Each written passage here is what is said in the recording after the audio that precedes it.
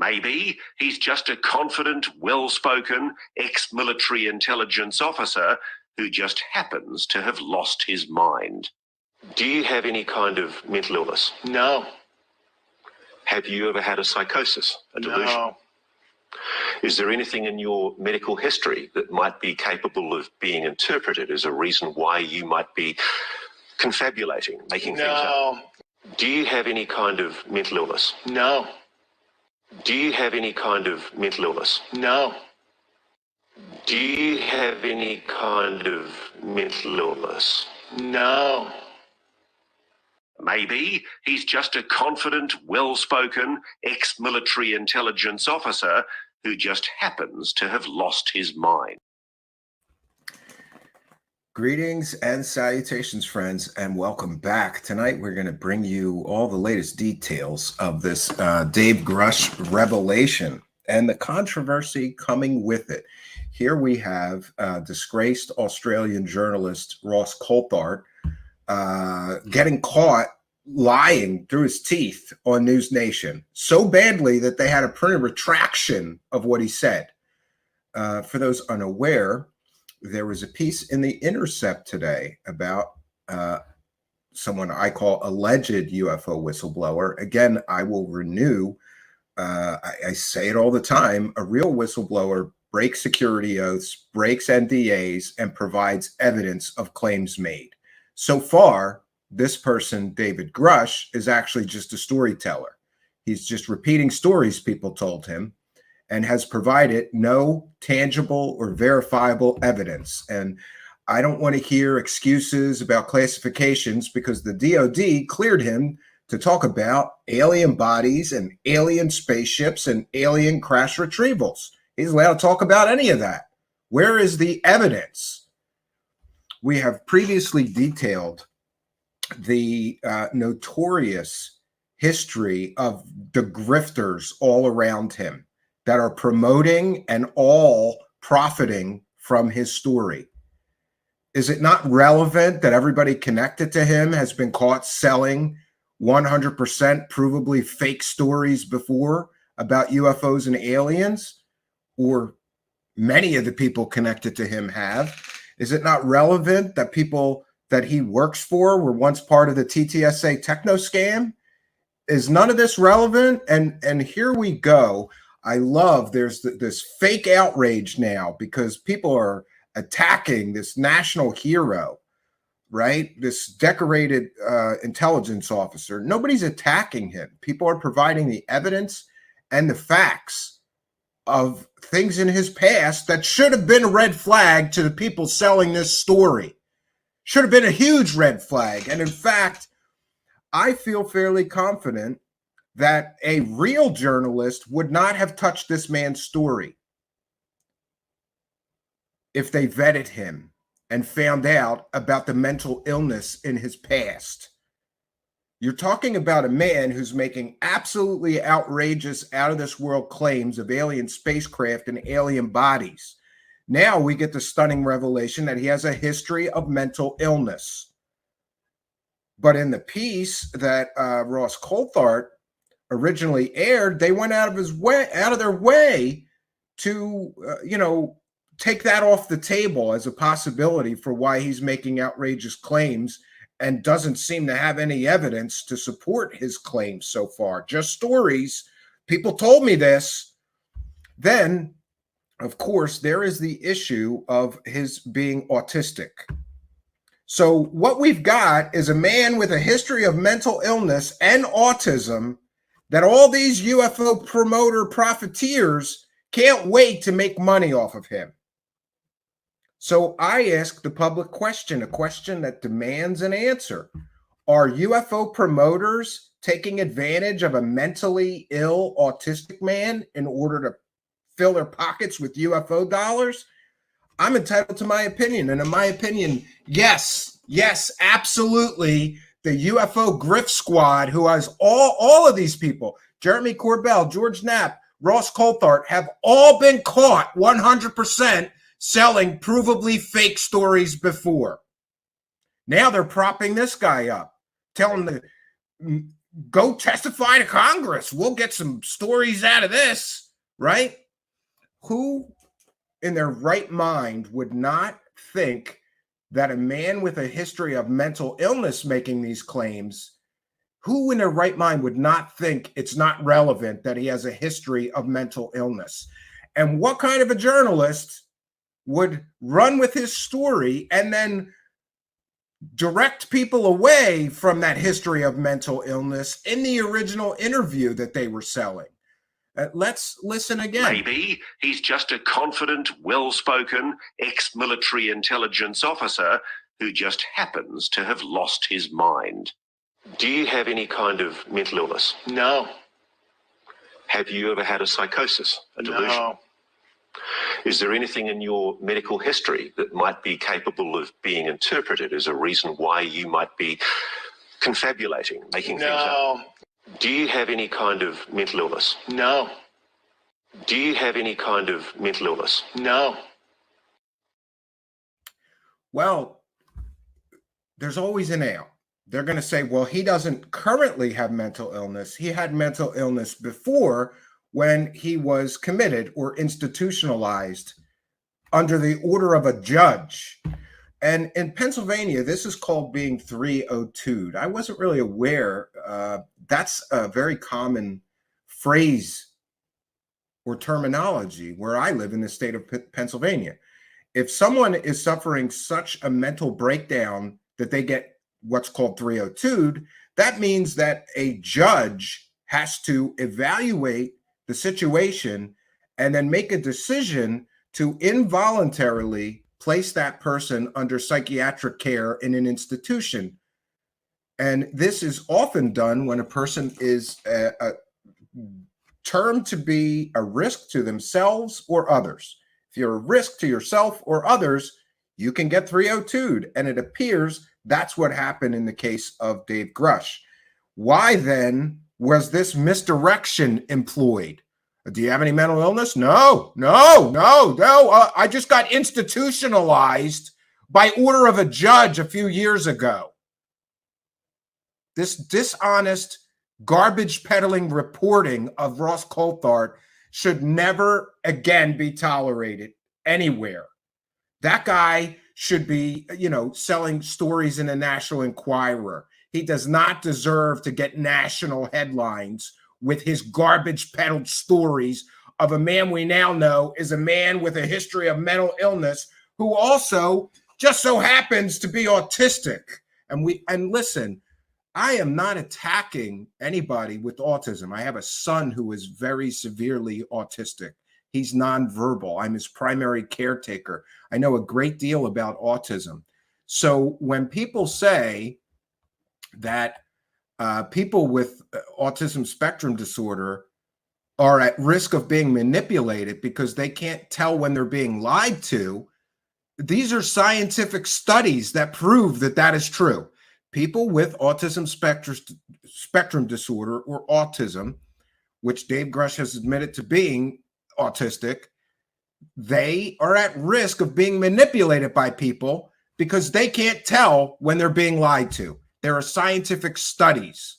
I have one here from Science News. We'll get into that. But before we do, let's get to the main article. I'm going to share this in the spirit of fair use as well. And the headline is quite shocking.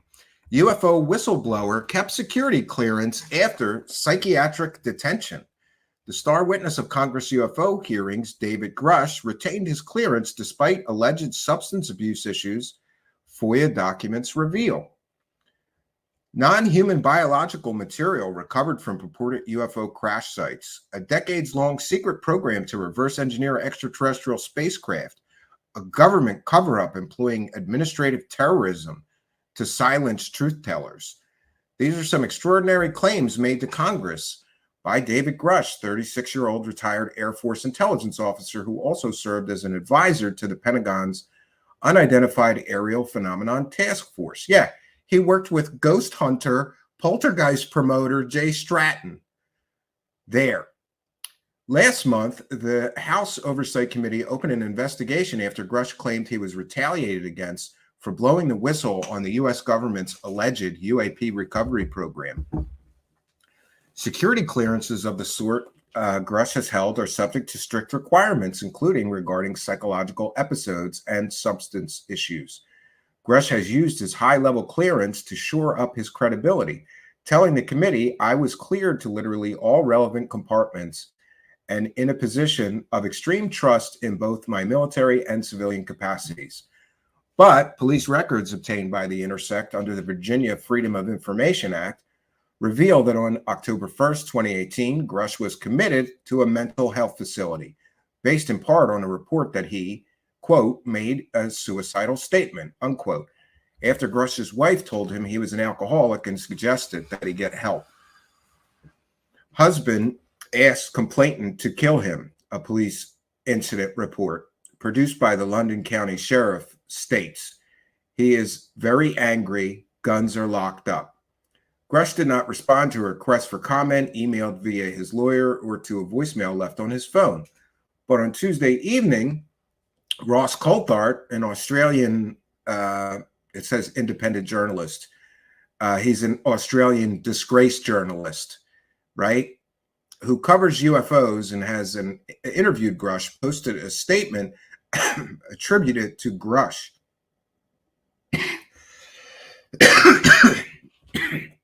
It has come to my attention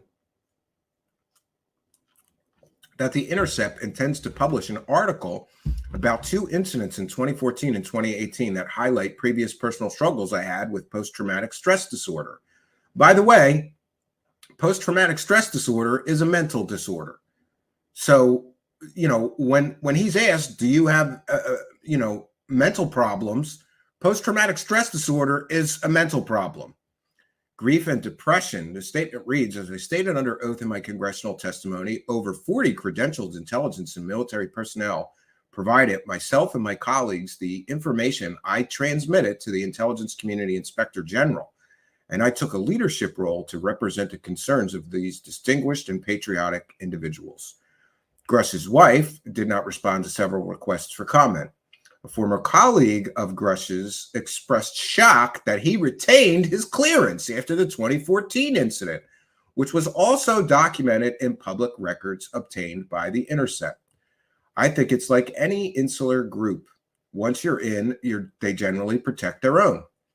And the former colleague, who asked not to be named because he feared professional reprisals, The former colleague said that the 2014 incident was known to Grusch's superiors, a claim that Coulthard appeared to confirm in an interview on News Nation, a subscription television network owned by Nexstar Media, who also is directly connected to George Knapp and Mystery Wire. The intelligence community and Defense Department clearly accepted there was no issue because he was allowed to keep his security clearance, Coulthard told Chris Cuomo Tuesday night.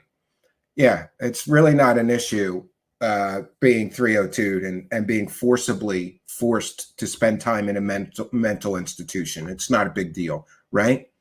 On the evening of October 1st, 2018, Grusch's wife contacted the London County Sheriff's Office to report that Grusch was drunk and suicidal, according to the incident report. She told him he was an alcoholic and he needed to get help, according to a narrative account from the sheriff's office. He replied, "I've just been waiting for you to kill me." Does this sound like a mentally stable man to you? It doesn't to me.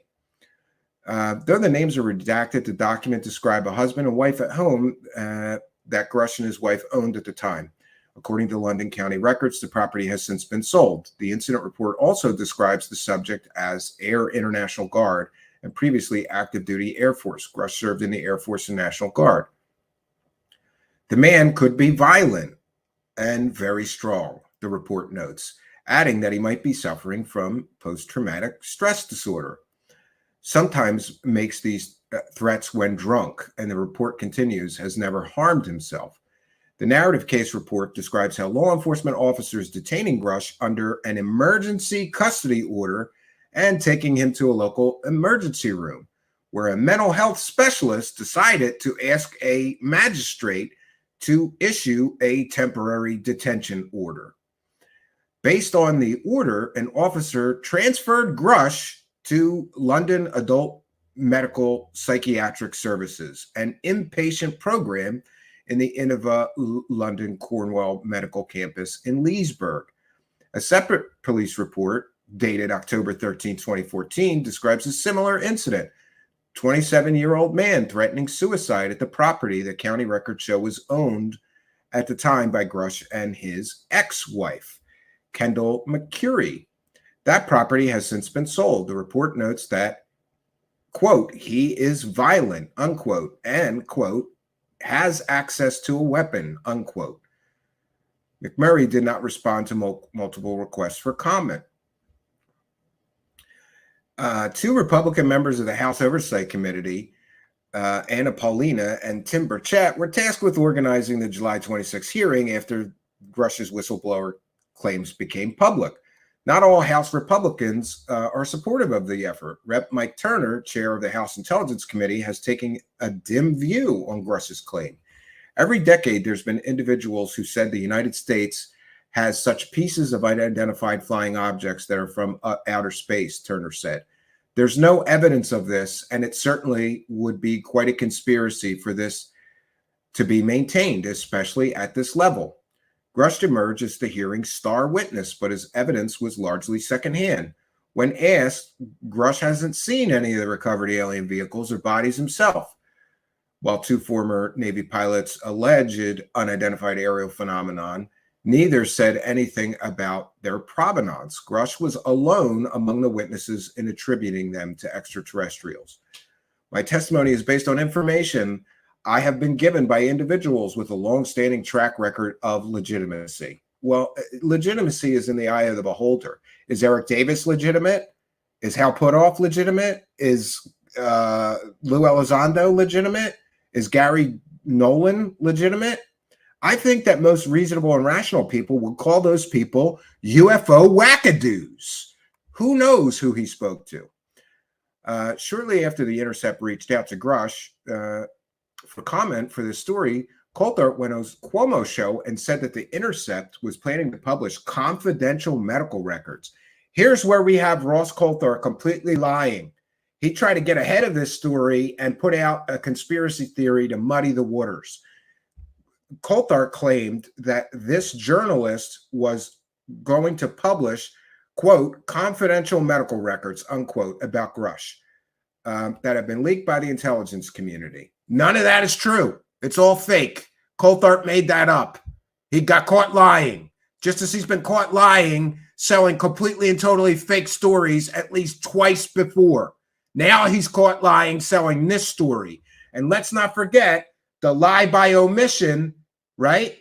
Did he know that Grusch had been 302'd, had been institutionalized for mental problems fairly recently?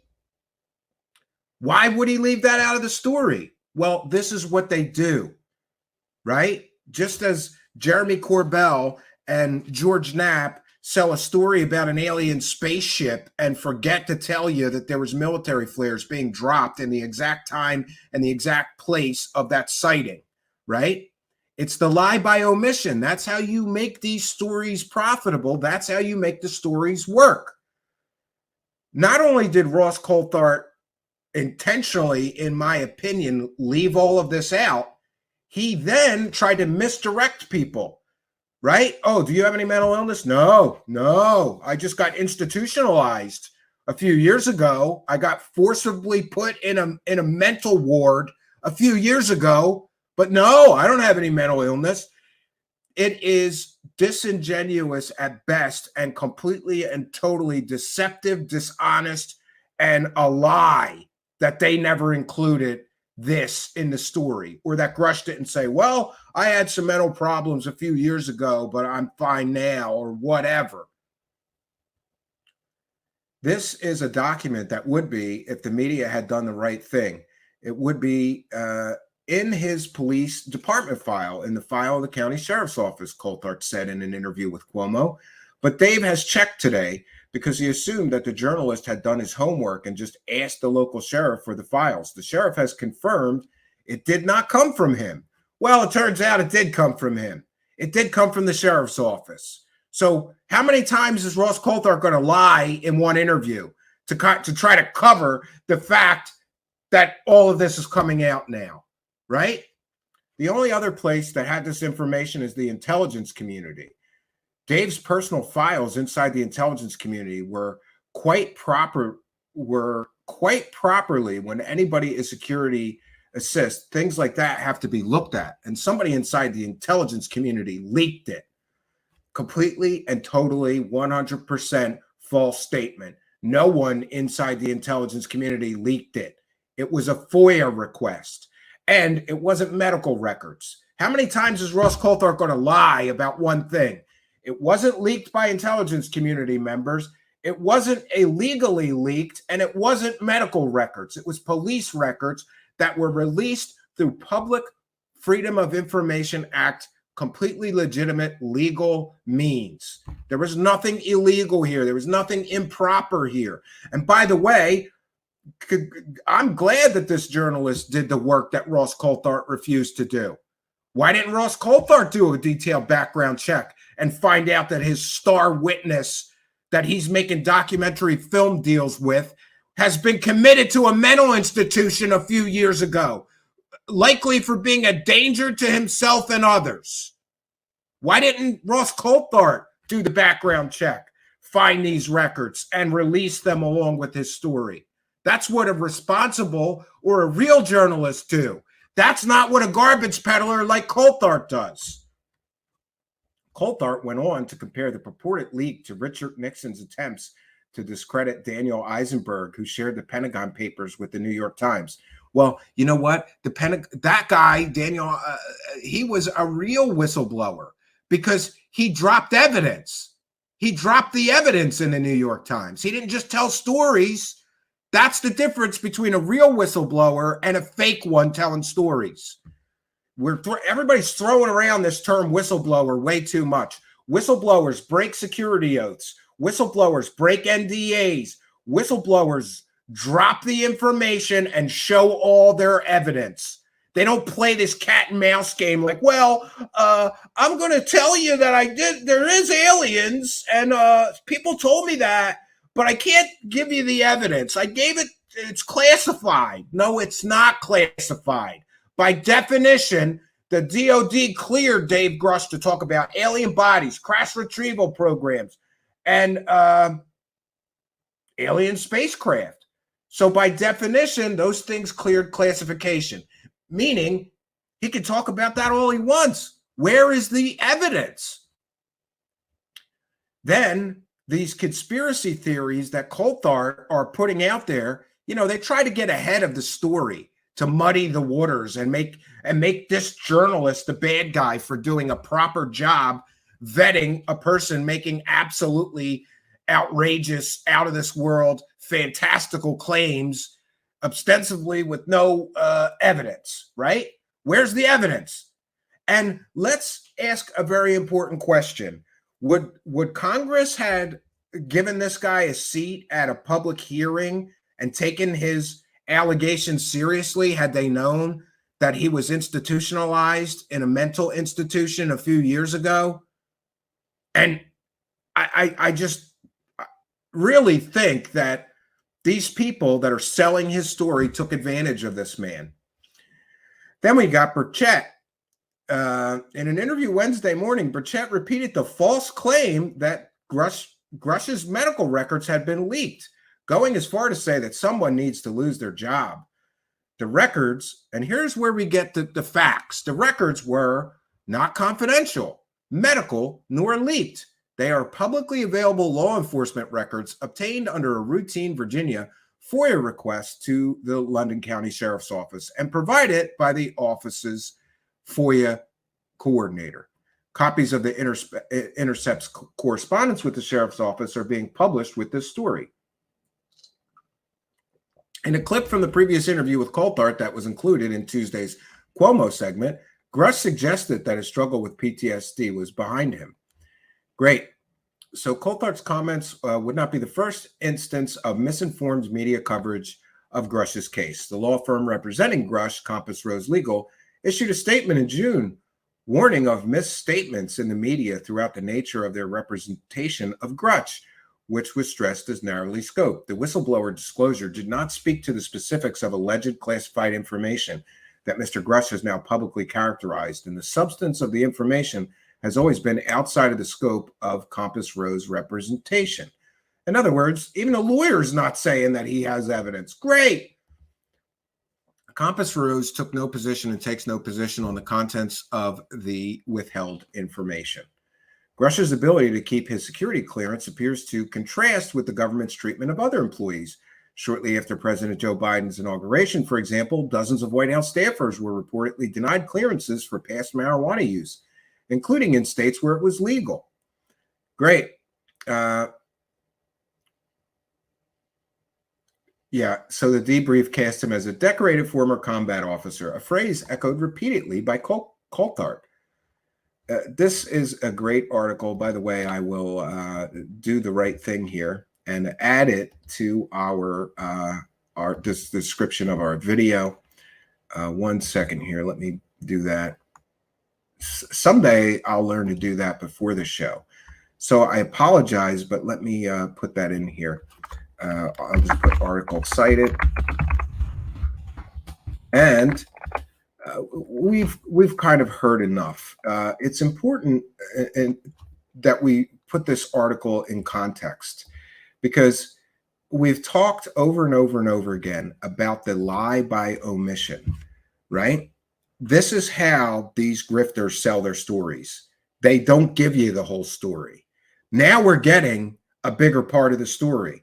Now, anybody who says that a person who was forcibly forced to go to a mental institution, right, by a judge, anybody who says that's not relevant when the guy's making outrageous claims of aliens and things like that, you live in a delusional fairy tale world, because wouldn't most people say, oh, the guy was a mental patient not long ago, that's why he's making crazy claims? Yeah, Spooky, I will do that now. Thank you. Sorry that you had to do that to get my attention. Do you mean on Facebook or Twitter? Well, either way, I'll check. 1 second, friends. Sometimes people are giving me up to the minute information that I did not have at the time of broadcast. 1 second.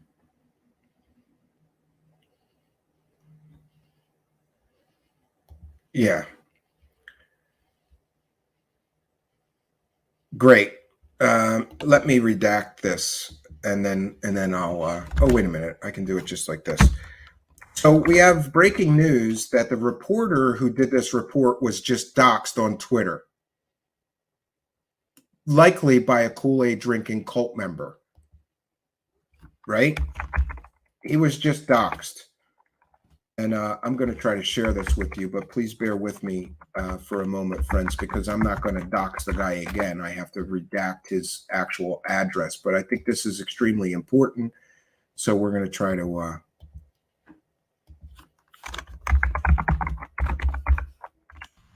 one second.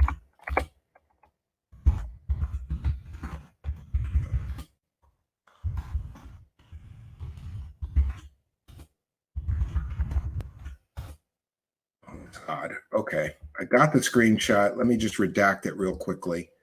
And good catch, Spooky. Thank you. Thank you for doing that. Let me grab this, make it a little bigger, and redact his address. So this is the vitriol. This is the, what happens when you tell the truth. And by the way, this is a factually accurate article. Isn't it relevant that this man was 302'd and put in a mental institution a few years before coming out with these claims, right? All right, one second.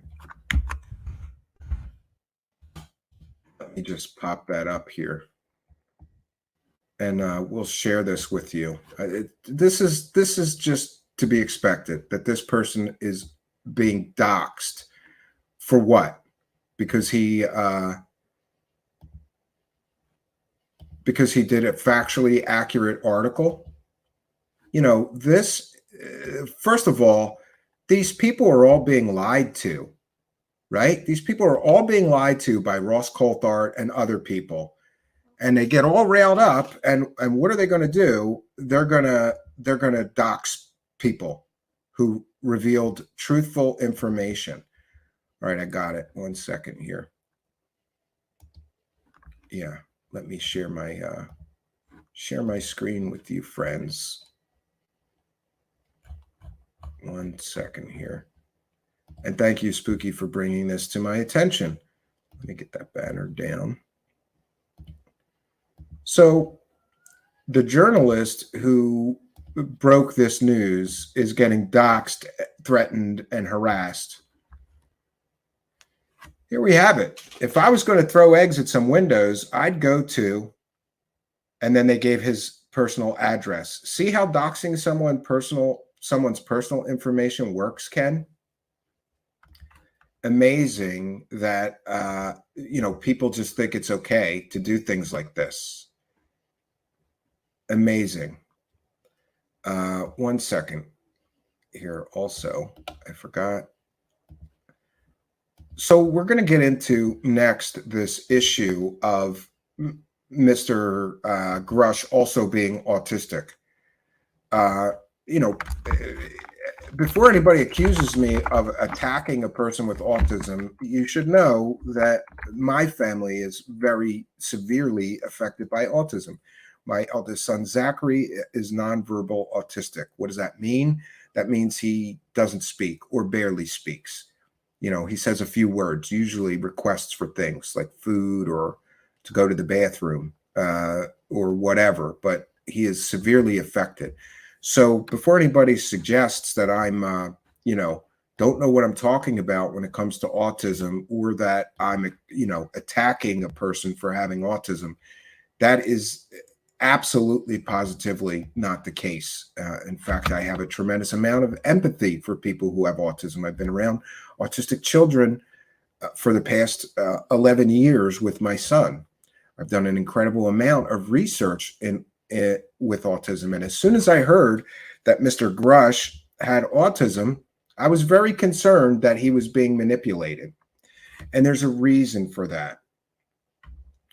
People with autism are just easy to manipulate. There, I said it. And this is coming from the father of a severely autistic child who, and by the way, I have been his primary caretaker for 10 years now. So I'm not making that statement lightly. People with autism are easy to manipulate, easier to manipulate than someone that is not affected by autism. That is a scientific fact. There's been multiple studies that prove this. And I have one from Science News, which I will share. Let me share my screen. And again, this is fair use as well. People with autism spectrum disorder risk being manipulated because they can't tell when they're being lied to. A new study shows that the ability to distinguish truth from lies is diminished in people with autism spectrum disorder, putting them at greater risk of being manipulated.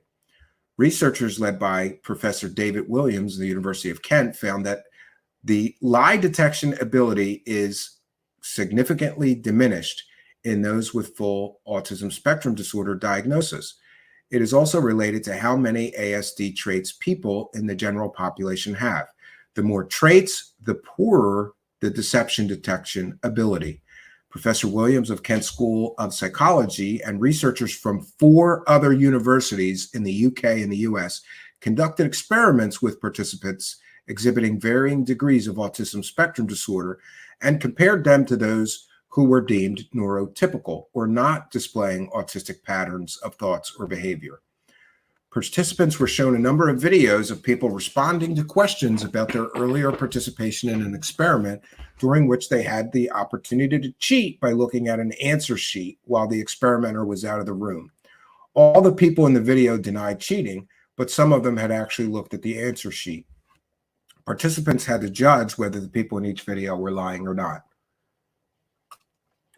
In one video showed the participants, a liar responds, "I guess no," to the question, "Did any cheating occur when the experimenter left the room?" Those with a diagnosis of autism spectrum disorder and those from the general population with a higher number of ASD traits found it difficult to make an inference about deceit or being lied to, even when such cues were available.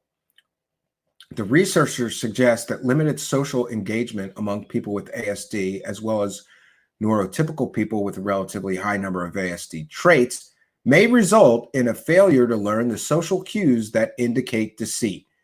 It is important to consider whether training individuals with ASD to detect behavioral indicators of lying. They conclude that if such training were successful, it would represent a significant opportunity to enhance the lives of the group of people who, on the basis of the result of our anecdotal reports, are clearly susceptible to exploitation. People with autism spectrum disorder are clearly susceptible to exploitation. So, we're asking the question, and this is a very important question: did a bunch of UFO grifting promoters of UFOs take advantage of this man who has a clear history of mental illness and also suffers from autism spectrum disorder? The sad truth is that if they did want to manipulate him, he would be easier to manipulate than a person that did not suffer from autism spectrum disorder.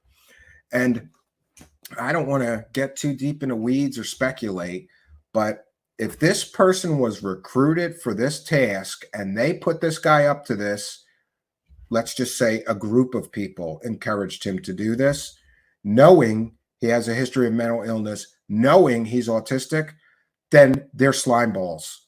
They are slime balls. And let's also be clear on something else. This would not be the first time that members of the UFO grift squad or community have taken advantage of mentally ill people to make money. We've all seen it before. We've all seen people taking people that clearly need a psychiatrist or some form of mental help, right? And stick them in the spotlight, make content with them because they're telling great stories about aliens.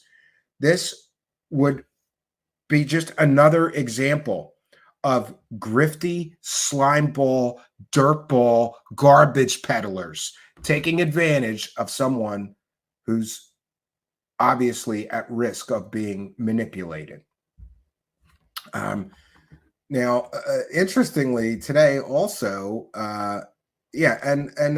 let's also be sure that we recognize this News Nation, like literally letting Ross Coulthart sit there and lie through his teeth. They did no fact checking whatsoever. They just let Ross Coulthart lie about this whole story. That should tell you something. They have fact checkers. They got researchers. They could have called the sheriff and found out that this information was released legally through a Freedom of Information Act request, that it was not leaked, that the intelligence community did not put this journalist up to it. There was, this whole thing is turning into a conspiracy theory. Oh, see, they're retaliating against him.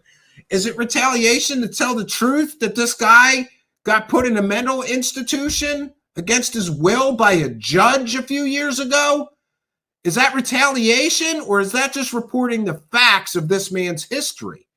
It's ridiculous that these people can make these claims, right? Ross Coulthart on a national news broadcast completely and totally making up stories that are 100% factually not true.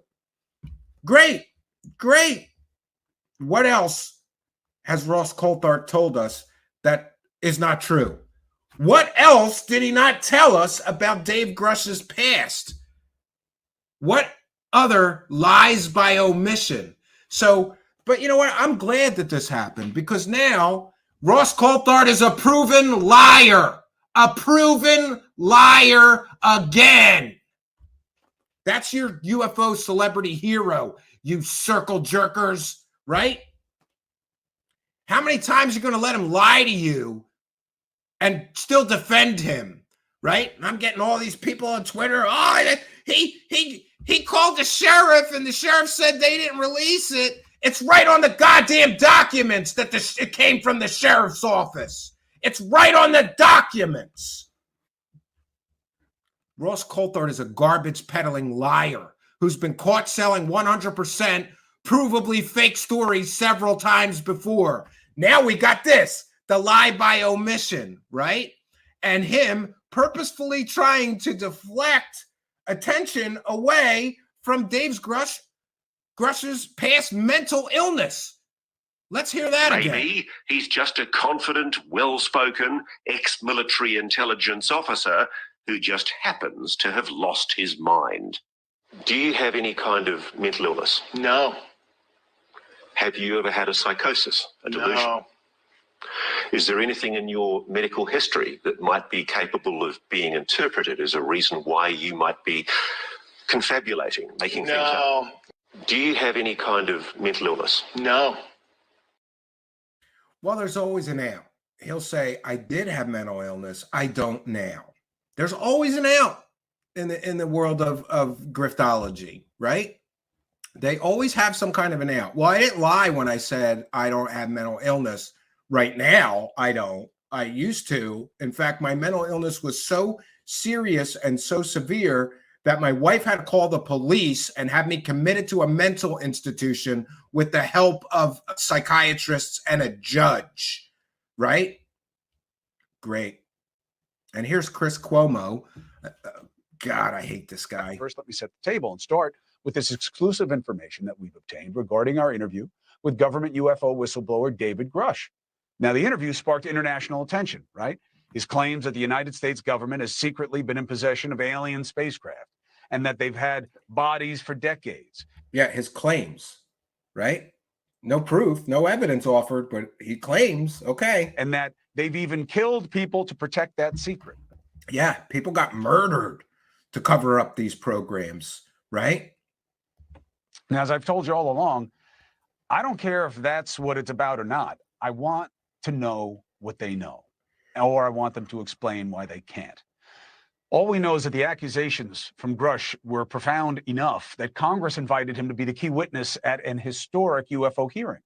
Yeah, and one might ask themselves, would he have been invited to be a witness had they known of his history of mental illness? Had they known that he was autistic and therefore he can't really discern the truth from a lie as well as a non-autistic person? would they still have invited him? And shouldn't these things have been disclosed to members of Congress before they wasted taxpayer dollars? There, he repeated many of his claims from the interview, but said he personally faced retaliation. Listen. Have you faced any retaliation or reprisals for any of your testimony or anything on these lines? Yeah, I have to be careful what I say. It was very brutal and very unfortunate, some of the tactics they used to hurt me both professionally and personally, to be quite frank. Yeah. So, of course, the people selling this Grusch story are going to now claim that somebody factually reporting on this man being committed to a mental institution by his wife and a psychiatrist and a judge, that's retaliation for his testimony. And where have we seen this before? This is straight out of the David Wilcock playbook. David Wilcock, all his whistleblowers are always under attack, right? Emery Smith, somebody broke in his house and they left a bullet on the counter because his information is so important, so earth-shattering that people are trying everything to stop him from speaking out and telling the truth. David Wilcock with Pete Peterson. Oh, he's a government whistleblower and his information is so important that the government is ransacking his house and throwing all of his stuff in gutters, or excuse me, into dumpsters. This whistleblower is under attack for telling the truth about aliens. Emery Smith, under attack by the men in black, those evil government people, for telling the truth about those aliens. And there are other examples of David Wilcock doing this. So Ross Coulthart is literally taking a play out of David Wilcock Rifter's handbook for how to sell a fake whistleblower. You know how you sell a fake whistleblower? You claim he's under attack. He's under attack and retaliate. He's getting retaliated against. We don't know the basis of his claims of retaliation or whether they're even factual or truthful. Yet, I think that those complaints should be made 100% public. If you're going to claim that you're under deep state attack, why don't you drop the documents? Oh, that's right, because you're not a real whistleblower. And he always has some excuse for not providing the evidence of his claims. We've got claims of retaliation, claims of alien bodies, claims of intact alien spacecraft, claims of secret crash retrieval programs that are being withheld from Congress. He has proven none of these claims so far. None. None of his claims have any evidence associated with them. And now we get the stunning revelation that this man has suffered mental problems for many years. Have you guys? Oh, sorry about that. I hate it when I forget to. 1 second. Of course, News Nation is loaded up with ads because they're allowed to be monetized. They're allowed to be monetized on YouTube for lying to people. Ross Coulthart is literally lying through his teeth in this interview, in this news piece. And News Nation is fully monetized while people are lying to the audience. Our broadcast tonight was already demonetized. And we've been telling people the truth and providing factual information for this entire broadcast. And I have, to the best of my recollection, I don't believe that I cursed or did anything else that could, make this not advertiser friendly. But we continually have this issue. And the issue is, before our broadcast is even finished, they remove the ads and say this broadcast is not advertiser friendly and you can't have ads or make money telling people the truth. But News Nation can make money all they want with Ross Coulthart sitting there giving completely and totally 100% factually inaccurate statements about what happened with the release of this information. Let's get back to that, friends. And by the way, I'm not asking for anything special or important here, but If these people are allowed to lie to people on YouTube and they can be fully monetized, why can't we be fully monetized when we're telling people the truth and doing our very best to provide people with accurate, truthful, and real facts and information? Some saw that as Grusch being dramatic. Well, now it seems that Grusch is saying the government leaked his personal medical information to smear him, discredit his claims that he made against them. That's a completely and totally factually inaccurate statement. His medical records were not leaked. No one leaked anything. These were legally obtained records. Joining us now is the man who interviewed him for that News Nation special, Ross Coulthart. It's good to have you, Ross. Thank you for doing this. Good to be here, Chris. He's got the right last name So, Ross, for a UFO cult tell us, guy. What right? is the nature of the information that has come out, and why do we believe that it had to come from someone in government? Okay, so earlier today, David Grusch received an approach from a news magazine, an online news magazine called The Intercept. They're doing their jobs. That's fine. They've been fed information. The problem is the information that they've been fed is information that David had already privately disclosed to us and actually volunteered in his interview with me. It was a section of the interview that didn't go to air. But basically, he discussed with us when I asked him whether there was any dirt that anybody could drag out to try to discredit him. He barely thought this was worth mentioning, but he acknowledged that he'd suffered from PTSD. Which is a mental illness. PTSD is a mental illness. So what about when he asked him, do you have any mental illness? Do you have anything in your background? You know, have you suffered a psychosis? Well, no, I haven't suffered a psychosis, but I did get institutionalized in a mental hospital under the order of a judge and a psychiatrist and the request of my wife. It's completely and totally dishonest that he did not disclose this in the original interview. And here we're going to see that Ross Coulthart knew about this, and they deliberately cut it from the original interview. Post-traumatic stress disorder when he returned from Afghanistan. David served his country honorably and with distinction. He's a decorated officer. And so just because he's a decorated officer or he served his country doesn't mean that he's not a gullible UFO wackadoo believer. You know, I really don't care about the guy's resume. I care about his evidence, right? And let's stop confusing, you know, a guy who has high clearances with credibility. Just because somebody has high clearances, that doesn't make them credible. You know what makes them credible? Being able to prove the claims that they make with evidence. And that's what we're lacking here. Fortunately, when he came back from Afghanistan, like a lot of men in your country and in mine, he struggled with the demons of what he'd seen in combat. And at one time... Was he in combat? He was an intelligence officer. Intelligence officers... All right, we're not even going to get into that. But Ross Coulthart is claiming that he's suffering PTSD from being in combat. He's an intelligence officer. He wouldn't mind me telling you this. He was suicidal. And his lovely wife was so... And this whole thing is an attempt to paint him as a victim here, right? He's the victim here because people are telling the truth about his mental history, his history of mental illness in his past. He's a victim. No, people are providing factual information about a man making extremely bold, outrageous claims and not providing evidence. I think that that is entirely warranted. If somebody's going to get up in front of Congress and say, we have alien bodies, we have alien spaceships, I think it's relevant that they were institutionalized in a mental institution a few years before making those claims. And for anybody that doesn't think that's relevant, you know, go ask the psychiatrist. I'm not a psychiatrist.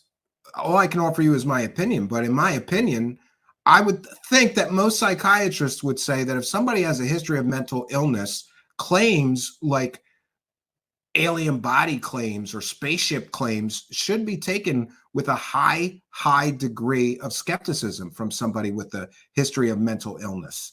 But then, of course, we're going to turn this into, you know, people are, oh, you're attacking this guy for having post-traumatic stress disorder. No, that's nonsense. I'm not attacking anybody. I'm saying that it's extremely relevant that this man has a history of mental illness and is making outrageous claims with no evidence so far provided. And I get, oh, no, he gave the evidence to this person or that person. We can't see any of it, though. Nobody can see the evidence, but there's evidence. It's a little too convenient that they all have an excuse. And I got to say, if this is all a grift, it's a very well orchestrated grift because they gave themselves outs. He can say these things, and then when people press for evidence, we could say, well, that's classified. Even though the DOD cleared him to talk about all this stuff, which means by definition, no, it's not classified. Concerned about him that at one stage she did call the police because there were guns in the house. She wanted to make sure he was protected. And in the end, David was taken to a local hospital, given the treatment that he needed. And indeed, this is the most important thing, Chris, the intelligence community and the Defense Department clearly accepted that there was no issue because he was allowed to keep his security clearance. Yeah, and that's another thing. If somebody is put in this situation and they have a security clearance, I was told by a source today that they would lose their security clearance. How did this man keep his security clearance after several mental health incidents? How did he keep his clearance? Well, I guess that would be a question for Jay Stratton, who is his boss, right? But Jay Stratton is a UFO believing wackadoo who's now the star of Skinwalker Ranch, the Skinwalker Scam television show, right? And he believes in aliens and all kinds of wacky stuff like poltergeists and werewolves. And he was Dave Grusch's boss. I would assume that the person that has to make a decision about him retaining his clearance or losing it would be his boss. Was Jay Stratton involved in the decision to let him keep his clearance? And if so, you know, what are the policies? At what level of a mental illness or a mental breakdown, you know, and by the way, getting force institutionalized by a judge and a psychiatrist, this means this was a very serious mental breakdown. This wasn't a minor incident, as Ross Coulthard is trying to portray it as. And he continued to serve his country honorably. Now, there was in the documents that were prepared at the time, there was a thing called a temporary detention order, which transferred him to a medical psychiatric unit, an inpatient program, where he got the treatment that he needed. And this is a document that he was 302'd. Would be, if the media had done the right thing, it would be in his police department file, in the county sheriff's office. But Dave has checked today because he assumed that the journalist had done his homework and just asked the local sheriff for the files. The sheriff has confirmed it did not come from him. This is where language is important. What didn't come from him? The information or the document that forced him to be institutionalized? And there's all of this, conspiracy theories running around now. Oh, this is a HIPAA violation. No laws were broken with this information being released. And the information clearly all came from the sheriff's office. So is Ross Coulthard lying here? Is he using tricky language to get around the fact that, yes, the sheriff's office released this information to this journalist? The only other place that had this information is the intelligence community. Dave's personal files inside the intelligence community, where quite properly, when anybody is security assessed, things like this have to be looked at. And somebody inside the intelligence community leaked it. Somebody inside the intelligence community leaked it. Well, we know now that that's a 100% factually inaccurate statement. It's a lie. No one in the intelligence community leaked any of this information. It came from the local sheriff's office, just as the journalist doing the reporting corrected him, right? We want to thank William Runner for a kind and generous $10 super chat. Thank you for your kindness, generosity, and support.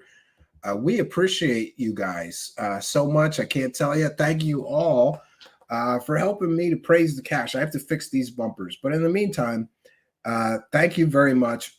William Runner, big show supporter, for helping us to praise the cash, friends. Praise the cash, praise the cash, praise the cash, yeah.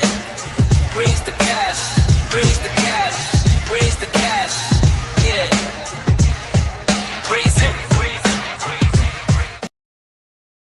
Thank you, William Runner. And we'll check in a bit. I hope I didn't miss any. For those unaware, we read every single super chat and thank every single person. Oh, there's a couple more. Local 556, who I talked to earlier about this. I also want to make sure that I say that post-traumatic stress disorder is extremely important. You know, it's a big problem with service people. The truth is, so much of the UAP narrative is more about journalistic integrity degrading over the past 20 years. There is zero standards for verifying stories before running to monetize them. I absolutely agree with you. And we thank you for your kindness, generosity, and support of the show. Thank you for helping us to praise the cash as well. Praise the cash, praise the cash, praise the cash, praise the cash, praise the cash, praise the cash, praise the cash, praise the cash.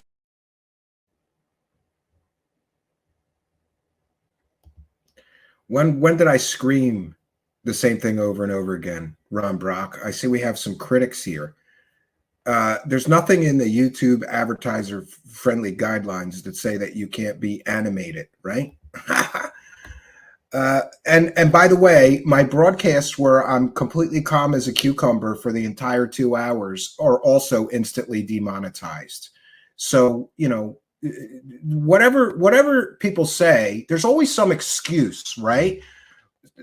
The fact remains that Ross Coulthart is right now live on YouTube. Well, this isn't live, but the video is live. Well, the video is pre-recorded.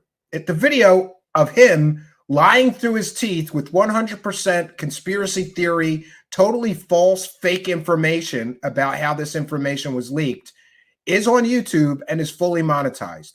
We're making a video being critical of him lying through his teeth, and we get instantly demonetized. So I don't care what anybody says. The lesson that I'm getting from YouTube is that you can lie all you want to sell a story on YouTube. That's advertiser friendly, right?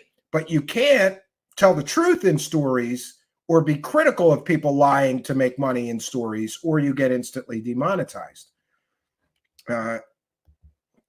Amazing. Let's get back to this. That's the crumb trail. You know, the Intercept is an interesting outlet for them to go to after all their protection of Snowden. It's interesting that they would want to have anything to do with anything seen as negative. Now, I have two problems with this story. One is that if you're trying to fight transparency by smearing the guy who lit the fire for it, one, it's too late because the horse is out of the barn and we want to know no matter what happens. Yeah, you want transparency, but Mr. Grusch and Mr. Coulthart were not transparent about Mr. Grusch's history of mental illness. They weren't transparent about that. And in fact, we're going to see that Ross Coulthart knew about his past mental problems. And not only did they cut that from the story, but it went out of his way to misdirect people to you know, imply Dave Grusch never had mental problems, right? And I get that language is important. They didn't say never had. He just, do you have mental problems? No. It's relevant that he had mental problems in the recent past that were sufficient and serious enough to have him committed to a mental institution. That's a serious mental problem.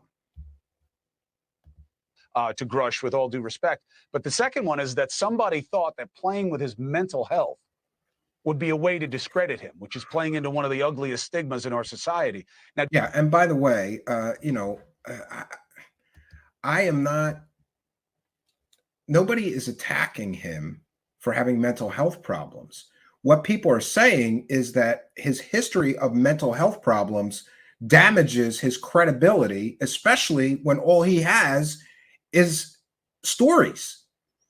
And by the way, I wouldn't care if he's been in a mental institution 27 times. If he came through with real evidence and smoking gun proof of his claims, I wouldn't care if he's been in a mental institution 27 times. But you add the fact, and by the way, he hasn't. Let's be clear. But if you add the fact that this man has a history of mental problems, and then you examine the claims that he's making and the lack of evidence that he is providing to the public, and I don't want to hear he provided it to the government or whatever. No. If you're going to make public claims of alien spaceships, alien bodies, crash retrieval programs, you should have some evidence.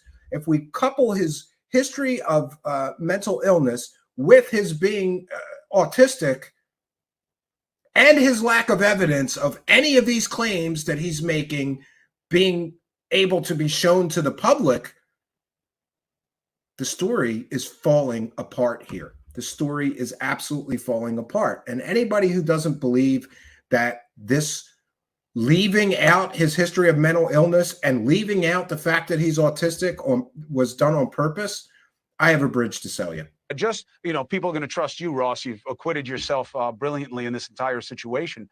Oh, people are going to trust. This is how stupid Chris Cuomo is. Does Chris Cuomo know that Ross Coulthard has been caught selling 100% provably fake stories at least twice before this fiasco of a Grusch story? Why would people trust somebody if they knew? Why would you trust a journalist if you knew and understood that he's been caught selling 100% fake stories before? You wouldn't. But they don't give you that information. Again, it's the lie by omission. News Nation, if they were a real news outlet, would have detailed Ross Coulthard's completely and totally two fake stories that were completely and totally fake before this one and warned viewers. You might want to be careful with the claims of this journalist because he's been caught making absolutely sensational claims before that all turned out to be 100% provably fake stories. That matters. But just in case you're saying, oh, yeah, they're just covering for Grusch, listen to him in his own words from the interview. Here it is. I served in Afghanistan, and I had a friend that committed suicide after I got back, and I dealt with that for a couple years, and I'm proud as a veteran who did not become a statistic, totally took care of that issue in my life, and it doesn't affect me anymore. So you suffered PTSD?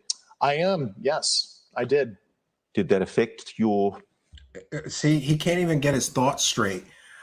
You suffered PTSD. I am, which means I am suffering from PTSD in the present. Right before that statement, he said, I took care of that. It no longer affects me. Then why would you say I am when somebody asks if you're suffering from PTSD? And then correct yourself. I did. This is a real problem. And the more I analyze that original interview, the more I believe that Ross Coulthard is a bottom-feeding garbage peddler that took advantage of a man who has a history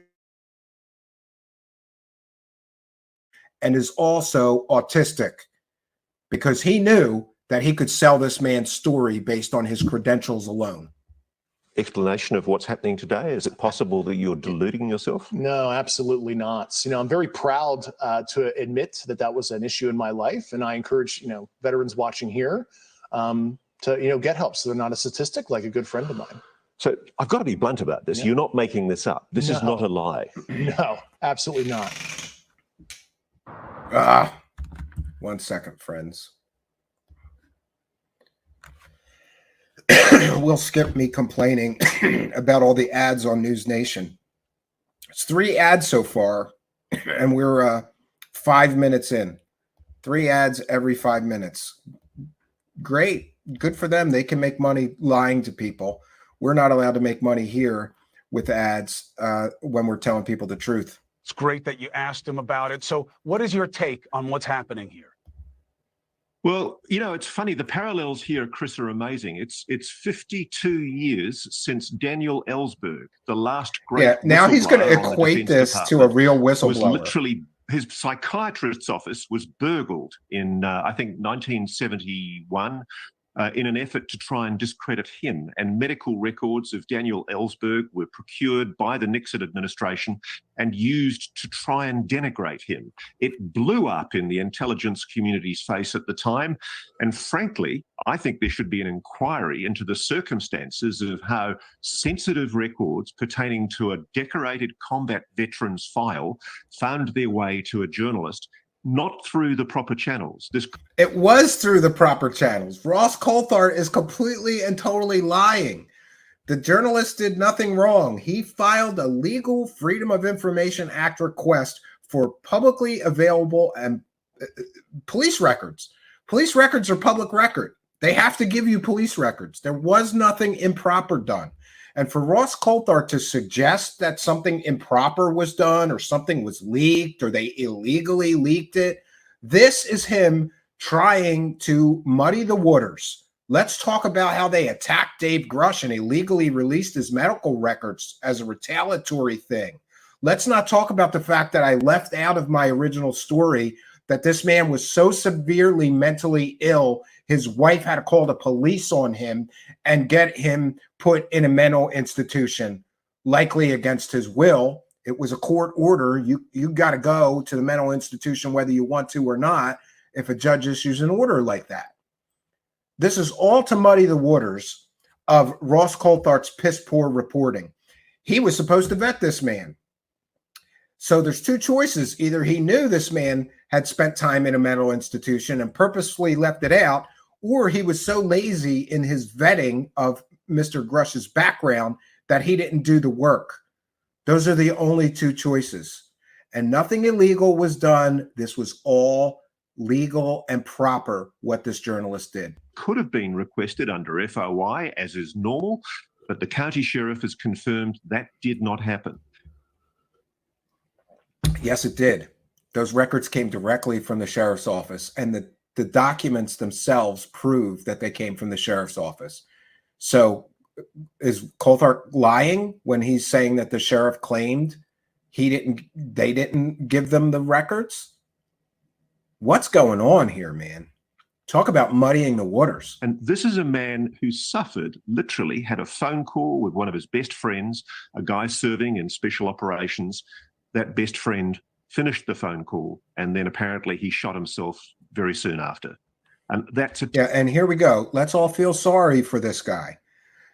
I'm sorry. You know, everybody experiences tragedy. I'm not trying to make light of that, but again, let's muddy the waters and make everybody feel sorry for this man who has made absolutely fantastical claims, but so far it's been several months now, has provided no evidence. But he got a documentary deal, so there's that, right?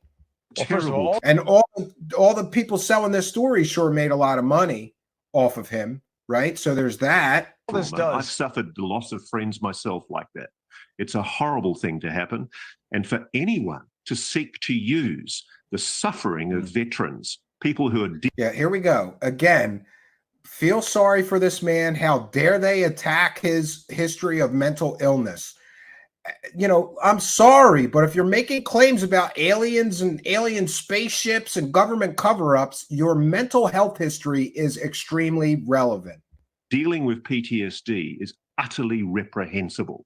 It's contemptible. And yeah, you know what else is contemptible and utterly reprehensible? You lying through your teeth that these records were illegally leaked by the intelligence community. You not including his history of mental illness in your original story. It should be exposed. There should be an investigation. Oh, yeah, into we should how investigate. A sensitive file like this was. How was a sensitive file like this released? It was released through Freedom of Information Act because it's public records. Nothing improper was done. And also, people are suggesting that this is some violation of the Whistleblower Protection Act. No, it's not. Public records are public records. So obviously leaked within the intelligence community. Intelligence community to try and discredit a good human being. Oh, yeah, they leaked it to try to discredit him. Well, I'm sorry, but being put in a mental institution, having suffered a severe mental breakdown of sorts, and apparently so severe that you get put in a mental institution by a judge for treatment, That's a serious mental issue, serious mental problem, and it's relevant to a man making claims about spaceships and aliens. You know, PTS is a very common, misunderstood. All right, I've had enough. I can't take any more of this, Chris Cuomo. I'm sorry. I have something else to share with you. If you're just joining us, you're watching Truth Seekers, and we're discussing today's revelations about alleged UFO whistleblower Dave Grusch. We want to thank each and every one of you for joining us. Great attendance tonight in our peanut gallery. We thank you. Chuck Bam says, Truth Seekers, you need a suit and tie to be monetized. Try it for a month. You know, I think I'm gonna try that. I'm willing to try anything to get our ad revenue back. And by the way, I did do some checking, and it turns out that our revenue since they started doing this here dropped by 40%, because the ad revenue was 40% of the YouTube income. The rest comes from super chats or memberships. So them doing that is basically just taking half of our show's income away. And to be clear, they turn the ads on after review almost every time. But by then, it's 4 or 5 days later, and we get no more views. So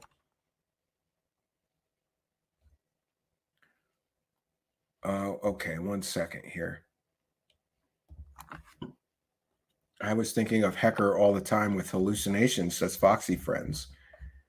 Yeah, I have something else to share with you, because interestingly today, a new video dropped from the New York Post with Stephen Greenstreet and Mick West talking about Jeremy Corbell's and George Knapp's manipulation of Congress. And this was before the news broke. So not only do we have George Knapp and Jeremy Corbell manipulating Congress, you know, so that they can have some, you know, great material to sell their audiences. Now we get the stunning revelations that the man that they put front and center to be the front man of all of this is a man with a history of severe mental illness and is also autistic. On July 26th, there was a historic congressional hearing on UFOs. 3 so-called witnesses, 2 of them actually never saw a UFO, testified to congressional leaders about UFOs and aliens. We previously released a breakdown of red flags, inaccuracies. Yeah, I did a red flag video too. From this He's hearing. in good company. A link to this video is in the description below. The star witness of the hearing was David Grusch, who claims alien UFOs have crashed on Earth. In the government. Yeah, and is now a confirmed person with mental illness in his past. And they left that part of the story out when they were selling that story. We've talked so many times about the lie by omission. For anyone to suggest that his mental problems in his past would not be relevant to his story, they're living in a delusional fantasy land. Of course, it's relevant to his story. Is in possession of both the alien craft and the alien bodies. In this video, we'll discuss the dubious characters and how they played a role in pushing UFOs look at to Congress. Grifts of a Another feather red grift flag together. Even before the hearing started, Mick, was the presence and involvement of George Knapp and Jeremy Corbell, who sat front and center at the hearing, walked into the hearing like rock stars. Yeah, and why is it that people who have sold provably fake UFO stories for years to the tune of millions of dollars get reserved seating at a congressional hearing? Now, we've reported, I did some checking, and it could have been any of the witnesses are allowed to reserve seats for family members or friends or whatever, lawyers. That may be why. But as an American tax-paying citizen, I object to these 2 bottom-feeding UFO grifters who have been caught selling fake UFO stories for years now to the tune of millions of dollars. Why are they treated like VIPs? Why didn't they wait in line with everybody else that couldn't get into the hearing? Why are they able to manipulate members of Congress? In our reporting at the Post, we've gone into a lot of the claims of George Knapp, who is deeply, deeply, deeply invested in Skinwalker Ranch and the stories of Bigfoot and the stories of God. Yeah, Knapp has written 2 nonfiction books about the ghosts and monsters of Skinwalker Ranch. Knows what, with no evidence ever presented, who admits there's no evidence. Is there any evidence? Well, no, not really. But despite that, right? Is there any evidence? Well, no, not really. Books about it, claiming it's true. And these 2 folks, you've got Corbell is a warrior yoga instructor, artist, and fashion designer. Inspirational lecture and study video, yogic philosophy with Sensei Jeremy Corbell. Warrior yoga for the martial athlete. Oh, great. Training seminar and study video. And let's not also forget that he was a failed artist and worked for his mommy and daddy who own real estate, right? Yeah. And he also was a MMA instructor, I believe, or some form of martial arts instructor for a form of martial arts that he made up called quantum jujitsu. It doesn't exist. He just made it up. Great background on this this big UFO expert, right? And Greenstreet's going to break down. He's also now a military expert somehow. Jeremy Corbell, a former yoga instructor turned apparently military expert. Corbell is currently the media's go-to expert on military encounters with UFOs. A man who has been caught selling provably fake stories over and over and over again is the go-to guy in the major media now. We live in clown world here, friends. Who's an expert on all of this all of a sudden. And we learned that they met Grusch, a long time ago. Oh, everybody gets ads but me. Hold on, let me get through that. All right, 1 second. Next time I'm going to remember to post these on a channel that we keep to do things like that and leave it unmonetized. I apologize, friends. Time ago, Dave Grusch approached us first at like a Star Trek convention or something. We actually did Star Trek convention. He came to the event. He heard our presentation. We spent some time together to talk about topics of mutual interest. And then they met up at a UFO conference. And there's a photo of Grusch sitting at a table with George Knapp, with Jay Stratt. Yeah, the gang's all here. Taylor. All the grifters. Those 3 deeply involved with Skinwalker Ranch, deeply involved with dubious claims of just the craziest stuff ever, have never presented any evidence. They're sitting right behind Grusch, and then Burchett thanks them. Yeah, that was everybody for making this happen today. Thanks to my UFO grifter friends. Thank you, guys. Yeah, Jeremy Corbell. The grifter friends. What were your thoughts on that whole? Ridiculous. That was ridiculous, and that was a big red flag. And as soon as I saw like the witnesses lined up, you had Graves, Grusch, and Fravor, and right behind on either side of Grusch, very, very visible, were George Knapp and Jeremy Corbell, who, as you know, have this very dubious history of inaccurate reporting of UFOs.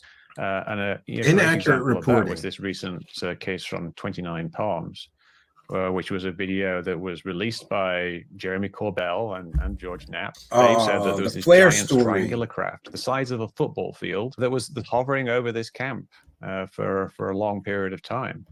And it was flares. And I believe they knew it was flares. That went everywhere. That story went everywhere, all over the news as this triangle UFO, this spooky ship, this craft for weeks.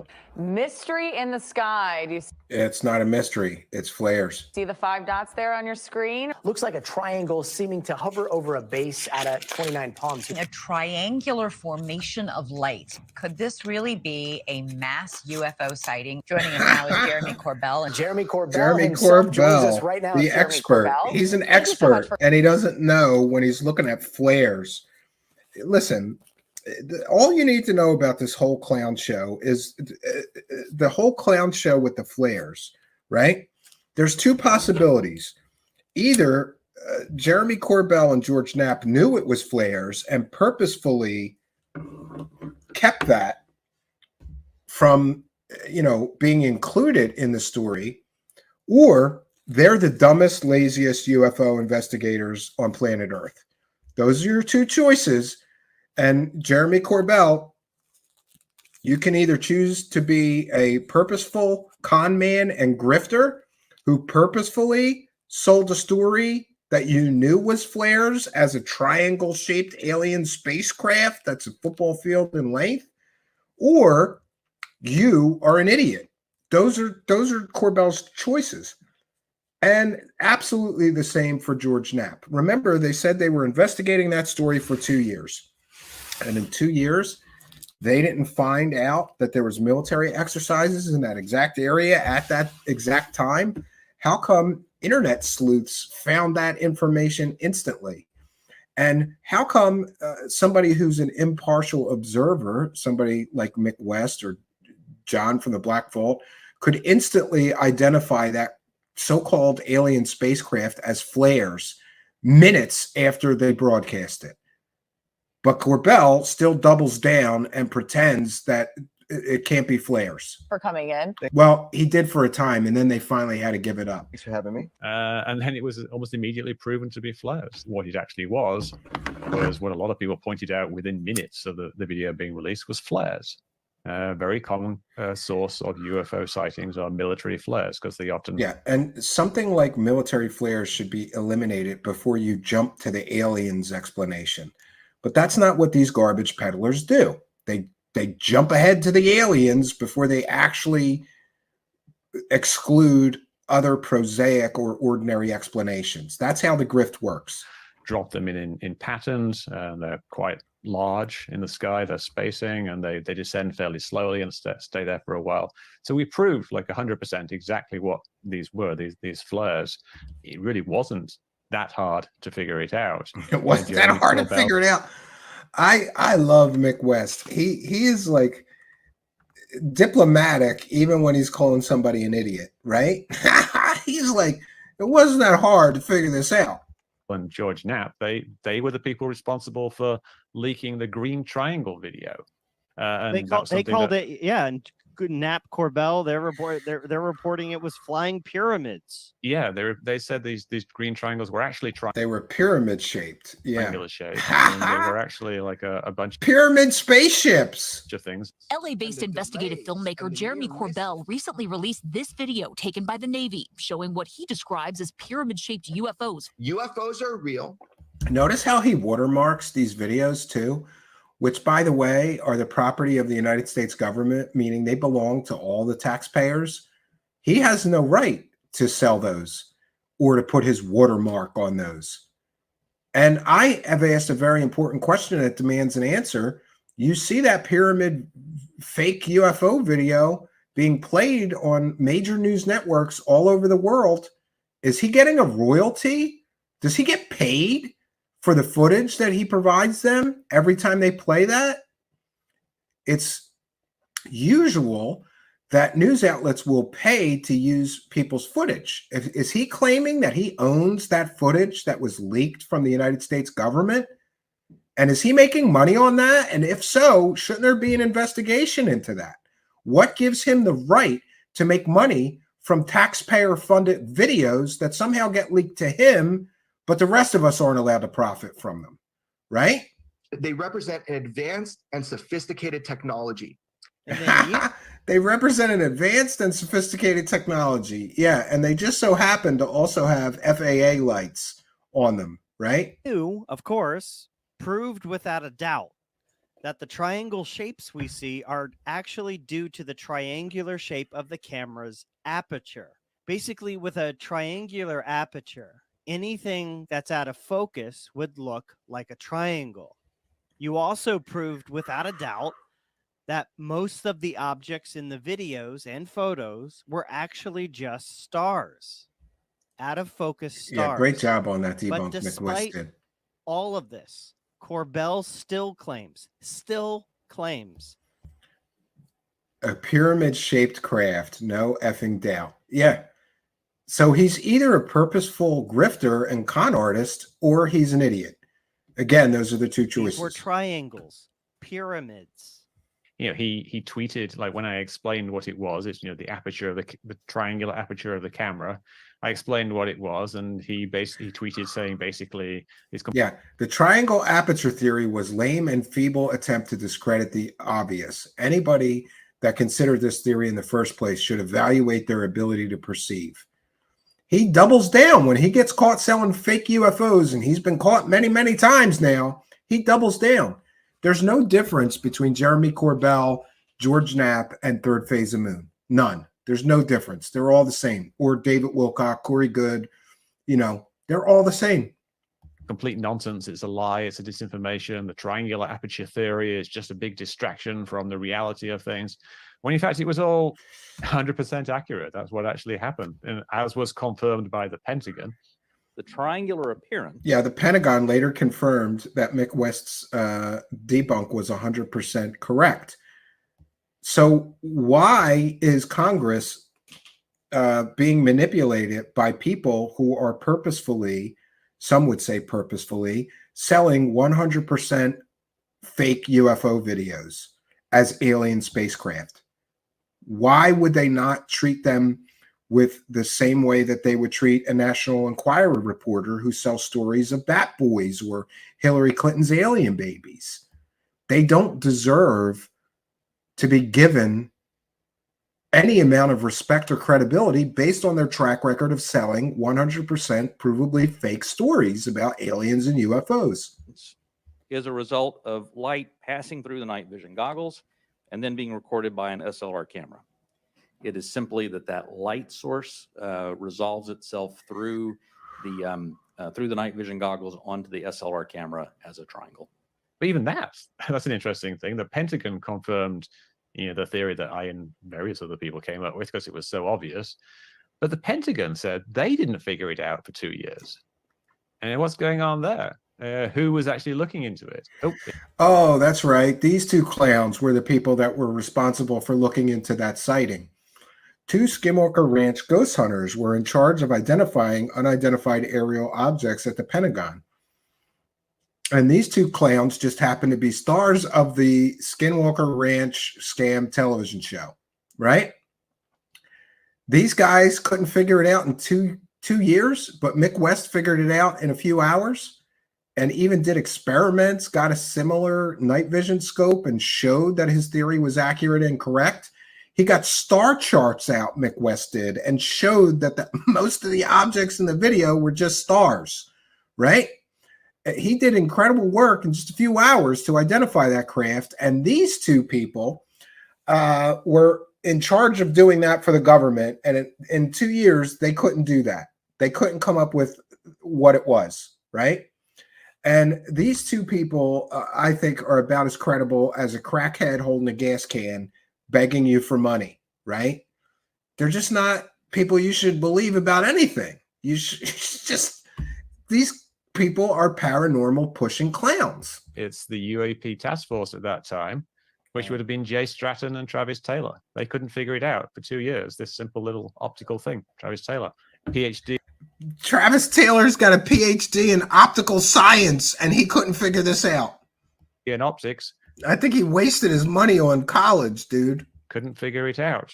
What's going on? These are Ancient Aliens stars. These are, you know, authors of books about ghosts and werewolves. These are people who have been hawking the UFO and ghost and paranormal story for decades, who make a living off of this. Their life depends on everything being spooky.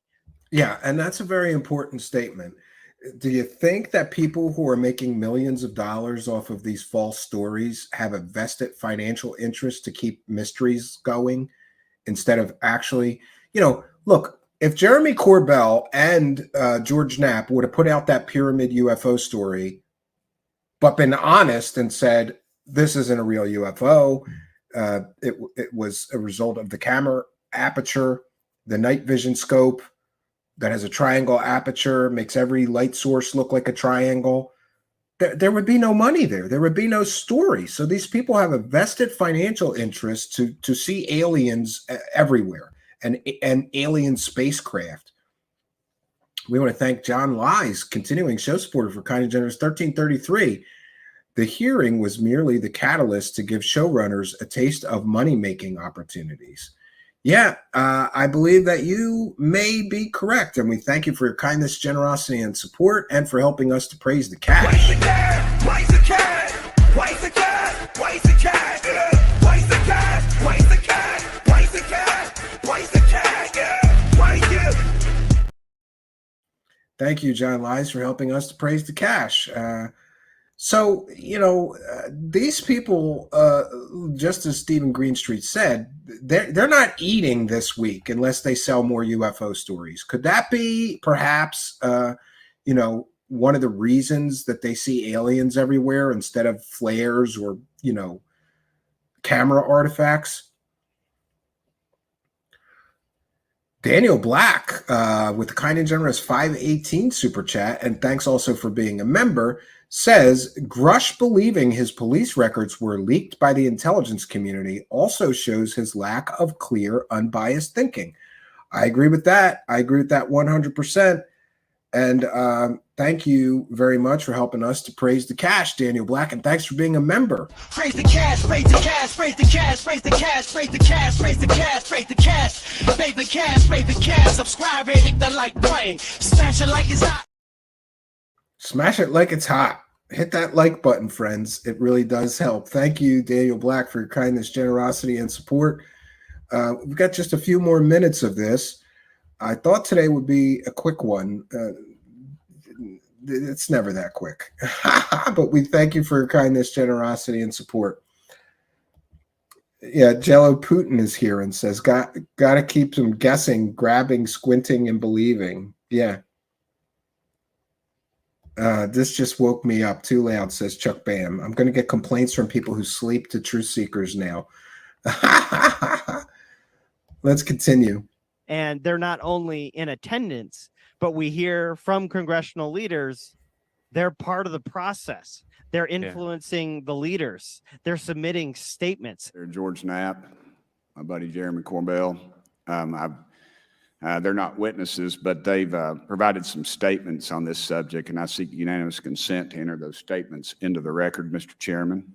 Why are we entering statements from proven UFO grifter con artists who sell questionable stories to the tune of millions of dollars with no evidence whatsoever?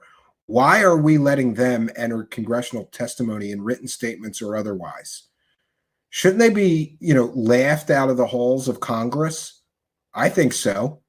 Was the members of Congress aware of just how many fake UFO stories they've peddled or how much money they made selling the Bob Lazar story, who's a convicted pimp, fake scientist, bankrupt liar, or he was a bankrupt liar, whose wife was a convicted murderer with strong ties to organized crime, so Bob Lazar could never have gotten clearance to work at any top secret anything base? I think that Congress is extremely misinformed. And in fact, I think that Corbell and Knapp, and it's my opinion, I'm allowed to have an opinion, I think that Corbell and Knapp are buddies with Mr. Burchett, and they manipulated him into holding this hearing because they could raise their profile, get new followers, right? They have monetized podcasts, monetized documentaries, monetized book deals, monetized speaking engagements at UFO conferences. We have to follow the money here before we decide if these people are credible or not. Without objection. Which is just baffling to me, It is because Jeremy baffling. Corbell has done nothing other than promote a narrative and release a whole bunch of really terrible UFO videos that get almost immediately debunked. He's a very good talker. He's quite compelling if you don't know the facts behind the case. Yes, Jeremy Corbell, I agree with Mick West, is quite compelling if you don't know the facts behind the case.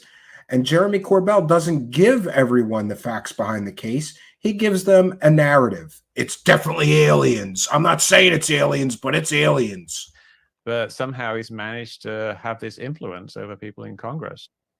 After the UFO hearing ended, News Nation reported that Congressman Burchett Yeah, this was new information to me. originally had more than just 3 witnesses lined up to testify. On August 6th, Jeremy Corbell claimed that there were 5 congressional UFO witnesses and that all 5 were in attendance at the hearing. So who, according to Corbell, were the other 2 congressional witnesses? George Knapp and himself. Isn't that great?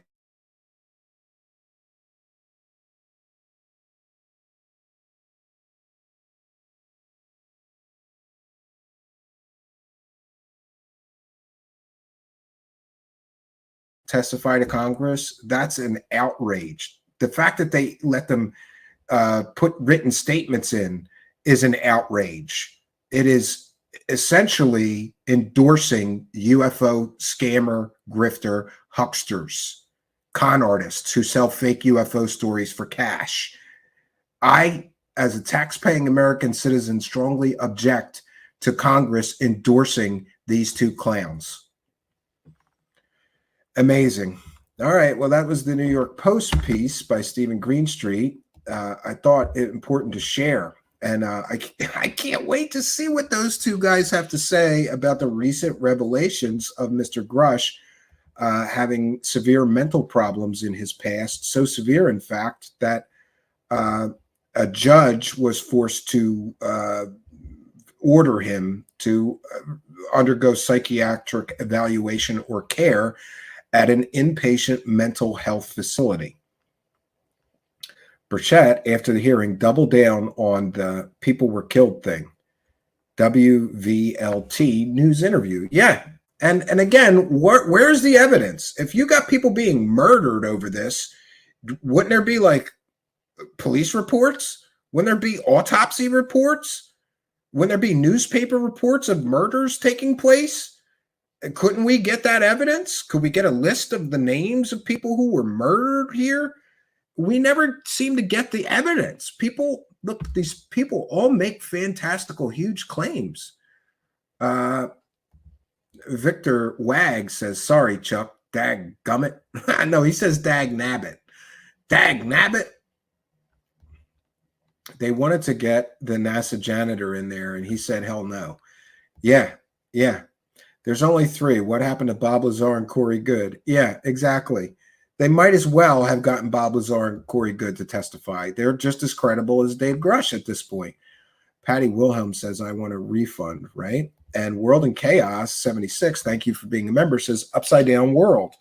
Oh, and then I'm sorry to see, I noticed that a bunch of people dropped off their memberships because we had a bunch of people buy people memberships. So we had a bunch of drop-offs. So I'd like to encourage you, please do become a member. I'm going to try my best to share more on the Patreon and members. Element 115 produces grift-ons. Yes. Again, where are the bodies? I agree. I absolutely agree. Interesting that Mr. Grusch has had 2 severe mental health breakdowns, I suppose, that were severe enough that the police were called both times. I think this is extremely relevant. And I also agree with our viewer here who said the fact that he went straight to this persecution of him, like, oh, the intelligence community leaked that information about me, shows that he is very biased in his thinking and perhaps not thinking clearly like a sane and rational person would. True crime genre on YouTube getting truth blocked by these guys. Yeah. Lazar's wife cheated on Lazar while working at 51, the accounts claim. I haven't heard that. I heard he cheated on her, though, and then he married another woman while he was still married to the first wife. The bodies are in the freezers with the popsicles and the lima beans. Yeah, that's exactly where. I got a freezer here. I'm waiting for somebody to bring me an alien body because we need views, right? Dag nabbit. Exactly. Dag nabbit. What is the outrage is the lukewarm lunch meat people that hold some of these titles at the Pentagon or have positions as respected scientists. Yeah.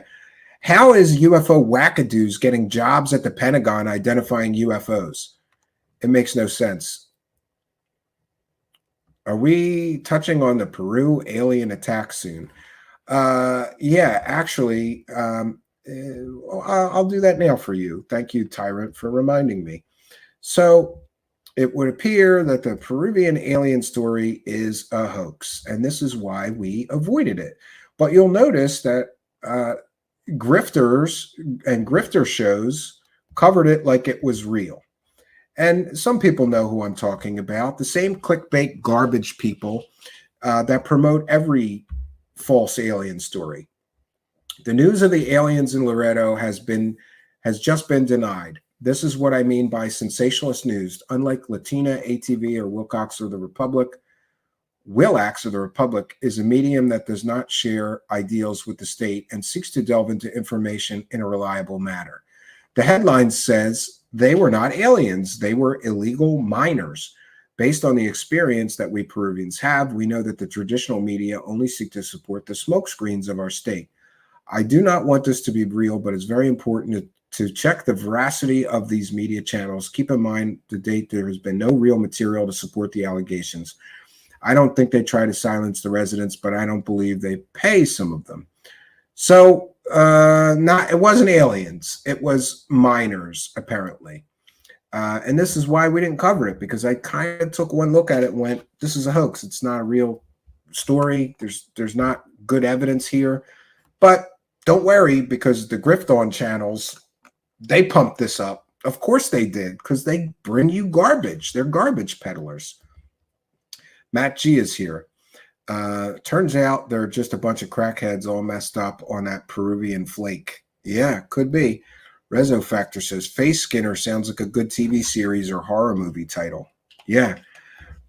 Ron Brock says, good presentation. Well, thank you, and we appreciate you being here, Ron Brock. And I will try not yelling at the next. I'll try not raising my voice. I'm going to try a suit. I'm going to put on a suit. I'm not going to raise my voice, and we'll see what they do. We have to take away every excuse that they could possibly give for why our shows get instantly. At least wait till the show ends before you demonetize it. Is it the titles? I don't know. This just started happening a few weeks ago, and it cut our income here in half. If I was a conspiratorial person, I might think that maybe somebody has their thumb on the scale and they're trying to discourage me from continuing to tell people the truth about this disinformation, misinformation, false narratives, and carefully created deceptive stories being sold about aliens and UFOs. Maybe somebody doesn't want somebody like me here giving people the rest of the story or the whole story, the facts and the evidence that show the deception involved. And we have seen tonight that Ross Coulthart was extremely deceptive in putting this Grusch character out there as a viable or real,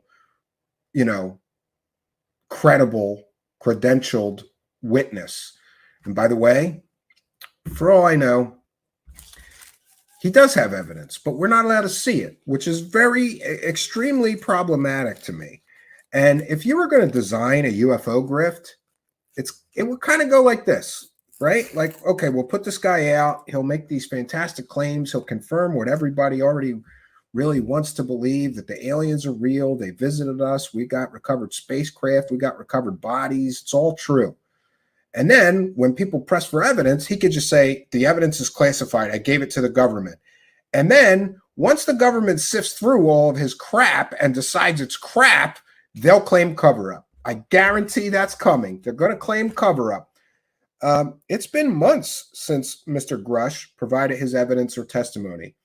Do you mean to tell me that he gave them smoking gun evidence and proof of alien visitation on Earth and that didn't leak yet? I call bull. I call absolute bull. If there was real and verifiable smoking gun proof or evidence provided to anyone, somebody would have leaked that, in my opinion. And no one has. which tells you that the quality of his so-called evidence, and I think the quality of the so-called first-hand eyewitnesses, is going to be extremely suspect. But time will tell. What I will say again, and I keep repeating this, is I don't want to wait. I don't want to wait 5 years to find out that this guy's got no evidence. Either put up the evidence or shut the hell up and go away. And Ross Coulthard, put up the evidence. Show us the giant spaceship, you dummy, right? Show us the giant spaceship. And all these people claiming cover-ups and all this stuff. Yeah, there is a cover-up. Ross Coulthard is covering up where a giant spaceship is. He won't tell us. Jeremy Corbell and George Knapp are covering up the Element 115. George Knapp says he knows exactly where it is. They're withholding the smoking gun evidence and proof of aliens. Or are they full of shit?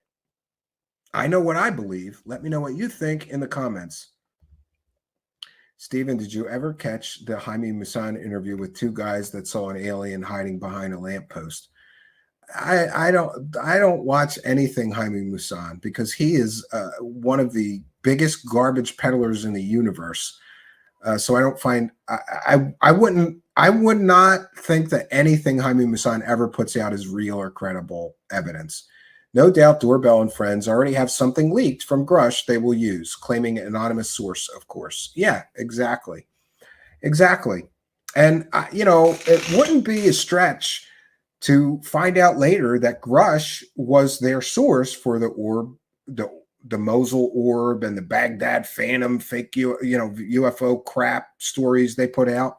A lot of people believe that Grusch was the source of Jeremy Corbell and Jeremy Corbell's story of the Mosul orb and this Baghdad Phantom. And people are speculating further, and this is rumors and speculation, all of this, take from it what you will, that part of the so-called retaliation that he faced was having his clearances suspended, revoked, or looked into because they found out that he was the person leaking this material from classified briefings, apparently, to Jeremy Corbell. What if that's the case? A little slimy, right?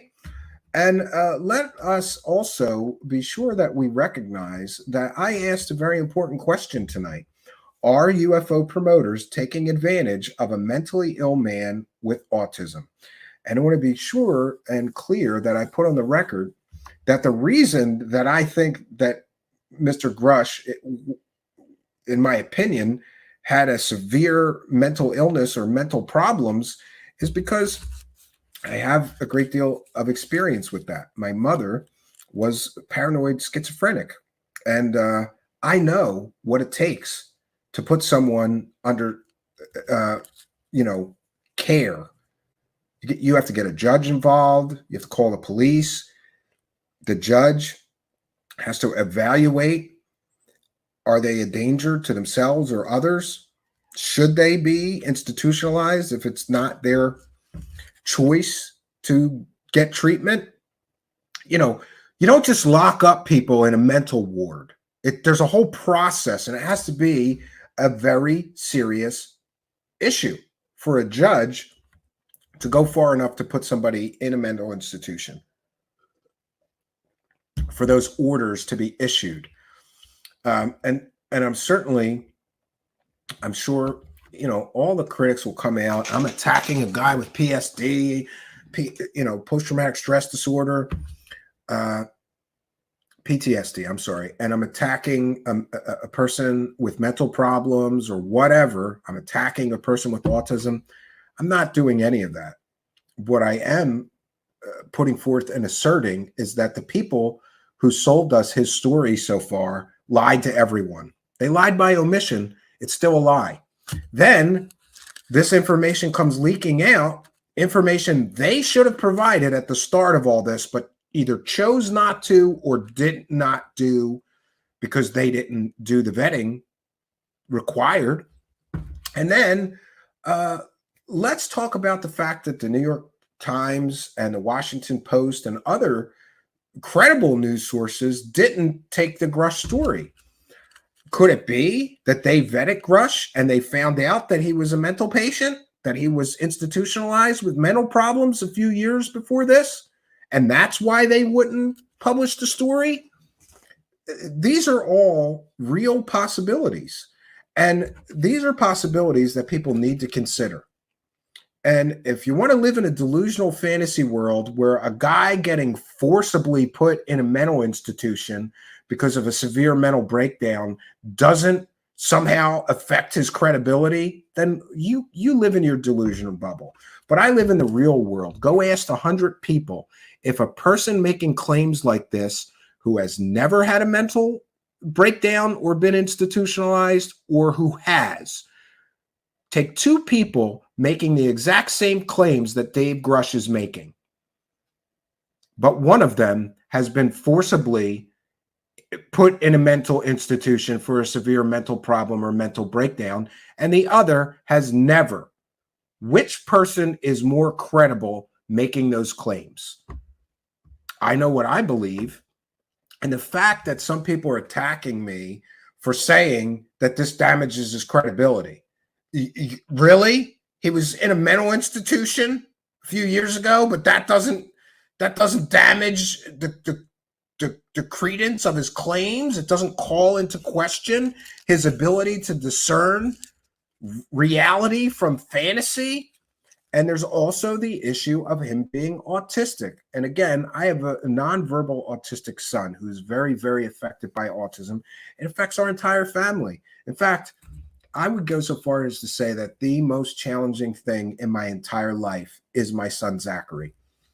It takes everything for me to take care of him. Everything. He needs 24-hour a day, 7 days a week, constant supervision. You can't leave him alone for a minute.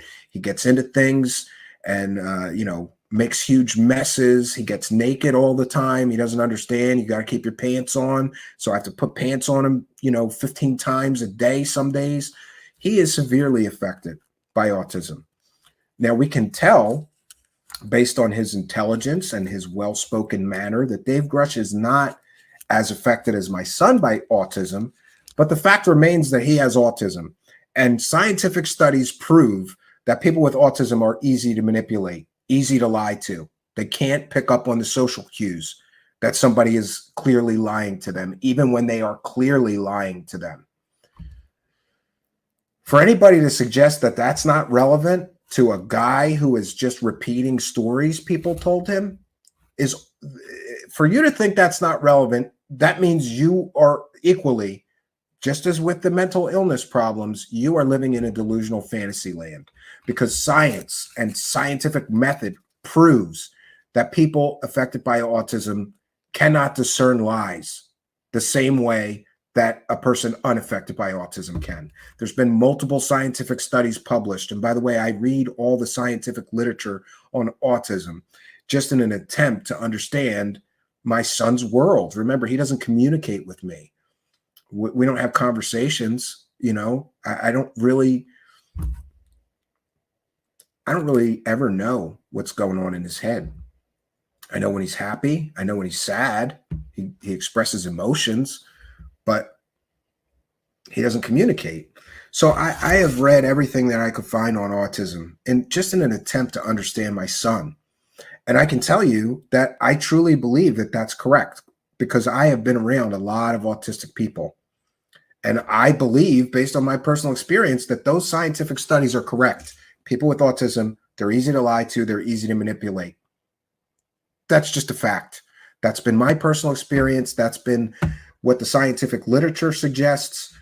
So if we couple this man's history of very, very serious mental illness with his autism, and then we realize that the people selling his story were aware of both things, and they still chose to sell his story and not disclose those two things at the start of the story, it's very deceptive. It's very manipulative.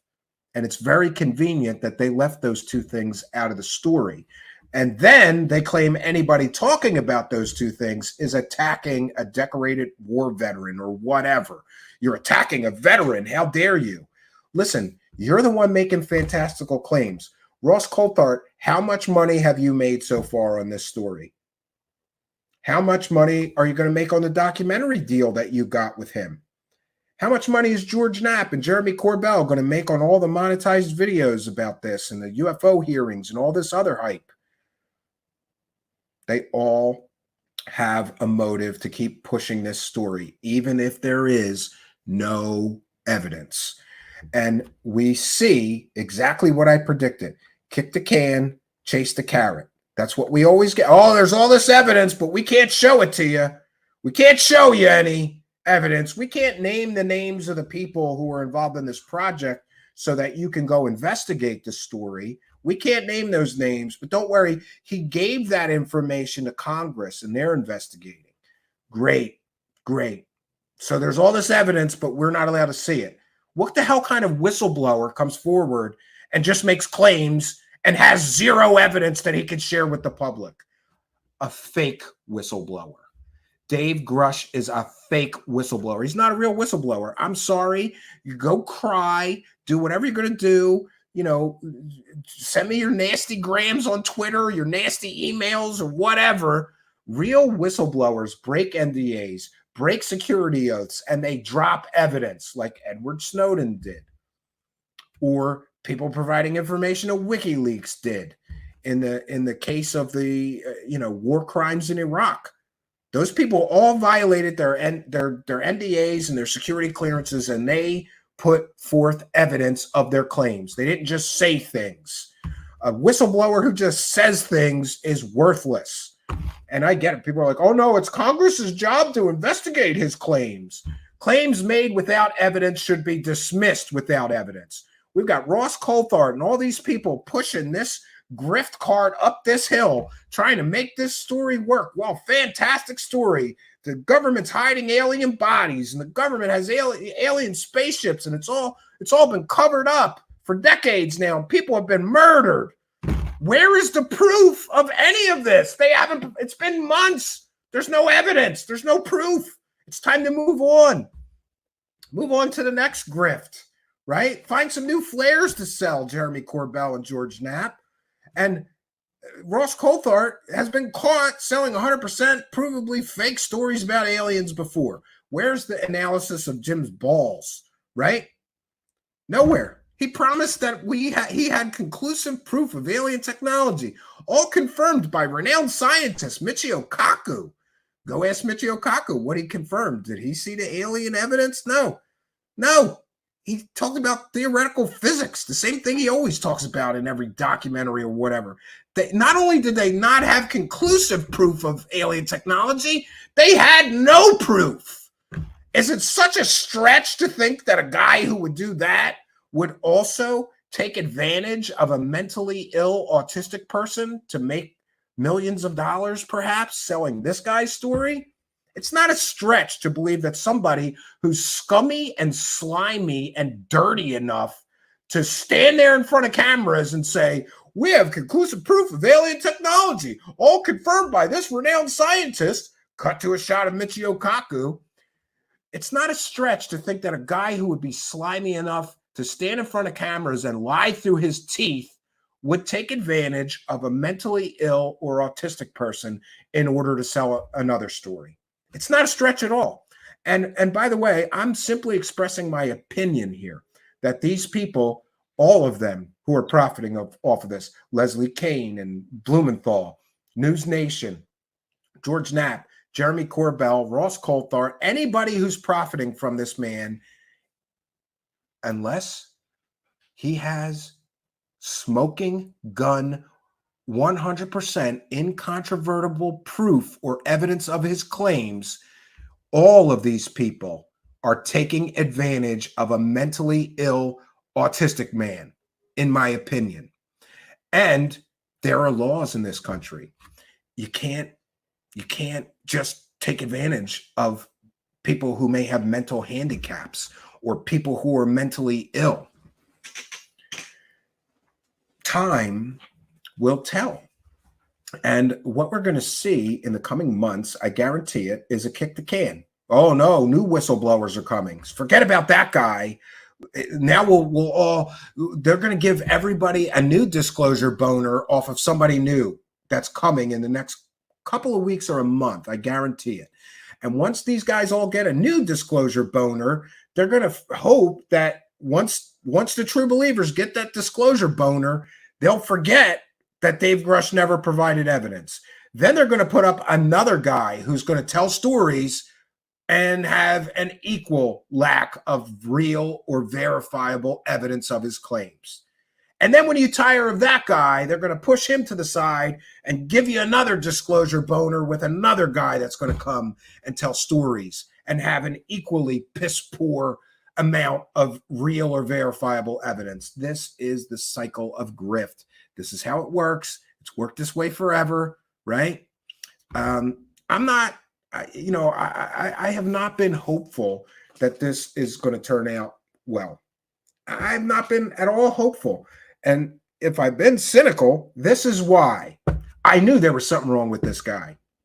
I knew it. And then when I heard he had autism, I knew that this guy had likely, in my opinion, been manipulated by a bunch of true believing wackadoos like Jay Stratton, his boss, like Harold Putoff, who was part of the TTSA techno scam.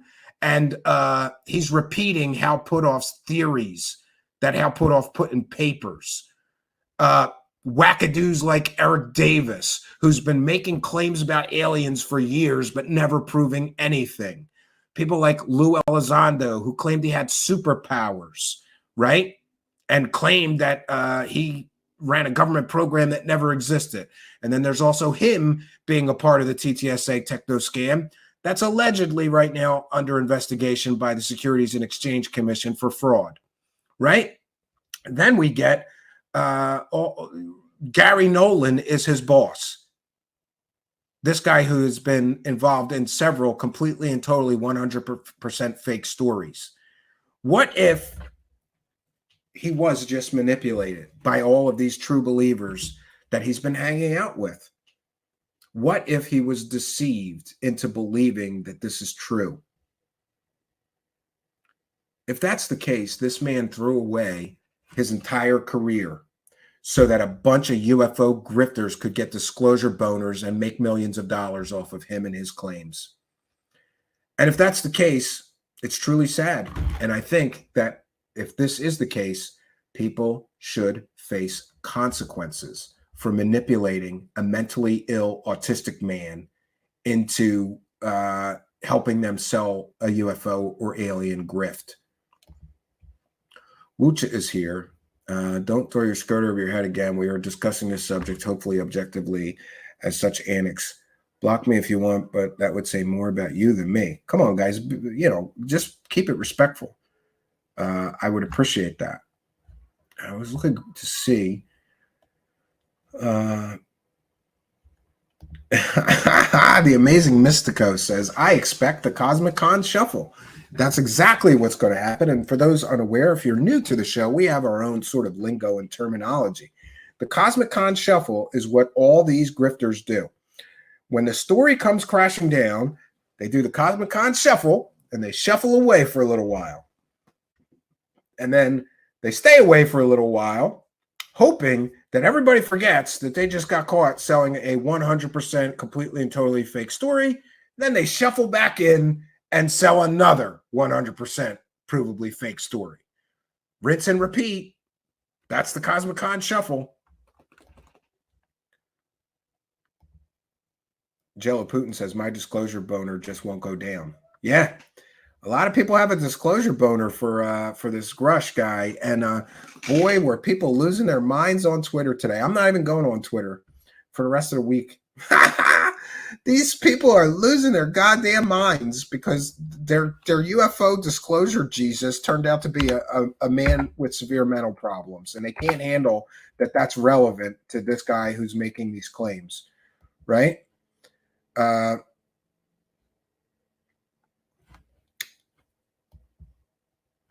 Yeah.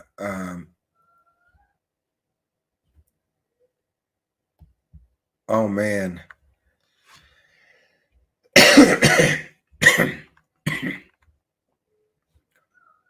my friend Macario shared this with me.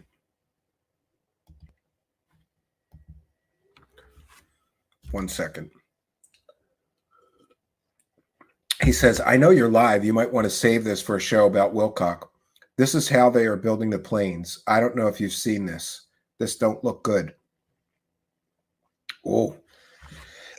So David Wilcock's scammy aerospace company. Oh, what a joke David Wilcock's scammy aerospace company is.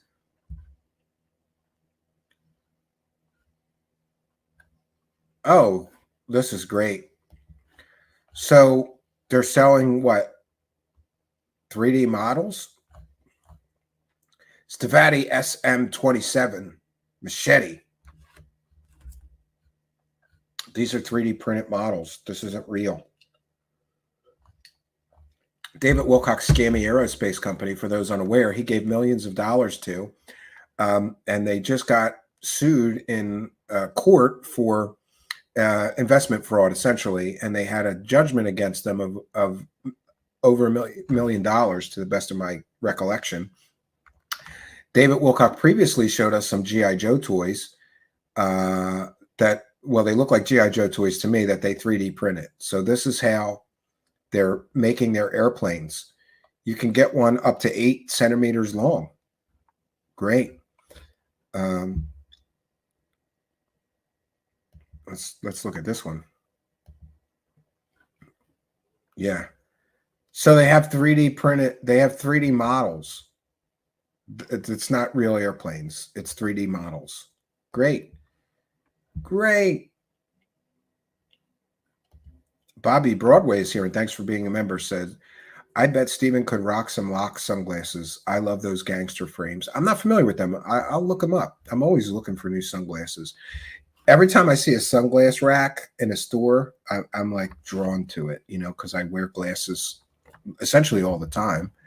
And for those unaware, I do that to cover my wonky eye. I have a paralyzed eye, and it just makes me feel self-conscious. I'd rather just wear glasses and not even think about my eye. And if it's, you know, my eyes are going 2 different ways or whatever. But people love to, critics don't know that I have a paralyzed eye, and they love to say stuff like, take off the sunglasses, you're inside, you dummy. Like, I wear them for medical reasons. I have a paralyzed eye, you dummy. How about that? Those planes would just crash and burn on takeoff, says Randy. Yeah, I believe. Victor Wag is here and says, you know, it's a good plane because it's a Ninja food prop, prep prop on the back. It's just so ridiculous. 3D printed are full-scale models from the 8 centimeter 3D printed are the full-scale models from his aerospace company. 8 centimeters. Wusha, you're the only one ignoring facts. Grush's secondhand stories, fact. Corbell's triangle flares, fact. Boca pyramids, fact. You were either a troll or not interested in facts. Well, Jeremy Corbell's ego is so tiny. He goes into live chats. For all we know, that's Corbell arguing. I always know when it's Corbell in my comments because nobody cares enough about Jeremy Corbell to argue about what a credible journalist he is. And some people come into my YouTube comments here and will argue with me about what a great journalist and filmmaker he is. I know it's him. He's got a real thin skin and he doesn't like the criticism. You know what then? Don't do scammy stuff, Jeremy Corbell, and you won't get the criticism. Don't sell fake stories to the tune of millions of dollars. Must be nice he just bought $1 million home with his grift earnings. I can see him just bombing the smoke alarms with his toy planes. Could be. Matt G says, that's why I don't like social media, because people wouldn't say the things they say to people online to their faces, and they can misinterpret it. Yeah, I agree with you. I think Wilcock plays with Barbies. That man is not. Yeah, he could. He probably does. Some of these journalists should go work at CNN. Yeah, that's a good point. You know, some of them used to work at CNN. Chris Cuomo. Only Corbell thinks Corbell is credible. Exactly. That's how I know that when somebody comes in my comments telling me what a credible journalist Corbell is and what an incredible filmmaker and what great work he's done, I know it's him. I know it's him. And I would just listen, I'll tell you to Corbell, grow a set of balls and come on our show and have a debate about the Bob Lazar case with me. I will leave you in a puddle of your own piss if you did that. He won't debate the Bob Lazar with anybody that's actually knowledgeable of the real story. He will never debate anyone. And that makes him an intellectual weakling and a coward. And I extend that same thing to they are facts that they are hoaxes. What are facts that they are hoaxes? Yeah, I mean, yeah, it's a fact that those things were hoaxes. He's especially sore tonight on Green Treated. Yeah, he's butthurt right now. Thanking you for the vibrant conversation. Can't say I wasn't cross swords again with you, but I respect the fact that you're not a fence sitter. Yeah, see, you can have a lively debate. All we ask is that you be kind and respectful to everyone here. And I'm supposed to do this every show. I'm supposed to remind you people that we are a viewer-supported show. So the show is not over. I want to have some time with you for comments and questions. For those new here, we usually do comments and questions at the end of the presentations that we give every time we're live. We like this interactive chat, and so questions or comments for me, please put them in all capital letters. That makes it much easier for me to know that you want me to address whatever you're saying. Questions in all capital letters, comments in all capital letters that you want me to share or discuss or talk about. I'll be happy to spend a little more time with you when we return. But we have to remind you that we're a viewer-supported show. And given the current situation with YouTube taking approximately 40% of our revenue all of a sudden for no reason, we're not doing anything, as far as I can tell, that violates YouTube advertiser-friendly guidelines. People keep suggesting, well, maybe it's because you raise your voice. Okay, well, I'll stop raising my voice. I've stopped cursing as much as possible, and they only care about curses in the first 10 minutes, apparently, not the rest of it. Well, you can't really drop F-bombs. We don't do that. I don't know if it's the titles or if somebody just has their thumb on the scale. But we've essentially lost 40% of the show's income due to instant demonetization the minute we go live here. I mean, how do they know that it's not advertiser friendly when it's just an intro bumper playing? I checked today. While the intro bumper, it went from fully monetized to zero monetization, no ads, or excuse me, limited or no ads in the first 10 seconds of the broadcast tonight. How do they know? I didn't even say anything yet. How do they know I'm violating advertiser-friendly guidelines? I didn't even say anything yet. And the reason I keep bringing this up is just to remind you why your support on Patreon, or even here as a channel member, or a PayPal pledge, or those super chats, why they're so important. Because producing this show takes resources. I don't live off of the show income. There's a separate account. It's just for the show. When the show needs something like this wonderful new set we're building, I hope to bring that to you very soon. It all comes out of the till here. So your support is extremely important, especially given this current monetization issue. We want to thank each and every one of you kind and generous benefactors, and remind you that our content is now and will always be free. So if you throw a couple bucks in our hat, you're not only helping us, but you're doing that so that the content remains free, as much of it as possible. We thank each and every one of you for your support. Here's Mr. Ian to let you know how you can help.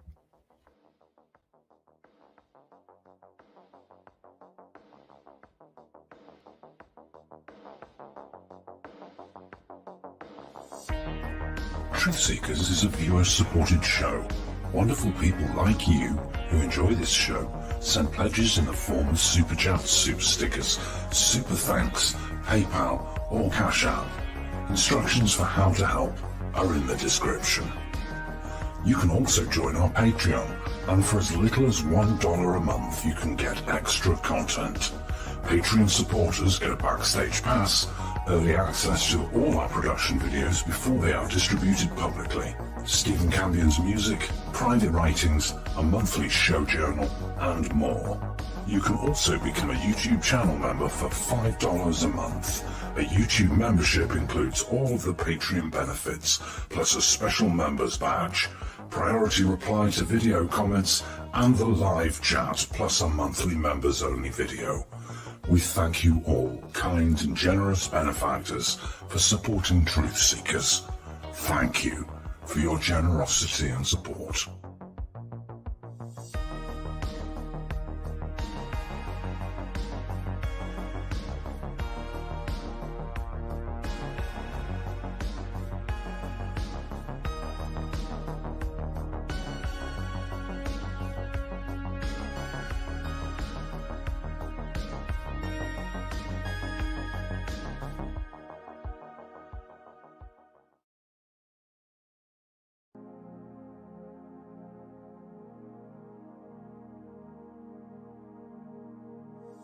Truth Seekers is a viewer-supported show. Now there's a great way to support these broadcasts and show your support. Please be sure and check out our merchandise store. Links to our 2 merchandise online stores are in the links to this video or podcast. The Amazon storefront ships super quickly in the United States, Great Britain, and in many more places. Amazon may not ship to your country or location. If that's the case, hit our second merchandise link in the description and visit our Redbubble storefront. Merchandise from our Redbubble storefront ships worldwide, but may take longer than Amazon. We've got a great deal of super high quality merchandise for you to choose from, including t-shirts, phone cases, sweatshirts, and even pillows. The feedback from our products have been overwhelmingly great. Quality products and fast shipping. People all over the world are buying some merchandise and showing their support of the show. Praise the cash. Praise the cash. Praise the cash. We thank you all, kind and generous benefactors who are buying some merchandise and helping us to continue this journey.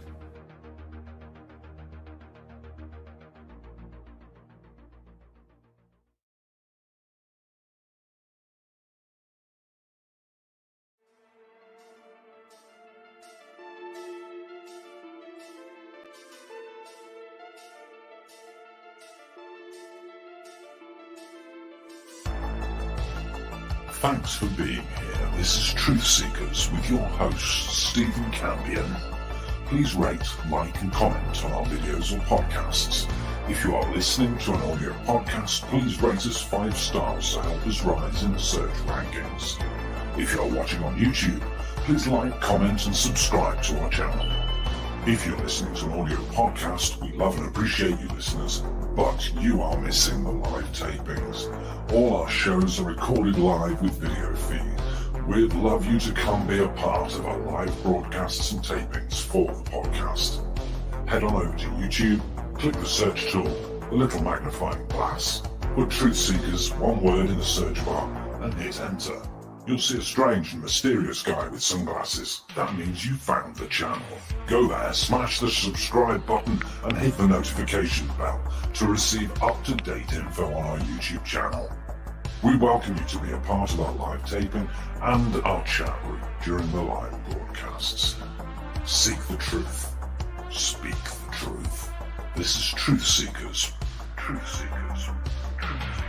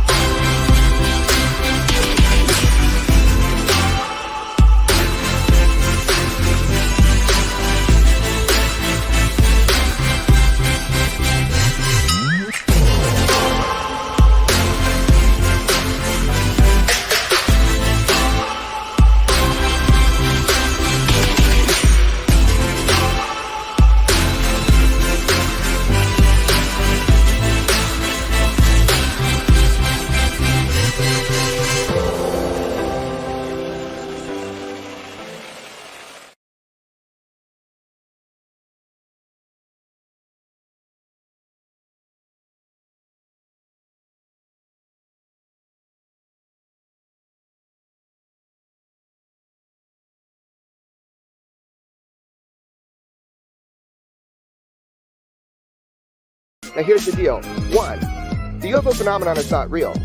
The UFO phenomenon is not real. Now here's the deal. 1, the UFO phenomenon is not real. The UFO phenomenon is not real. The UFO phenomenon is not real. The UFO phenomenon is not real. And it's not real. And it's not real. The UFO phenomenon is not real.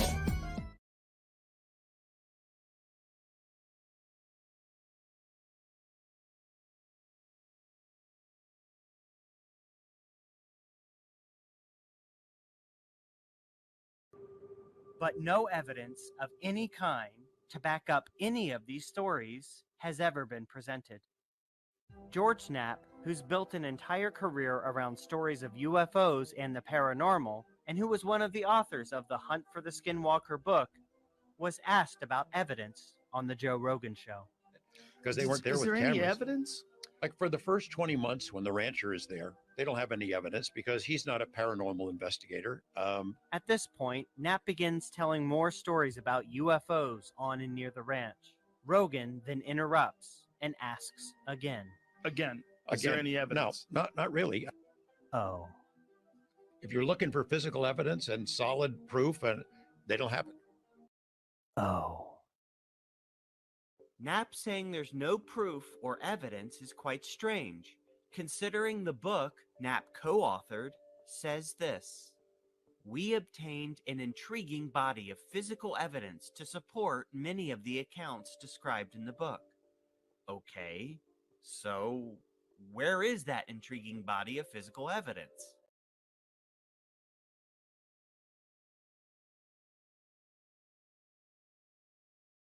Folks are doing, and anti-gravity propulsion is something they want very badly. Bob said that the key to it was this element 115. He had a piece of it. I saw it. In fact, he had a little experiment they did with what's called a cloud chamber, where they had, it looked to me like light. They had a piece of this 115 in this chamber. They put some smoke in it, and it seemed, and then had a beam of light through it, and the light bent.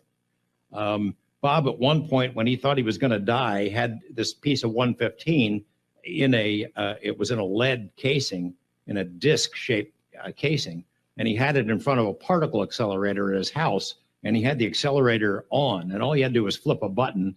If this stuff was real, as he described it, flipping that button would hit it with, I don't know, it's protons or electrons, whatever it was, that would make it explode, an annihilation that would have left a great big hole in Las Vegas. Now, he had that piece. I saw the experiment. What happened to it, that's a story for another time. It's in a spot now where nobody could get to it, but it's still there. One of these days, maybe after Bob's gone, I'll go dig it up. They come down this dirt road one night, and they see two figures, humanoid-looking figures, standing up with their backs to the road, and looked like they were smoking cigarettes. They had trench coats on, smoking cigarettes, standing out on the road. These guys figure, what are these fellas up to? So they're pulling up, and they shining their lights on the guys, and they turn around, and they were dogs.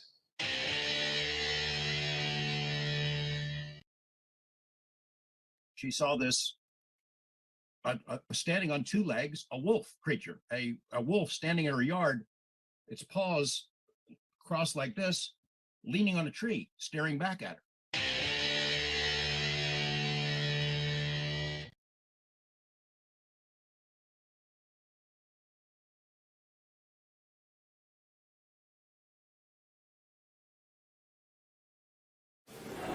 Can you tell us more about the non-human entities you'd spoken of in today's hearing? Unfortunately, I can't speak to that in this public hearing, but I'd be more than willing to talk about it in a private skiff of some kind. All right, well, let's set that up. Before we end this hearing, can you tell me about the bottles in front of you? Well, the sunscreen is because I burn easily, and the bug spray is, well, for the bugs, and garlic is for, well, if aliens exist, why not vampires? Okay, well, I look forward to hearing about the information and proof that you have. I believe we should also include a member of the general public to be present during this meeting. I think that'd be highly productive. first off, I'd like to thank you for being here. As a member of the general public, we feel like it's very important for us to be as open and transparent with the evidence and the proof that we have regarding this topic. Hey, I gotta say thank you for having me. I mean, this is kind of an honor to be, picked to be in this meeting with you guys. I mean, I'm sure this is the first time something like this has happened, and I think it's really important that we all kind of get on the same page so we can start working together. And for the first time in history, I would really love it if you guys would just shoot straight with us. Tell us the truth. Give us what you got. Okay, to start this thing off, I'm going to share a series of photos with you, and you just tell me what you think of that. I mean, they're interesting, but it's not anything that couldn't just be done in a studio. Who hasn't seen photos of aliens? Am I right? Sorry, just not compelling enough. All right, so, well, we do have video evidence if you'd like to watch that and let me know what you think. I don't know, man. I mean, could just be really good CGI. I mean, you guys have an unlimited budget, obviously, and you did fake the moon landing after all, so I mean, it looks cool, but I just don't know if I believe it still. Sorry. Well, we do have official government documents, very high level. You're the only general public eyes to see this, so love to get your take on that. Official documents? Like things I can just go on the internet and read? I mean, come on, anybody could have typed these up. You could just be pulling a fast one over on me. And it seems aliens are really exist, and could have just typed this up. Look at all the black marks on this thing. I mean, how am I supposed to really read into it when half of it's all blacked out? See, I mean, we're here to discuss all this information, and you're still censoring everything. I mean, what is that all about? Honestly, I don't know what else you want. This is all that we have. This is the best proof we have. I knew this was gonna happen. I want more. I need more. More proof. More. That's what I need. I just need more. I mean, I need more. I need more. I feel like you're being kind of childish about this. You're a child.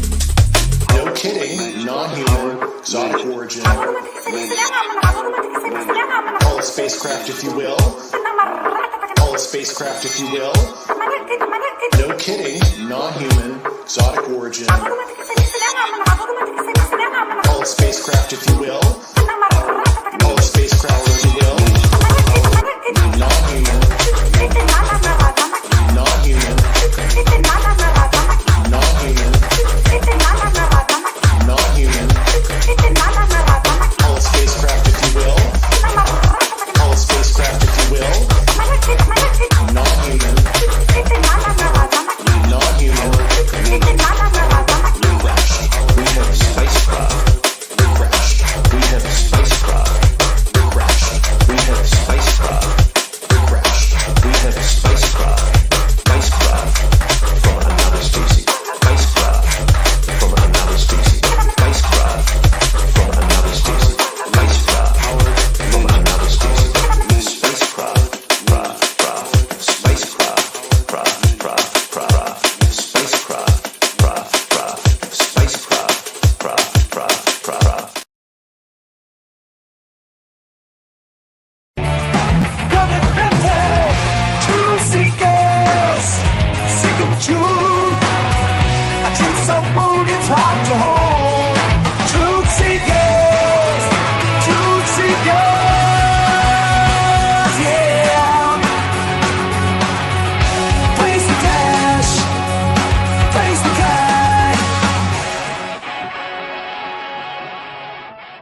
Greetings and salutations, friends, and welcome back. Tonight, we are continuing our coverage of the alleged UFO whistleblower, David Grusch. Everybody knows how I feel about this. A real whistleblower violates security oaths. A real whistleblower breaks NDAs and provides an incredible amount of evidence for the claims being made. But this spoon-fed narrative that we have all been having spoon-fed to us is beginning to unravel already. That's right. The story is already unraveling. After all, we saw the stunning article about Dave Grusch being not quite as mentally stable as they tried to pretend he was, even going out of their way in the original News Nation article to ask him if he had any mental problems or anything that would, cause him to just make things up or be less than credible as a witness. And let's be clear, he is a witness to hearsay. Other people told him things. And there are, of course, excuses for why he has no evidence. And, if you ask me if you were going to carefully construct a UFO grift, this would be the way that you do it. Give him an out for why there's no evidence for these fantastical claims being made. Oh, I gave my evidence to the Inspector General of the intelligence community, and I gave my evidence behind closed doors in Senate and congressional, hearings in a SCIF in a secure area. That's because my information is so classified. No, it's not. The DOD cleared this man to speak publicly about alien bodies, crash retrieval programs, and alien spaceships. The DOD essentially said, none of that is classified. If you want to talk about that, go ahead. But somehow we get the stunning excuse that he can't give us any evidence of the claims being made. Then it all begins to unravel more, because now we find out that he's repeating UFO stories from Elizondo. You remember him, the guy who lied to the New York Times about running a $22 million funded secret Pentagon UFO program that he was the director of. Turns out he's only the director of a Pentagon UFO program in the land of make-believe, because the Pentagon in official statement said he had no assigned responsibilities around the UFO issue. Wasn't his job. Now, he may have looked into UFOs in his spare time, but that is a far cry from the false, completely and totally fake narrative that was thrust at us from Leslie Kean, whatever, of the New York Times article that started all of this false disclosure narrative. And the false disclosure narrative continues. This is the 2.0 version. Oh, the main player of the last one got knocked out for lying to the New York Times. We need a new front man. Let's find somebody that we can push front and center into the spotlight and keep this money train rolling. But let's forget to tell everybody that he was committed to a mental institution. Let's forget to tell everybody that he had alcohol issues that may have caused him to be committed by a judge to a mental institution. Let's pretend he's completely and totally mentally stable and keep using words like decorated American war hero. I'm not buying it, and neither should you. Because every single person that is pushing this narrative, and more importantly, every single person that is profiting from this narrative, have all been caught before 100% provably selling 100% provably fake stories. Every person. Leslie Kean, remember the New York Times fake article about Elizondo that was completely and totally factually inaccurate, filled with factual errors, half-truths, and manipulations of available data to sell a narrative. Leslie Kean, whatever, even admitted later that she purposefully left out all the stuff about the werewolves and the dino beavers and the skinwalker scam because she wanted to add legitimacy to the UFO topic. Well, all she did was make it the subject of mockery again. Because when people say, oh, all that stuff is fake, it's because of people pushing fake stories like Keen, whatever. And by the way, she also believes in ectoplasm and mediums, right? The spiritualist movement. Oh, wrapping hands, right? A spirit touched me. She's a wackadoo. Everybody pushing this narrative is a wackadoo. Then we bring in Ross Coulthart, disgraced Australian journalist. And by the way, everyone is so offended right now that a journalist actually did their job and vetted the background of somebody telling fantastical fairy tales so far about aliens and spaceships, right? How dare that guy accurately report on this person's mental instability of the past? How dare he do that? Why did a journalist have to do that? Oh, that's right. Because they lied in all the original reports, or lie by omission. Let's leave that part about him getting committed to a mental institution out of the whole story. Unless we get caught, and then we'll spin it. Oh, they're attacking a guy with PTSD. Oh, they're attacking a guy with mental problems.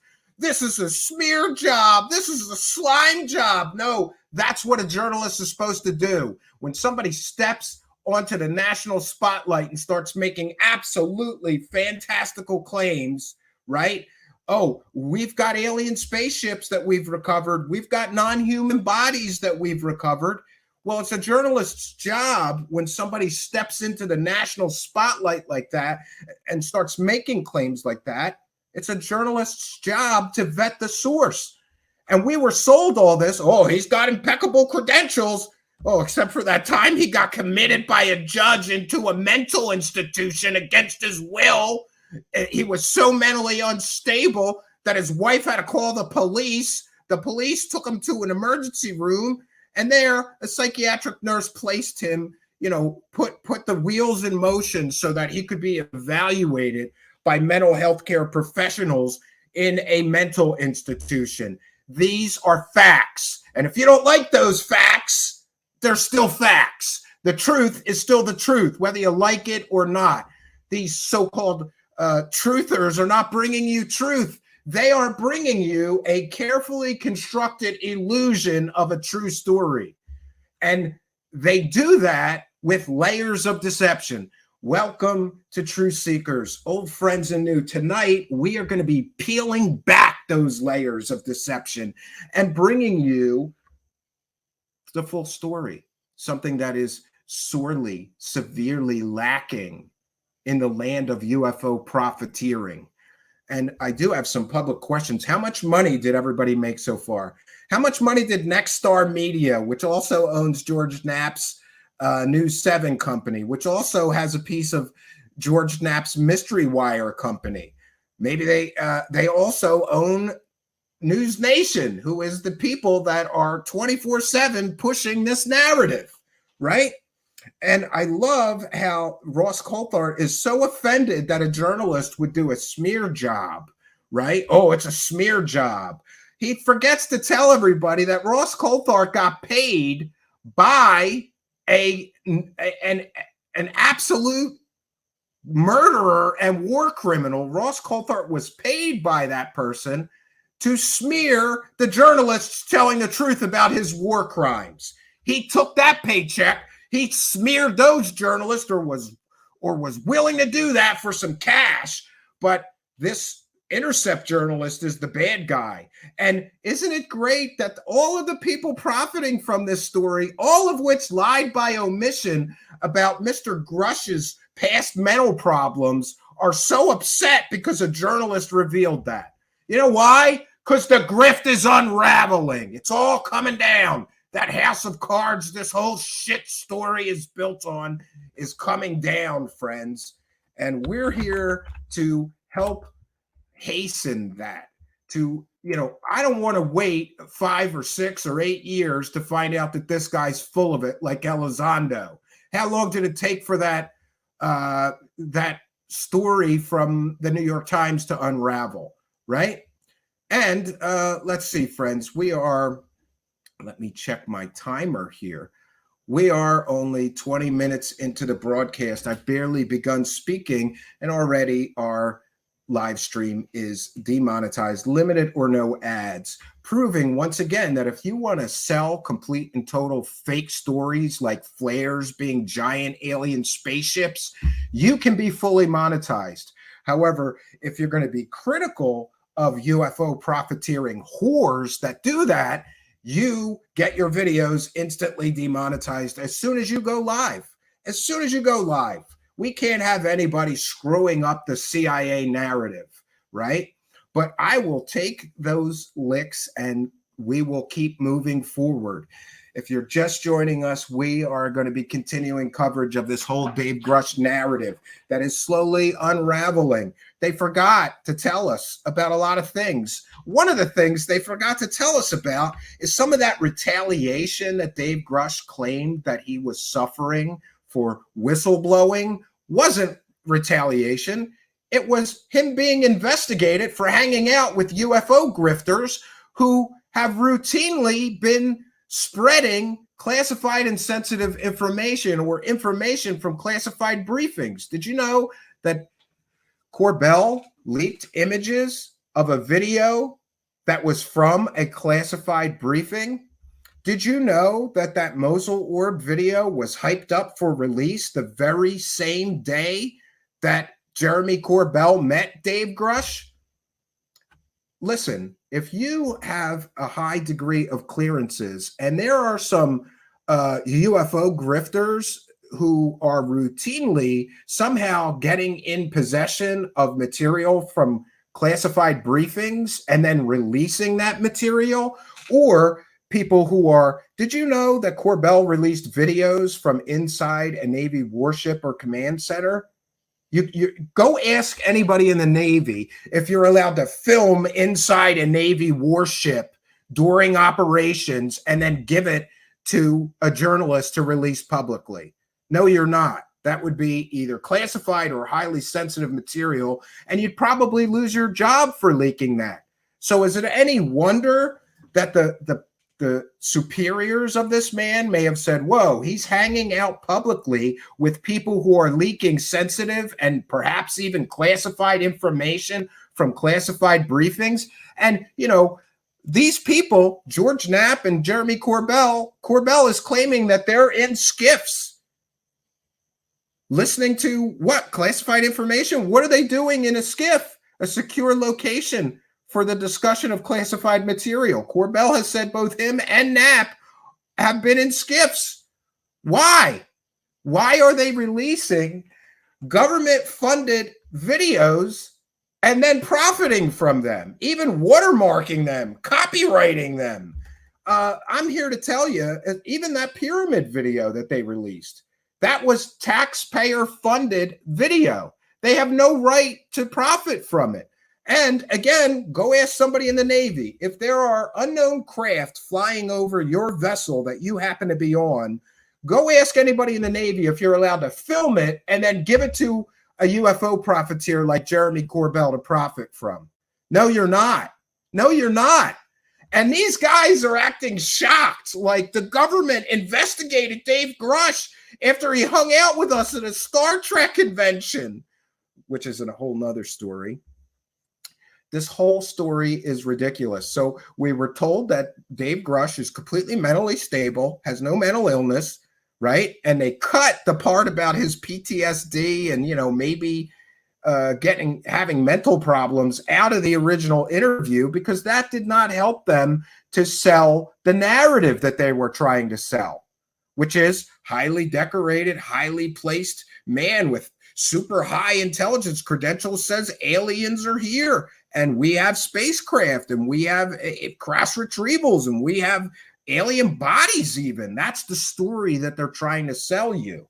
Now ask yourself, what evidence have we seen? Except for the mention of a 1933 most likely hoaxed Italian UFO case, the only evidence of which are what many people believe to be some hoax documents. And then another UFO scammer who was involved in the Trinity UFO hoax added on the part about the Vatican, the bodies, and all of that stuff. none of the original evidence of that story included those details. Those details were added. We want to take a moment to recognize and welcome the live chat. And I have a very, very special announcement, something I'm so excited about. I can't even tell you how excited I am about this. Some time ago, we started something that I call the Truth Seekers Distribution Network. And this will allow us to spread our gospel to every place on the internet that will have us or that we can reasonably do that with. So we created our distribution network. And recently I was contacted by a new website, a new free speech platform. And I got to tell you, I was a little hesitant at first, but I tried out their site. It's called pill.net. And now, having used it, especially having used it as a content creator, I want to tell you how much I highly recommend pill.net. It is a free speech network that combines all of the greatest things that we love from sites like Twitter and Facebook, YouTube and video sharing, live streaming sites like Twitch. They have great live chat, group chats, group video chats. It is an incredible site. And these guys, I got to know one of the founders a little bit. His name is Matt Brown. And we want to thank Matt Brown for being so welcoming of a struggling content creator who needs a greater bullhorn. Matt Brown was there and said, I got your bigger bullhorn right here. Come with us. We have no censorship, no interference. You have complete and total creative control over your show. We won't change anything. We won't mess with you or your show or your format. You could do whatever it is that you're doing now, but come and do it with us and come and do it better with us. And I got to tell you, we did some tests today. We tested our first couple of live streams over there, which were pre-recorded. We are streaming there live right now. It's our first live stream to pill.net. Now, I could tell you a lot about the site pill.net. What I can tell you so far is that the world sorely needs a free speech platform. I thought for a while that Rumble or Odyssey was going to be that, but we saw that Odyssey, from a technical perspective, it's not working the way that YouTube and other sites do. And so we kind of backed off of that. I hope they repair their issues. I'm a big fan of their CEO, Julian Chandra, who's really trying to do great things there. But we had to pull back because there was no viewership there. There was a lot of technical problems, and we looked for alternatives. Pill.net is that better alternative for us for now. And we also thought Rumble would be it, but we see that Rumble is sort of rewriting the terms of service, and, there may be some censorship, even though we said we'd never have censorship. They're kind of backpedaling.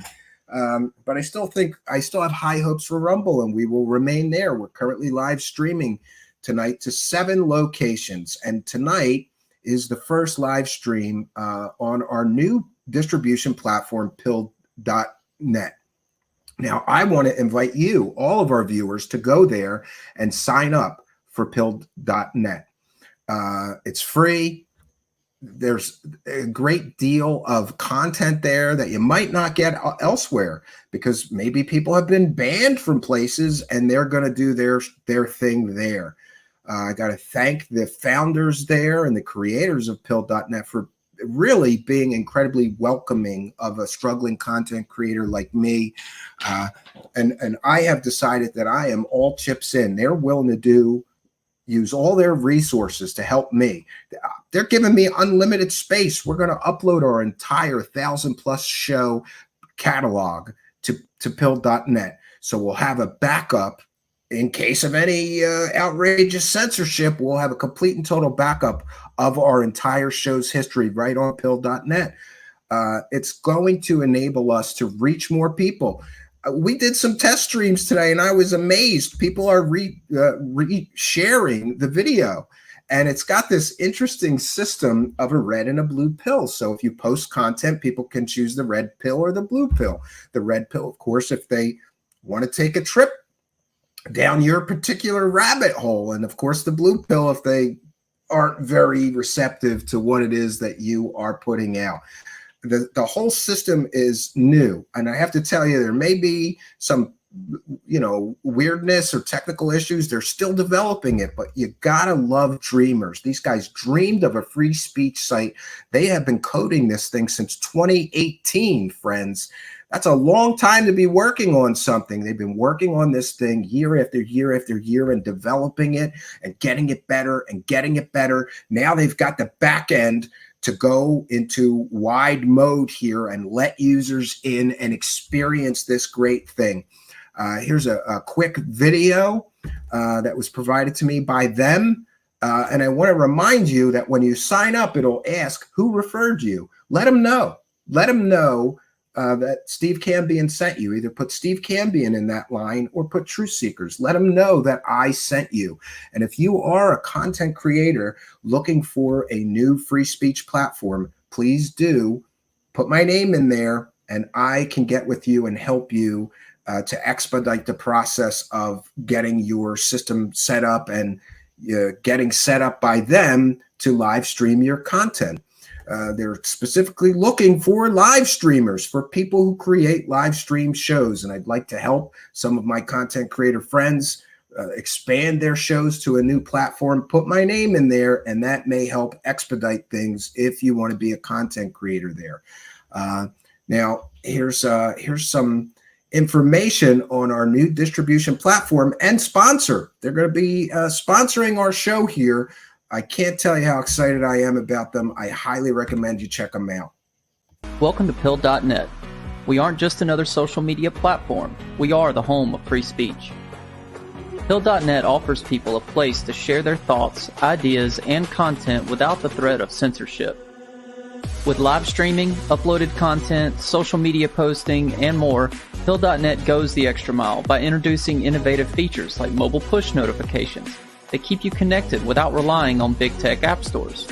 These notifications allow creators to instantly alert their audience when they're live or have posted new content, ensuring that your message reaches the right audience at the right time. Plus, with monetization available from day one, you can turn your passion into earnings right from the get-go. Donations and subscription options make it easier than ever to earn income with your content. And it doesn't stop there. Pill.net is constantly evolving to meet your needs. Our updated direct messaging system makes it easier than ever for content creators to engage with people privately. Anyone can also go start their own group chats with friends. Pill.net is more than just a platform. It's a lively community where everyone's voice counts. Make your account today and let our team welcome you to Pill.net. Free speech lives here. So there we have it, friends. A real free speech network. No censorship there. And again, for content creators, you're monetized from the jump. They do have to go through a few things to set you up so that you can live stream and accept the monetization options, including subscriptions. They have their own sort of in-app currency. They call it gold pills and cookie system and all these things, but it will translate into whatever you want via Stripe, and you can withdraw whatever you've earned.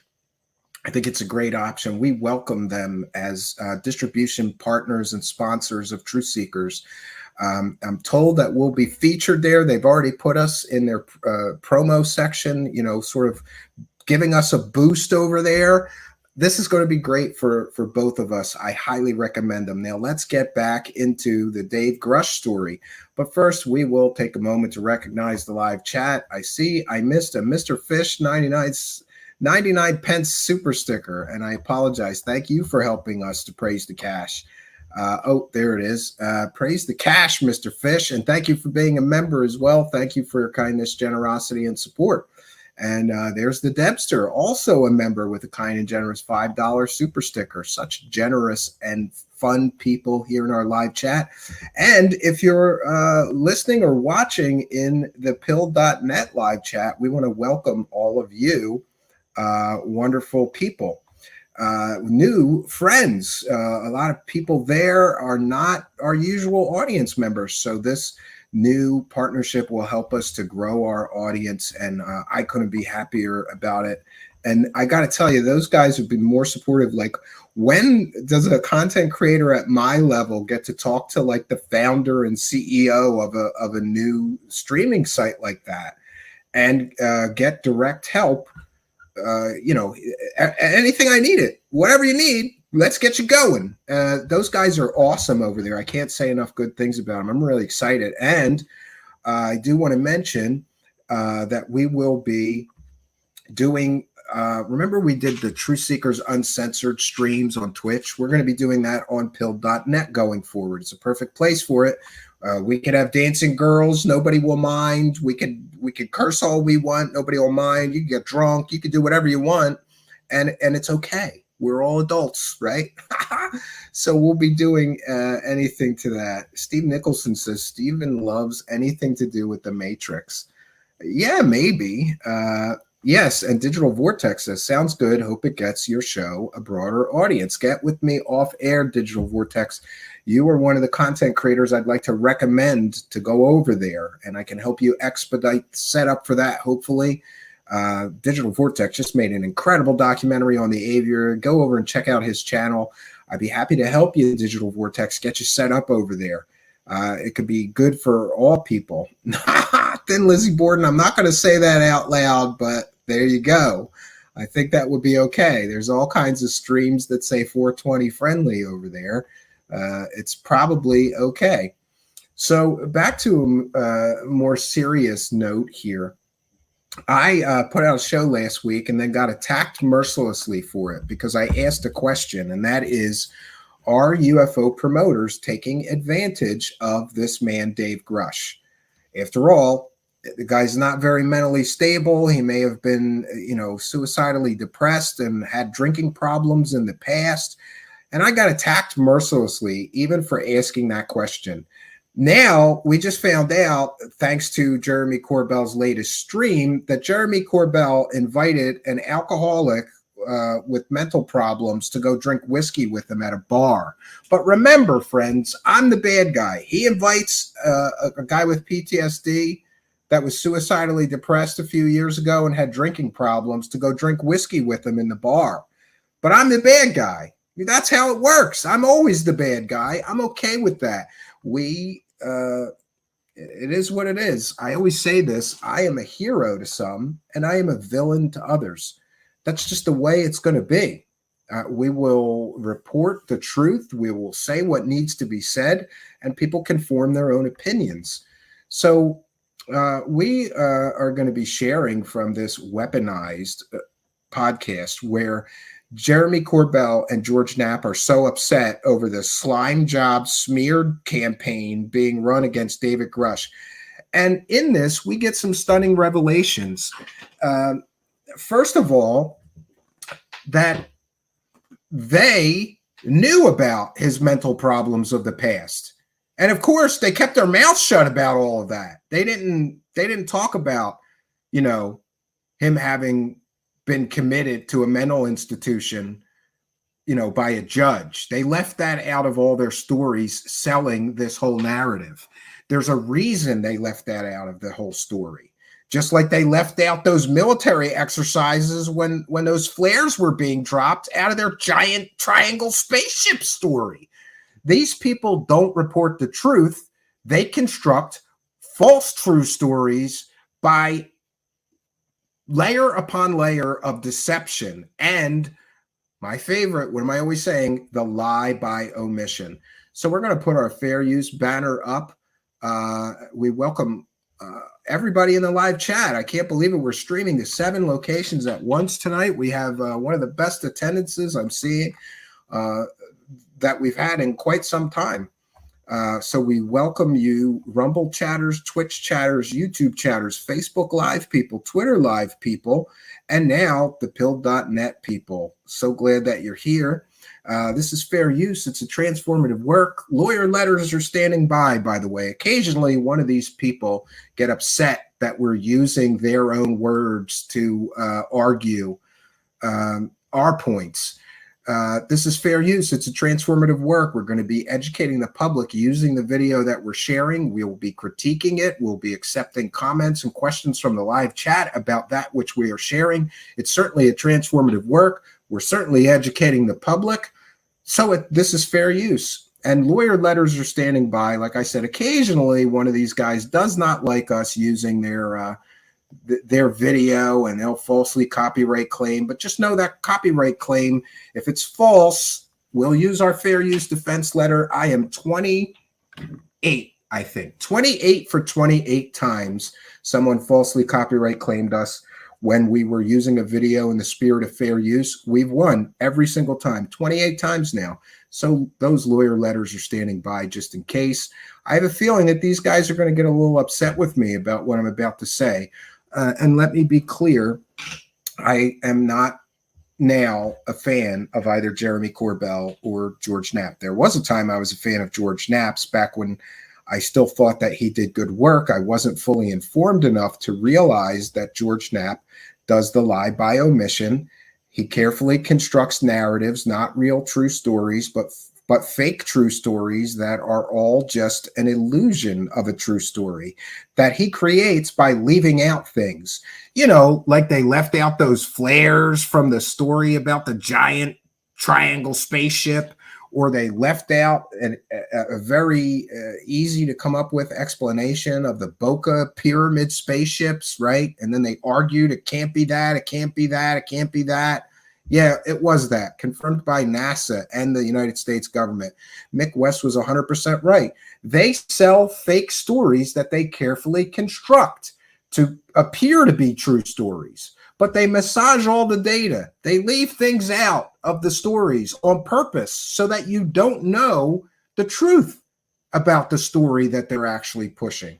So we're going to be going through this, friends, and I welcome you to put any comments or questions as we do in all capital letters. I'll share those on the screen, and by doing so, you help me to make this a transformative work and make it covered under fair use. We appreciate the help of all those in the live chat, and thank you for joining us. Let's get into it, friends. This is weaponized.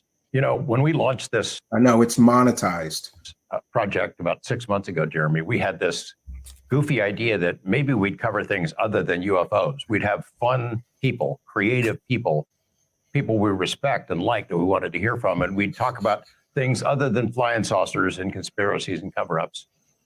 And the universe has other plans for us. So, you know. Now, that's something I will agree with him on.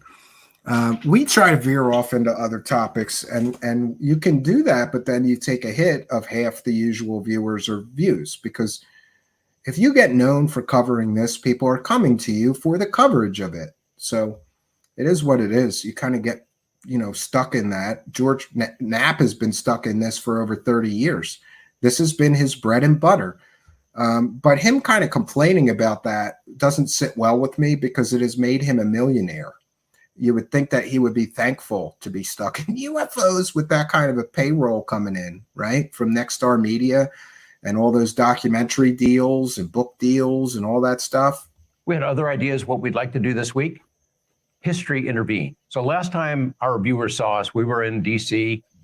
We had just come out of this hearing, a historic event in front of Congress, where they heard direct testimony from 3 key credible witnesses. Key credible witnesses. Direct testimony. 2 of the 3 people never saw anything with their own eyes. Again, it's a spin. This has all been spun. And the only reason that that hearing ever took place is because, I believe, because Tim Burchett is a big UFO supporter. You heard him, you know, thank Jeremy Corbell and my buddy George Knapp. They got the hearing through their friendship, I believe, with Tim Burchett. There wouldn't have been a hearing with these 3 people otherwise, I don't think. About astonishing events. And in the couple of weeks since then, some dramatic things have happened that we need to talk about regarding our friend Dave Grusch. Can you bring up to date our audience who may not have covered this or followed this in great detail, who Dave Grusch was and how we know him? Yeah. Let's see. Okay. So I'm emotional. I have a headache. Oh, he's going to use the Bob Lazar excuse for why he's going to perform so poorly during this. Oh, and here's another issue that I just want to bring up. And you know, I apologize for my continued bitterness with the fact that all of our streams get demonetized before I've said a word. Did you know that? The intro bumper starts playing little or no ads, right? We're not doing anything that is not advertiser friendly. In fact, our coverage of these issues is known to be factual. We have an 8-year track record of factual, accurate coverage of this whole space. But that doesn't matter. Apparently, we're doing something that is not advertiser friendly. Jeremy Corbell drops F-bombs through their entire podcast, and their podcast stream is fully monetized. Kind of makes you wonder, right? Whose thumb is on the scale here? I haven't dropped an F-bomb here in ages, right? I try to not even curse. I don't even want to give them that excuse. Corbell's going to drop F-bombs through this whole thing.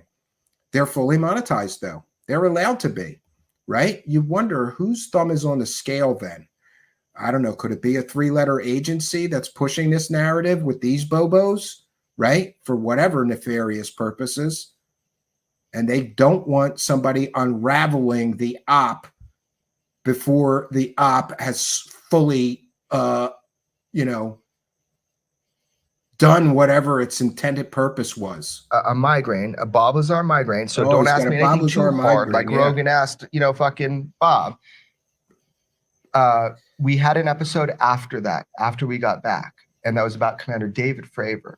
But now we're going to focus in on David Grusch. So with everything said that I got a migraine right now, here we go. Again, I got to have an excuse for why my talking points are going to be super piss poor. I mean, no offense, but Jeremy Corbell is an intellectual weakling and coward, right? And that's true because he will not debate anybody on the Bob Lazar story. You remember that guy, the convicted pimp, fake scientist that they pushed as a government whistleblower before they were pushing this guy, right? The guy with the fake education, the guy whose wife was a convicted murderer, so he never would have been approved a clearance to work at any secret site. Yeah, that guy, he won't debate that because he's an intellectual weakling and a coward, and he knows the story is fake, but he pushed it anyway. We met David Grusch in Huntsville, Alabama. He came up to you at a bar. It's so funny. Our greatest moments are like, somebody just comes up to us, had heard about Dave, had not met Dave.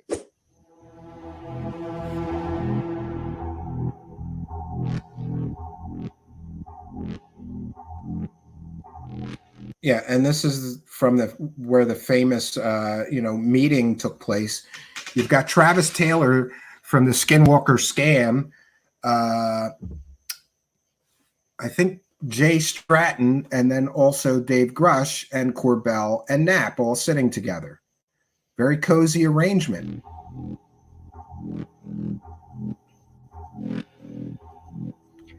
Dave comes up to you. I happen to be filming. That moment is caught on camera. That is the first moment David Grusch talked to anybody outside of the intelligence community. So he was talking to Elizondo and Christopher Mellon for quite some time before he approached George Knapp and Jeremy Corbell, apparently. I have been told by sources that I trust that Mr. Grusch was talking to Elizondo several years ago. Take from that what you will. Or government. Now, he has never stepped over a line. But that moment, I can only imagine what you were experiencing when he tells you, I'm going to tell something. It is bombshell. You don't know me, but we knew about him, but you don't know me. I can only imagine what you're thinking, and I would like to hear that before I proceed to tell the factual events that occurred. So what were you thinking in that moment? Yeah, so isn't it interesting? They already heard of him before they met him because people like Elizondo, Gary Nolan, And of course, Eric Davis, wormhole wackadoo, were already promoting that a new whistleblower was going to come forward, and that would be Dave Grusch. The SCU conference, Scientific Coalition for UAP Studies, they were formed in Huntsville, Alabama, Rocket City, which is a pretty amazing place. It's got an amazing concentration of UAP, UFO people that Sure fly does, under the radar, including as well Travis as defense Taylor. contractors, NASA, a lot of high-tech stuff there. So we go to this conference because we had aims to interview somebody else who happens to live in Huntsville. And we had no idea that was their exactly what skiff, was going Randy. to happen. We knew Exactly. it'd be at the conference. That was the skiff. And we were A told booth that at somebody Denny's. might show up and Yes. introduce themselves. And the guy who showed up was Dave Grusch. And I happened to be sitting there. I think I must have been drinking iced tea at that bar. Yeah. And Dave Grusch walked up and introduced himself and started telling me some things. And then we spent more time with him away from that event and got to know him. Thanks, Sandra. Over the Thanks for course of the being a next member. couple of days. Has And Dave Grusch ever said anything to you that was classified? Has he ever showed you anything that was classified? Has he ever talked out of school from what Dopser has allowed him to say? If people don't know what Dopser is, it's basically what he has pre-pubbed. He's been able to say, this is what I'm going to talk about. Has he ever, George Knapp, said to you anything outside of that? no, he has never crossed a line that I know of. He has never crossed a line that I know of. But I'm going to ask a very important public question, a question that demands an answer. Was Dave Grusch the source of the Mosul orb still image that you and Corbell profited from? Was Dave Grusch the source of the Mosul orb still? And for those unaware, let me share this. The Mosul orb still came from it was a still image that came from, this is a still image that came from a video that was included in a classified briefing. I'm going to say that one more time. The Mosul orb image that Corbell released, by the way, he hyped up the release of this the very same day he met Dave Grusch. He started hyping the release of this image on the internet. The very same day that he originally meets Dave Grusch, he starts hyping up the release of this image, but then saying, oh, we have to wait because we might be getting some pushback, right? What does that even mean? So I'm going to ask a very important question once again, a question that demands an answer. Was Dave Grusch the source that gave Jeremy Corbell this image? And let's be very clear, this is a still image taken from a video that was included in a classified briefing. I think Corbell's got a lot to worry about here, and so may Grusch, because I'm not an expert on these matters, but I did reach out for some clarification and ask several people in the intelligence field, and this is what I asked them.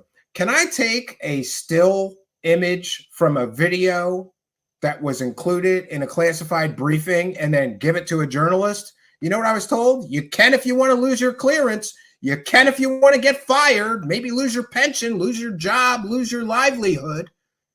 You cannot just take an image from a video that was included in a classified briefing and give it to someone like Jeremy Corbell, who leaks things of a sensitive, or some would say classified nature. But they're going to dance around this issue in this podcast. And you're going to hear Jeremy Corbell say, he didn't give us any documents. He didn't give us any videos. But Corbell does not say he did not give us a still image from a video from a classified briefing. Now ask yourself this question. If Dave Grusch was the source of the Mosul image that came out of a video that was included in classified briefing, shouldn't he have been investigated for hanging out with Jeremy Corbell and George Knapp? Shouldn't he have lost his clearance, or at least had it suspended until they were able to determine if he was the source of this Mosul orb image that came out of a classified briefing. And I don't understand Corbell. He kind of dances around. This isn't classified because it's a still image from a video from a classified briefing. Therefore, it's not classified. Well, I beg to differ. Jeremy Corbell. And the fact that he just thinks that you could take a still image out of a classified video or a video from a classified briefing and just blast it all over the internet for profit and there will be no consequences shows you just what a lack of gray matter Jeremy Corbell apparently has. And is this leak under investigation? That's another question. Is the leak of this image from a still image from a classified video, a video from a classified briefing? It's a still image taken from a video that was included in a classified briefing. Is the leak of that under investigation? And therefore, would that mean that Jeremy Corbell is under investigation for leaking it? Well, we know that Dave Grusch was put under investigation after he became very public with hanging out with these guys. And again, on the very day that Corbell started teasing and promoting and hyping the release of this image, that was the day that he met Dave Grusch. So again, a question that demands an answer. Was Dave Grusch the source behind this Mosul image? I know what I believe. And I also believe that the reason why the interview was handed off to Ross Coulthard is because things were a little too hot between Grusch and Corbell and Knapp. Especially if he indeed was the source of this image being leaked to Jeremy Corbell, who has leaked very sensitive, some would say, classified information before. You can't just take videos of things flying over your Navy warship and give them to a journalist to release to the public. Those things would by nature be very sensitive, perhaps even classified. You cannot, as a Navy employee, take your phone and take video of things inside a Navy command center and then give them to Jeremy Corbell to profit from. You can't do that. And I don't care what Jeremy Corbell says about it. My father was in the Navy. I have a very Navy-centric family. I asked around. You can't do that. Well, you can if you want to destroy your career. Let's get back to the video, however. But we're going to see how Corbell dances around this issue. And by the way, this is not the first time I have asked this very important question that demands an answer. And here's the question. Did Dave Grusch leak this image to Jeremy Corbell to profit from? This question demands an answer, Jeremy Corbell, and I'm going to keep asking it until you answer it. And if you don't answer it, I'm going to the Pentagon and asking them next. Who leaked this still image from a video from a classified briefing to a UFO profiteer who constantly gets caught selling fake stories? Jeremy Corbell. Who leaked it? And if Corbell and Knapp won't answer this question, I will force the United States government to give the United States citizens answers and clarity on this issue, and I will not stop until I get an answer. All right, let's get back to the video here, friends. The things that he did convey to us were absolutely astonishing. I mean, gobsmacked is the word for it. And were they true? They are true.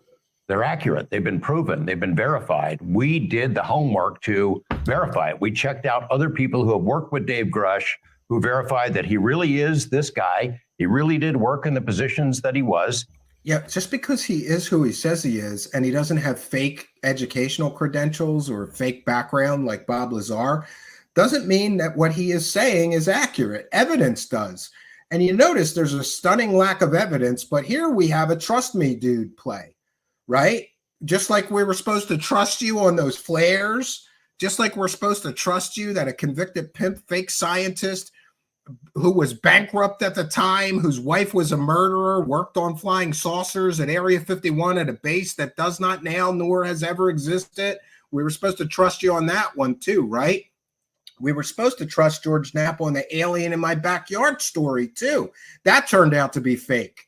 He's the originator of that. We're supposed to trust Jeremy Corbell and the pyramid spaceship story. That turned out to be fake. We were supposed to trust both these guys on the giant triangle spaceship video. That turned out to be flares. So sorry, not sorry. I'm not taking a trust me dude from either of these two people. Which is why he became the centerpiece of this congressional hearing in D.C. at the end of July. He's the real deal. So not to repeat stuff for our guests, but to repeat stuff for our audience, wherever you are. Yeah, repeat it. We talked about this a little bit, what Huntsville is, but I just want to remind everybody, you know, you were like, Jeremy, we're going to go do this interview. Get on a plane. Okay, we've talked about this before, but that's fucking hilarious. I mean, that's what happened. And, another F-bomb. And we get there. I get my buddy Niles Harrison. We get there to Huntsville. You kept telling me Huntsville is important. Huntsville is important. Oh my God. So now we know. Yeah, I believe that this meeting was prearranged because, Jay Stratton was there. He was the former supervisor of this Dave Grusch. And they already had interviewed him and sold his stories. So, hey, here's another guy you can milk for stories to sell. I think this whole meeting was pre-planned. Huntsville is important. Dave Grusch comes up to you. He, like many people, starts telling you a bunch of shit. What was your initial feeling when you met Dave? Before any other journalist, before anybody else, what was your feeling? Well, my initial feeling is always, I think that if these guys were being honest, their initial feeling was they saw money. They saw money with this guy.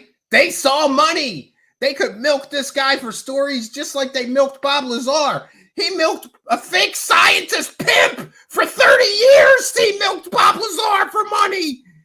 They saw money, friends. That's what his initial feeling was. I guarantee it. They saw dollar signs. Was one of trepidation because I'm not quite sure. I get approached every day, every single day through emails, texts, phone calls out of the blue, people claiming to have inside information, and about 90% of it is complete bullshit. Dave came across as a pretty credible guy. And isn't it great that these guys appear to be able to curse as much as they want, but they remain fully monetized? Again, whose thumb's on the scale? If I did that, hell, I'm not even cursing and I'm getting demonetized before I even say one word. It was clear he didn't spill all the beans right off the bat, but he let me in a little bit, step by step, about what he had worked on and what he had learned. And so we set about to get more information from him without going over a line. I don't want to get thrown in jail. You don't want to either. And we don't want him to be in trouble. And we don't want to hurt national security. Yeah. We don't want to hurt national security, but we are perfectly okay with releasing videos from the United States Navy that should never have made their way into our hands, right? Again, Corbell has released video from inside a Navy command center of somebody filming things inside there, but they don't want to hurt national security. They don't care about national security. They care about the UFO cash that they can make. That's all they care about. They don't care about national security, but I think that these two guys are a little bit worried about that Mosul orb image. In fact, I was tipped off that they may be worried about that. And that's why all this talk, we don't want to get arrested. We don't want to get anybody in trouble. We don't want to get in trouble. They're already in trouble, or could be potentially, for some of the things that was leaked to them illegally, in my view.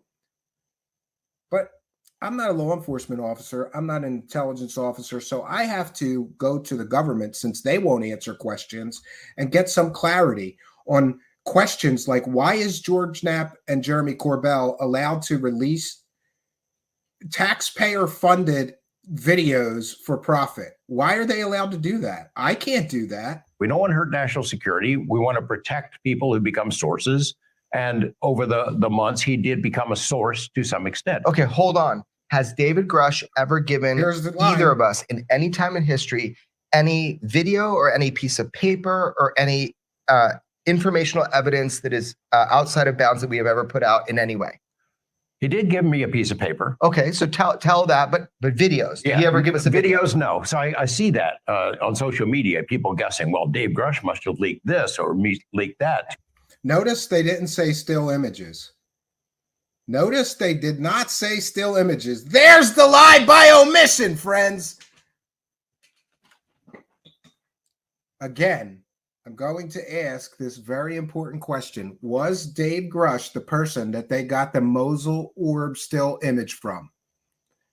They seem to go out of their way to dance around this, right? Oh, and this is what they do. Look how deceptive this is if I am correct and Dave Grusch was indeed the source of that Mosul still image.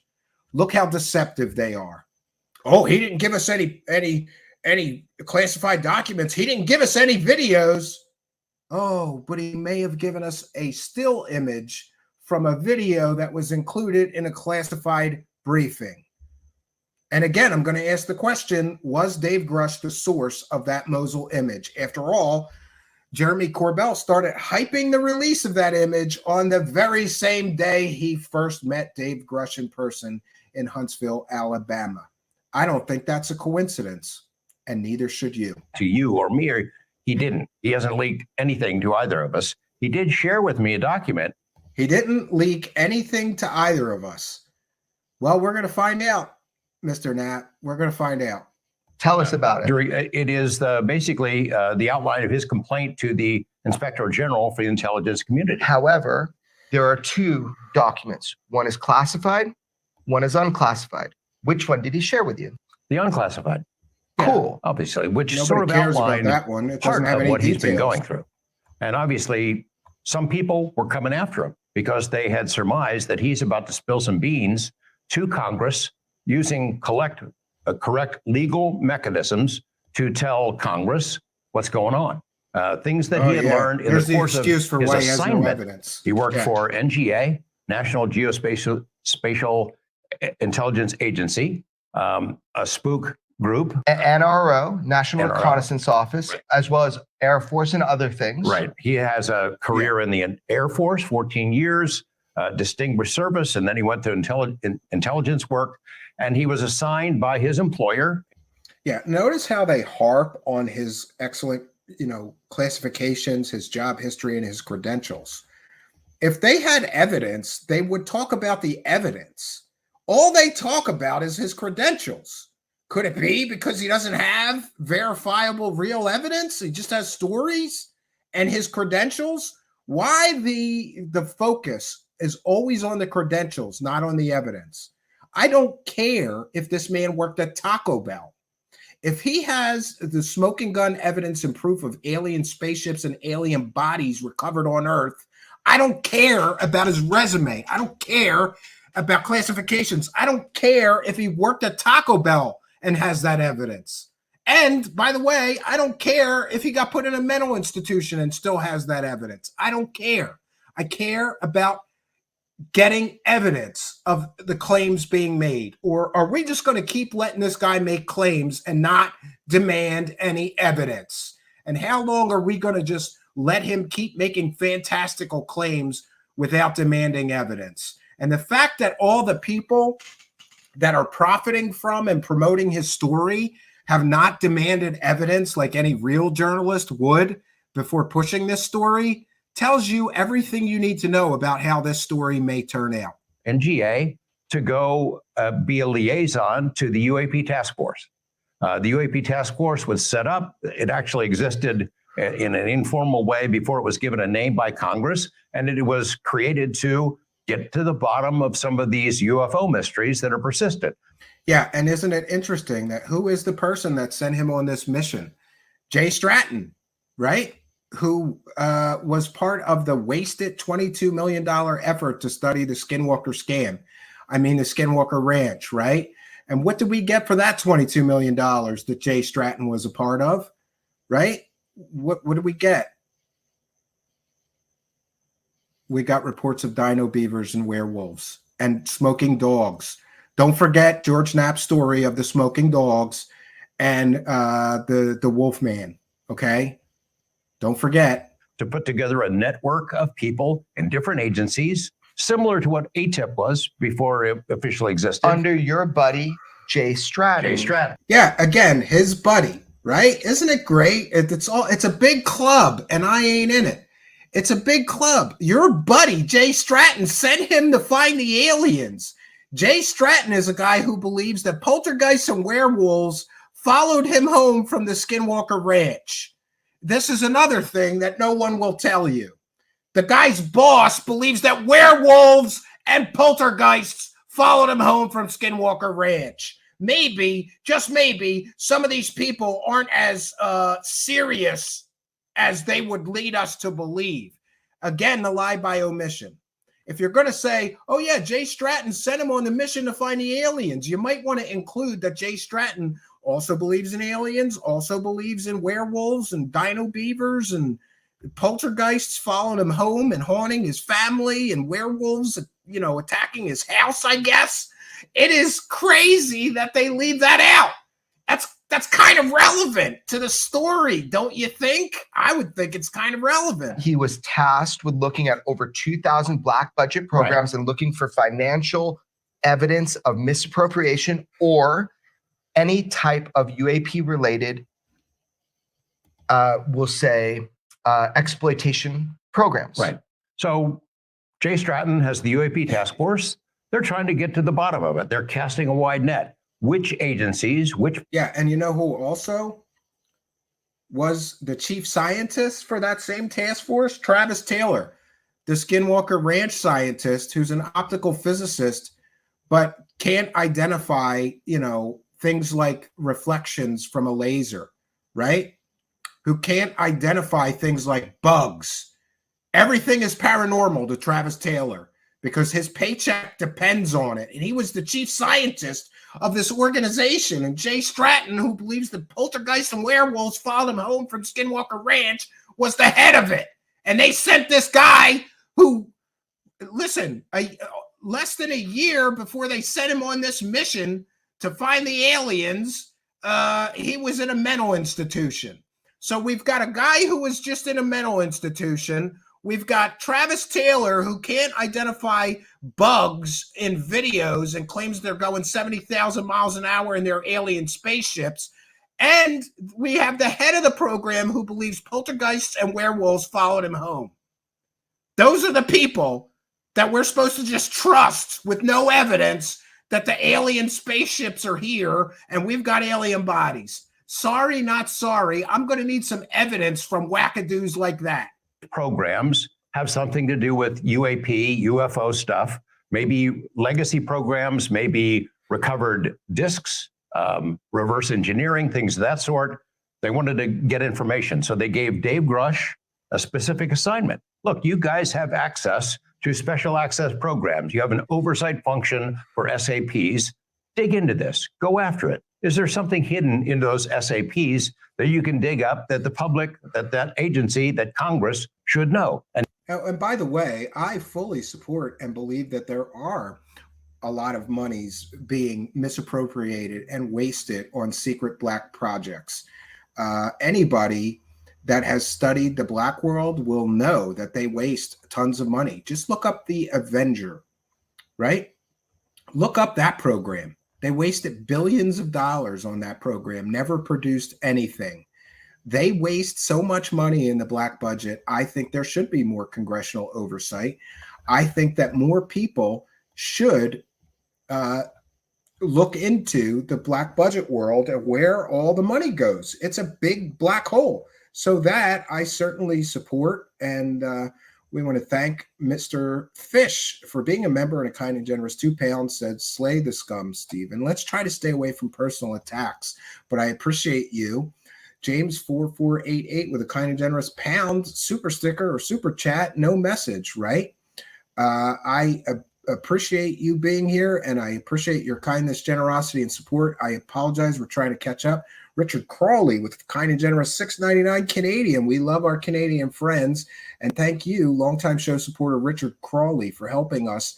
We're praising the cash tonight, friends, and it only makes sense. If these guys can make millions of dollars lying to you, maybe we can make a sufficient income to continue covering the lies for you. And we thank all of you, kind and generous benefactors, for helping us to continue this mission. Thank you, Richard Crawley. And we thank Keith Gardeck for a kind and generous $20, who says, Linda Moulton Howe is going to burst through that backdrop like the Kool-Aid Man, holding a huge blow picture of the cover art to Space Invaders. Thank you, Keith Gardeck, for making me laugh and for your kindness, generosity, and support.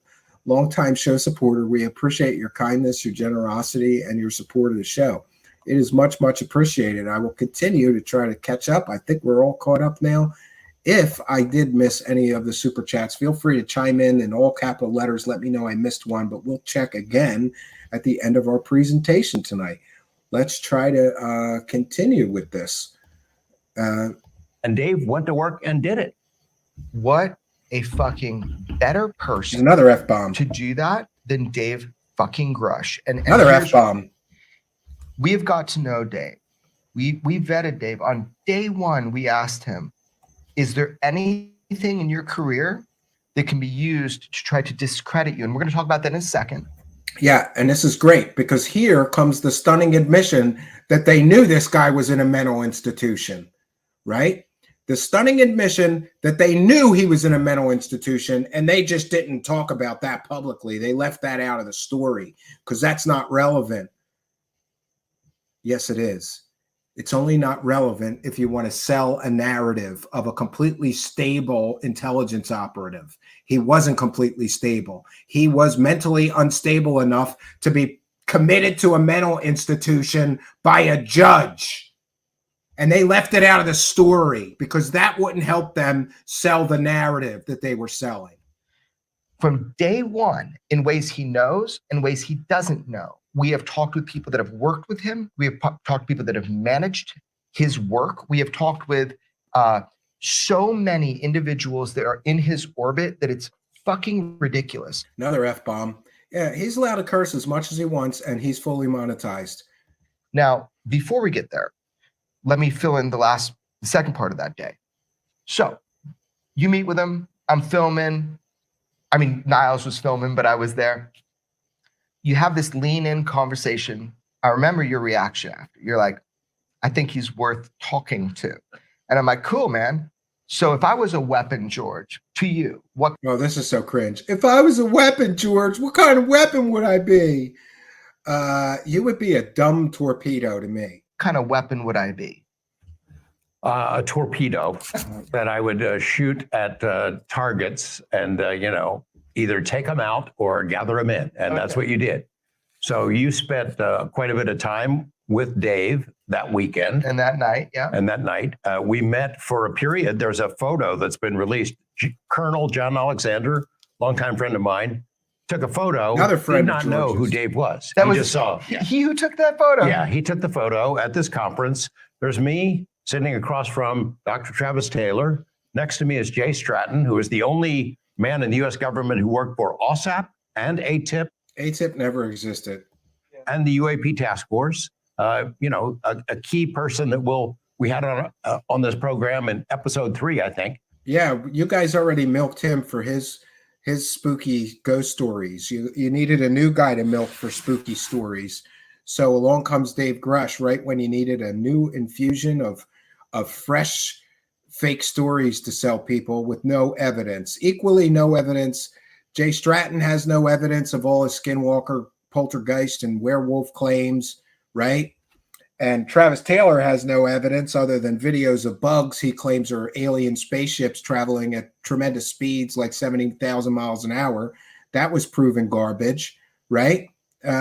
It's all a big club, right? And David Grusch wanted to join it, and he found the perfect group of people that have been selling, these stories for years and cozied up to them. major guy. And then the fourth guy in that booth where we're having a conversation is Dave Grusch. John Alexander takes this photo, has no idea who Grusch is. He just knows, boy, that's got to be an interesting conversation going on there. And it was. He's the leak. Oh, no. So Jay Stratton is the person who gave this assignment to Dave Grusch. Again, Jay Stratton is the guy who believes that poltergeists and werewolves followed him home from Skinwalker Ranch. He was Dave Grush's boss, and shortly after Dave Grusch was committed to a mental institution, sent him on a mission to go find alien bodies, apparently in alien spaceships in possession of, that are the United States government is in possession of. To go after the SAPs, find out what's going on in these special access programs regarding UFOs. Are they hiding reverse engineering programs? Do they have somebody has? And by the way, yes, they are hiding reverse engineering programs, but it doesn't mean that they are studying alien technology. Would it make sense that we have reverse engineering programs to back engineer Chinese technology? You're absolutely right. Would those be special access programs or black budget programs? Absolutely. And where do you think the wreckage of the Chinese balloon and everything else went? Those Chinese spy balloons, they went to a secret program and they were picked apart and investigated to find out what kind of technology the Chinese are using to spy on us. I have no problem with the factual assertion that the United States government has crash retrieval and reverse engineering programs. The problem that I have is there's no evidence so far that these things revolve around alien technology. And what I will say to all the people who constantly attack me for saying this is prove me wrong. The best way to shut me up is to show me evidence. So far, nobody's been able to do that, right? All people are able to do is attack me, attack my family, attack my disability, whatever. You know, nobody's been able to shut me up with evidence so far. So I'll keep asserting that, yes, we do have crash retrieval programs. Yes, we do have back engineering programs, but it's quite a leap into it's about alien technology and not about foreign adversarial technology. Did you know that the United States government has a history of back engineering adversarial technology? We got a hold of intact MiG fighter aircraft in the past. And what do? We pick it all apart. We take it all apart, find out what kind of technology those Soviets have. Same for Russian satellites that come down. Same for Chinese spy balloons or Chinese drones or whatever we can get our hands on that's not our technology. We grab it and rip it apart and study it. As bodies, are they? Do they have crash saucers stashed in a hangar somewhere? Is somebody in the U.S. government funneling money into a program dealing with UFOs that is hidden from the public, hidden from Congress, maybe tens of millions, maybe hundreds of millions of dollars that were slated for a legitimate national security program that are now being used to facilitate this ongoing cover-up? Yes, and on that point, I will agree. It could be tens or hundreds of millions of dollars being misappropriated. And I say let's get to the bottom of it. But let's keep the aliens out of it until we have verifiable smoking gun proof and evidence that it revolves around aliens and not around foreign adversarial technology.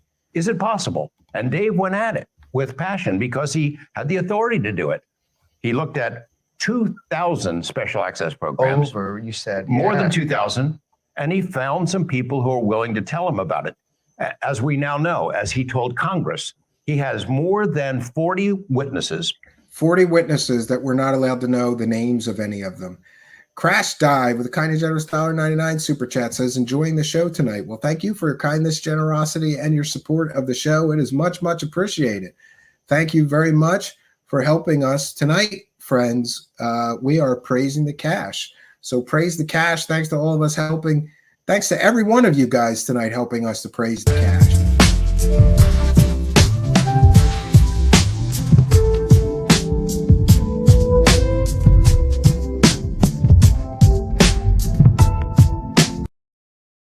Praise the cash, friends. Thank you. People with direct hands-on experience with crash saucers, with reverse engineering, with non-human biologics, the kinds of things that he told Congress. Non-human biologics. As astonishing as it may be, these people work in these programs. I agree, willing to Patty. tell Thank you Dave their story. for agreeing. Dave shared some wide parameters about the kinds of things that he was digging into. Whatever's in his Doppser, whatever he can say legally whatever without is allowed being to say. fucking arrested. Right. Yeah. Gave us an indication of the kinds of things that he was looking into and the things that he has now shared with Congress. In 11 hours of under oath, closed door testimony, classified situations where he told this very specific information to Congress and to congressional staff. Now, I would point this out. Yeah, and by the way, after giving that 4-hour testimony to congressional staffers, this is very important. Tim Burchett admitted himself that the congressional staffers said that David Grusch is an unreliable witness. So congressional staffers heard 4 hours of his testimony where he could say anything he wanted because they were in a closed door session, right? They listened to him and his testimony for 4 hours. Then they went back to members of Congress and said, per Tim Burchett, that Dave Grusch was an unreliable witness. So what was the context? What was the content of that 4 hours of testimony? Was it spooky stories from his boss at Skinwalker Ranch? Was it spooky stories from Travis Taylor, the chief scientist of the UAP task force that doesn't know the difference between a bug and an alien spacecraft? Was it wackadoo theories from the wormhole wackadoo Eric Davis, who's been claiming that the government has non-human spacecraft for 3 years but never proven anything? Is that the quality of this man's so-called evidence? Why would congressional staffers listen to him in a session where he could drop everything and then go back to members of Congress and said that he is an unreliable witness? He didn't come to that SCU event in Huntsville by himself. His boss came with him, and his boss's boss. Yeah, Jay Stratton. It's not they by that point, by June of 2022, his superiors at NGA knew what he was up to, knew what he had found, and they were all in. They came with him. Chris, they wanted to meet the key movers and shakers in the topic. They wanted to hear the discussion that was underway at that conference. They wanted to see what was going on. And so it was not like Dave was a rogue in his agency operating independently. He had the support of the higher ups in his agency. They were there too. Oh, that's interesting, Melvin. Send that to me. And email me that. I'm going to see how far we can go. But just so everybody knows, I've dropped my last about all of this. So I think we can go as far as we can go. And we're going to try to be as clear as people as possible. And I think a way to do that is to talk about what happened later that night. Yeah. So Kevin, those were his handlers, not just his bosses. Kind of called me a harpoon. I think about myself more like a really specialized weapon system. I'm like, let's go drink whiskey. So I said to Dave and to Gary Nolan, I agree, said, Victor. Meet me We're going to do the math at a bar later in the night. And I just want to get to know. This is interesting. So remember that Dave Grusch is apparently not long ago was institutionalized in a mental hospital for alcohol-related problems and mental problems. And here comes Jeremy Corbell inviting him to come drink whiskey with him at a bar. Talk about what happened later that night. So you call me a torpedo. You kind of call me a... What kind of a person invites a man that's a recovering alcoholic to go drink whiskey with him? Because that's exactly what Jeremy Corbell is about to say he did, right? The guy tells him, I'm a recovering alcoholic. I was in a mental institution for alcohol problems and I have PTSD and I was suicidal, but I'm okay now. And Jeremy Corbell invites him to go to a bar and drink whiskey with him. Great guy, great guy. But remember, I'm the bad guy here. I'm always the bad guy. I didn't invite a recovering alcoholic to drink whiskey with me.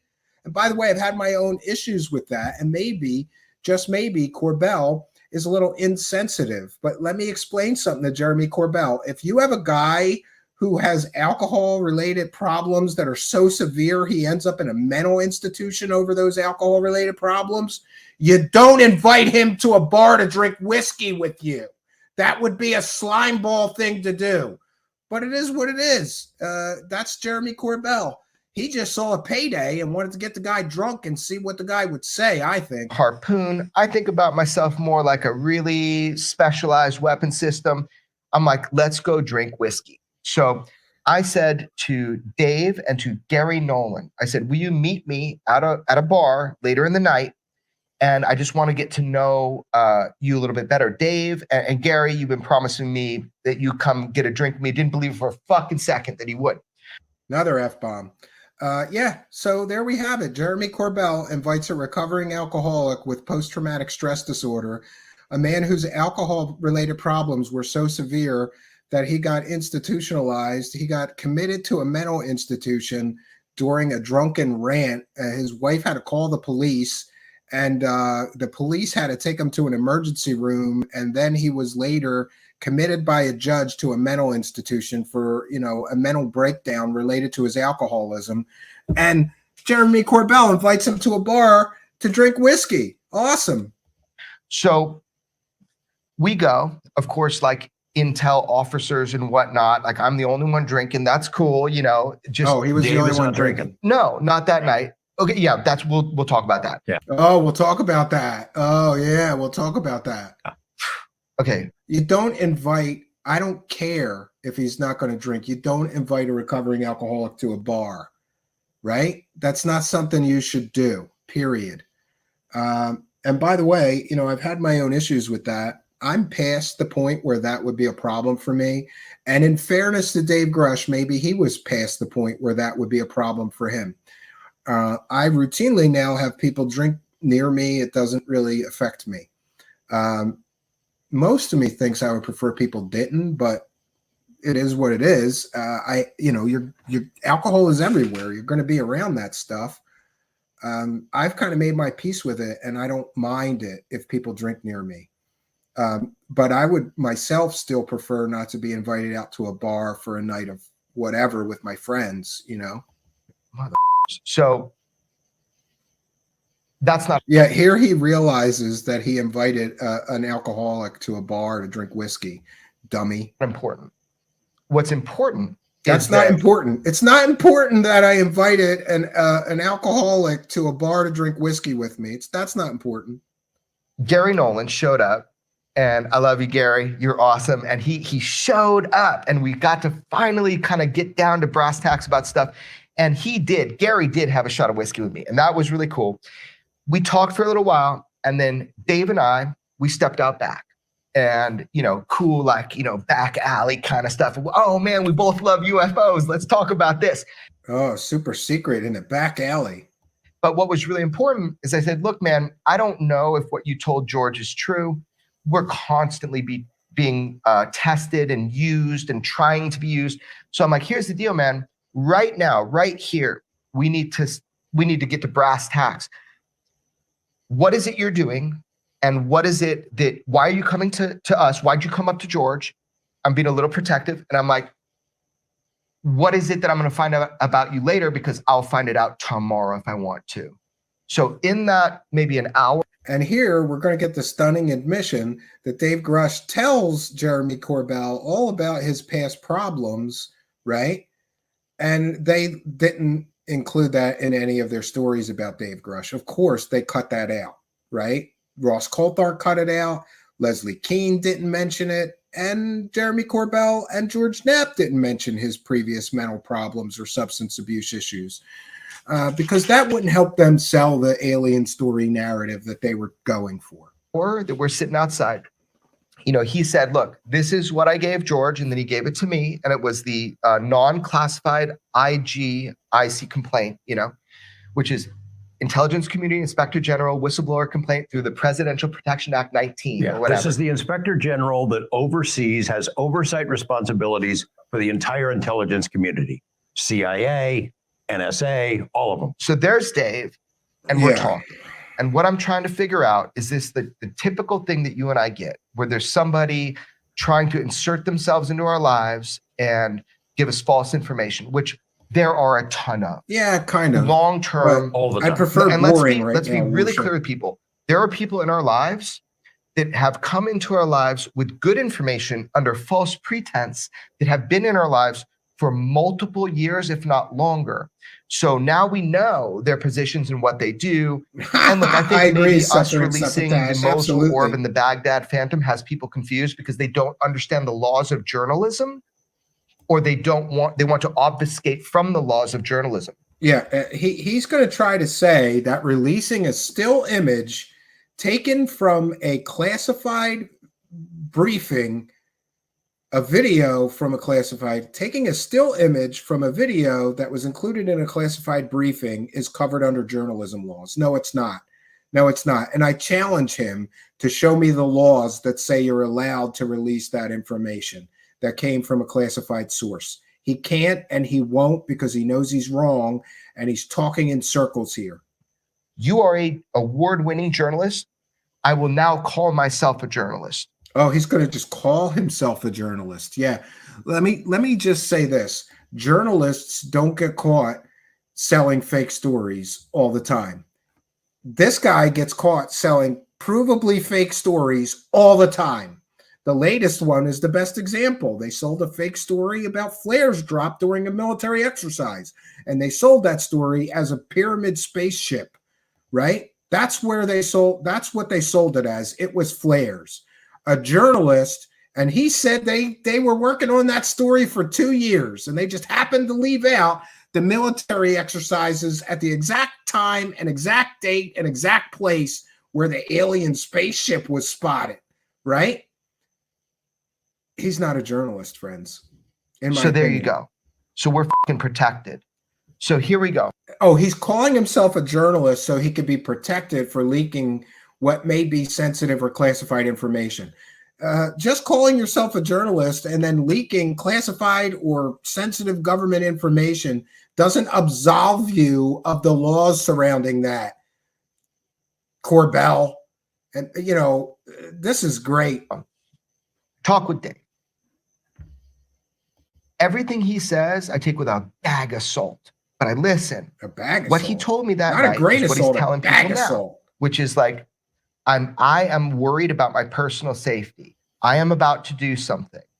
You don't need to believe me, but I need protection. You're right, Joe. George, now, thanks for being a member. he's a gangster. He'll be loud. If something happens, he'll be loud. If you find me to be credible and you find this to be urgent, like the ICIG did, yes, you'll make noise. We didn't break the story. We got no dog in that fight. But what we can do is we can be Totally witness official. to He's what an it is official that David journalist Grusch now. told Yes. the public, and we talked about the behind the scenes, but we can say beyond a shadow of a doubt, and I'm not even going to look you in the eyes. You tell me. Tell me Have we UFO stories vetted on Brokeback who Mountain. David Grusch is? Do you believe he is who he says he is, and what he said that at least he believes? Oh, for sure. Yeah, there's no question. Zero question about that. He is who he says he is. He had I the agree, jobs that Melvin he has O'Brien. claimed. They That has talk been and say verified nothing over for and over hours. again. It's one of the reasons he was the central witness at this hearing in front of this House National Security Subcommittee. No, one of the reasons he was a witness there was because your buddy, Tim Burchett, who keeps getting things wrong and releasing completely and totally fake information, wanted to help you push your UFO grift. That's my opinion, and I'm entitled to it.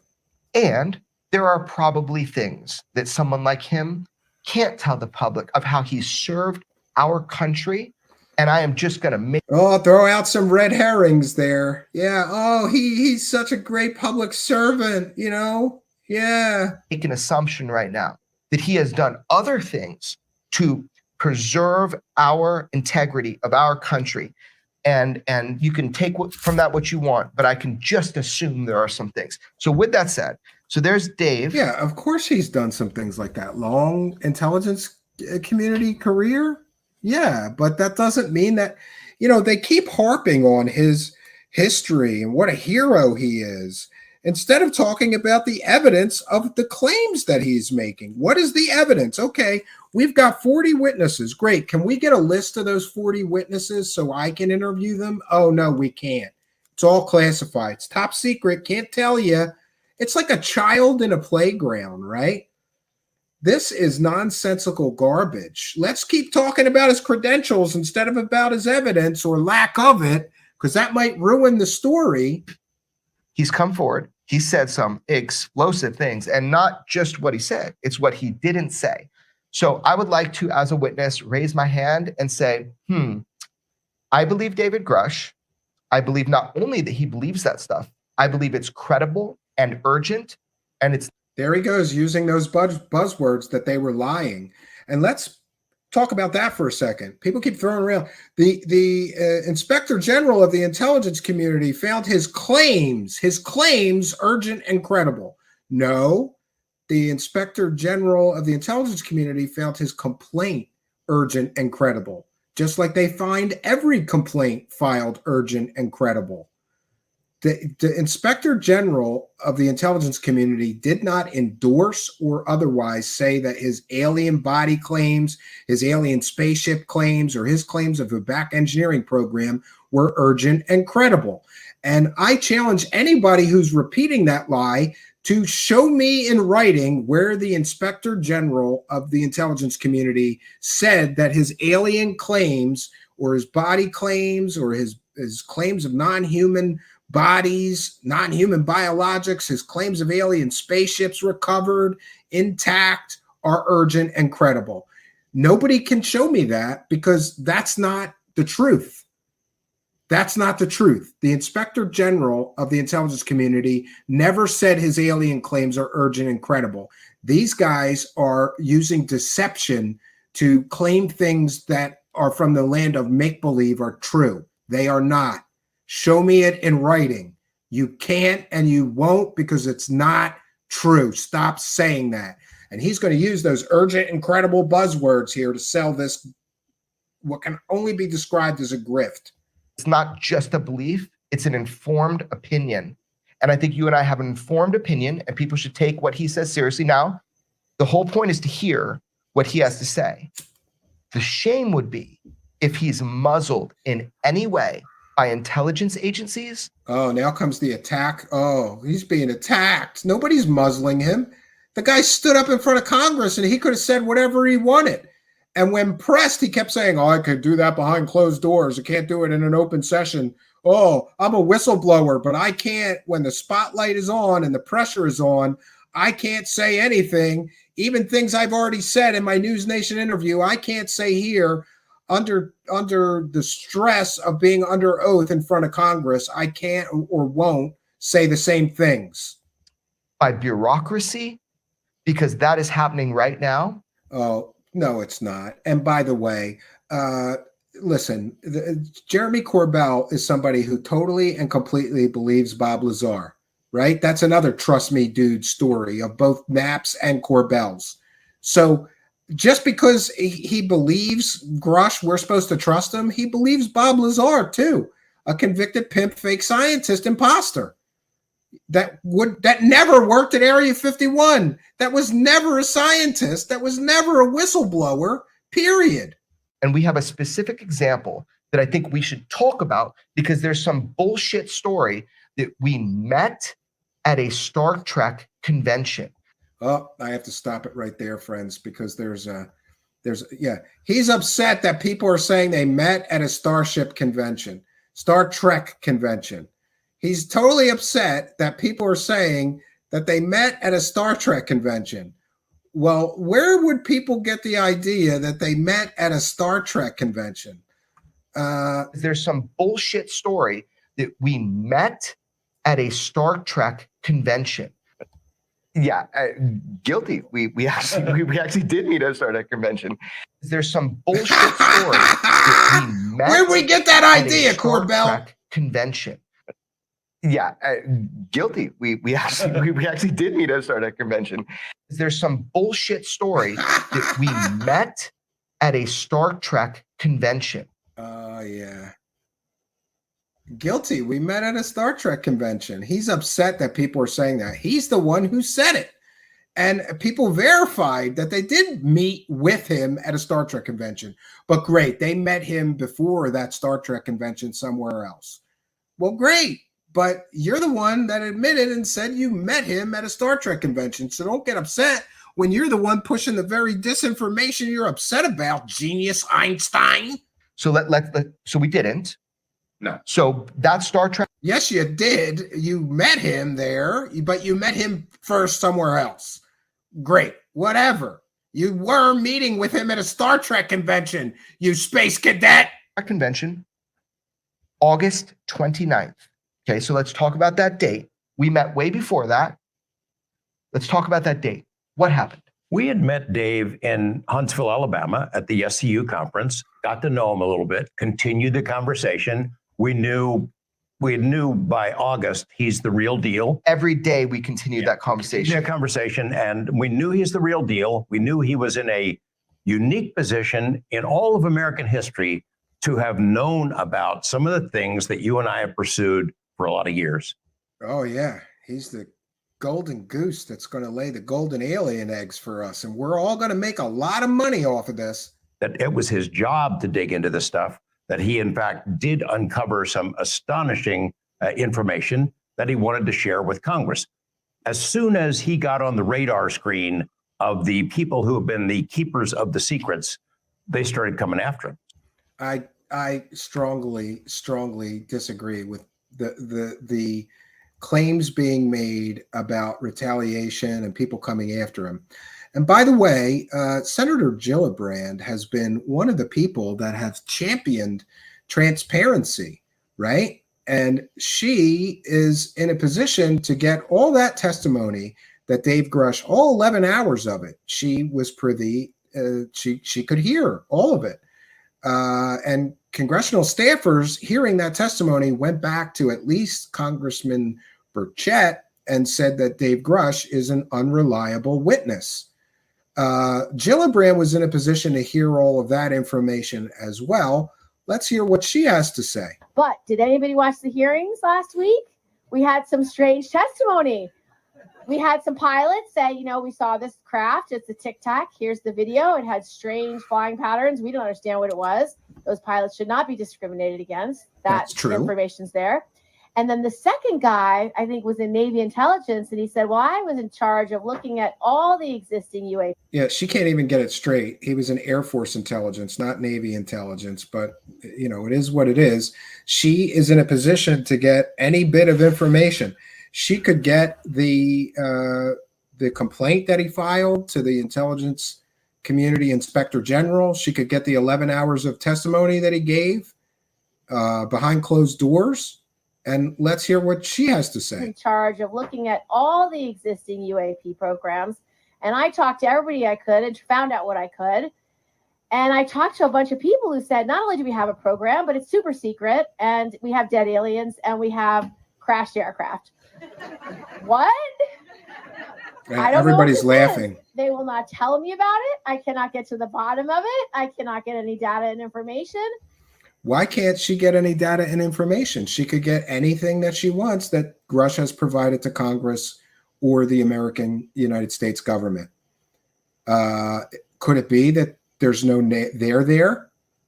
I think what we are seeing is cracks in the dam of an extremely deceptive operation being run either by a group of intelligence assets or UFO profiteers, or perhaps a mix of both, because she can get access to everything and she's saying she can't get any data.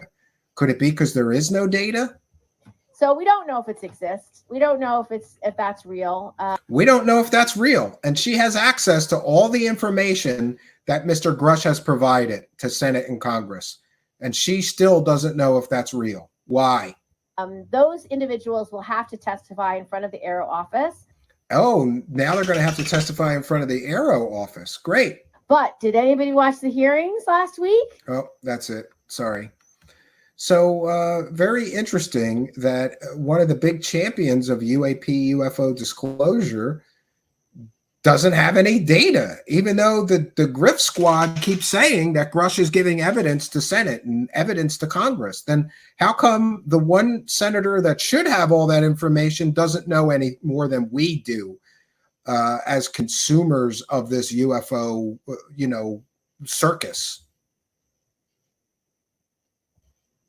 Oh, sorry. Sorry about that. Shared with us in Huntsville, the Inspector General document. It was kind of a test for us. He shared that with us to see how we'd handle it, and we sat on it. I would not have ever released it without Dave's permission. I didn't do it until he went public. Oh, I forgot about a year that. or so Yes, later. we will. And, we were convinced that he's the real deal. Great. You were convinced. So trust me, bro. And again, I'm not disputing that the man is who he says he was, and his work history seems to check out. All I'm saying is, where's the evidence? Why do you keep on harping on he is who he says he was? His job history checks out. He really did work for the Air Force and the government and the intelligence community. Great. But where's the evidence of the claims being made? And by the way, just a reminder, we have a Discord, and tonight after the live broadcast, we'll be doing a discussion and in our Discord live chat, and you are welcome to come and take part in that. That he really did uncover astonishing information in the course of his official job, his official duty.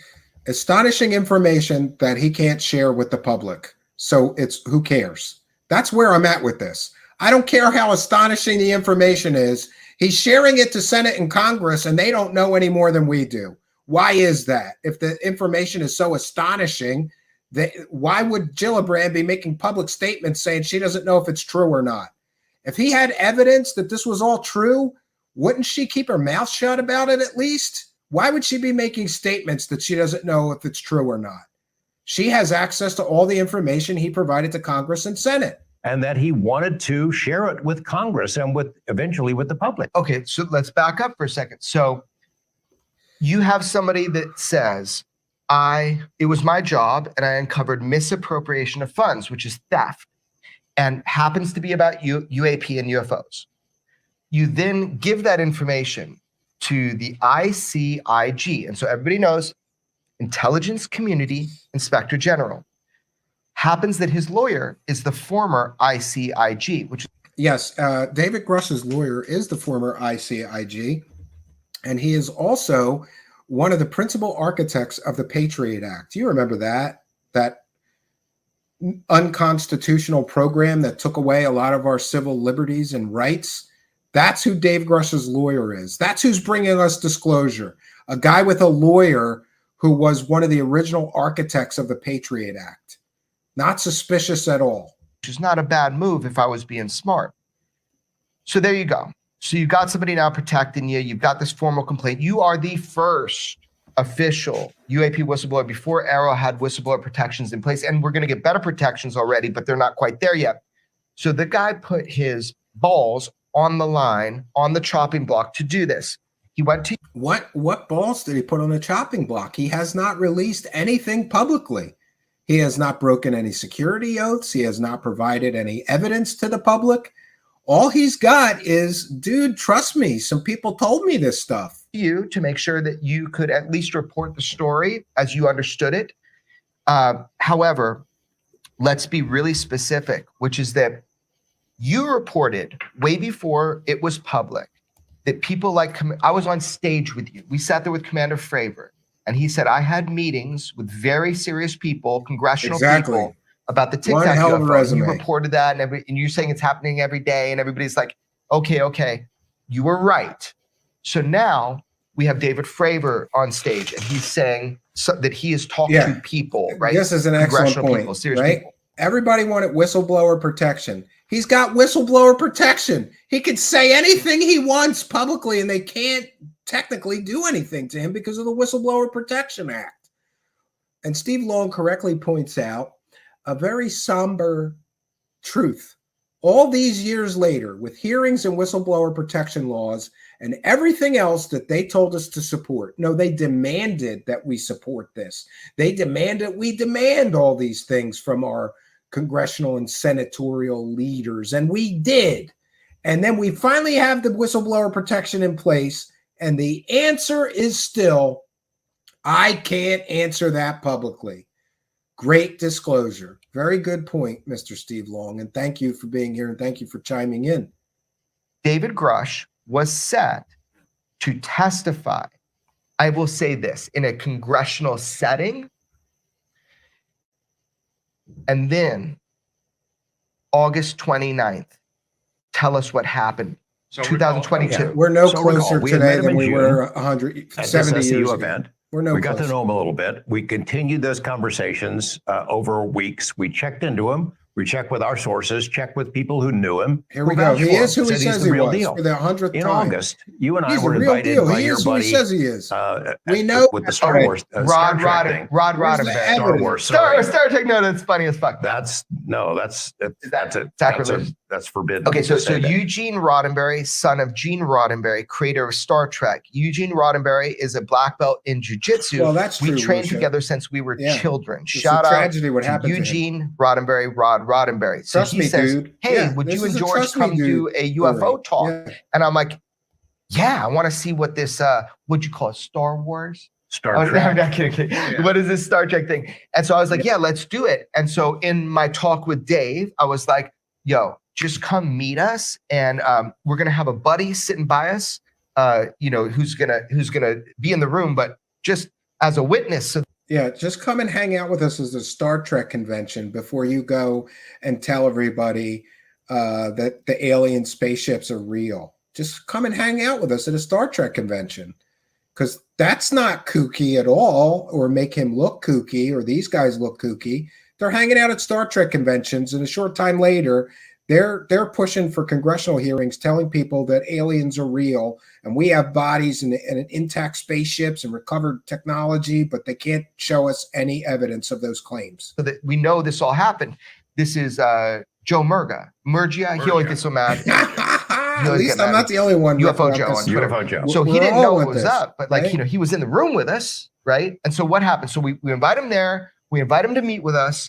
We're meeting just because we're talking at this Melvin thing. O'Brien, flying What saucers. happens? Well, we spent a couple of days. Dave, it turns out, is a Star Trek fan, like most of us are. I agree, mean, most Torvik. people No in the data, world are fans of it's Star Trek worthless. to one degree or another. This is It was worthless awesome. then. He didn't dress up as a Klingon. He didn't embarrass himself in any way. He wanted to see what it's about. So Yeah, did I, exactly, whether we were Digital speaking Vortex. or not. So we Yeah. had a chance. We did That's some another thing. presentation. There's whistleblower protections in place. So why isn't Bob Lazar and George Knapp? Remember, George Knapp claims he knows exactly where the element 115 is. Why didn't they bring element 115? Why did they not bring the element 115 that George Knapp claims that he knows where it is right into the Congress, hearing? If I knew where the element 115, which would be smoking gun proof of alien visitation on Earth, he's been selling that story for 30 years. There's whistleblower protections in place. Why didn't he bring that element 115, since he said he knows where it's buried, into Congress while they're holding the hearing and throw it into the middle of the room and say, there's element 115, proof of alien visitation, bitches? He didn't do that. You know why? Because he's full of shit. That's why. And he has made himself a millionaire selling carefully constructed illusions of true stories that are based on lies, half-truths, lies by omission, and layers upon layers upon layers of deception. And mark my words, this story is no different. The layers of deception are already being peeled back. Remember when Ross Coulthard, asked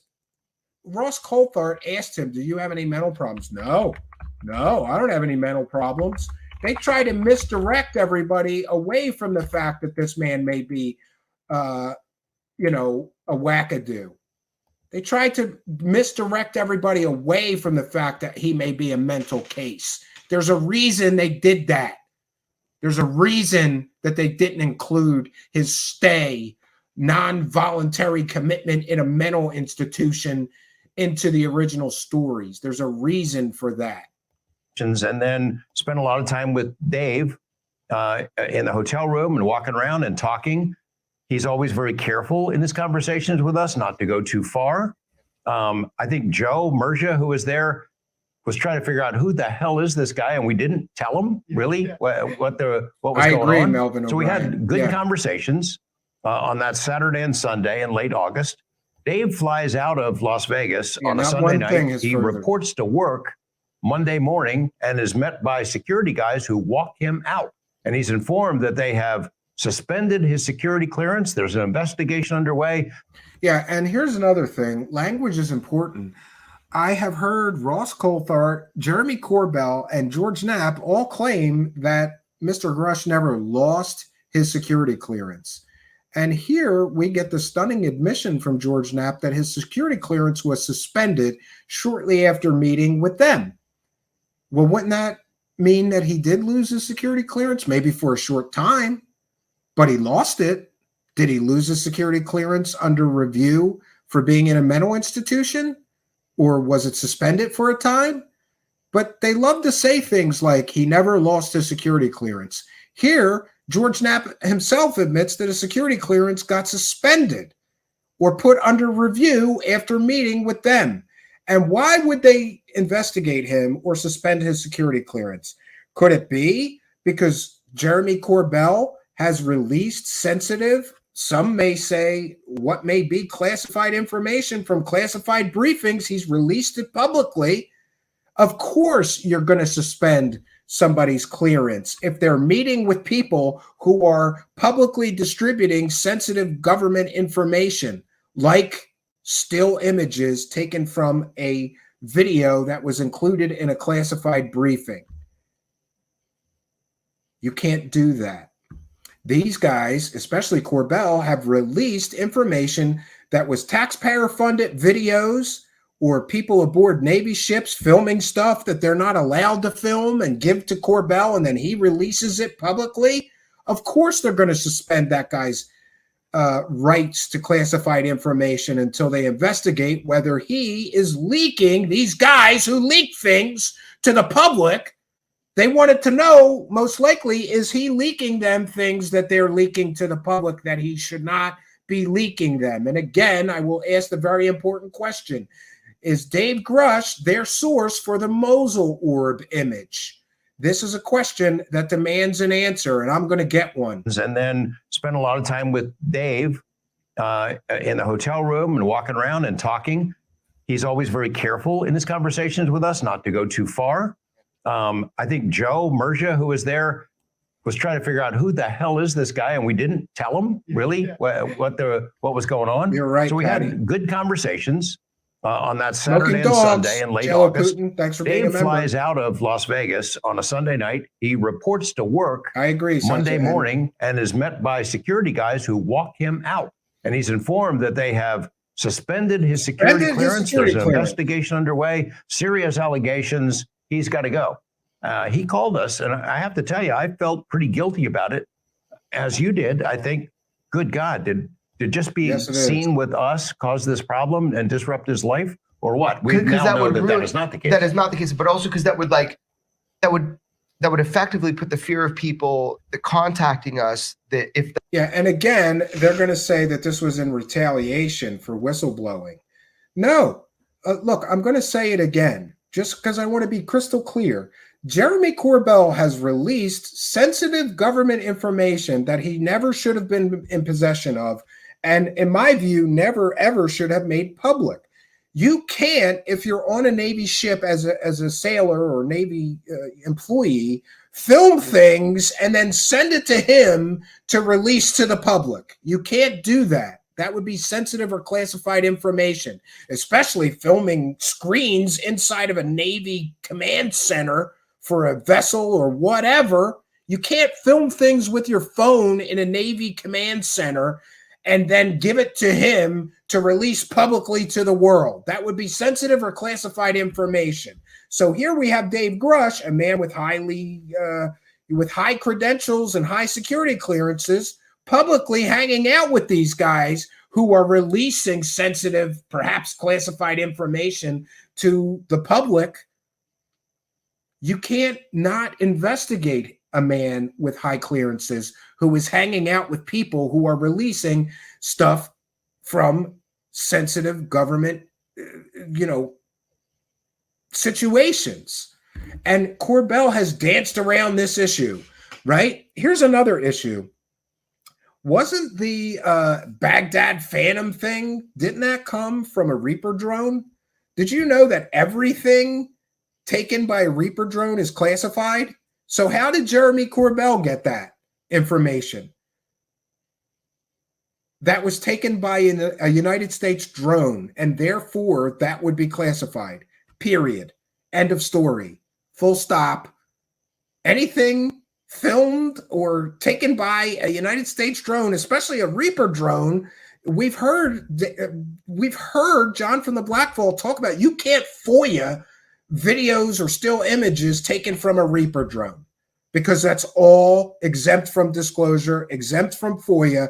But somehow Jeremy Corbell is getting that stuff and leaking it. And yes, if he's hanging out with a guy with high classifications, they're going to suspend that guy's classifications until they determine where is Jeremy Corbell getting these leaks from. Could it be that he's getting leaks from Dave Grusch and that investigation was fully warranted and should have taken place? And again, I'm not an expert on these matters, but I know certain things that Jeremy Corbell has released that in my view, he should not have released those things. He had no right to even possess them, let alone release those things publicly. And there's the issue of Jeremy Corbell constantly making money from taxpayer-funded videos and images and other information that he gets leaked to him. Can I get on that list and get the government videos and profit from them and slap my copyright on them and then license those videos to all the news outlets to play and loop while they're talking about UFOs and I get a royalty? Does he get royalties every time a news organization uses one of his videos? And are those royalties really him profiting from taxpayer-funded videos that he got leaked to him? Can I get on the leak list? Of course they're going to investigate a high-ranking intelligence officer with high clearances who's hanging out with a guy who is leaking things like Corbell has. And these guys are going to act shocked, and they're going to say this is retaliation. No, that's the intelligence community, and obviously they don't understand how the intelligence community works. If you've got a guy with high clearances hanging out with people who are leaking sensitive things, you're going to investigate him, even suspend his clearance until you're sure that he has not been the source of the leaks to these people that are leaking. That was the case. If he got some reprisal just by association. However, that's not what happened. That's not what happened. So what you're saying is he went back to the National Geospatial Intelligence Agency. Also, we could say NRO separately, but there he is, and he gets walked out. Now, what did they walk him out about? And that's what was so interesting, because he already told us that, there's these attempts of reprisal. What did they walk him out about? Do you remember? I have it written down. Yeah, I have a couple of the things that were on that list. I'm not sure how far we can go with this. I think we can say the three things that were kind of identified to him. What did they walk him out? He told us about it. So among the other things that by the way, did they ask his permission to release this information? After all, he's got an active Inspector General complaint about reprisals, and this is some of the reprisals that he's claiming were reprisals for his whistleblowing, and that should be kept. I believe that all should be kept secret while the Inspector General investigates the claims. But these clowns are now going to leak information about these things, and that's a problem as well. Brought up I just got to say, these are such bullshit. Little nitpicky bullshit attempts to silence him. And it is very obviously an attempt to silence him. And it's your opinion that it's an attempt to silence him. Maybe it was an active investigation because he's hanging out with people that are leaking sensitive or classified information from United States government sources. And he's a United States government source with high classification that has access to similar information to the information that Mr. Grusch and Knapp have been leaking for profit. Yes. Punish him for what he had already shared, the information already shared as part of his job. Yes. For one, they had a beef about his time card. So as a contractor, he had submitted invoices for 12,000 or so hours of work he had done for the government.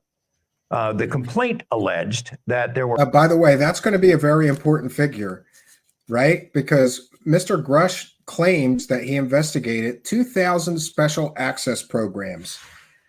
And he did all of that in 12,000 hours, right? I think it's a mathematical impossibility to fully investigate 200 special access programs in 12,000 hours, but we're going to look into that as well.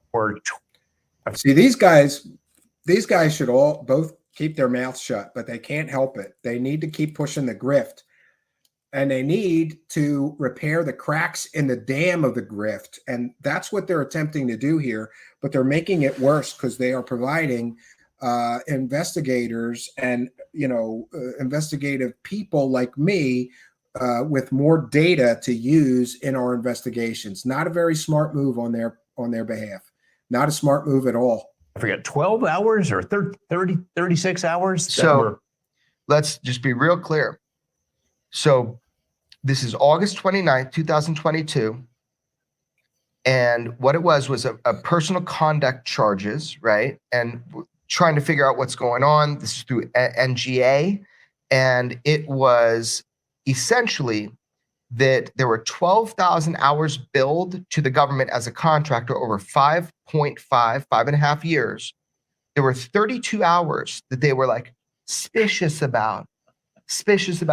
So they're like, huh? And he's like, yeah, I don't really care too much about the time card issues. I'm more concerned with this guy potentially leaking classified information or sensitive information to these two UFO clowns and promoters and profiteers. oh, do I owe you like a couple grand? Like, what do you mean? Did I forget to do a stub? That was one of the things that was in that formalized attack on him. Yeah, basically. There's no proof it was a formalized attack. It was an inquiry into his conduct. 4 days of work out of 5.5 years. Hey, we're not sure if you billed us correctly for this. Boy, we're going to get you for it. Come on. So additionally, in that, there was the idea that he shared classified information with people who were not authorized to receive that classified information. And there we have it. There was the idea that he shared classified information with people that were not authorized to receive it. I can definitively say that not only would we protect people that tried to do that, he is so fucking smart. He would never do that. He didn't do that. And we don't know that he didn't do that because Jeremy Corbell won't answer very important, very direct questions that require questions so important they demand answers. Like, did Dave Grusch leak you the Mosul orb image? Did Dave Grusch leak you the Baghdad Phantom stuff?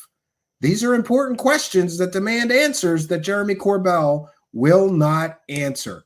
So whatever they were going for on that one, that was the second thing. Now, the third thing was— This is a really good one. This is the good one.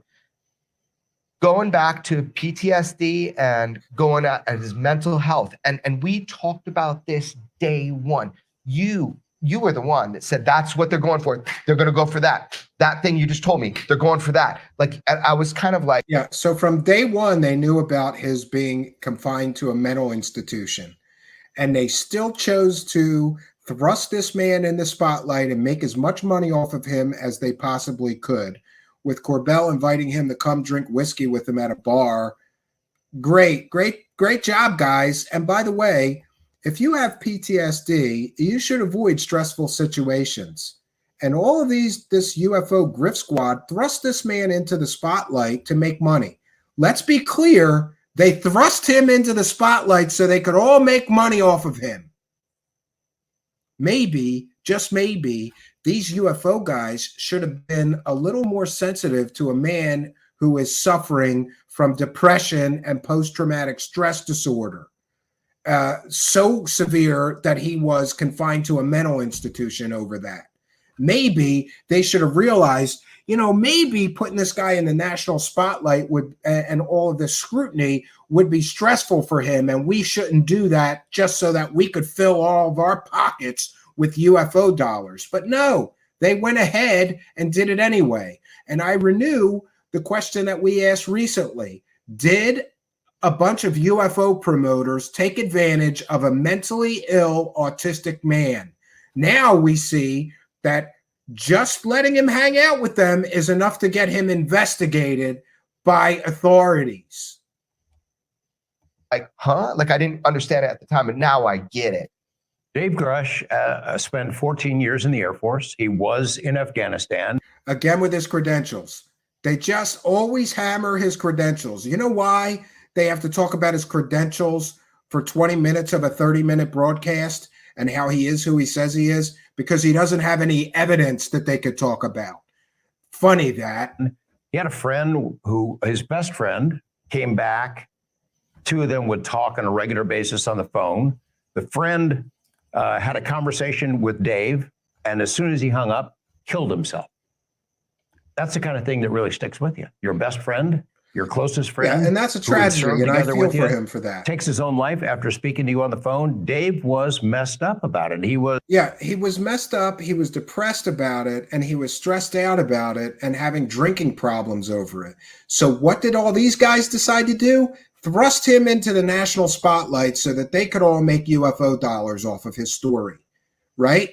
If they really cared about him, they would have told him not to become a public figure. They would have told him, rightfully so, what amount of stress that would amount to in his life. And they should have warned him, I think George Knapp might have, that they're going to dig up everything in your past and it's all going to become public, right? Now, the UFO promoters here tried to withhold that information from the public, but another journalist found that information and released it publicly, the information about him being committed to a mental institution. Was in a deep depression. He started self-medicating. He drank. He was depressed. He was talking suicidal stuff, the kind of things that any normal human being, the kind of reaction that any normal thinking, feeling human being would have. So, brass tacks. Yeah. First of all, these guys are so concerned with his mental state, but they were perfectly okay with thrusting him into the national spotlight, right? Let's go to Congress. We'll sit behind you while you testify, and then we'll monetize our curiosity and make as much money as we can off of your story.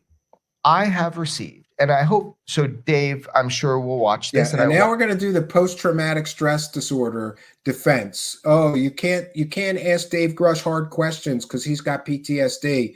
You can't demand evidence from a man making fantastical claims about alien spaceships and alien bodies because he's got PTSD. How dare you ask him questions or ask him for evidence of his claims? He's got PTSD. They care so much about the PTSD, they wouldn't have thrust him into the national spotlight to make money.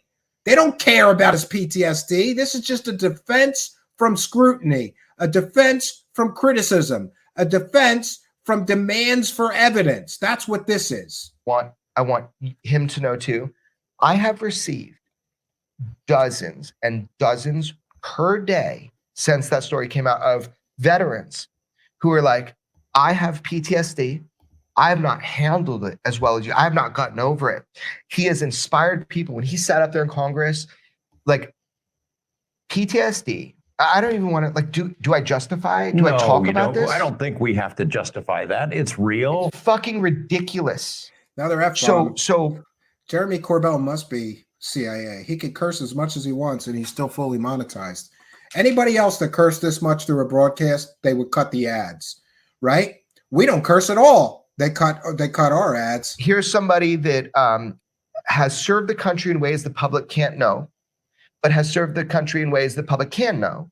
And just that alone, if he was active service and feeling and having issues, we would help because he's an asset. We'd help him. But now that he's out, it's like all of a sudden, anything you can do to try to diminish what he said, I don't even want to give it justice, but I'll tell you this.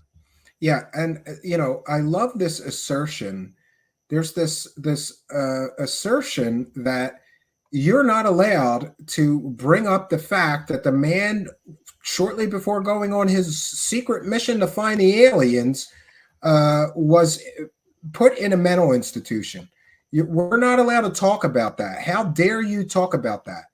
The man has no evidence. If the man had evidence, it wouldn't be relevant. Who cares? But he has no evidence, and he's willing to believe everybody's stories, apparently. So it is very relevant. And thank you, Real Steel Rumblehead, for kind and generous $5. Says, blah, blah, blah. It never ends with these guys. Are they crashing bores, or is it just me? Yeah. All these guys do is talk without all they do is talk without getting into any evidence because they don't have evidence to talk about. Exactly. The UFO community are acting all pissed. Laugh out loud. Yeah, I mean, it's relevant. If the guy had evidence, it wouldn't be relevant. But if you couple the fact that this guy's making fantastical claims, he's not providing any solid or verifiable proof or evidence of the claims that he's making, which are truly out of this world, couple that with the fact that he was put in a mental institution, it's relevant. And these guys are all going to sit here and pretend it's not relevant. And you're just trying to diminish his testimony. Well, testimony offered with no evidence should be dismissed without evidence. But I think we can enter into the record the evidence that he was in a mental institution because that matters. I've had dozens and dozens every day who have texted me of active and former service members who have just called and thank bullshit. You, and they're Real like, Steel Rumblehead. So like I should post some of those thank tweets you for your kindness. or some Praise of those the cats, messages. Friends. So look, yeah, Dave had PTSD and he fucking dealt with it. And yeah, there were 2 incidents that got into the public record. Okay, one was in 2014, one was in 2018. He was very upset, very depressed, drinking too much, suffering classic symptoms of PTSD, and it spilled over. I think his wife told police he wants to kill himself. Good point, Sandra. He needs help. In the second episode, he was detained, put him in a facility to protect him for 24 hours. Right. You can hold for 72 hours, by the way. So, and by the way, he never lost a clearance. Yeah, he never lost a clearance, except when he was investigated for hanging out with you guys and they suspended his clearance and walked him out of the building like a goddamn common criminal, right? You forgot about that? He never lost his clearance, except for that time he was investigated for hanging out with us at Star Trek conventions. Right after the day that we met him and we started hyping that Mosul orb image, right? So think about that for a second, right? You have the highest clearance. There is nothing above TSSCI, whatever the there's nothing above that. Like he did not lose clearance from NGO. He didn't, or NGA. Victor Wang. He did not He has lose double clearance from secret NRO. super duper and there's more to evidence, the story yes. which can't be told, but he reported some things that happened to him through an official channel I agree, Mark. of Fool me counterintelligence within NGA. So he has received all of this kind of fire. The dude never lost his clearance. The dude is decorated. Yeah. He is Here, let's keep talking about his decorations and his clearances and his impeccable record, except for that mental institution thing. And Wellness Wisdom correctly points out, it's likely there were more episodes we don't know about. Yeah. How many times did he get drunk and threaten suicide to his wife that his wife wasn't serious enough that she didn't call the police? There could be a whole lot more episodes that we don't know about because the police did not become involved. They might not have been as serious of psychotic breakdowns or drunken escapade episodes, whatever you want to call it. There's likely more episodes that we do not know about yet, right? Torvik says, if they can use his career and credentials as evidence, anything about his life is fair game for criticism. Good point, Torvik.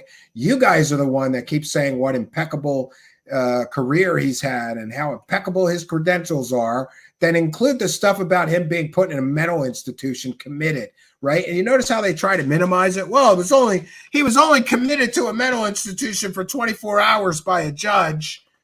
Okay, it wasn't that serious. Sure. Decorated. Is that wrong to say? He's so decorated. Fucking decorated. He's decorated. He's decorated. He's decorated. Yeah, why don't you talk about his evidence, Jeremy Corbell? Let's hear about the evidence he has. I don't want to hear about decorations anymore. We've heard enough about his background and how he is who he says he is. These guys have spent probably 23 minutes of the 33-minute broadcast talking about his credentials and his clearances and his duty to service and all this nonsense talk. Where is the talk about the evidence? Oh, that's right. There is no evidence. Oh, that's why you can't talk about the evidence he's putting forward, because there is none. It's just stories that he heard. This dude has I'm sorry, like I'm just like, it makes me so mad. This dude served our country, and this is the treatment he's getting. Yeah, that's cool. He's a hero. That's cool. Let's report He's a the news. hero. But I mean, on the bigger scale, man, this whole thing that's going on with him is to discredit him. And you're a journalist, old school, 35, 40 fucking years.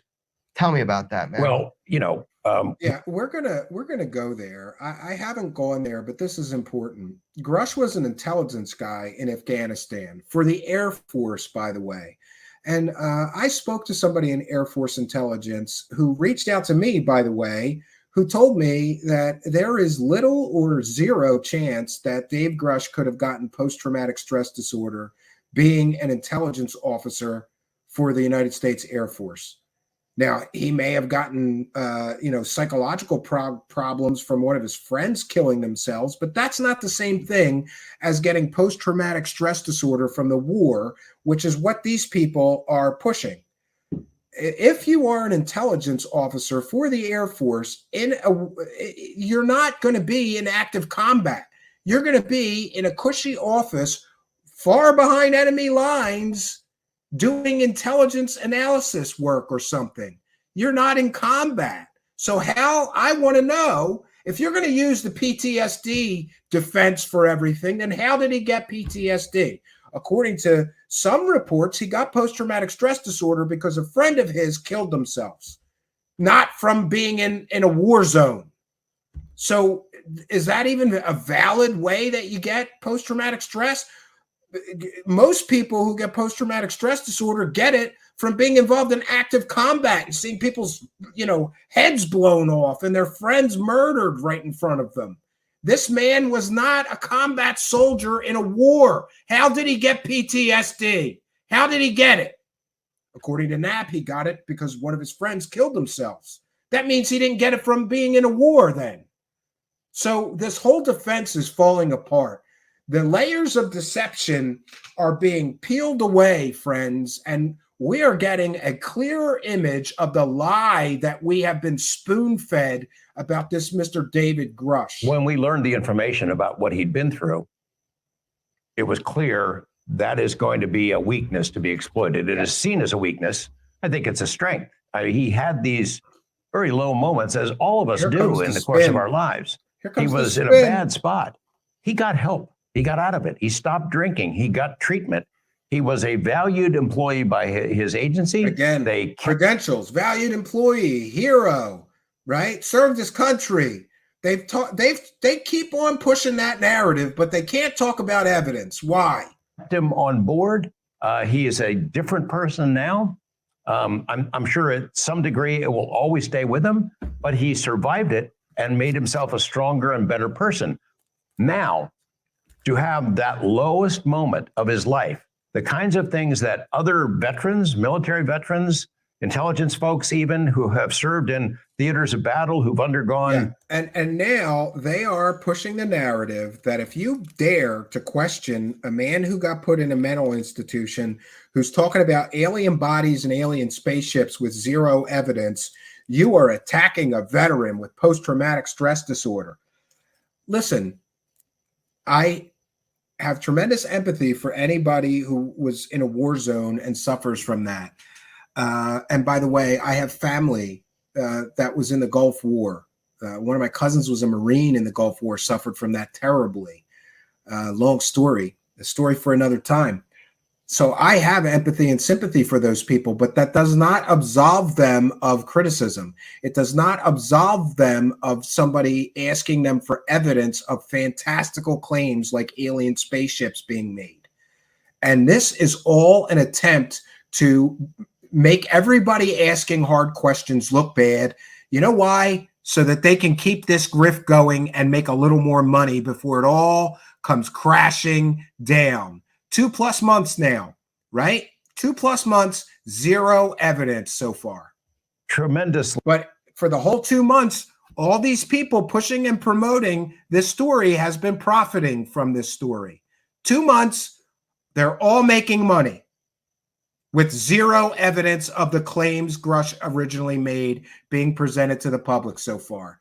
Well, except for, claims of a 1933 UFO hoax pushed by William Brophy, known tall tale teller and bullshit artist who was involved in another UFO crash hoax, the Trinity crash.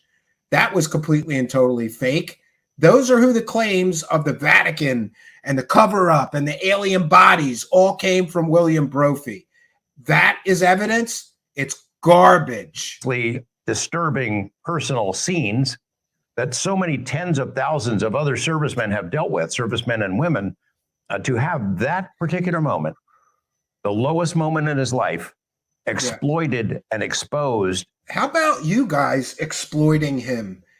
Because you knew that that was going to come out, but you thrust him into the spotlight anyway, knowing that was going to come out, hoping that perhaps some journalists wouldn't catch that and you could keep the story going for longer, all on zero evidence. They've kept this, I got to give it to them. They've kept a completely fantastical story about alien bodies and crash retrievals and non-human biologicals and all this stuff going for 2+ months now, and none of the people promoting the story, profiting from the story, have shown a single shred of evidence to support the claims being made.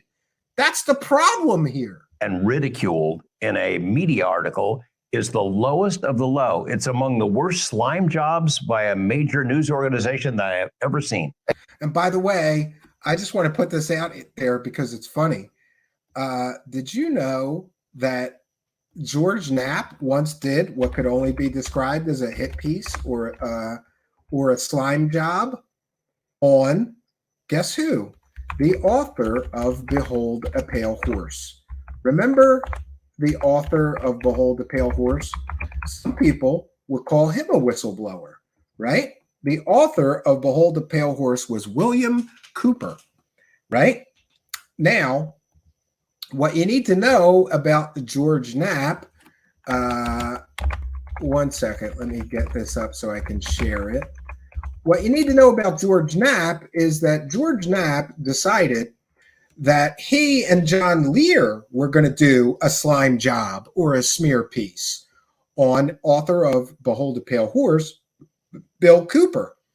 And why did they do that? Because they didn't think that the UFO and alien information that Bill Cooper was putting forward was real or true or accurate. So they did it what could only be described as a hit piece on Bill Cooper. So for George Knapp to sit there and act so sanctimonious, like, you know, he's such a journalist with integrity, and how dare this other journalist do this slime job hit piece? He did it himself.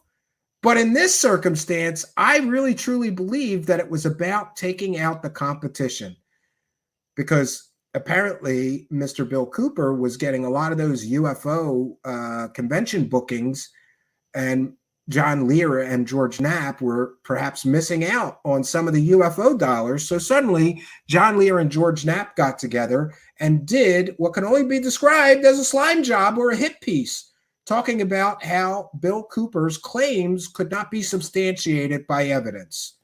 I'm going to say that one more time.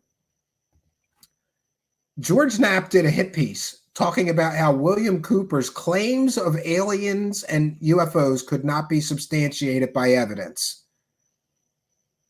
And he's going to get upset that another journalist ran what he's calling is a hit piece on Grusch because he revealed the truth that they should have revealed in their original reporting, that Grusch spent time in a mental institution. He has no moral high ground, considering he's done just as bad, if you consider it a bad hit piece, just as bad a hit piece on a so-called UFO whistleblower. He did it before. And I'm going to drag out that piece, and we're going to post it here on our channel here, because history matters, Mr. George Knapp. You ran a slime piece or a hit piece against Bill Cooper, claiming that his UFO and alien stories could not be substantiated by evidence. Well, I'm here to say that I believe Mr. David Grusch's claims cannot be substantiated by evidence. And that's not a slime piece, or that's not a hit piece. That's not a slime job or a hit job. That's reality. Welcome to reality.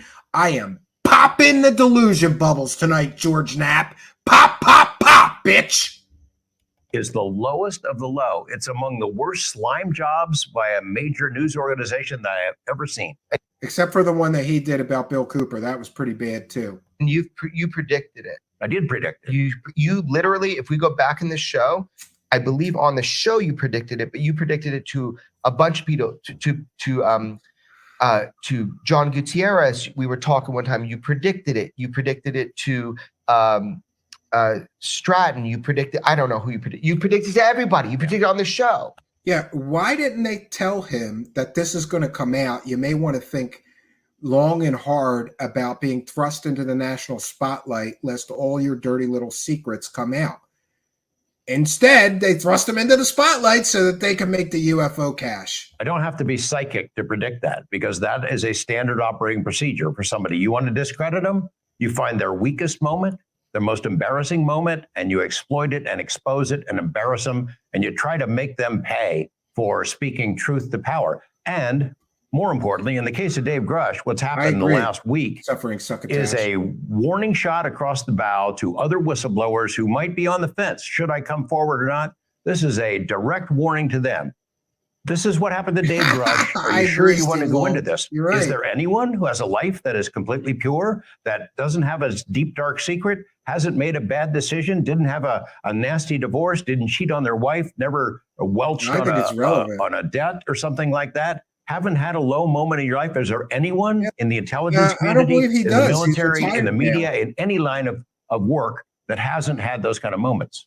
And we have directly been told. He doesn't have any talked thoughtful with arguments, numerous so he'll individuals just drop F-bombs. who are already in process right now. So that's a fucking warning shot, just so everybody knows you can't stop this. So people have already put themselves on the chopping block. And we got calls, you and me, from multiple individuals that have told us new whistleblowers terrified of how David Grusch is going to be treated. So good job for those of you that want to slime job him. However, it's not going to work. People are smarter than that. Yeah, people are going to start demanding evidence from a guy who was in a mental institution, Corbell. Welcome to reality. That's reality. When a guy who was in a mental institution starts talking about alien bodies and alien spaceships, but he has no evidence, people knowing he was in a mental institution are going to start saying, maybe this guy's full of shit because he doesn't have any evidence. Welcome to reality, Corbell. Keith Gardeck with a kind and generous $5 super chat. Thank you very much for your kindness, generosity, and support. Continuing supporter of the show. Corbell is the queen of pearl clutchers. He is dying to start each sentence with, how dare you? Yeah. I totally agree. Yeah, it's like, how dare you? B. Baker, maybe you have a claim. You could put a claim in somehow. B. Baker says, I have trauma listening to Corbell. Can I make a claim? Yeah, I think you got a valid point there. I'm getting trauma listening to this. And by the way, I don't know how much more of this I can take. I'm just putting it out there. I had to pre-listen to this and sort of make bullet point talking points and notes. Because there is just so much here that is cringeworthy. You can't treat your audience and try to punk them and think that you're going to keep their respect. Oh, wait a minute. We got to clip that. He just said you can't punk your audience and keep them and think you're going to keep their respect. Was it punking your audience selling a story about flares that you claimed was a triangle-shaped spaceship that was the size of a football field? Was that punking your audience? But you think you can keep your audience after selling people flares as alien spaceships, you space cadet clown? And we got calls, you and me, from multiple individuals. So, by the way, just before you go into what you're about, I know you're about to go into it. It's not going to work. And I can tell you from firsthand experience, it's not going to work. We have people lined up. Oh, yeah. Ready. They got battle lots of helmets whistleblowers. on. Battle helmets. Everything. Oh, it's always about we're battling for disclosure with no evidence, right? We're beating the doors down with no evidence. We got our battle helmets on with no evidence. You know what would be better than battle helmets, Jeremy Corbell? Having evidence. You want to shut up, Mick West, Stephen Greenstreet, me, John from the Black Vault, and other people that are asking real and hard and critical questions? You want to shut up all the debunkers and critics and, people that still haven't drank the Kool-Aid and expect things like evidence? You want to shut us all up? Show us 100% incontrovertible smoking gun evidence and proof of the claims you and Dave Grusch are making. You'll shut us all up. But he won't do that, will he? It's going to be kick the can and chase the carrot for the next 3 months. I guarantee it. Oh, maybe we'll get new whistleblowers that will equally tell stories with no evidence. Document it. Not going to work. It's not going to work for Dave Grusch. He has already testified to Congress. He's made statements in public. There's a lot more. And provided no evidence in public. Zero. So what value was Dave Grusch's testimony without any evidence? None. Zero. He has zero value. Dave Grusch is worthless as far as evidentiary value goes. He is a now discredited mental patient that told stories of alien bodies and alien spaceships with no evidence. His testimony is worthless without evidence. Or he'd like to be able to say in public that he can't. So he's fully committed regardless. He's got a great lawyer, Chuck. Oh, he's fully committed. He's fully committed. He's fully committed. There's another clip we got to get. He's fully committed. Testified to Congress. He's made statements in public. There's a lot more he'd like to be able to say in public that he can't. So he's fully committed regardless. He's got a great. He's definitely fully committed, George Knapp. He was fully committed. Yes, for a psychiatric stay in a mental hospital. He was fully committed, George Knapp. Great lawyer, Chuck McCullough. Yeah, great lawyer and Chuck McCullough, one of the original architects of the Patriot Act, which took all our rights away. Yeah, great lawyer. A guy who really cares about, transparency and the government truth. The architect of the Patriot Act is this lawyer. You can't make this stuff up. I'm making a movie out of this because you can't write a better movie than this whole plot of this whole shit show. Who's going to defend him to the hilt. But I really think that it probably has had an impact on whistleblowers, even people we don't know who've been on the fence about whether to come forward, who have direct hands-on experience. Oh, yeah. Oh, this will be the excuse for why the firsthand witnesses don't come forward and offer testimony, because I might get a slime job done on me, right? Maybe they all spent time in a mental institution. How do we know? We don't, because they won't release the names of the firsthand witnesses. Isn't that convenient? With these programs, with the cover-up, who now have to be asking themselves, do I want to go through this? Do I want to have my high school girlfriend interviewed on television or on some bullshit internet publication? Oh, it's a bullshit internet publication. But these guys are serious journalists, right? The Intercept is pretty well respected. I'm just going to put that out there, and that's my opinion, and I'm entitled to it. But let's separate it, because there's two ways in which people are coming forward. No longer am I submitting anybody's to Arrow. I'm not doing it. Yeah. You know why they won't submit people to Arrow? Because that guy's a critical thinker, and he demands evidence, and he's telling the American public the truth. He looked into these claims and found no evidence of alien spaceship or alien bodies or any of this. None. So they don't want to send witnesses to him because he's going to demand evidence. They're just going to do this kick the can, chase the carrot, let's interview him on my podcast. Don't send him into the people in the government whose job and responsibility it is to investigate these claims, because they might want evidence, and that'll screw up the stories we could sell. You called that many episodes ago, and I was trying to defend Dr. Kirkpatrick, and I was trying to, defend that this might be a good process. It's not. So now here we are, and I'll tell you this, which is that no matter what, people are going to come forward, and that is already in process. And I think Chuck McCullough is somebody that so far I believe you can trust. And I think that the cannon is loaded, baby. Oh, more war talk. Battle helmets, the cannons are loaded. Do you think that the Griff Squad learned their lesson here and they can't put out a person with no evidence again?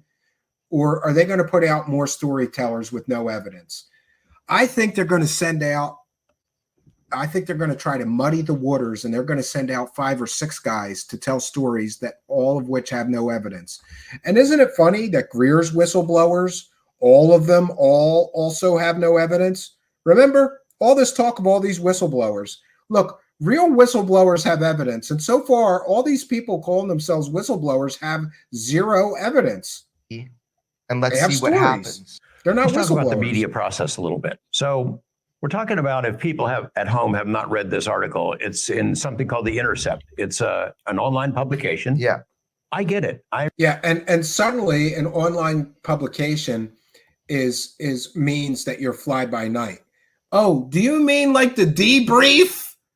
That's also an online outlet being a rag, right? He's trying to say like, oh, the Intercept's a rag because it's an online outlet. So's the debrief that originally published this shit story, this garbage story with no evidence and lots of claims from a literal mental patient. Awesome. Awesome. I read their stuff.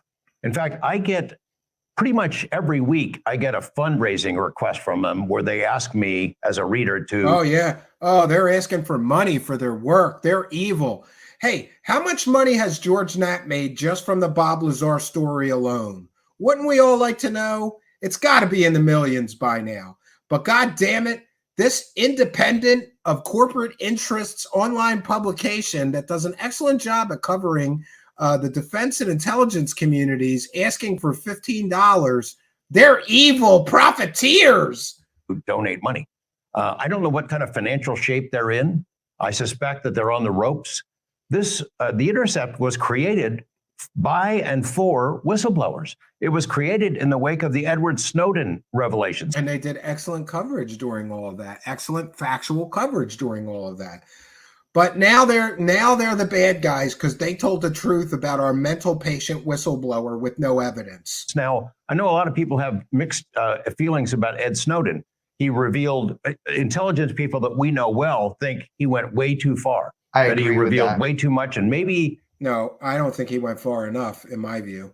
Everybody has a different opinion. I'll respect theirs, though, on this situation. But Edward Snowden was a real whistleblower because he broke security oaths, he broke NDAs, and he dropped every bit of evidence he had, terabytes of it. So far, whistleblower Dave Grusch has stories people told him, and he has stories of an Italian UFO crash brought to us by a known bullshitter in the form of William Brophy talking about alien bodies recovered, that there is no other evidence that story is real. The only evidence of alien bodies and the Vatican involvement and all that stuff comes from a known UFO hoaxer, William Brophy, right? There's a huge difference, and I love how people try to compare Snowden to Grusch. It's apples and oranges. There's no comparison, friends. He revealed things to the Russians that we don't even know about yet. And I agree with that. But he did a fundamental thing in revealing this massive surveillance program of private citizens that we needed to know about. No, he did us a favor, and that was the deals. impetus behind the creation of The Intercept. The founders of The Intercept left. They left a couple of years ago, and they were disgusted by how things developed. You know, this is supposed to be, it's in their mission statement. This place is supposed to be a safe haven for whistleblowers. You got some skullduggery that you've uncovered in government, in the military, somewhere else. You can tell it to The Intercept and it's safe. They have screwed up so many times with whistleblowers, and the people who shared information with them have gone to prison. So now they've sort of flipped the script, and instead of being a pro-whistleblower safe haven place, they are going after whistleblowers. At least in the UFO UAP arena, they go after them and punish them. We saw it a couple of years ago with Lou Elizondo. There was a despicable article that was written. I cannot imagine that their editor ever went through that article and didn't X out giant chunks of it, or at least ask for, can we get a more balanced view of it? It went after Lou. I think it took some whacks at me in that piece, as I recall. Yeah, how dare people go after people who sell fake stories on the internet or who lied to the New York Times, right? Maybe if Lou Elizondo hadn't lied to the New York Times, another journalist wouldn't have to do a story about how he lied to the New York Times.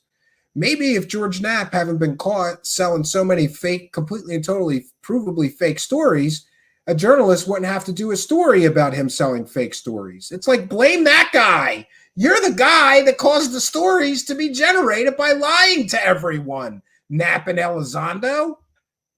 Can't imagine that it was ever published, but it sort of was a precursor to what they did to Dave Grusch. This article that came out that solely focused on Grusch's lowest possible moment. No, it didn't solely focus on that. Now, look, I think Dave Grusch knew it could happen. We both knew it could happen. I just didn't realize it could be so low. And they did it terrible. With records that are available through the state of Virginia, FOIA records, police records from the 2 incidents that happened. And they put as absolutely the most despicable spin on those incidents that it would be possible. And kind of like you put a spin on the Bob Lazar story, telling everybody that he's a former government scientist, right? Is that a spin, George Knapp, when you called Bob Lazar a former government scientist, but it turns out that he's a fake scientist with fake degrees and a fake education who was bankrupt, married to a convicted murderer at the time, so he never could have gotten the clearances to work at Area 51 with a murderer wife who had strong ties to organized crime, right? Maybe you're somebody that has spun a story before. You know, listen, if Knapp was Walter Cronkite and was upset over this journalist doing a hit piece, I would accept that. But Knapp has done some slimeball shit in his career, including selling an entire book claiming that there was all this evidence that the book was based on, and then admitting on Joe Rogan there was no evidence. So talk about spin, right? And you know, I'm reminded of that saying, let he who is without sin cast the first stone. Knapp has been spinning stories to make money his entire life. So he's going to get upset that a journalist spun a story? It's ridiculous. They had none of the other side of the coin. They had none of the explanation that, oh yeah, those incidents did happen. Dave was at a low point. He got treatment. He got better. His employers support him. The fact that those other NGA higher-ups went. Well, I think they said that he didn't lose his clearance, right? They did. It was factual reporting. And by the way, let me just remind everybody that George Knapp, Jeremy Corbell, Ross Coulthart, Leslie Keene, everybody selling this story knew about his stay in a mental institution, and they all cut it from their stories that they were selling. Why? It's relevant to a guy talking about aliens and spaceships with no evidence. It's extremely relevant since he has no evidence. And they base the whole story on how credentialed he is and how decorated he is. And they just happen to leave out that part about him getting committed to a mental institution. They did the lie by omission on purpose, friends. And if they didn't lie by omission, another journalist wouldn't have to have corrected the record like what happened. That should have been reported in all the original stories. It wasn't. Why? With him to SCU, that he was given this incredibly important assignment by his employer as a liaison to the UAP task force to look into these SAPs. They trusted him. They believed him. They helped him fend off these attacks from other agencies that, by the way, are still ongoing. There are other shoes to fall. For them to publish this, to embarrass him. And how dare they publish this and embarrass him? Maybe you guys embarrassed him because you should have put it in the original story. You didn't. You left it out so that you could make money. Congratulations. And then, I don't know if you've seen this stuff on social media, but you know I don't read that the shit. journal. I know you can't. I can't help it because people send it to me. But yeah, Jeremy Corbell reads nothing, especially anything critical of his fake stories, because he's an intellectual weakling and a coward, and his stories are so piss poorly researched and based on such piss poor so-called evidence, like flares being dropped during a military exercise, that he can't stand to read the truth, the comments of people. The journalist involved, somebody I don't know, who says flat out he does not believe this UFO stuff. To be candid with you guys, so people can account for where I'm coming from, I don't believe in the UFO stuff. He is. Oh yeah, how dare he not believe in the UFO stuff? So now you have to believe in it, or you're not allowed to report on it. That's what they're saying. If you don't believe in the UFO stuff, you have no business reporting on it. Garbage. That is a garbage statement. Absolute garbage. And by the way, now they're doing a hit piece on that journalist, right? And so did Ross Coulthart do a hit piece on that journalist. So if we don't believe in doing hit pieces on people, why are you doing a hit piece on the journalist who did the job that you refused to do and revealed the truth that you didn't include in your story on purpose? Hostile to it. He has tricked and trolled his own readers. And he didn't trick or troll his own readers. He tricked and trolled Ross Coulthart and News Nation. And by the way, that was glorious. For those unaware, the original guy who wrote this story, he wrote on Twitter that he got let go from his job. And then the very next tweet was to do more work or something, you know, like it was a joke. News Nation did a whole piece on how he got fired for doing that hit piece. They are so stupid. They didn't do the most basic fact checking. He did troll them. He trolled a multi-million-dollar company into making assholes out of themselves. And good for that guy, because they were running hit pieces on him. He got him back. Ooh, take that, Ross Coulthart, you dummy. You just sold another completely fake story. He didn't get fired. It was a joke. Put stuff online where he makes fun of his own readers and look at these goofy UFO people who fell for my trick, insults them. I cannot imagine what is the... His readers, by the way, are cheering him on, and he has 500,000 followers, and they support his work. The journalism... He wasn't trolling his followers. He was trolling the people that were going after him for writing a factually correct, journalistic, well-done piece, in my view. Strategy. What is the marketing strategy where you insult and demean maybe your it's readers, not about the marketing, people who would George, otherwise maybe support it's about the truth. your publication?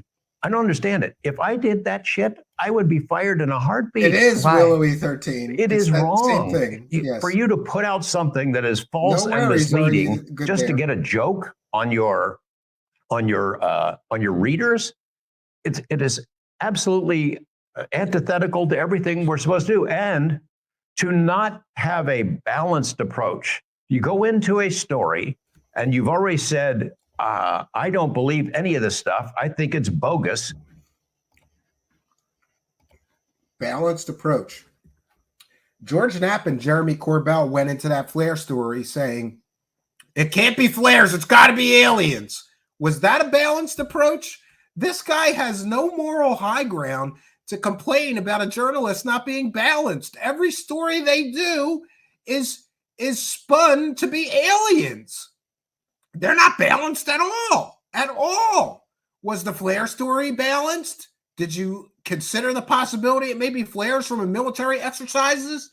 In your 2 years of investigating that story, you somehow didn't manage to know about the flares being dropped, but 5 minutes after you posted that story, it was debunked as flares. You guys are a clown show. Talking about spin and how this journalist isn't balanced enough. And I'm going to set out to prove it's bogus. And you pick a guy and you cut his nuts off in public. Cut his nuts off in public. I've got to get that clip too. It is abominable to do this kind of thing and not have the other part of it. Dave did have those episodes. Those things happened to him. And then he got treatment and he got better. He's repeated himself, and so has Corbell. This is the 4th time they've repeated. He got treatment. He had some problems. He got better. We get it. And his employer stuck by him. That's not included. How can you? So whoever this idiot is, I'm sorry, I'm a little ignorant. I kind of know what you're talking about. A little ignorant, right? Whoever this idiot is, this is not journalism. In your mind, this is not journalism? A guy who never went to school for journalism, isn't trained in journalism, doesn't have any journalistic credentials, just declared himself a journalist recently, is going to tell you what journalism is or isn't. According to him, reporting flares as an alien spaceship is journalism, right? But posting a factually accurate article about somebody's mental institution stay after they're making claims about aliens, that's not journalism. It's ridiculous. Absolutely ridiculous. What is journalism? It's yellow journalism, I think would be the term, but it's a hit job. Okay. It's a slime job. He set out to slime Dave and he found a way. And the fact is, okay, UFO people were wrong. They assumed it was some kind of a leak of his medical records from intelligence insiders. But it was a leak. Classically in a Yeah, and Jeremy Corbell's butt buddy Cigar tried to nail this journalist down because he may have gotten a source within the intelligence community that tipped him off about this man's past. Who cares where that tip came from? I don't care. This should have been reported in the original story. Definitive sense, they didn't provide the records, but they did put him on the trail of where to find him. What I did watch is Sagar and Crystal. Yeah, who are totally and completely in on Jeremy Corbell's grift. They help him sell his grifts. They are compromised. On Breaking Points. And Breaking Points is trash. I did see was an expert job of asking questions and allowing somebody to reveal themselves. Because this guy, I shouldn't say that. I kind of liked them before they started reporting on UFOs. I thought that the idea behind Breaking Points was one liberal and one conservative, so you get a more balanced view of the news. I think that's an excellent idea. But when it comes to UFOs, they're all on Corbell's side on this. They won't even accept the possibility. And why would they not report on how many times Corbell has sold completely and totally fake stories, right? Why would they not report on Bob Lazar being a convicted pimp, fake scientist that Corbell made millions off of saying was a government scientist? There's no proof he ever worked for the government. There's no proof he was ever a scientist. Why wouldn't they report on that? Because they're buddies and they're all making money off this UFO thing together. I saw Sagar said something like, so factually it is true. Like it is true. It was from the intelligence community, did leak to you. Like so they told him, someone on the inside, probably the same people who filed the complaints and tried to get him fired before. That didn't work. So someone on that side with no proof funneled the information to a guy who was quite willing to go along with it. So were you tipped off by members of the intelligence community? It was both the Defense Department. I mean, again, it's a mosaic. You talk to as many people as you can because you don't want to be dependent on any one individual who might have. I believe multiple sources told this journalist about Dave Grusch's less than stellar mental history. Who cares who told them?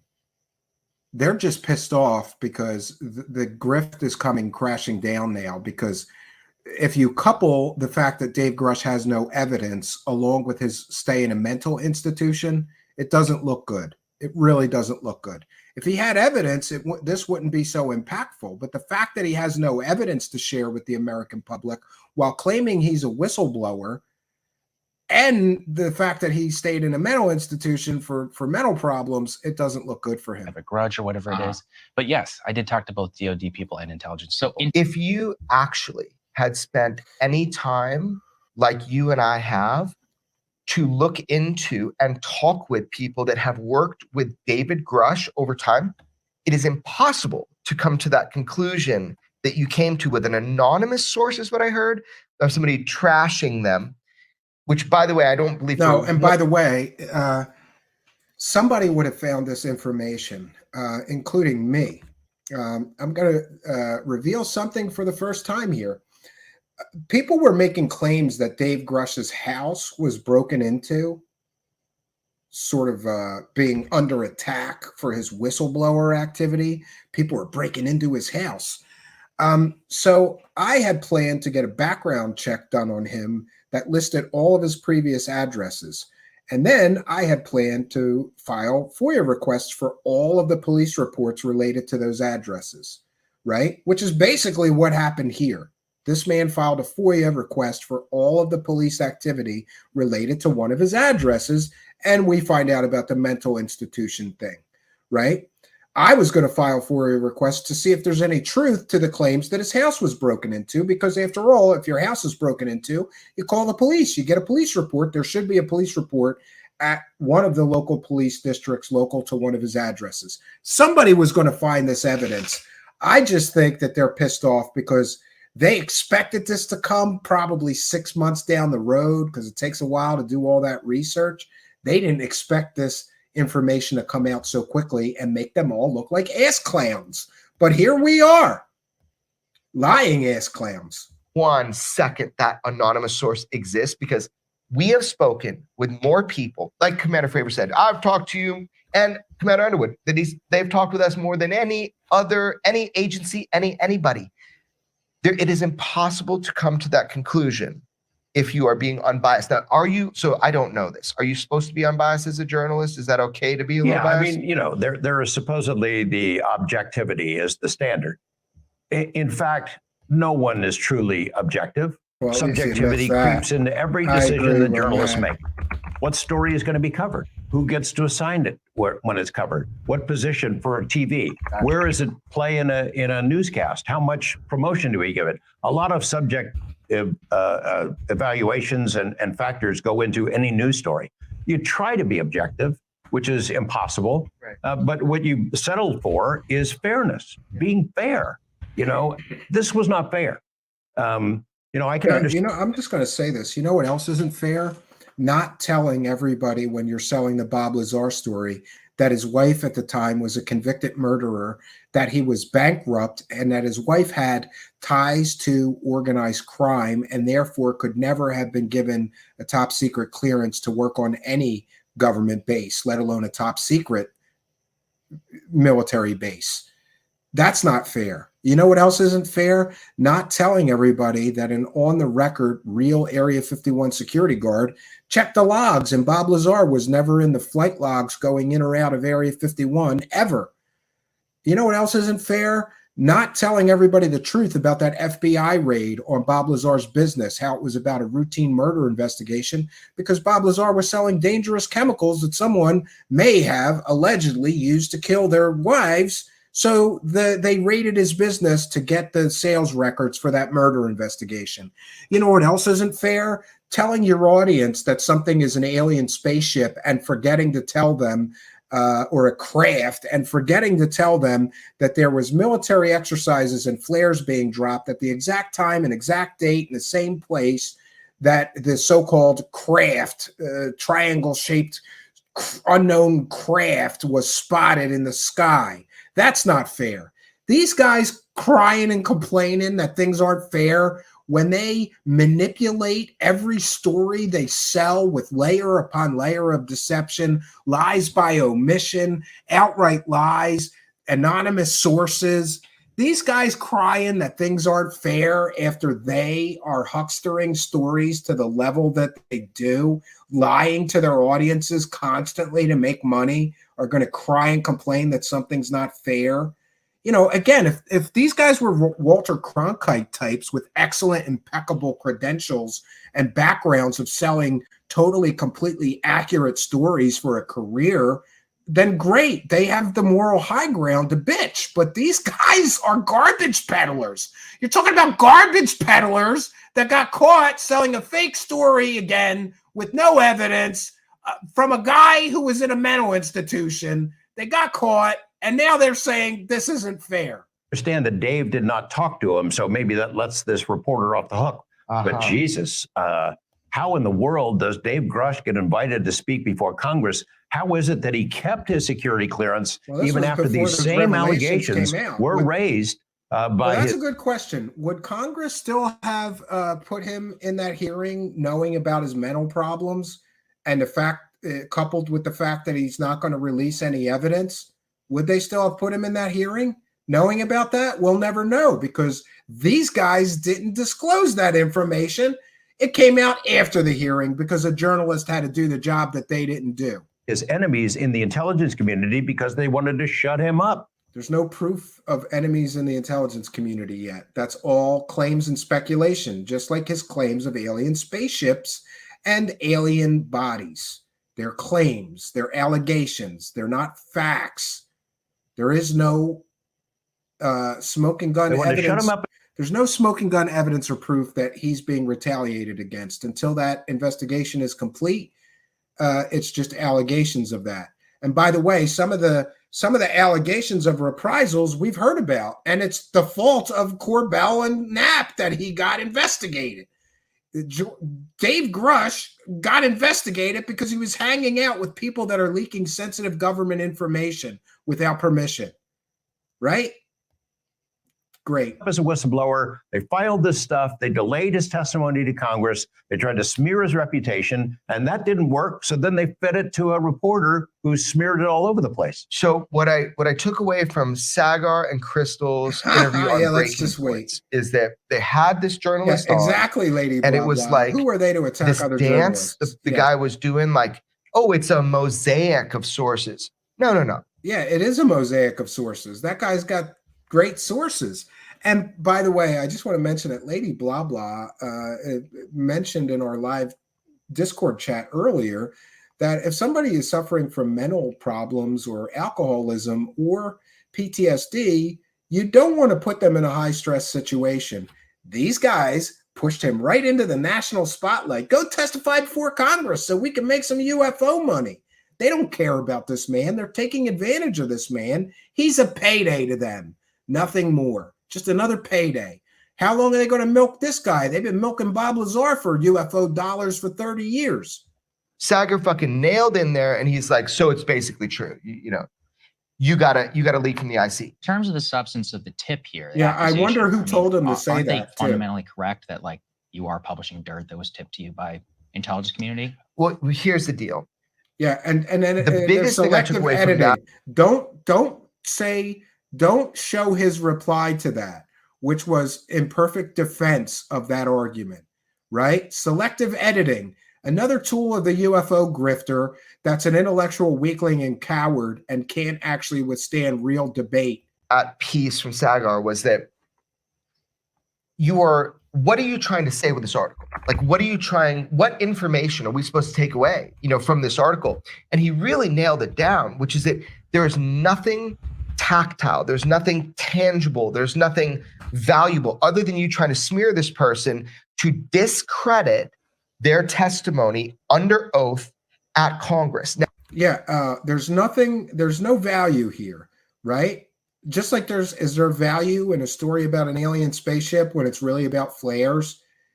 These guys are such hypocrites, it's ridiculous. Now, for our audience, if David Grusch lies under oath at Congress, and this is not debatable, like, you can be jailed and imprisoned for lying. I mean, people will do all these gymnastics. No. You don't do that. But remember, to get him to that point, he has to walk this really fine line of what is classified, what is not. Now, we all want to know. Yeah, according to the DOD, the alien spaceships, the alien bodies, and all that stuff is not classified. He could talk about any of it, but yet he won't. Why? Is it maybe he's keeping his mouth shut to keep the grift going with these guys? Maybe, just maybe. Because the more information they release, the more this story starts to fall apart. Is what he says true? But in order to have that opportunity, he can't be muzzled. I will tell you this right now. He's been effectively muzzled for this coming week. He's muzzled. And he's muzzled. I can't explain why, and you know why, but I can't explain why.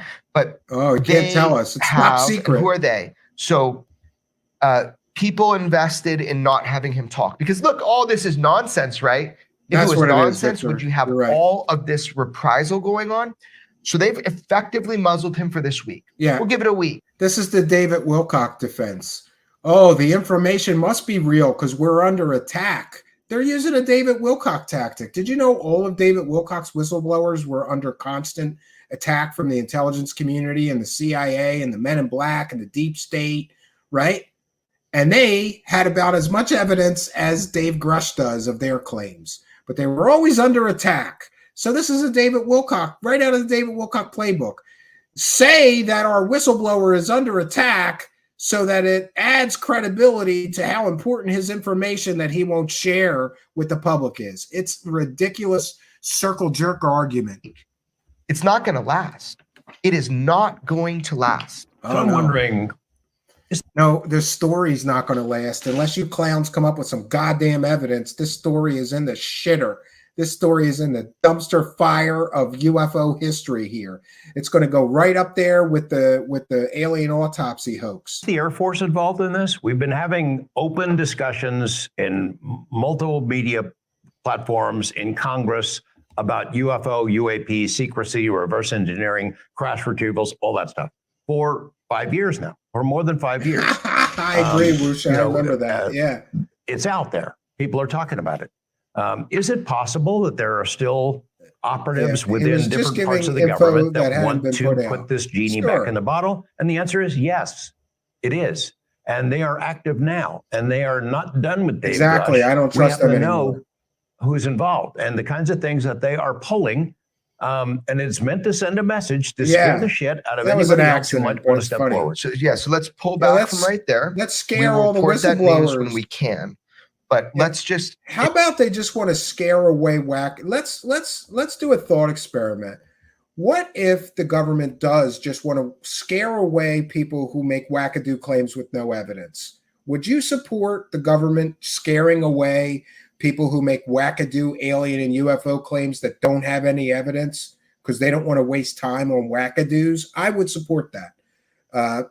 Claims made without evidence should be dismissed without evidence. We're going on 2 months that all these guys have been making all kinds of money. This has been one of the most profitable stories ever for Ross Coulthart, Leslie Kane, Blumenthal, and these two clowns, right? One of their most profitable stories ever. For 2 months, they've been raking in all these UFO dollars. No evidence. 2 months collecting money for a story with no evidence. But let's talk about his credentials again. Let's talk about his high-ranking security clearances again. If allow me to go through 4 thoughts. My thoughts are really migrainy right now, but here's 4 thoughts. I love my wife and my dog. Here are my 4 thoughts. All right. This is for our audience. God, this guy's married. If we can agree, that's pretty scary. Somebody married that guy on purpose. Jesus Christ. UFOs are real. That there are machines of unknown origin. So we all have to get there. That is fact, but let's try to get there with consensus. And that's another thing. People dog me for being so skeptical. I truly believe that UFOs are real. There are unidentified flying objects sometimes, or unidentified aerial phenomenon, if you prefer. Certainly, that's a real thing. The problem that I have is all of these guys, including Corbell and Knapp, jumping right to the aliens without evidence of aliens. If you're going to say it's aliens, you better have some really substantial and supported proof of aliens. But somehow they just say UFOs are real, therefore aliens are real. It's apples and oranges, and it's a terrible argument, and it shows you what an intellectual weakling Corbell is. That's his best argument. UFOs are real, therefore aliens must be real. Garbage argument. It's reality. Then let's try to agree that there has been reverse engineering attempts on these unidentified physical craft by our government. That would be true if you're talking about foreign adversarial technology. I'll agree with that. There have been reverse engineer programs that may have back engineered once unidentified craft, but they grab them, identify them, rip them apart, assess their technological makeup and capabilities to learn more and to be able to defend against adversarial technology. But again, making the jump to aliens is a bridge too far unless you have substantial and supportive proof that the UAPs or UFOs that the government has recovered and back engineered are indeed of alien origin. There's no evidence of that, period. Full stop. Just, I'm there. If you're not there, please try to catch up. Oh yeah, catch up to my belief system. This has been done so illegally. And I know that's a loaded term, illegally, because there's a lot of people. I was told by an authority figure today that word has a lot of definition. But there are actually unacknowledged special access projects that are beyond congressional oversight. Does that mean they're illegal? It's kind of a gray area. I think that means they're unconstitutional personally, but I'm somebody who actually believes in the principles that we're supposed to follow set forth in the Constitution. Other people say, no, that's required for national security. Therefore, it's not unconstitutional. It's not illegal. I would say illegal, or at least secret. We can agree on that, secret, because you brought back all the Russia files. It's secret. So now we're at the third phase, which is that, yes, we've been trying to work on these craft, and yes, it has been secret. I will say nefarious or illegal. So if we are at those nefarious and illegal are two different things. And everybody needs to try to ask this question within themselves. This is the critical question, which is that if UFOs are real, and if we have been working on them, and if we have kept it secret illegally, this is the fourth. What makes you think? My dad used to say, Corbell's daddy. Do not be surprised when people act in character. Do not be surprised when people act in character. Well, that's a great statement. And couldn't that statement, do not be surprised when people act in character, be applied to Corbell, who's been caught selling fake stories about UFOs and aliens over and over and over and over again? Do not be surprised when Jeremy Corbell acts in character and sells us all another fake story about UFOs and aliens. After all, Jeremy Corbell's daddy says, do not be surprised when people act in character. And he meant by that, if they were doing something then, the best way to predict the future is what happened in the past. The best way to predict what they'll do in the future is what they did in the past. Corbell and Knapp have been caught over and over and over again selling provably fake stories. So should we assume that if they act within their character, they'll sell fake stories again? I think Jeremy Corbell's daddy is onto something, right? By the way, his daddy is the one who bankrolled all of his artistic adventures that failed, his jiu-jitsu school that failed, his trips around the world, right? His yoga school that failed, right? His daddy bankrolled all that. Got a rich daddy. Good for him, right? Great. If this has been illegal and secret before, what makes you think this is organized? What makes you think that this is something that they're going to let out, whoever the keepers of the secrets are? What makes you think that any means necessary, legal or not legal, will be used to silence and to harm the people trying to talk about it? We have personal experience with that. Sure. And I want everybody to get there with our audience is if you understand those evil men in black are keeping the truth about aliens from us, not George Knapp, who knows exactly where some alien isotopes are buried that could prove unequivocally tomorrow with absolutely smoking gun evidence that aliens have visited Earth, right? He's not the person. It's those evil men in black keeping disclosure from us, not people like George Knapp or, hey, how about Ross Coulthard, who knows exactly where an alien spaceship is on Earth, but he won't tell anybody. The gatekeepers of disclosure are the UFO profiteers. They claim they have smoking gun evidence of aliens, but they won't give it to us. Why? Maybe they don't have proof of shit, right? You have to at least, no matter what level of true believer you are, you have to at least accept the possibility that these people are just full of shit.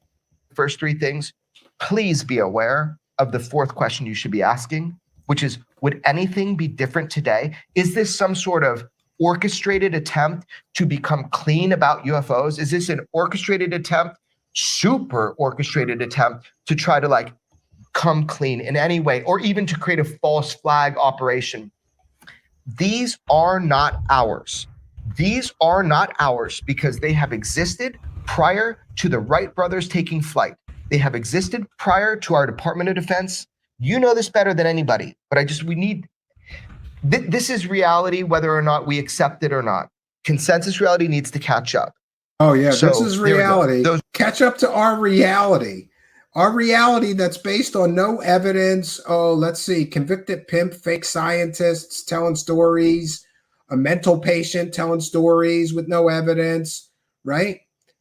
These guys milked the Bob Lazar story for 30 years for every penny they could. And they have no evidence of the claims that Bob Lazar put forth, just stories. Is Dave Grusch any different? I submit to you, no, he's not. Those are the 4 points. So far, I'm done. He could fix that situation by presenting his evidence, but so far he won't. I don't know what's going on with The Intercept. I do read their stuff. There's got a lot of great content in there.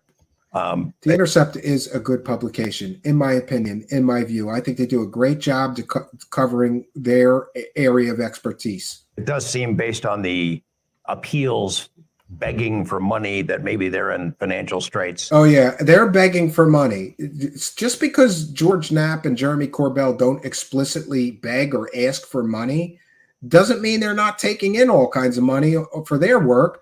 And if they can get paid millions of dollars to sell completely fake stories, why shouldn't The Intercept ask for $5 or $10 from its readers? They have a track record and history of presenting factually accurate stories. Show me The Intercept getting caught selling fake stories constantly. You can't. So this argument, oh, they're money whores. They're whores asking for money. These are the two biggest UFO whores on planet Earth. They're taking money in constantly. For them to bitch that somebody else is getting paid for accurate reporting when their reporting record is fake story after fake story after fake story is laughable. So maybe the strategy is we don't care what the story is, how valid it is. If it generates readership, we're all on board. I don't know if that's the calculation they made. It does not seem to be sustainable. When you publish a story that directly mocks and humiliates your readers, not only the guy who's the subject of the story, I agree, that cannot continue. I don't know if it's a desperation thing or what, but and a media organization set up to protect whistleblowers, to be a safe haven for whistleblowers, who then adopts a position of pummeling anybody whistleblowing on this particular topic. It is not sustainable. I don't get it. Journalism. I think it is also, it's kind of a telling thing. And that's an important point that we should make. Nap wears Barney nappies. Pardon me. An important point that we really should make is that investigative journalism, by its nature, is adversarial. You ask questions as an investigative journalist that people don't want to answer. Kind of like I'm asking these two, who was the source of the Mosul orb image? Since you guys started promoting that and pumping it up and overhyping it and over-sensationalizing it on the very day that you first met Dave Grusch, it's a question that demands answers. Investigative journalism, by its very nature, is by nature adversarial. So for them to cry and complain about what that guy did, that used to be considered standard journalism, investigative journalism. You know, now we live in this, you know, strange society where you can't tell the truth. You got to walk on eggshells around people who may be affected by this or that. Who this reporter now is hanging with, you know, birds of a feather. Oh, I the see what people you're that saying. he is now who have given him a platform are the same people who gave a platform to those who wanted to bash Lou Elizondo, who made fun. It's not bashing Lou Elizondo saying that he lied to the New York Times. It's a factually accurate statement. And by the way, George Knapp helped them pump up the TTSA techno scam, right? He used all his media context to do story after story after story promoting TTSA while they were soliciting public donations and investment. And he forgot to disclose that he was an early investor in TTSA, right? So, boy, pot kettle black here. It's ridiculous. These guys are such hypocrites. Of the BASS OSAP program. Yeah. It's a small cadre group, but they hang together, and now they've got a new member. Maybe they were lonely and needed a new friend. I don't know. Your friend and my friend, Robbie Williams, would have a 4-letter word to describe these people that is very British. Yeah. Just saying. Anyway. It's a line we don't want to cross. No. I think a British person would be correct in calling Corbell and Knapp wankers. That's my opinion. Well, I'm not cross now. Dave Foley did a great podcast about it, though. Anyway, check it out. I'm going to say something right now that I don't think is going to make the cut for this episode, but I do need to get it off my chest, which is that I agree, Christian. This is fucking theater. This is theater. I want people to understand. The news segments and this kind of thing, I have trusted and learned to trust producers, and we get calls every time to go on the news. And I only do it if I have something to say. You don't get paid. I heard some people get paid. I don't get paid to do news hits. I take time out of my life fixing sprinklers and hanging with my wife and my dogs to do these. Yeah, and by the way, he might not get paid for the pieces, but I'd like to ask the question, is he getting paid royalties for the government-funded videos that he slaps his copyright on and then licenses to all the news outlets? Is he profiting from the exposure he gets from being on all these national and international news organizations. Of course, he's making money based on those appearances.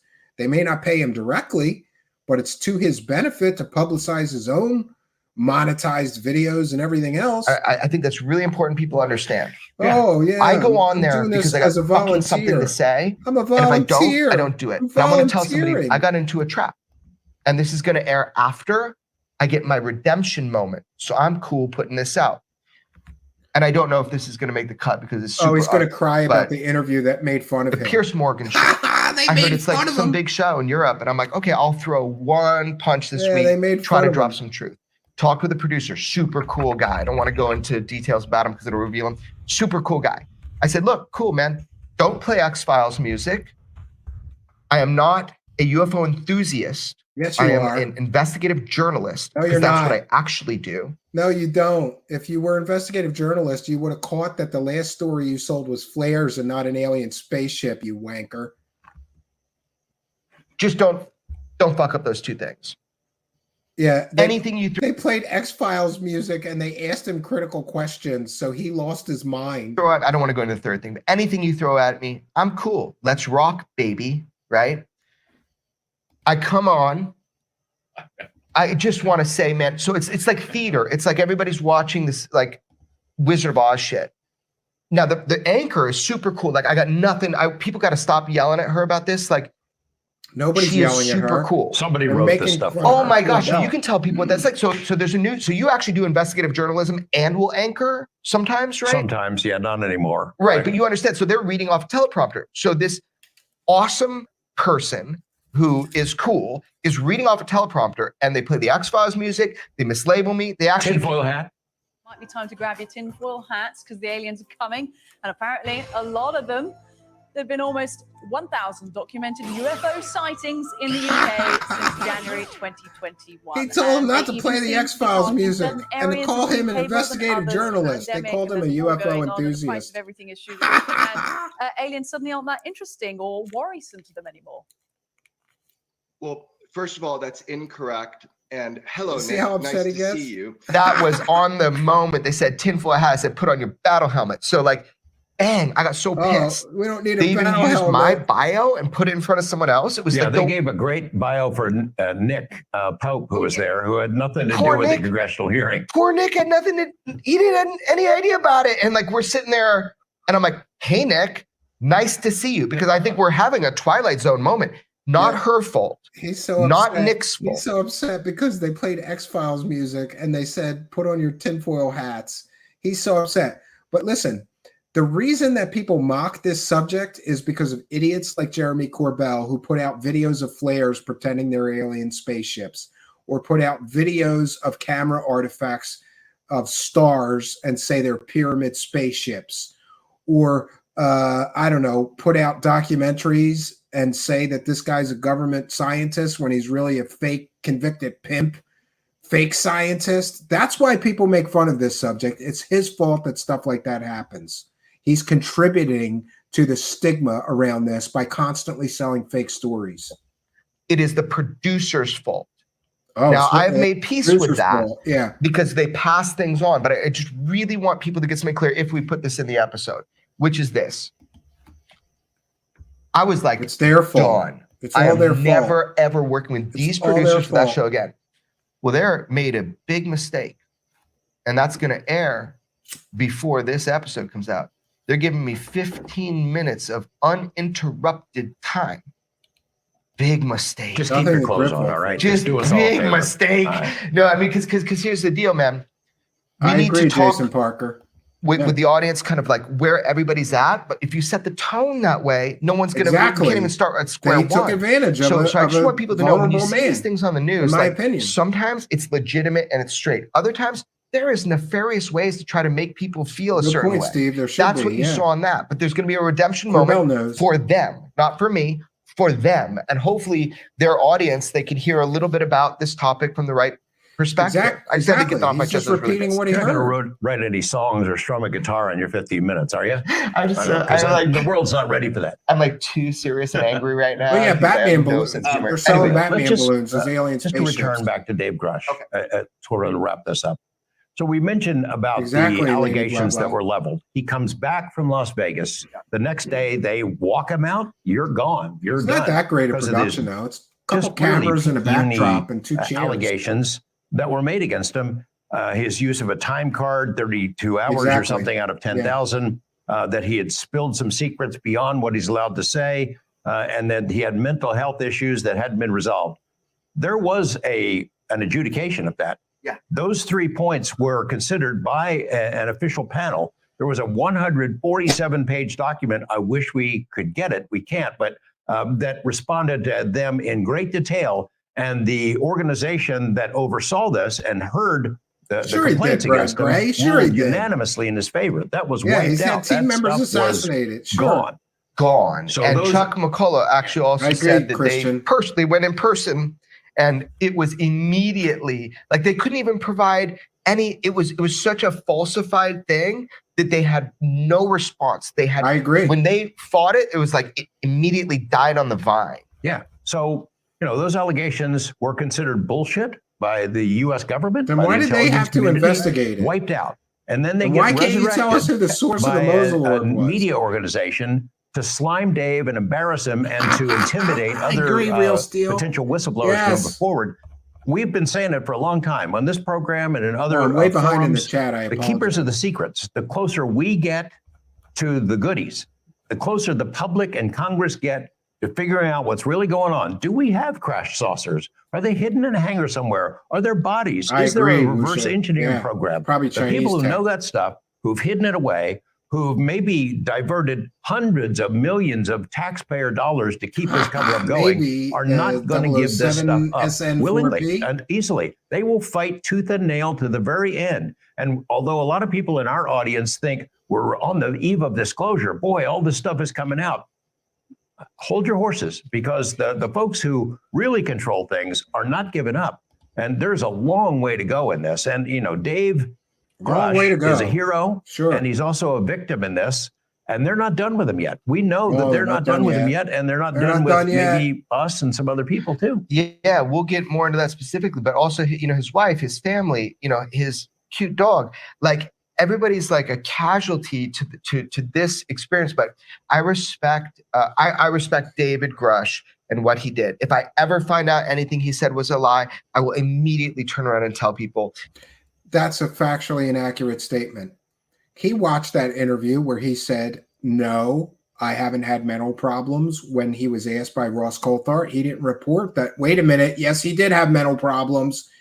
He's not going to tell us the truth if Grusch gets caught lying or lying by omission. But I can testify to this moment that everything he said has been absolutely like over the top, factually perfect in the sense that, he is meticulous with detail. So look, do you know that movie called Network? I've heard it once or twice. Hey, yeah. It's that movie called Network where the reporter, I'm mad as hell and I'm not gonna take it anymore. Howard Beale. Yeah. Yeah. I'm mad as hell and I'm not gonna take it anymore. Well, I put feel on the your same battle way. I hope helmet, Dave everybody. feels the same way too. We support you, Dave. Yeah, We're there for you. We support you as long as you're making us money. We're there for you as long as you're making us money. And also for They will drop him in a minute if the money dries up. Guaranteed. your fellow whistleblowers who are still on the fence about whether to come forward. And we'll be here and we're going to cover it more. Yeah. Time is now and fucking do it. Yeah. Oh, God. All right. We made it through, friends. We made it through. We made it through the whole garbage stream. Jeremy's mad at what? He's mad at the grift coming crashing down. He ain't going to take people that don't accept fantastical fairy tales about aliens and UFOs without evidence anymore. He ain't going to take it. You people better just buy our stories with no evidence, right? Grusch is perfect, just like Trump's Ukraine's calls. Apparently. Clearly, Corbell has not seen Network. Yeah. Thank God it's over, says Wreaking Havoc 215. And thanks for being a member. Whiskey Disclosure. Who knew? Yeah. So I really think we've done more than our due diligence. We're going on 4 hours here. But now is a good time to remind you that we're a viewer-supported show. And if these guys can get paid millions of dollars to lie to you, I gotta believe that the universe will let us make at least enough income to cover our show expenses so that we can tell you the truth. We thank, love, and appreciate all of you people who offer us some support. Our content here is now and always will be free. Even the stuff we put behind the paywall, which is $1 or $5, depending. The Patreon is $1. The YouTube channel membership is $5, and you get the same thing you get on Patreon for the $5, but you get a few YouTube membership benefits. But anyway, even that is free if you just email me at truthseekershow@gmail.com. If you're having a tough time, I hate putting the things behind a paywall. We maintain a list and we share it with people. We're a viewer-supported show, and here is, I'm sure Jeremy Corbell and George Knapp are going to say that we're begging for money and we're having financial problems, right? No, all people deserve to be paid for their work, including us, and we appreciate all of you that are sharing in the expense of running the show. We'll be launching our new and improved set with in-person guests. We got a nice couch and a new desk. It is beautiful. Can't wait to bring it to you. Here's our announcer to let you know how you too can help.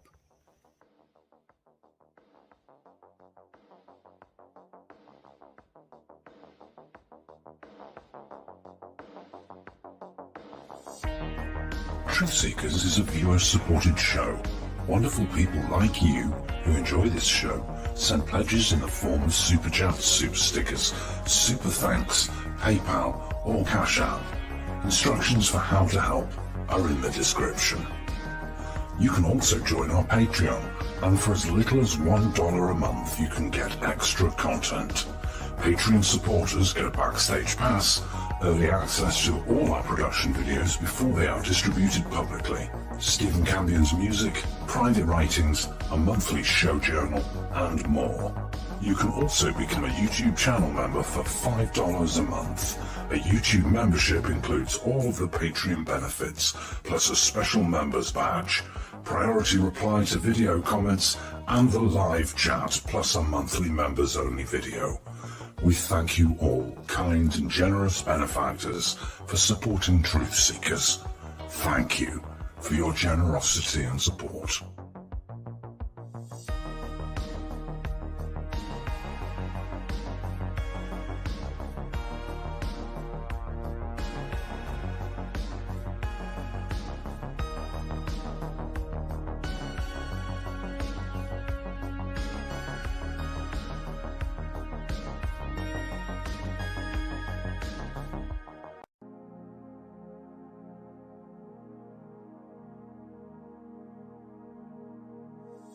Truth Seekers is a viewer-supported show.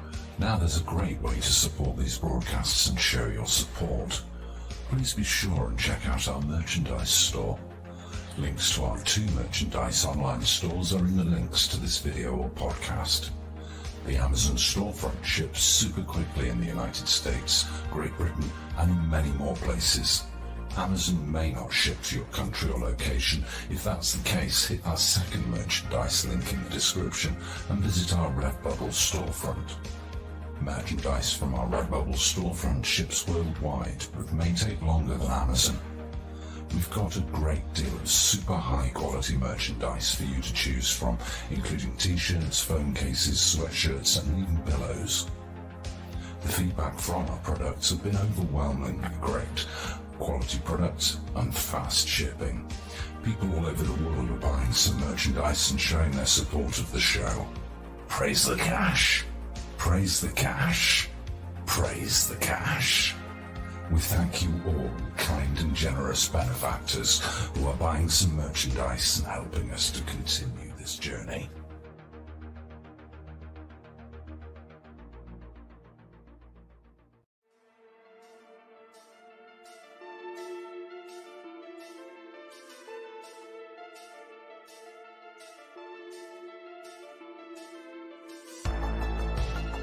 Thanks for being here. This is Truth Seekers with your host, Stephen Campion. please rate, like, and comment on our videos or podcasts. If you are listening to an audio podcast, please rate us 5 stars to help us rise in the search rankings. If you are watching on YouTube, please like, comment, and subscribe to our channel. If you're listening to an audio podcast, we love and appreciate you listeners, but you are missing the live tapings. All our shows are recorded live with video feed. We'd love you to come be a part of our live broadcasts and tapings for the podcast. Head on over to YouTube, click the search tool, the little magnifying glass, put Truth Seekers, one word in the search bar, and hit enter. You'll see a strange and mysterious guy with sunglasses. That means you found the channel. Go there, smash the subscribe button, and hit the notification bell to receive up-to-date info on our YouTube channel. We welcome you to be a part of our live taping and our chat room during the live broadcasts. Seek the truth. Speak the truth. This is Truth Seekers. Truth Seekers.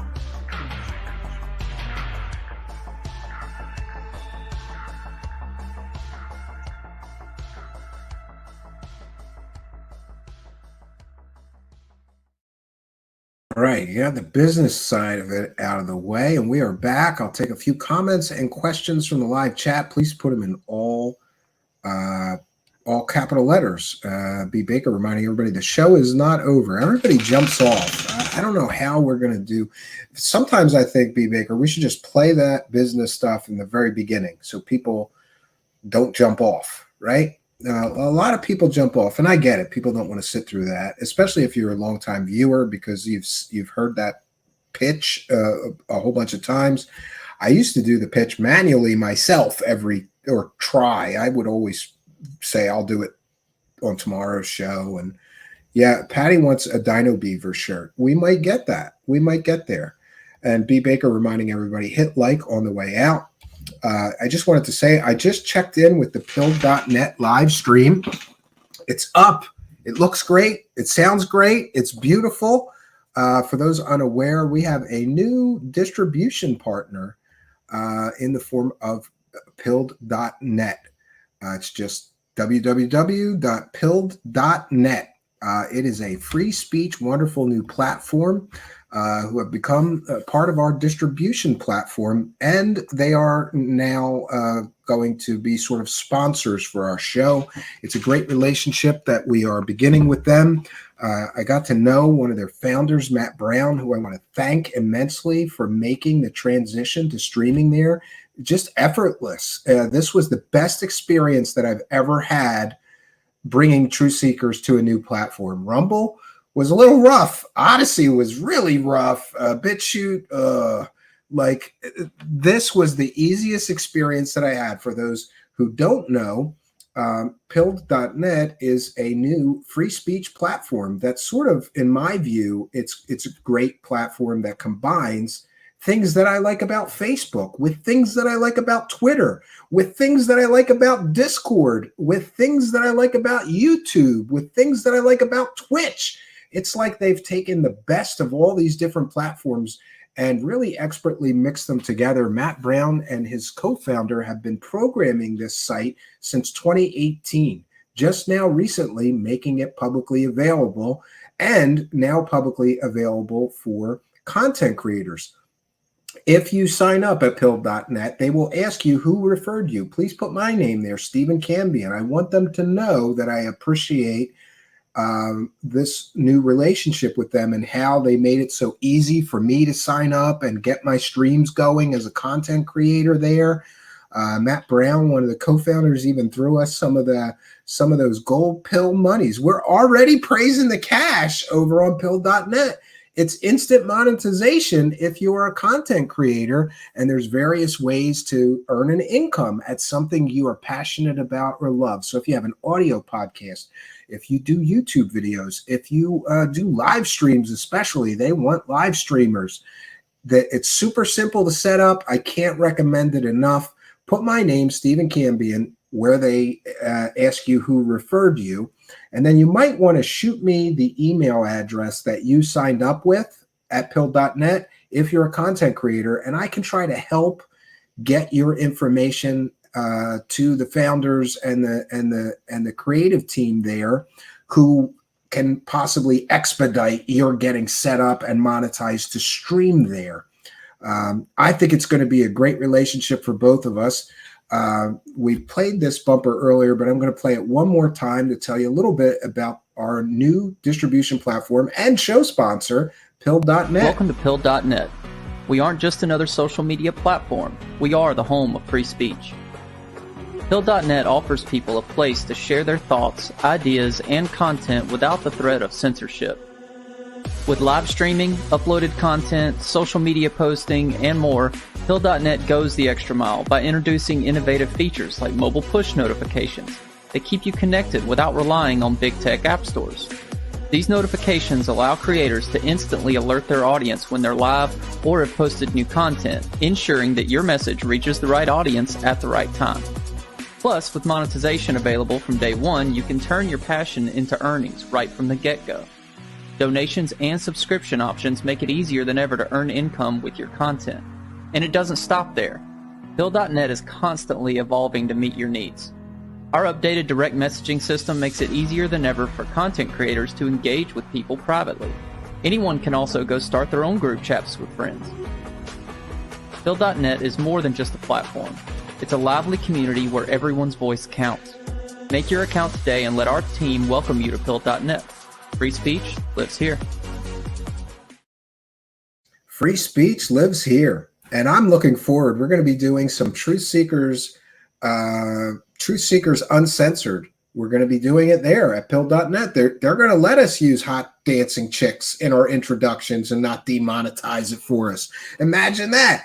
They're going to let us have pole dancers and not demonetize. We're going to need some stripper poles up in this new set, up in this bitch, right? Because we can use that now, and we can have live dancing girls. We're live dancing men for you ladies. I'm all about both. Let's keep everybody happy. But, let's realize we do have a 90% male audience, but we love you ladies here as well. We'll try to do something for you.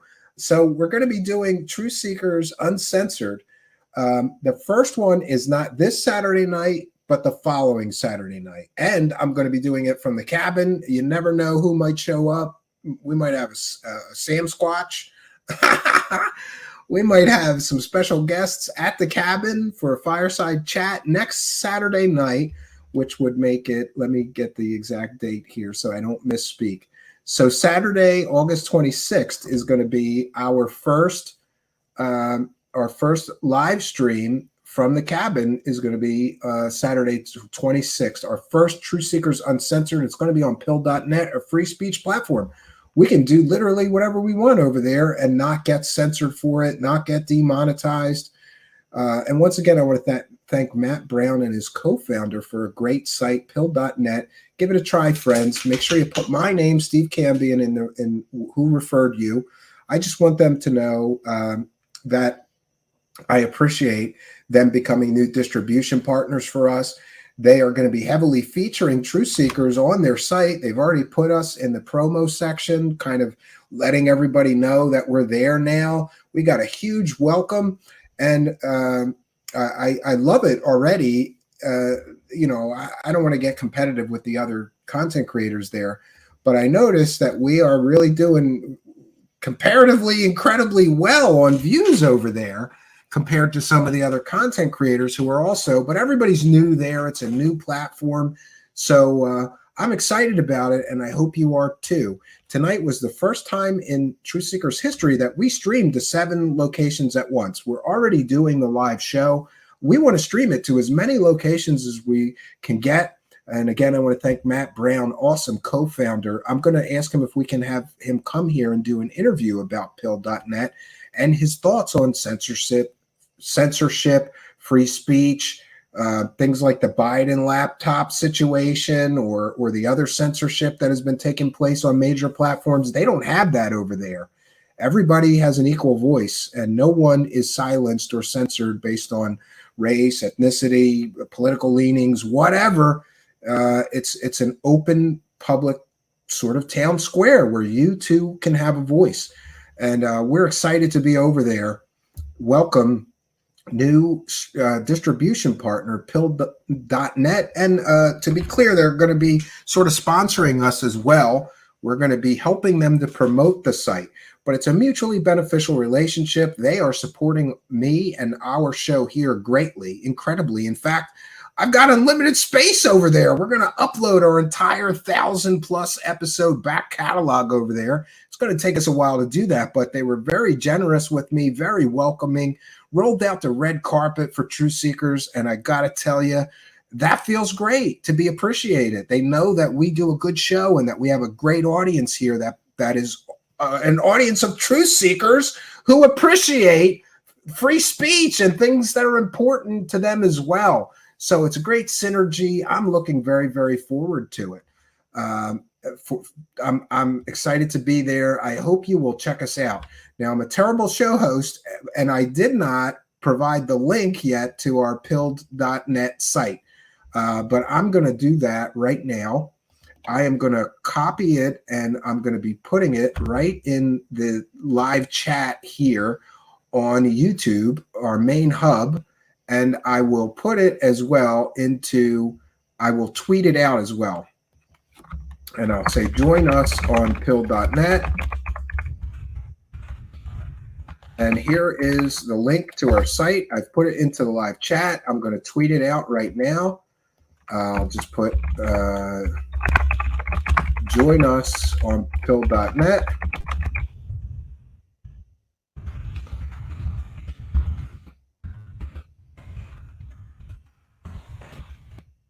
Use my name as who referred you to sign up. And if you're a content creator, especially if you're somebody that I am familiar with and would be willing to endorse as a good content creator, please do reach out to me and give me the email address that you sign up under, and I will pass that along to the Pill.net team and hopefully expedite your becoming a content creator there. We got to say, great situation. And, sometimes the universe does reward you when you have good karma. The founder kind of contacted me. I was a little skeptical at first, but I looked into it. I started looking at the site. Remember, I have a background in computer science and programming.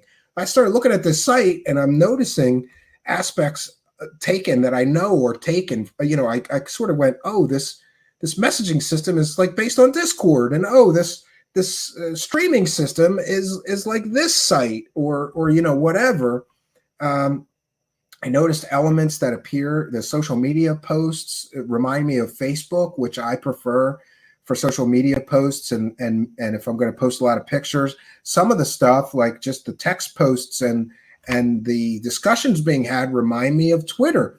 So I was very impressed. I think you will be too. If you, and by the way, if you just want to sample a lot of new content that you might not have ever seen before, there's all kinds of content over there that's new, that a lot of people are streaming there exclusively.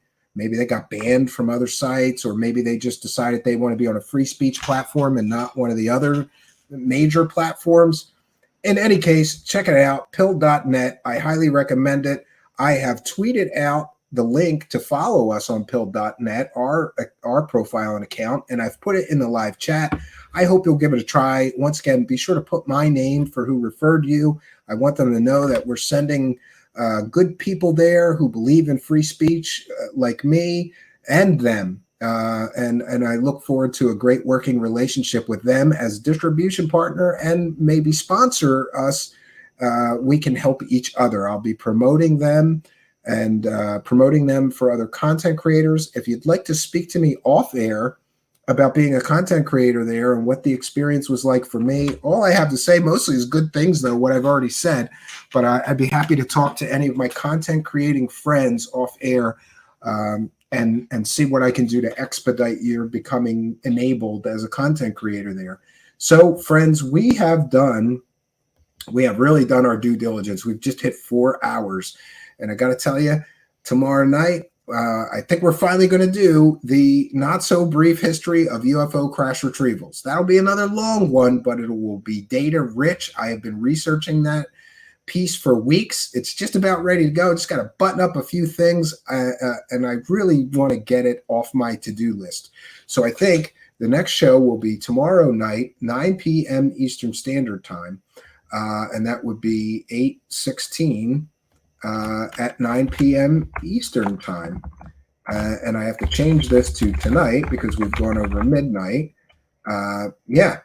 So tomorrow night, I will be here at 9 p.m. Eastern Standard Time, and we will be streaming to 7 locations again, including Rumble, YouTube, Facebook Live, Twitter, Twitch, and now our new distribution partner and show sponsors, Pill.net. I hope you'll be here with us. I want to thank each and every one of you for joining us. What great attendance. We had over 200 in the live chat, and I don't think that it aggregates the Pilled viewers. We had a bunch of viewers over there. Welcome new viewers from Pilled.net. Excited to find new friends on Pilled.net, and I highly recommend it. So we'll be back tomorrow night, 9 p.m. Eastern Time. We want to thank you, Twitch subscribers, Patreon supporters, YouTube channel members, Super Chatters, Super Sticker purchasers, Super Thanks people, and of course, you PayPal pledgers. And by the way, I just want to check in with that really quickly. For those unaware, we read every single Super Chat, and we thank every single PayPal pledger. Instructions for how to help our show offer on air is in the description of the video. So we want to thank Maria for a kind and generous $50 PayPal pledge, who says, good things are coming for you and your show. I can feel it. Yeah. Do you feel that? Things are starting to happen for us. We got this new set going. We've got new distribution partners, new sponsors. We're praising the cash all over. And Maria, thank you for helping us praise the cash to the tune of $50. Very, very kind and generous of you. We appreciate that very, very much. We also want to thank John for a kind and generous $10 PayPal pledge. No message, but thank you, John, initials JP, for a kind and generous $10 PayPal pledge. Praise the cash, friends. And by the way, we already are praising the cash over there on Pill.net. We've already made money today. We did 2 test streams, both of which made a little bit of money over there on Pill.net. Now we have tonight's stream, I think, made some money on Pill.net. Kind of hard to tell on the fly, but I think that it did. You kind and generous benefactors. We want to thank our chat room moderators, our announcer, Mr. Ian, and everybody else. And we thank Al Garay, who is always holding down the Twitch chat, who says, congrats, Truth Seekers, on the new distributions channels.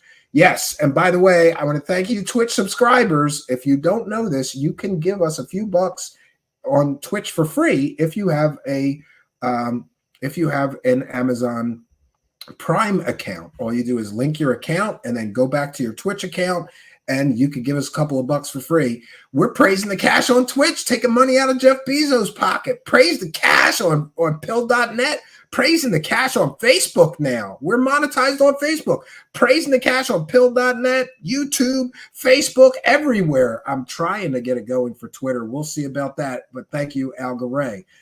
We want to thank all of our kind and generous benefactors. You all in the live chat, all of them. You chatters in the Pill.net chat, you Rumble chatters, you Twitter viewers, Facebook Live viewers, and of course our YouTube chat, which is essentially our main hub. We have done our due diligence, friends. I'll be back tomorrow night, 9 p.m. Eastern Standard Time, and I sure hope that you will be with us. Until next time, friends. And by the way, this really is all I got for you for now. But I'll be back. Until next time, friends, my name is Stephen Cambion. Good night, and God bless all of you, especially you, David Grusch. I will pray for you because I truly think that you are getting taken advantage of by a bunch of UFO profiteers.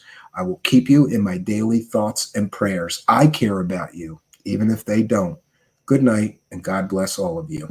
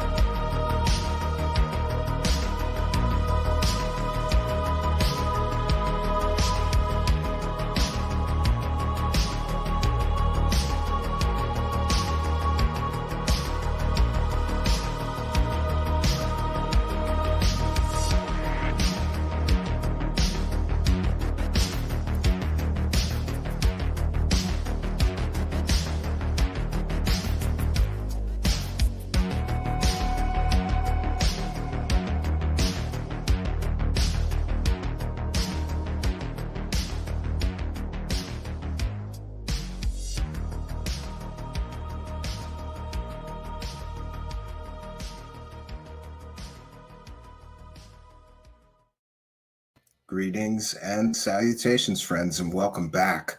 Tonight we're doing sort of a Truth Seeker special event. And I'm happy that there's so many people already joining us because tonight we will have legendary television producer and film producer Bob Kiviat. Bob is a television writer and producer. And when I was growing up, I didn't know it at the time, but everything that I liked on television was produced or had some involvement from Mr. Kiviat. He's produced 11 specials for 20th Century Fox Television. Of course, the most famous of which, however, is The Alien Autopsy. He's also appeared as a guest expert on Coast to Coast AM and many other shows. Bob Kiviat is a big part of my childhood, though I didn't know it at the time. Growing up, I have fond memories of watching things like Alien Autopsy and Unsolved Mysteries. And interesting to me that years later, I would get to interview him. He's been here before as well. But the reason that we're bringing him here tonight is because I have a very special interest in something that many people seem to be ignoring, and that is speaking to veterans of the paranormal world about the recent claims made by UFO whistleblower Dave Grusch. And many of the claims that Grusch has made recently align perfectly with the claims that were made in the alien autopsy hoax. I think it's extremely important that we both recognize and seek the guidance and maybe the opinions of people who have been through all of these claims before and how they panned out. We recently did a show on Mr. Kevin Randall's thoughts on the Dave Grusch controversy. I think it's important that we realize that the paranormal world is filled with an incredible history of people making fantastical claims and not quite having the evidence to back up those claims, or years later, in some cases, we find out that the so-called evidence that they had is not what they purported it to be originally. We see this in cases like the Roswell slides hoax and other hoaxes. But Bob has produced so much television about these topics. He has seen so many different people make very similar claims. So I thought it would be really an important moment to bring him here and, to be quite honest, for me to quite grill him about what he thinks about the recent claims. So joining us tonight is my very special guest, Mr. Bob Kiviat. Welcome, Mr. Kiviat. Steve, always great to be back with you. And I think you set it up real perfectly. And, you know, the word paranormal, just so you know that you use it a couple of times, that's one of those things in my career that I've tried to shy away from. Yeah, it's a catch-all. I shouldn't use that word. But I think it's very important you brought that up, because years ago, maybe a year before the alien autopsy came across my life and desk and all that, I was working for another show called Encounters on Fox. Fox brought me in from Unsolved Mysteries. It was sort of my little segue in. And there was a show called Encounters. And to me, it was filled with a lot of not believable stuff. So they brought me in to try to shore up the ship, bring incredible stuff. I remember walking into a room and there was a psychic trying to pull a ghost out of someone's body. And I was like, you got to be kidding me. And there was absolutely I asked the camera crew, why are you filming this? What are you filming? And they went, because I was coordinating producer at the time, like kind of overseeing. And I just kind of shut it down. I said, this is ridiculous, right? A psychic pulling a ghost out of someone's chest invisibly, you know, and based on who say so? The psychics? So the word paranormal usually does not conflate with evidence, courtroom, journalism. These are factual things, Steve. These are things that you present evidence. A jury or a judge or even the public, if you're a journalist, makes decisions based on what you presented. I'm going to always hark back to the New York Times story in 2017, one of the worst reported stories ever. Whoever I agree, whoever Cooper is, whatever Leslie Kean thought she was doing, it's a debacle. It's a debacle that brings us right to what your opening was, the alien autopsy. There are people that have been milking the alien autopsy from the periphery even. There's a guy he was at the CIA years ago. His name was Kit Green. He had the audacity to come out a couple of years ago and claim the alien autopsy might be real and all that. Well, there might be a real alien autopsy somewhere. There may well be on film.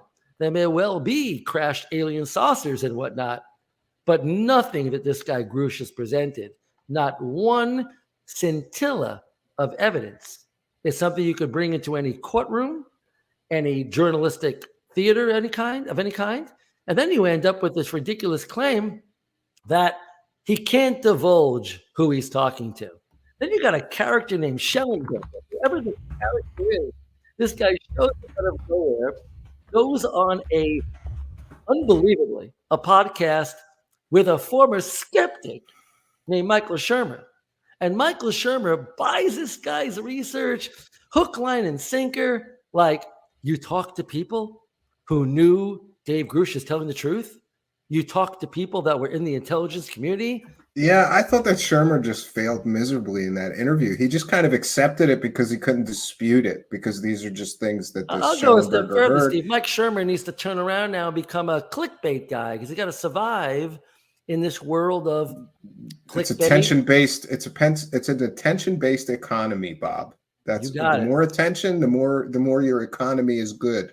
The less attention, and Schellenberger's kind of like he's kind of like a failed indie journalist that jumped onto the UFO topic because he thought there was money there. Time out. As a guy who wrote for cover articles for Omni magazine, who wrote for major publications in New York, where you're judged by your journalism, I take great umbrage that a guy like Schellenberger, when you go to his Wikipedia page, you are bleary.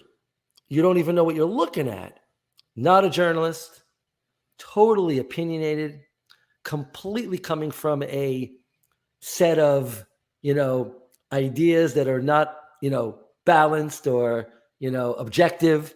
And like an agenda-driven pieces is what he writes, and this is all real. And by the way, let's say it like it is for a guy 20-something more years on this thing called UFOs and Unexplained for network television. Who the blank is he in the first place? Where did he come from? I guess. And he's gonna wait. We'll get to that. I think we have an answer on that. It's not rhetorical. We do know where that came from, and we'll get to that if you want. Yeah, but I want to get your general opinion. So we have this person, and when a lot of the true believers are conflating things, and they're conflating his background being real with him being absolutely 100% telling the truth about all of this, that's a problem. They've also conflated the fact that the intelligence community inspector general called his claims credible and urgent, but he was the intelligence community inspector general was talking about his claims of some sort of retaliation, maybe urgent or credible. And because of the whistleblower new laws, they have to take every complaint as urgent and credible and fully investigate. It doesn't mean that the IG was saying that his alien claims were urgent and credible. There's a lot of language that I noticed. There's a lot of play on language that is taking place that I think is extremely deceptive. But when you think back to the original claims made about alien autopsy, these are a lot of the exact same claims, right? We have alien bodies, we have alien crashes, we recovered materials, we've recovered bodies. I've been here before. Not really. You see, as a child, like, a young child watching alien autopsy going, it's real, arguing with my friends, I'm going to repeat what I said on an earlier show, and then we'll get right into the bigger gist here. When I did alien autopsy, I told many people I would never have touched the Roswell case ever, if indeed there was not some kind of evidence, film footage, something presented. There were rumors for years at Disney. I knew people at Disney, Walt Disney Company. The rumors were that a guy named Ward Kimball, who was an animator, and a few other people at Disney were shown proof positive evidence by the government of alien crash, bodies, pilots, if you will, like Grusch claims. Pilots, what does pilots mean anyway? But the idea that you had a crash saucer, that you had alien beings that you had UFO footage. This supposedly was given to Disney's hierarchy by the government. This is the rumor for years. They were trying to get the message out to the American people that we know we're not alone, and try to figure out a way, whether it was before the Brookings Institution did their study, which was in the 60s, which was the conclusion was, if we ever do get evidence of an alien or proof of extraterrestrial life on Earth or in space, then we're not going to tell the American public too easily, because maybe we'll freak out, the world will freak out, economies will be ruined, religious issues will be brought up. So based on all of that, it was almost easy to understand that if Disney was brought this material, and ironically, the story is that they brought the government was going to let Disney tell the story about where aliens are here. They visited Earth. It became a comedy at the end. Somehow the government decided to not let Disney have the material. And yeah, then, I heard this I heard this story. Disney people for years. This guy Ward Kimball, who drew a lot of the people that our children, me, you, all the characters Disney has, all the famous characters. Yeah, he was the person who designed a lot of those Ward characters. Kimball was that impactful to society. So when he went around to UFO conferences or wherever he spoke before he died and said, "Hey, this happened," nobody believed him. And I was one of those who went, "Look, show me, prove it to me," right? So I hear the story that there's this guy in England and he claims he's got footage of an alien. And I'm like, what? So like a journalist, you just track it down. You find out who had it, who claims it. It's a story that we're going to possibly tell properly and fully in a brand new series that a company has approached me. They want to do a very major series. I will have to say maybe a little bigger than I might do on my own, because I'm kind of been there, done that. But the story in the complexities, and these people are ready to tell the full complexities, are astonishing. When you hear the possible things that aren't true or that might be true, whoever put this hoax together, it's one for the ages. And that's why we're hearing about it now. So when Grusch goes public and he talks about aliens and alien crash vehicles or given vehicles and pilots, everybody thinks about the alien autopsy, because it had the one thing about the Roswell case, allegedly, film evidence. The thing that they were always missing, which was real evidence that this is all true and this all really happened. The bodies, the crash, the retrieval, And do you recall, because I was thinking about the New York Times article that you mentioned, it's taken 5 years for that narrative to come crashing down. It took a while for the alien autopsy to be fully debunked and for us to know the truth that it was all, an elaborate hoax, right? It's a masterpiece in playing with the media by these individuals. They found it. I don't know how. Give him talent, gift of gab, salesmanship, whatever. They convinced Warner Brothers in 2006, UK version of Warner Brothers, a film company, to make a movie about the alien autopsy saga. And it's filled with, look, I feel it's a compliment here. They had Bill Pullman playing me in a way, this older kind of. Yeah, I remember. I thought that was an enjoyable movie, though, to be honest with you. I enjoyed it. They even have Jonathan Frakes, my host. My show is playing in front of a bunch of English viewers, and sitting on the couch. And it's a very entertaining story. Mostly bullshit. But the parts that aren't bullshit are still fascinating. We can talk about those. Now, alien autopsy has one thing that I think every hoax out there has had that's worthwhile. The Hitler Diaries, which Ray Santilli says in my Fox specials, it's not like the Hitler Diaries, because my director asked him, is it like because I told Ray, we're going to ask you point blank, is it like the Hitler Diaries? Hitler Diaries was a hoax allegedly written by, these diaries by Hitler. And it turned out to be not his handwriting after all. It wasn't Hitler, and it was all fake. He played this so much more cleverly than those people. He promised me and Fox we would meet the cameraman the allegedly 80-something-year-old guy living in Florida at the time. And then they hired a homeless man to play the cameraman. Well, right? hold on. There's two different people. There's in the movie Alien Autopsy in England, they made this movie. They have a famous actor named Orson Bean playing the cameraman fraud that Gary Shewfield and Ray Santilli concocted and tried to convince me and the Fox network that this was the real cameraman. I wrote 25 questions for this guy.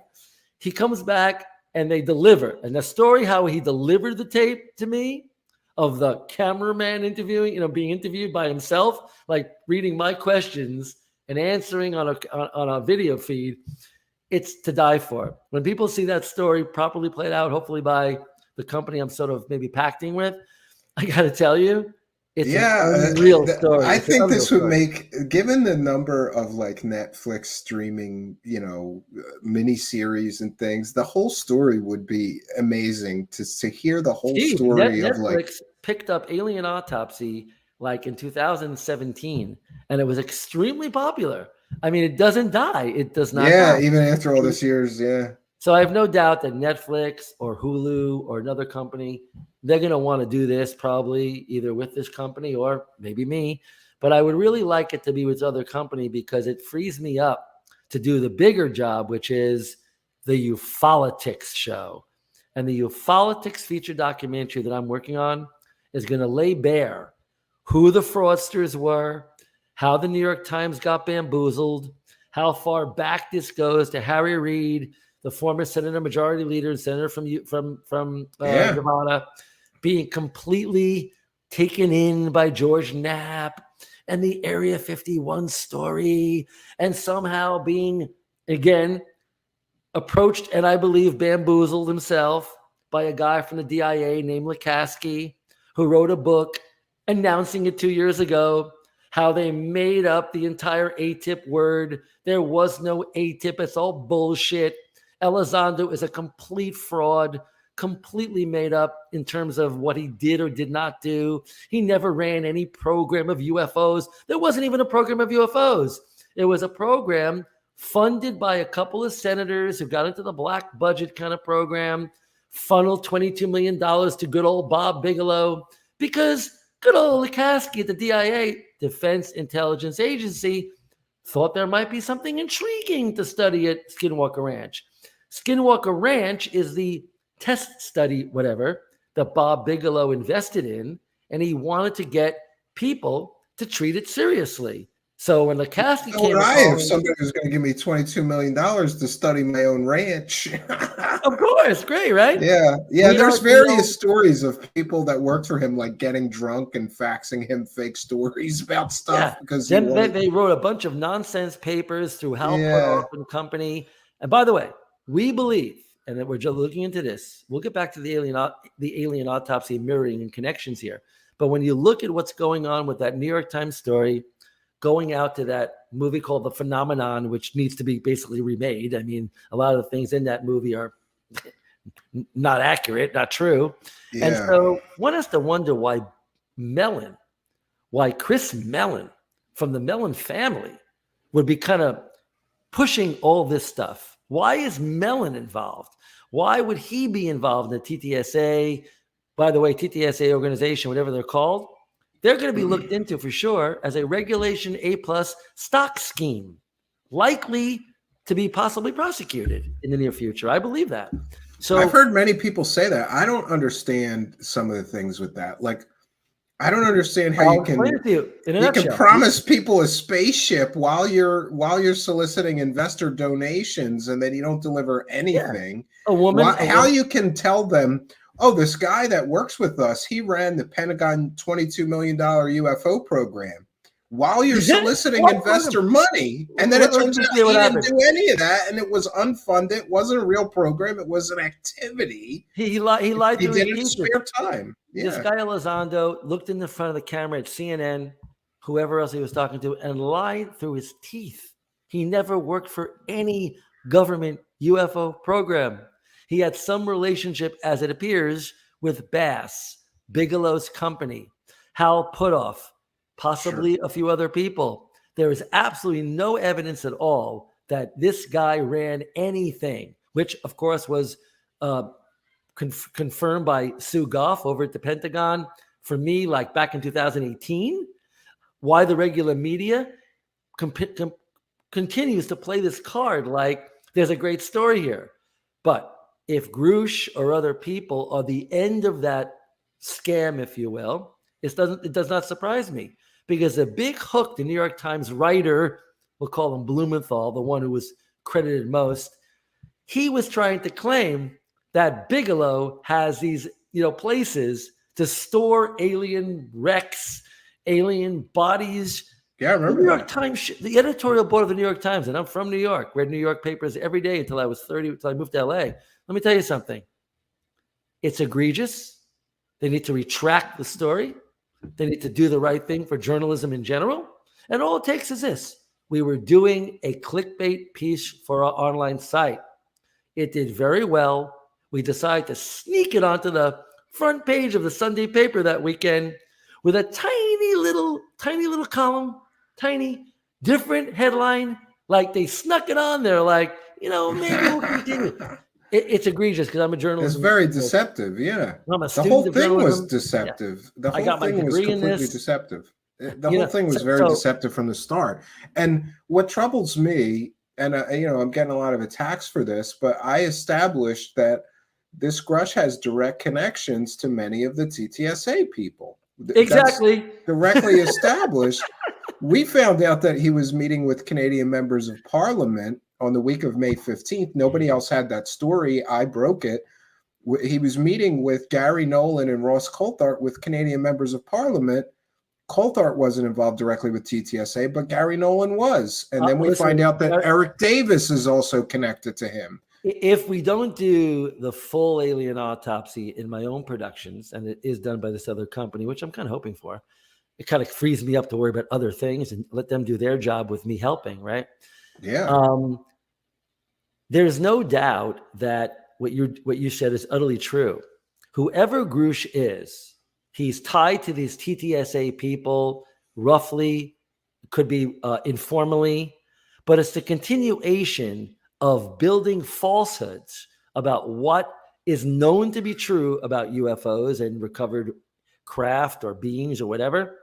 And it's a continuation, we believe, and this is what we'll say in my Ufologics feature doc, that I really believe it was all done to take advantage of the popularity of UFOs. This UAP, drop that bullshit right now. That's the CIA word, yeah. Is nonsense. Nobody buys it. Jimmy Kimmel didn't buy it when Hillary Clinton said it that day. He doesn't buy it now. Nobody buys it. We all know what UFOs mean. When you say UAP, you're trying to bring it into some other kind of scientific mumbo jumbo. It's nonsense. The public is smarter than that. We all know there's a lot of UFO, evidence mystery out there. Steve, I'm putting together a possible series that might be called the 100 Best UFO Video Hotspots. We are going to show 100 videos, 70 of which I've shown on my Fox Network specials, UFOs, the best evidence ever caught on tape 1 and 2. By the way, collectively seen by more viewers than Alien Autopsy, close to 1 billion people combined. Yeah, I remember that series. That was in these specials, incredibly we did. popular, yeah. Yeah, I agree. I appreciate that. Up until 2000 or so, we amassed videos shot by everyday people, NASA from space, a potpourri of sources, all verified, unimpeachable in many ways. And these videos show craft, structured craft, gigantic, some of them. One thing over a kibbutz in Israel looks like a freaking building in the space, in the sky, shot by 2 different cameramen. Yeah, I remember that footage. I remember that whole series. What did you have? Was there 2 or 3 of them? There was like by several. shows. There were 2 shows, UFOs, the best evidence ever caught on tape 1 and 2. Netflix picked them up in 2017 with Alien Autopsy. So they took essentially my UFO alien package, and they loved that because they also saw my previous 2015 show, Aliens on the Moon, The Truth Exposed, which, by the way, Steve, I'm wearing this shirt today for a reason. This shows Buzz Aldrin getting eaten by Sharknado. And that's what happened. New York, the Sci-Fi Channel decided in 2015, 14, 15, they were going to put on my show, Aliens on the Moon, The Truth Exposed, which shows bona fide photos from NASA's archive that Buzz Aldrin wouldn't want to look at.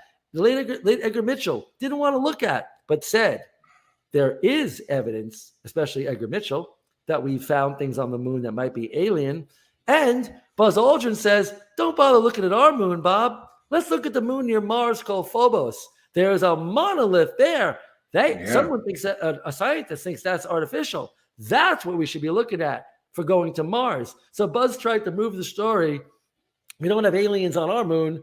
We might have aliens on the moon by Mars. So by association, he's sort of saying the alien connection to moons and to what we may find in space, that's real. Buzz is a tough interview, by the way. So if anybody wants to see that show, we're trying to bring that back because we know people in America want to see that. We're going to be going to the moon in 2 years now. They're sending, I think, 2 male astronauts, if not 3. Well, they say that, but they always cancel plans. We've been trying to get back to the moon for like 50 years now. This won't be canceled. This will not be canceled. I think you're right. I know somebody at NASA who told me no, Stephen.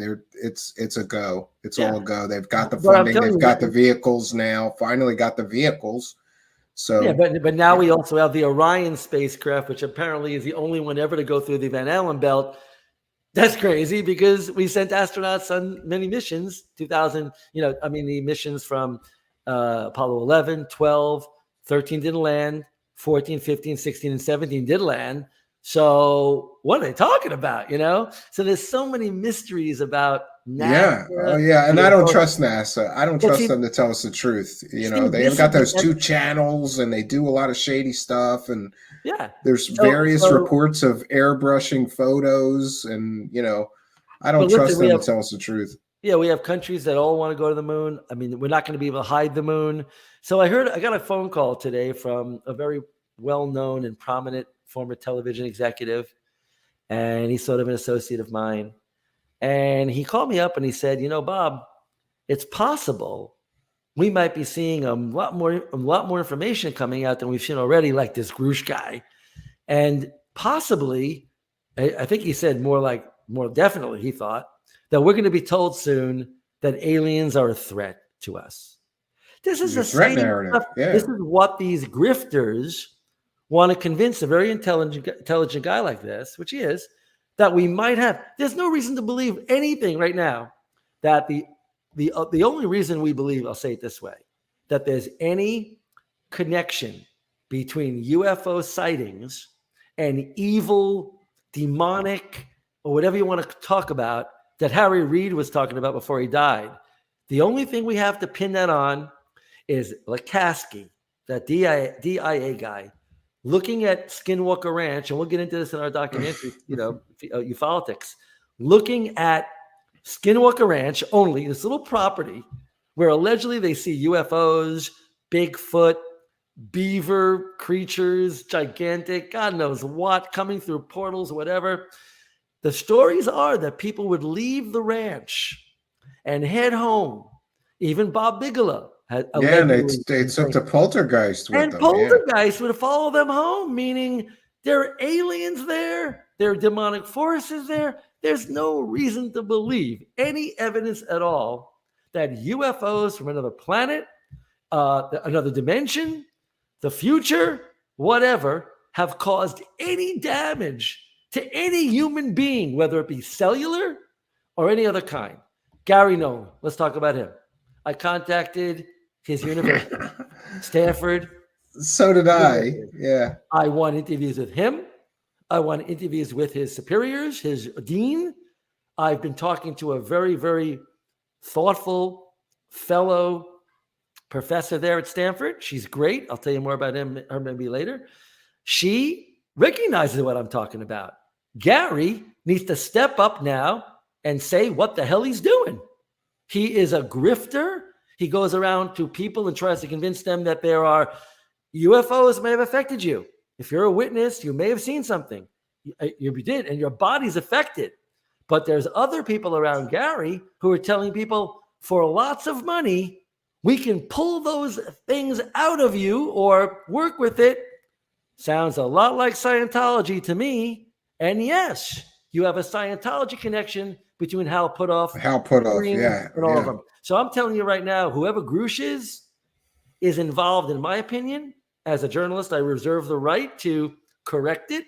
But I believe we're going to find out that Grusch bought a whole line, kit and caboodle, bullshit round of evidence and stories from the people I'm referring to. Yeah, And this is the a grift. TTSA crowd. We've got them directly connected to Lou Elizondo and Gary Nolan and Eric Davis, who's directly connected, who works for Hal Puthoff. So, you know, and interesting that there's, I think what I'm very disappointed about is that there are a number of people who haven't woken up from being lied to and originally with the TTSA thing, or they make excuses for that. They can't believe it. It's very hard for people to believe. But this is the same. You're right. I'm leaning towards thinking that this is a continuation of the same sort of operation, for-profit driven thing. And completely.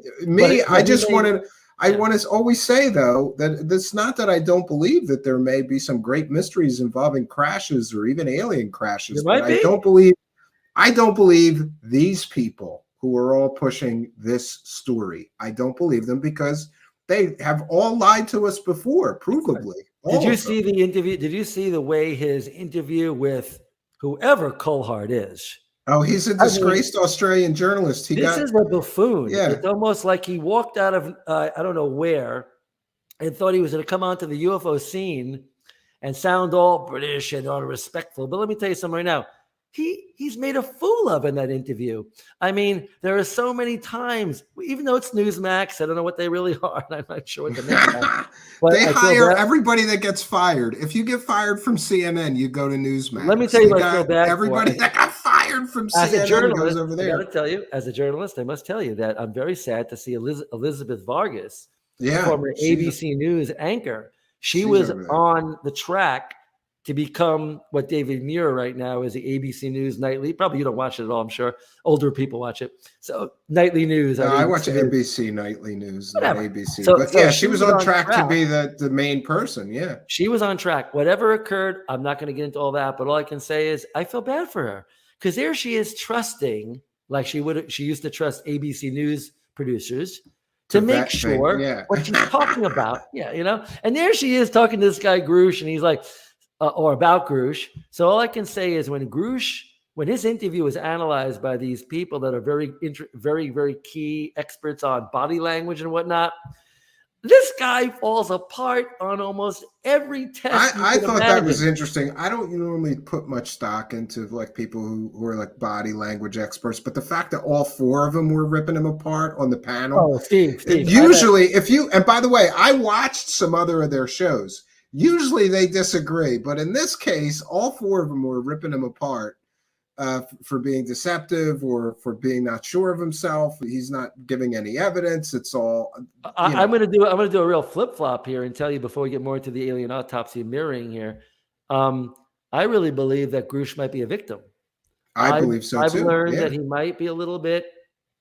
I'm hearing words like on the spectrum of autism. Yeah, it's been confirmed that he has autism. But and you know, Bob, I don't know that you know, but my son is nonverbal, very, very severe autistic. You told me. It's very serious. People need to understand too that they're using this autism card to basically say you can't be critical of him because he has autism.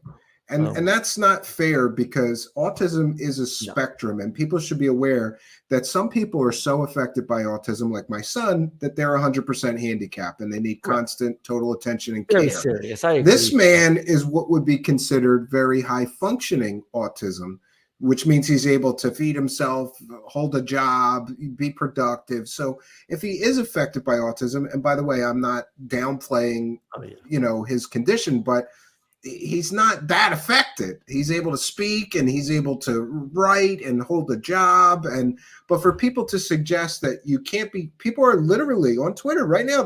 You can't criticize him because he has autism. I couldn't. It's almost like they put that out to stop people from being so critical. But let me ask you of this: his mannerisms and his weird tics, which could, I will say, which could be partially from being on the spectrum. And also, we need to recognize that several years ago, the United States medical everything decided that several other conditions, which used to be their own separate condition, like Asperger's, which is a problem understanding social cues and being a little socially awkward, people would be diagnosed with Asperger's. Now it's all in autism spectrum disorder. So this man could simply have a few problems with social cues and he got labeled autism. We don't know the full extent. He's very much minor, and I'm sure, Steve, you have a very serious issue there.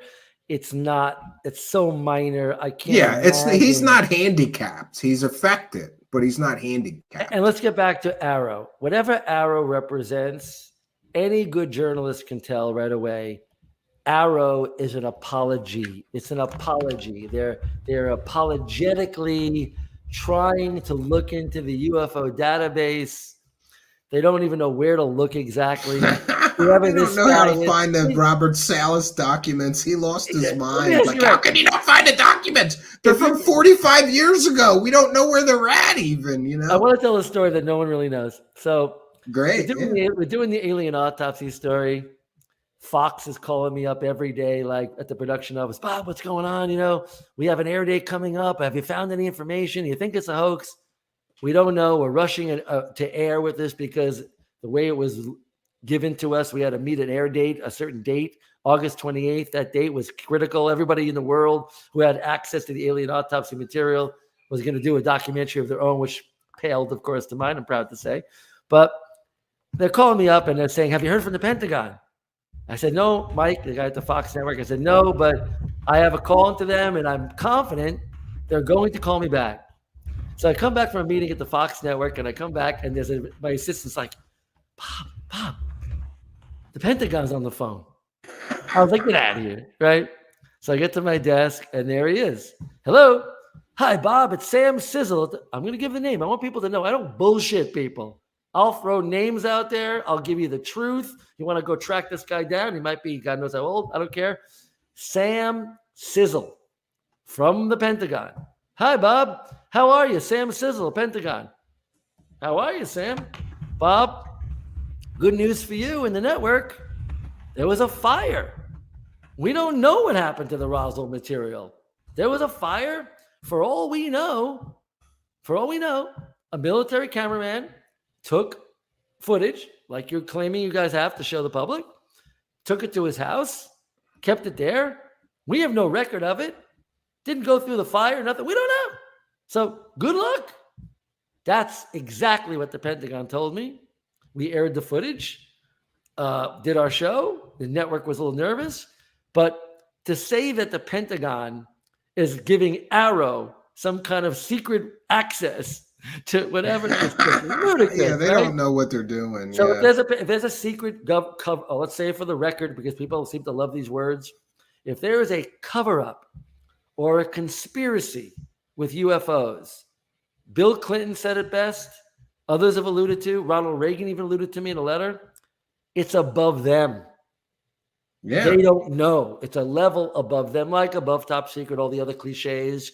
I kind of hate it when I hear people say that. Oh, this program was 22 levels above the president or something. I go, but there's a reason. Yeah, Maybe only one level. People have tried when they became president. Oh, I'm fully aware of the history of that. And they're told, take a number, sit down. We'll get you a corned beef sandwich in 5 minutes, maybe if you're lucky. And they'll take it like a deli. Take a number, sit down, and that's it. And they don't ever get the information. They never get what they want. They come out from being president, scratching their head going, I don't know. So all it means right now is don't expect the Pentagon, Arrow, some ridiculous TTSA group or anything else, or Mellon himself, Chris Mellon, to push the world into some disclosure. It's ludicrous. However, the alien autopsy actually has more tantalizing evidence in it as a story and a saga that we can get into. And one of those things was the way that the footage initially looked. You know, when we first saw the alien autopsy footage, it was weird, no doubt. You know, is it 1947 footage? There were 2 other films that show the lead-in to the autopsy footage. Yeah, and Santilli people told- to this day still post those, claiming that they're like people recovering bodies at Roswell or something. it's like, it's insane. Santilli had a sales guy come to LA, dazzle everybody. Not me, really. I was just like sitting there, just like the master of ceremonies, letting this guy speak. And he would be like, what did you first think though when you heard that British they guy- had alien footage? What did you think? At first, I was told the 10 footage was all he had. So I fly to England thinking, he says, Bob, when you come to England, whether you're representing yourself or you're representing Fox Network or NBC, wherever you worked before, I will show you Harry Truman walking around the crash site. I'm like, really? That sounds great. I get to England. I'm a jet lagged. I come through that whole thing. I come to their offices, the hotel, whatever they had, and they pop in a tape, Steve. And it's the brightly lit alien autopsy scene with the one damaged leg. We'll get to that in a minute. With the one damaged leg, what appears to be this bulbous stomach, this weird gaze that's looking up, kind of sublime, you know, very much, you know, kind of gets you. And then, of course, you see the maneuvering of the doctors and the window and all that. So I was shocked in his office to even see this. I said, Ray, this is not what I was told. I was told there was a tense scene. There was a creature on the table. This is not what I was told. He goes, oh, I'll show you that now too. So he shows me the tent footage, which looks like a flickering light with a body on a table with a bunch of people pulling stuff off, but you could see faces. Right away, my brain went, there are faces there. It did, you know, enhance those and see who they are. But I forgot about that for a minute. I said, show me the rest of the package. And they show me this metal debris, some khaki dressed military guy spinning around metal parts and stuff, whatever, showcasing them on a table, 6-fingered hand. The 6-finger hand. Yeah. I'm this is ridiculous. People still post that to this day saying it's real. So Ray says to me, tomorrow morning, Bob, I'm going to sit you in the front row and you're going to see in front of 200 people at the Museum of London this presentation. I said, Ray, you're going to show all this footage, these 3 scenes? He said, he didn't really answer that. So I got there the next day and I'm sitting in the front row and I moved back 1 or 2 just so I could see better. And I'm all there, empty. The theater is empty. And I'm sitting there waiting. So they all file in, news people, producers, whoever they may be. And Ray's up there talking to the projectionist. I don't know what he's doing. The next thing you know, the lights go off. Everyone's sitting down. It's pretty packed. And the lights go on. And they play this scene. Only 10 minutes, by the way. It was not the entire film. It was like a short version, a 10-minute version of a 17-minute autopsy. We found out later. So everybody saw it. There was no real questions, answers, or anything. It was sort of like Ray just showed it, and everybody kind of walked out. However, there was one guy who was like tailing everybody else. He's this guy. He looks like grayish hair, pretty long. Looked like an older Beatles like guy almost. He liked the Beatles, you know. He looked like he's very quiet, wouldn't speak to anybody. I asked someone, who is that? Someone said, that's Ray's investor. That's the person who put up $100,000 to buy the cameraman footage from the U.S. cameraman. Allegedly, the story was that the cameraman needed money for his daughter who was getting married and needed money. I remember that. So he decided to sell the alien autopsy footage to Ray Santilli after protracted whatever negotiation. But all I'm thinking of at this like London scene here is, who is this guy with the shaggy gray hair walking around, nodding around, not speaking to anyone? Finally, we go outside where there's a bar where all people are walking to a pub to maybe have a couple of drinks and talk about this film. And this guy comes sashing, kind of the best way to put it, he's like swashbuckling up. He's like this guy walking up the street with 2 girls on his arm. I realized right away those are Ray's assistants, Sarah and someone, I forget the other name. And they're walking with this guy, and he walks right up to me. I don't know why he zeroed on me. Maybe he knew I was the producer. And he says, Bob, how are you? Volker Spielberg, nice to meet you. I said, Volker, you're the investor, I guess. German investor, right? And he just broke right into it. And he says, are you Jewish? And I said, I happen to be, but I'm also part Italian, but I'm Jewish. He said, didn't miss a beat. He goes, you know, Bob, there's a better chance the alien autopsy footage you just saw today is real than that 6 million Jews died in the Holocaust. Oh, God. Really, Volker? Jeez, God, who does that? We're off to a smashing start, me and Volker Spielberg, right? Now, what's interesting is Volker Spielberg made sense to me as I walk into the pub because I realized the rumor was, I think I showed you this for a reason. I did. Omni magazine, that I wrote the cover article about the face on Mars for them. That's kind of broke my journalism cred right into the UFO field. I'm sure that I read that back in the day. In the same edition, a couple of months later, September, there was an edition where they had a story, a short story about the alien autopsy before I ever really got involved. And in the story Omni did, they called me up, in fact, and asked me, what have you heard about this? You're in Hollywood now working there. What do you make of this thing? And I said, what do you mean? They said the rumors are Steven Spielberg is behind a Project X. That's what the article said in the Omni edition. Project X. Some movie is being made by Steven Spielberg's Amblin Entertainment. And it's all about the recovered Roswell footage. Holy shit, I'm thinking. Could that be real?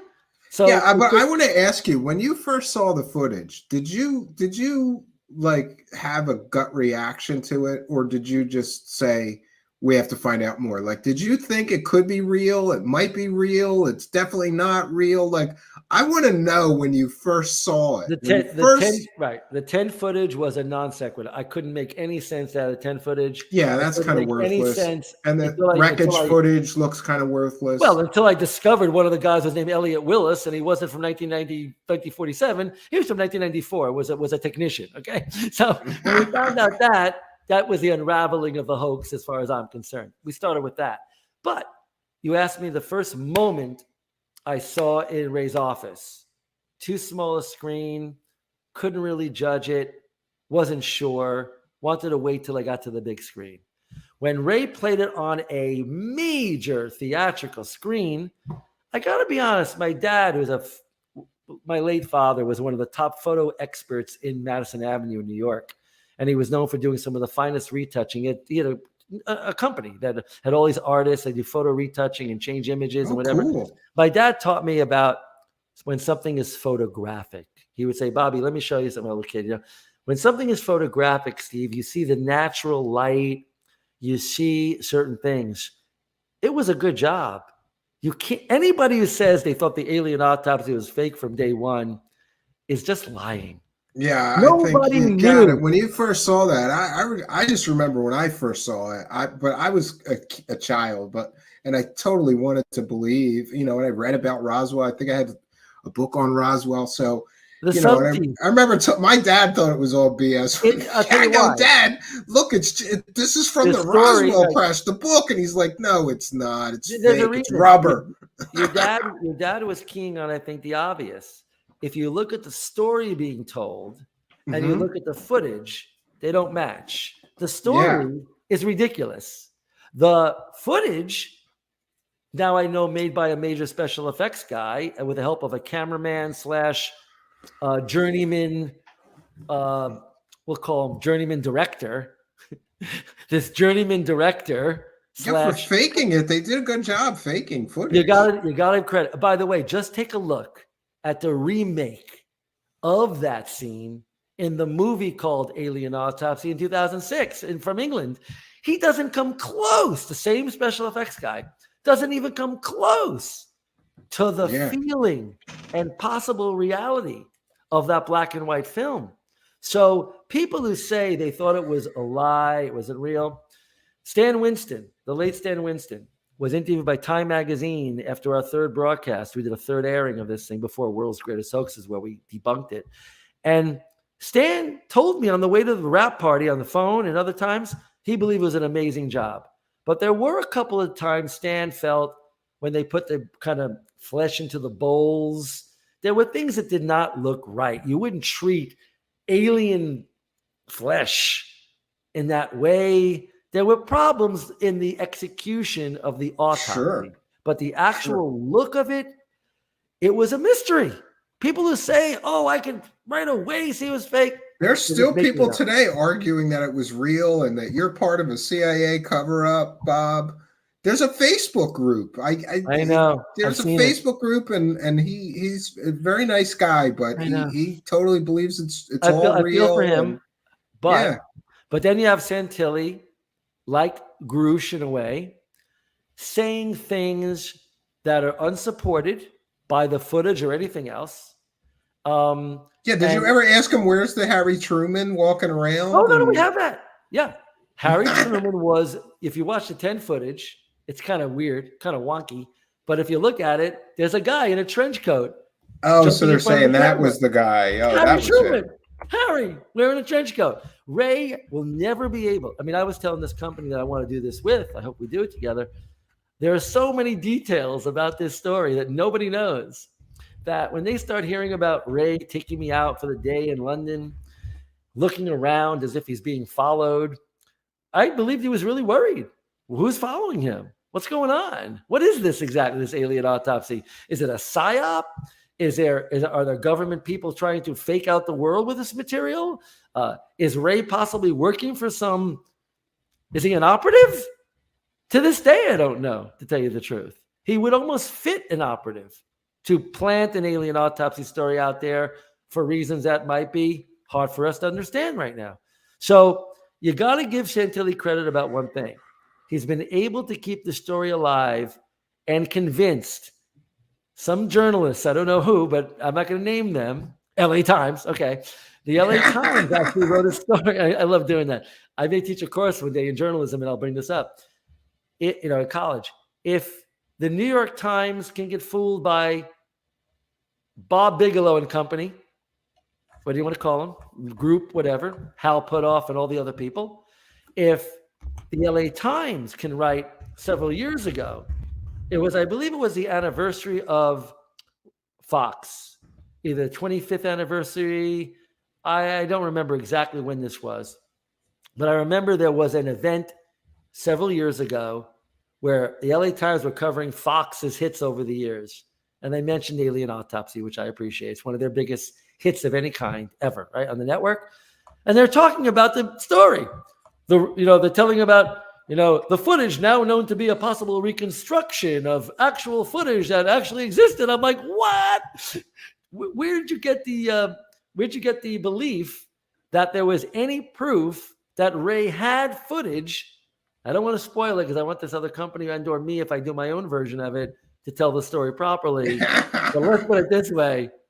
There was no reason to believe, and there is no reason to believe, that a cameraman ever existed from the U.S. military, although it is registered that way at the Copyright Office that I registered, which is it came from a U.S. military cameraman. And so that's pretty much, that story is locked in now. You can't undo that. If Santilli were to say, by the way, no, sorry, I reconstructed what I saw from an old guy in Florida, fraud now is what we're dealing with. Fraud in the Fox contract, fraud in my contract with him and the network. It's a nightmare. So you can't mention, by the way, I reconstructed lost footage. It's a document like the Mona Lisa or something. Like, reconstruct the Mona Lisa. Wrong. We're going to show, or the other guys, if I do it with them, we're going to show why the claim that this special effects expert copied stills from the original film, we will show undeniable 100% evidence that cannot be true from another autopsy they did that didn't work out very well. So so they had B-roll. They took it from the B-roll? No, they went and made two bodies. They started with the first body, or they had made one body, and it wasn't working out too well. But they decided to kind of experiment with things. So they have material being removed from an orifice of the alien. Oh, yeah. Oh, yeah. that's pretty interesting. And I've then, never seen hold that. on. Yeah. The other leg, 2 legs are fine. Now, wait a minute. If you're matching the Mona Lisa, how do you reconstruct? Yeah, you missed the leg separate looking- detail. Well, yeah, 2 separate detailed creatures. So if a jury in America or a judge were to see this case prosecuted, Ray would lose badly. But people want to believe, and I'm one of those, I want to believe that the rumors for years from either the Roswell crash or other possible events are proof that aliens have visited Earth. And they may be, here to watch us and whatnot. The thing that I really find egregious without any of those facts proven, because I could show you 100 videos. We could do 100 videos of UFOs around the world. It'll be an amazing show. See the cultures of where they were shot. Like the late Anthony Bourdain did a series around the world with food. We might go around the world and see this video was shot on November 5th, 1993, but where did it, what does it mean? That's all great, but it doesn't prove anything. I want the public to keep the fascination, the sense of wonder, but not be bullshitted to by a bunch of people that are really rank amateurs when it comes to UFOs, like Elizondo, like Mellon, like this guy Grusch. Are you kidding me? We've been there, done that. If we're good journalists in the field, we know what we're doing, and there aren't too many. I'm proud to say I might be one of the rare ones out there.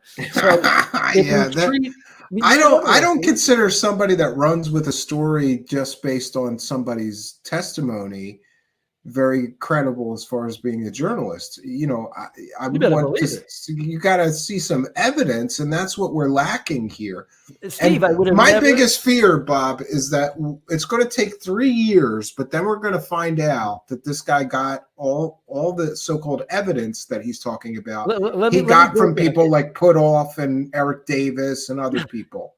A nightmare. What you're describing to me is a career nightmare. I spent all these years trying to bring, of all the mysteries I did, whether it be unsolved mysteries, crime and UFOs and ghosts and miracles and whatever it might be, whether they were highly rated, most of my stuff was, but still, the idea was, let's get to the truth. Let's get to the truth. Unsolved mysteries we always wanted, and the executives there were very clear, we want to solve mysteries. And one of the things I liked about you, and we talked about this before, is that for those unaware, Bob would bring in very skeptical people and almost give them equal time with the people that were pushing that this is real. We will. And that's something that's been lost. Like this. Oh, and by the way, just a correction. Somebody's messaging me like sporadically. I have a few messages. I'm not sure if it was you or me that said Newsmax. It's News Nation that ran the story. Just a correction. They're equal to me in their journalistic. Yeah. What's funny is Kevin Randall said the same thing. He said News Nation, not News. It don't matter. Newsmax, not News Nation, and people attacked him for it. They know what we're the fine about is News Nation. But the interesting thing is when they run this Grusch story, they do an hour-long interview with this guy, and then they give one skeptic, Mick West, I think I timed it, it was like 3 minutes. So we've got an hour of, but we've got an hour of, this is a true story. This is definitely got to be true. And we've got 3 minutes of somebody with the skeptically slanted in the new perspective. documentary. Right, in the feature we're planning on doing, which may or may not delve heavily into the alien autopsy, mirroring if we don't do it with the other people. I have to tell you that we will lay bare the journalists that have concocted this 6-year UFO nothing burger, this UAP complete vacuous nothingness, these gimbal video, FLIR video, which came out in 2007 on Above Top Secret. It didn't dazzle anybody, by the way. And this other video called, Go Fast, which is a balloon. Yeah, it was doing 40. It wasn't going fast. It was doing 40. Mick West calls me up like 2 years ago and goes, Bob, by the way, if I do your little I did a little stream with him. If you ask me about that, that's probably going like 40 miles an hour. He nailed it. It's amazing. He nailed it before the government went and concluded in their own little They analysis. basically copied his homework. So Yeah. the guy in the audio going, wee! I mean, who is that guy going, wee? Who is that guy in the audio on the plane going, we locked into a balloon? Good job, buddy. Nice job. Well, there's no provenance to even prove that the audio goes with that video. They could have added it. Steve, maybe of the 3 videos, I'm not going to say for sure, but we'll dig into this for the documentary feature. I believe that they know for sure that was a object that they were using to lock on. So it wasn't like they were out there and some unknown balloon showed up. Hey, balloon! The way he's acting, it's like he's playing a video game and he was able to lock it in and use the machine. He's more excited about the machine, and the government seems to be concluding that. So we'll see. I know they want to kind of stay away from it because they're so taken advantage of by these grifters. Hal put off, but let me tell you one thing that people don't know. My company kind of broke ranks a little bit to our usual modus operandi back in 2020, 21, or 19 actually. And we tried to bring the head of CBS News, who I knew personally. I think she was already there, or she was becoming, I don't know. We tried to bring the definitive story about the gimbal video we felt at the time, the FLIR video, the other Go Fast video. We wanted to show the public that this was probably not what we thought. And we wanted to show Congressman Joyce Beatty from Ohio on the House floor on video. I can send it to you tomorrow. Oh, yeah, I want that clip. Give it to all your people. She's on the House floor saying, we need to, I'm paraphrasing, we need to regulate Regulation A+ stock schemes like talking this about company, which she says is her favorite example of abuses.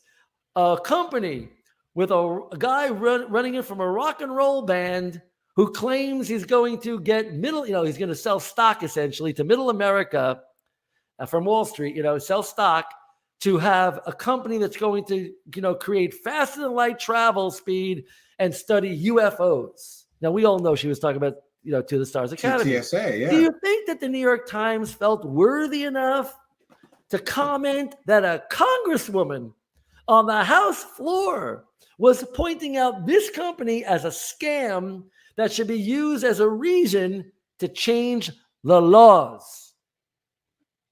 Do you think the New York Times? Yeah, I would think that they would have to, but they didn't. They didn't want to because they probably didn't even know it. Number one, they don't follow it. No, here's my big pet peeve with journalists and UFOs. My pet peeve is that they don't know the beat. They barely cover it ever. And then in comes Leslie Keene and her partner, Ralph Blumenthal, and other projects. And they're going to do an objective job about UFOs. What kills me? Meanwhile, Kane is married, or she lived with a UFO abduction researcher, Bud Hopkins. And Bud Hopkins, she believes in spiritualists like mediums and ectoplasm. She believes in rapping. She believes in all of that stuff. No evidence, no credibility at all. She decides she wants to look at near-death experiences and life after death. Stay in your lane. You were married to an abduction artist / and I wanted to ask you about that. Did you I don't know how closely you've been following it, but Blumenthal and Kane essentially said like, oh, well, Grusch didn't tell us about the bodies. We don't want to talk about the bodies. That wasn't part of our original reporting.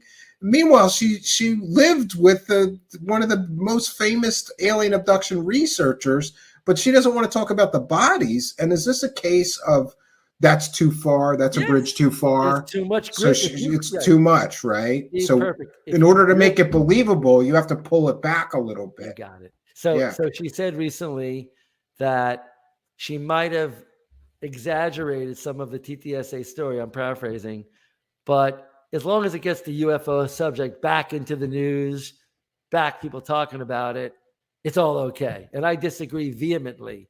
You have to treat this subject very straight. Otherwise, people are not going to believe you when you have amazing evidence to show. And that's what we're going to show. We're going to bring on in our feature doc, call you Politics. We're going to bring on the top CIA scientists that people have talked about for 2 decades or more that I've heard about it. Yeah, and I for one, am for those unaware, he's talking about a literal guy who's like just kind of legendary in the shadows, and you can talk more about I'll him. show you how weird it gets.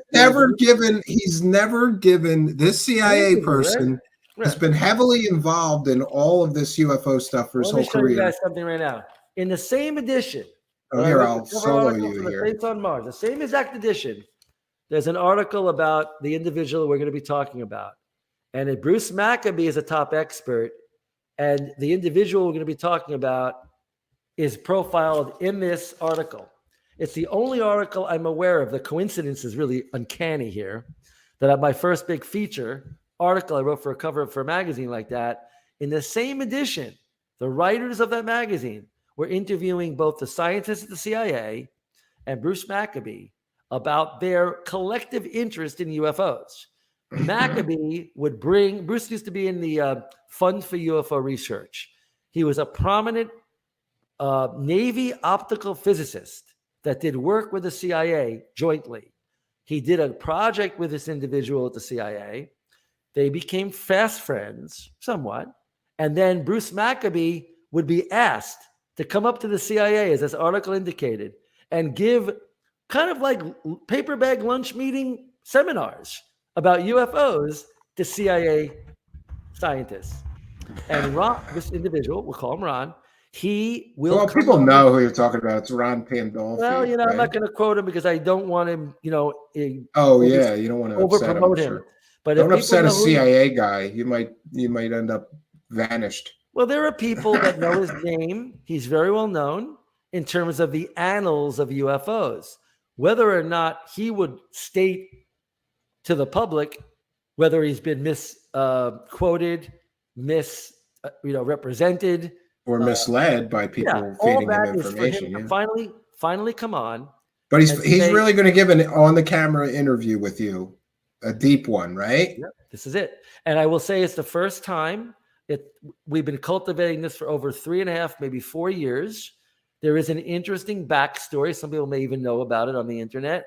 But overall, however a journalist like me gets to meet a source like him and develop a camaraderie and some sort of rapport and be able to tell that story, that's what a journalist does. Any good journalist who gets, it's called a get.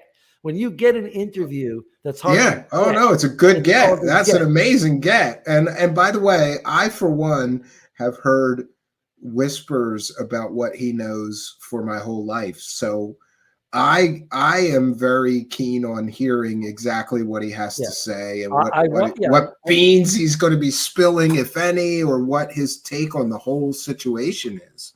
I want everyone to know who's watching today on your show tonight that though he will expose and help me and my staff expose the fraudsters, the grifters, from Harry Reid, unfortunately late Harry Reid, maybe innocently believing these things, believing that aliens could be evil because of the activities at Skinwalker Ranch, following people home, whatever reasons they come up with this evil UFO narrative.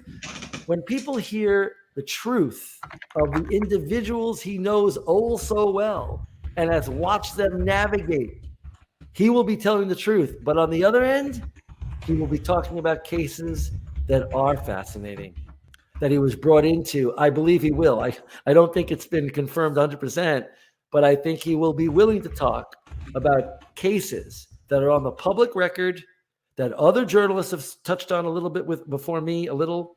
And these stories are proof positive, in my opinion, of some kind of otherworldly activity by nuclear bases that cannot be explained.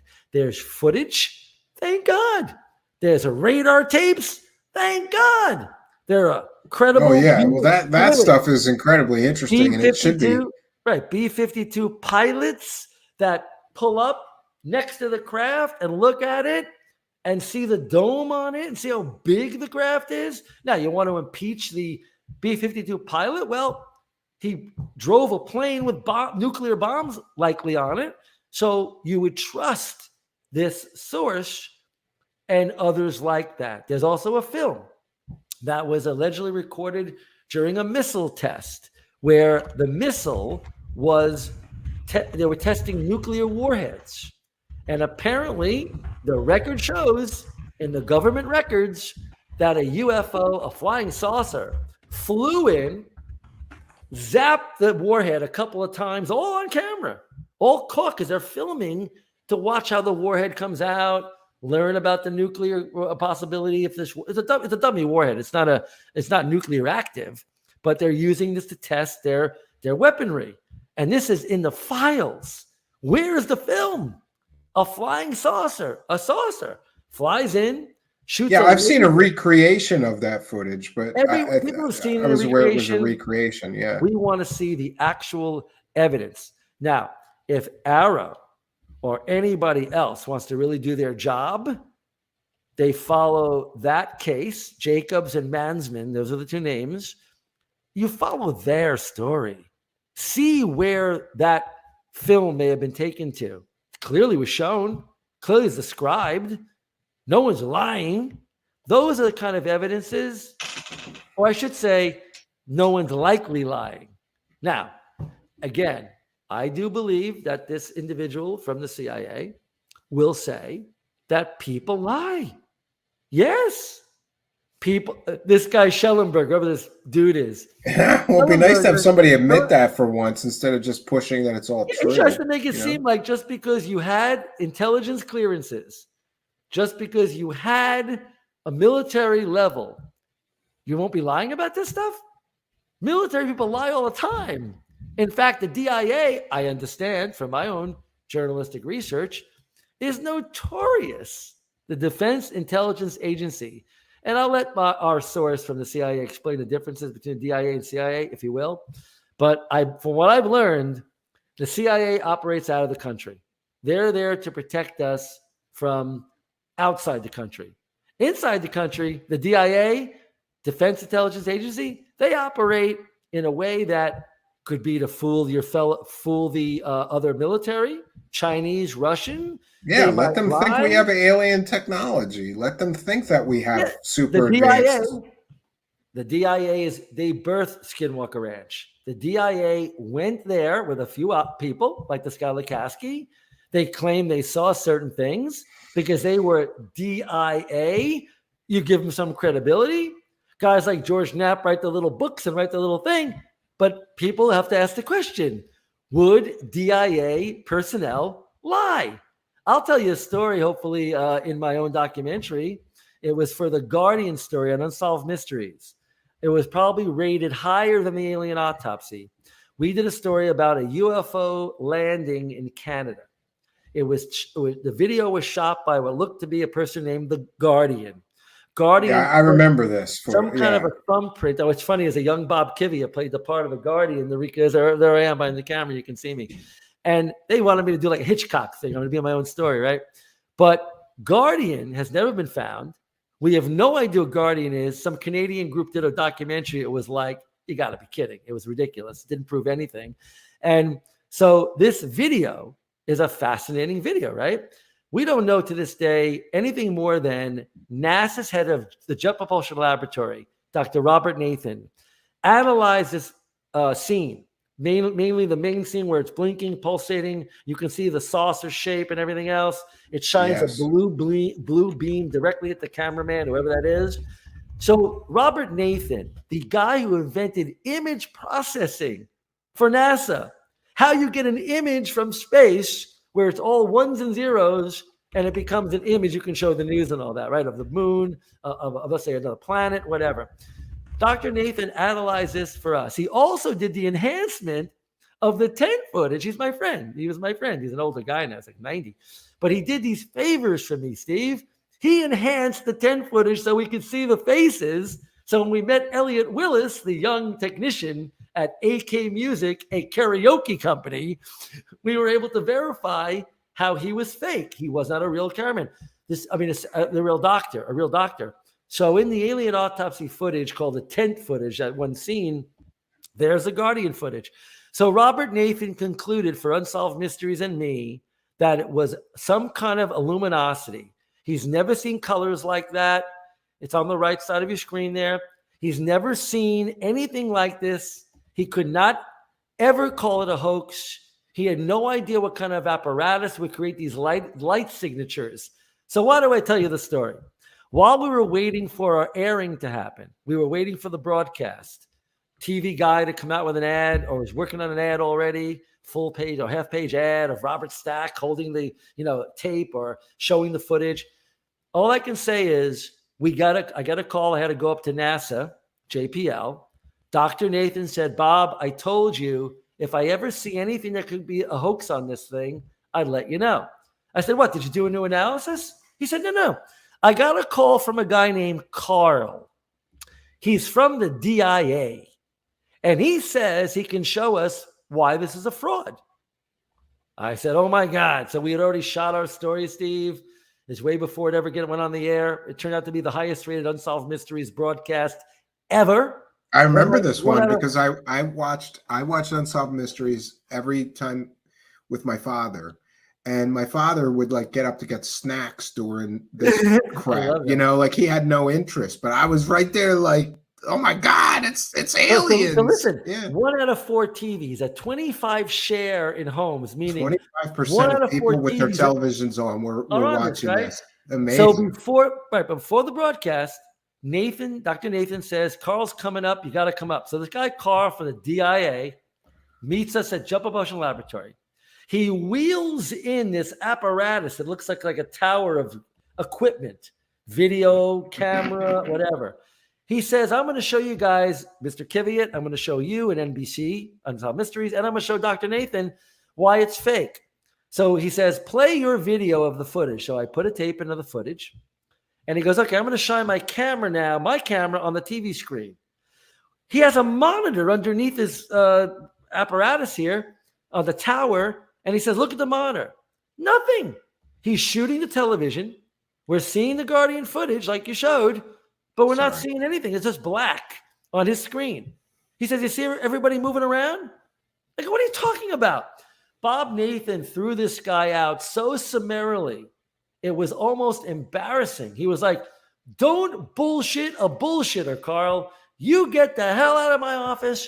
You wasted Bob Kiviat's time. You wasted NBC's time. Get out of here. He threw the guy literally out. This guy's sheepishly leaving the building. Why would the DIA send someone in like that? Now, Bob Nathan called me up the next day and said, Mr. Bob, I want you to know, Bob Kiviat, he was really DIA. I've checked him out.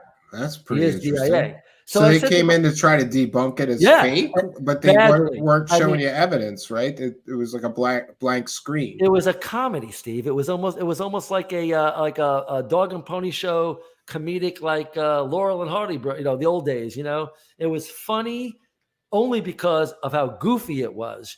But the question is, why would the DIA try to contaminate an interesting mystery? Like I told you about the guy Sam Sizzle at the Pentagon with alien autopsy. He didn't make anything up. He said, look, as far as we know, we couldn't tell you if it's a real autopsy or not because the guy took it away from the military. We have a fire that happened at Roswell. We don't know what to make of it. Good luck with your show. That's more honest. That's fair. Yeah, that's fair. And people are guessing it's the body of a helicopter, it's a truck. Can you talk a little bit about that's such how that panned out? You had a guy from the RCMP, this guy Dennis DeHate, who comes in on the Guardian footage, and he says because there's a Royal Canadian Mounted Policeman, he knows it's a helicopter. There is nothing in that footage that looks even remotely like a helicopter, but because people had heard there were helicopters in the area flying around, analyzing something those days before. There was a lot of activity around that area for about 2 or 3 years of UFO sightings. So helicopters have known to fly in. So it's just a complete conflation of nonsense that this guy said that in my Fox broadcast I did in UFOs, the best evidence ever caught on tape. Number 1, we did show the Guardian footage, and we did let this guy Dennis DeHate from the Royal Canadian Mounted Police speak. But then we have Bruce Maccabee, shutting it down. Like, that's a ridiculous explanation. Nothing looks like a helicopter, and we move on. So I just want to let you know that your people and anyone interested in UFOs should know I'm not debunking. I'm just clarifying what's real, what we can say. Yeah, and but I let's mean, move there on were to what we some. can't. I remember there were some other claims of like neighbors or somebody nearby who saw that bright light and heard helicopter There is noises. So, there's definite story still to be yeah, told yeah. So about the True it's Guardian still story. open ended, right? What was that? And it's still open ended. Oh my God! And there's people one still particular argue over this. Yeah, there's one suspect in that case, but we deviated from the main story, which is if you have an alien autopsy that made such impact on society, which I'm proud of in a way, it's an interesting film. It showed the world that you could show a possible alien and no one's going to freak out. They're still going to go to work the next day. I know people were talking at the water cooler about the show, but they weren't saying like, oh my God, if it's an alien, I got to just quit my job. Nobody was saying that. It's a great study. If you look at it carefully, alien autopsy did not freak the world out. In fact, it kind of brought things a little bit more center. Okay, maybe the X-Files was very popular at the time. That show and I have kind of a love-hate relationship because they mentioned me in the show a couple of times. They showed some of my stories in the show a couple of times. They used my name. All I can tell you right now is I had a very good friend on the show who became a top executive producer for Chris Carter. And that's why my childhood friend, Howard Gordon, who became, very prolific on Homeland, he did that show, 24 on Fox. But when Howard went to work on the X-Files, he consulted with me at Unsolved Mysteries, and he left with my materials, and those became some of the X-Files stories. So I have that feeling about the X-Files. It's kind of a love-hate relationship. But I got to tell you, the public, as you remember as a kid, was fascinated with UFOs at that time. It was it makes this period look like a joke, to be honest with you. It's much more. It's only in the insular world of whether you call it Newsmax or News whatever or Fox News Channel or CNN that on average at any given time have anywhere from 500,000 people watching to maybe 2 million people or 3 million people watching at the highest level at the Fox News Channel or CNN. Yeah, but they're just so you know, Bob, I'm a big supporter of new media like we're on, and there are live stream shows that are beating CNN's I know. So let's talk about daily rates in one day. Like there are people who beat their views in one show for the whole day. All right, so let me ask you this stuff. As a guy, you're prolific. We had a mutual friend, Manny, who works with me. When I heard I go on your show, I had seen your show. I love what you do here. Thank you. I consider I consider you to be, even though you knew my shows and you were younger and stuff, I appreciate it. But I'm not just saying that to make you feel good. I mean, you present truth-seeking thoughts. You're looking for truth. I'm about truth, even if I don't get it right away. I'm trying for the truth, right? We're trying. We may tell some stories along the way if we're not sure. They may be entertaining and all that, but we're looking for the truth, right? So if the truth is that there's evidence of alien beings, there's evidence of crashed saucers, crashed UFOs, we have to be really careful and not accept everything we see, right? So if you have an alien autopsy film and it matches some of the story, you analyze it and you see if it matches. But if you have no evidence at all and you come out with these claims, why would Senator Rubio just the other day on Twitter, on Reddit, whatever he was, make like this credibility here? Is that the way he judges every governmental issue? Well, actually, I just saw that somebody posted another interview he did after that one where he said, I'm not saying that man's claims are either credible or not credible. Yeah. So that's interesting. He's already backpedaling in case it's a fake story, I guess. Yeah, and his future goals of being president or anything else all over again are affected by these kind of like whimsical, go along with the ride, whatever the story is, go along with it, get a little bit of media. There's a guy from Tennessee I saw on the air. I don't even know where to go with this guy. I'm going to try to be nice. I mean, he was trying to make it seem like that Grusch is credible. Oh, because other people who've had clearances in the military and the government, they're claiming similar things. Who? Yeah, and can we Who talk about that exactly? for a minute? Because I think it's important that people realize that most modern governments have a crash retrieval program. If there's a Or enemy Soviet satellite, focus. yeah, if there's a Soviet satellite going down, we try to go get it. If there's a MiG that crashed in Africa from the Russian government, somehow crashed in Africa, we go and we get it. Yeah. So I'm also concerned that this man Grusch might be a victim, and that some people might have mistaken a real crash retrieval program for something involving aliens or it could be as simple as somebody got some tech, the materials were strange, they didn't understand them, they thought this can't be human, and started rumors, and then this guy gets a whiff of the rumors, or other people do. It's all like a game of telephone when you're a kid, and by the time you get to the truth, so I think they might trace this back to some real crash recovery programs. You're being kind. But there's a big jump. It's a big jump to aliens. And by the way, I always correct people. If this guy Grusch's story all turns out to be 100% true, I would cream in my pants, because I think that would be awesome. That would be awesome. It would prove we weren't alone in the universe. By the way, I can assure you and all your viewers and listeners tonight that Grusch will present absolutely no evidence at all that he saw anything remotely alien, remotely. No, he's already kind of admitted he never saw anything himself. I'm willing to bet that he'll be on a stage eventually with people like Hal Puthoff, others associated like Gary Nolan, Mellon. I think Elizondo is leaving the party. I think Elizondo realized the jig is up. Manny did a great job on Who's Lou. Many people. Oh, there's a lot more than that. Yeah, there's recent piece in the Black Vault. Yeah, John Greenwald, everybody, and Stephen Greenstreet's been ripping his story apart. Yeah, I can't deny the New York Post. We like some of the work they've done. We're a little bit unsure about why such a fanboy approach was adopted for this character who now stars in Skinwalker Ranch.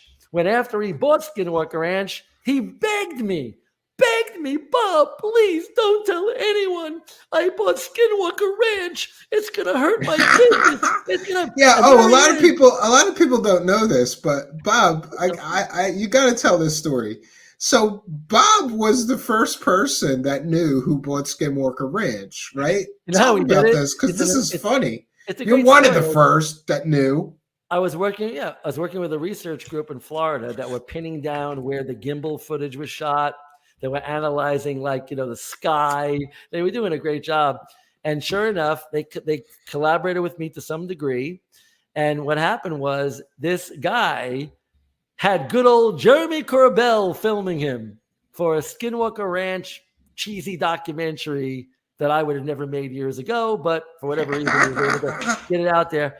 And so apparently they were filming this individual, and there were things, we'll call it jewelry, we'll call it the plane they were on, piecing together the evidence of who this person was. So sure enough, on a whim, I just thought it might be who it was. I contacted the security person at Skinwalker Ranch, and I said, I believe your boss is named so-and-so. And I believe he goes back. Well, you can say it now. I'm not going to, because you know what? This guy is a loose cannon. He literally threatens everybody legally, or called everybody pigs because we wanted some evidence, Mr. Kvyat. We're all pigs because we want evidence. Well, the individual who stars in Skinwalker Ranch is Brandon Fugel. And Brandon Fugel was profiled heavily in Stephen Greenstreet's little story about what we're seeing in UFOs.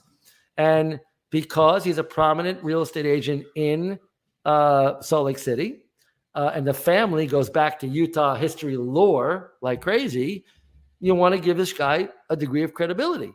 But when you see the behavior of someone who is trying to build some kind of mythos in an area that I've been studying for 25 years to come up with, there's nothing there, There's no there beyond George Knapp buying a line of nonsense that we now find out Lukaski of the DIA was foisting on Bob Bigelow and Harry Reid and everybody else. Just read Lukaski's book that came out. Yeah, 2 I years did, ago. and I was just read- shocked that this whole thing was All like you got to a do is thing. read the forward by Harry Reid, the late Harry Reid.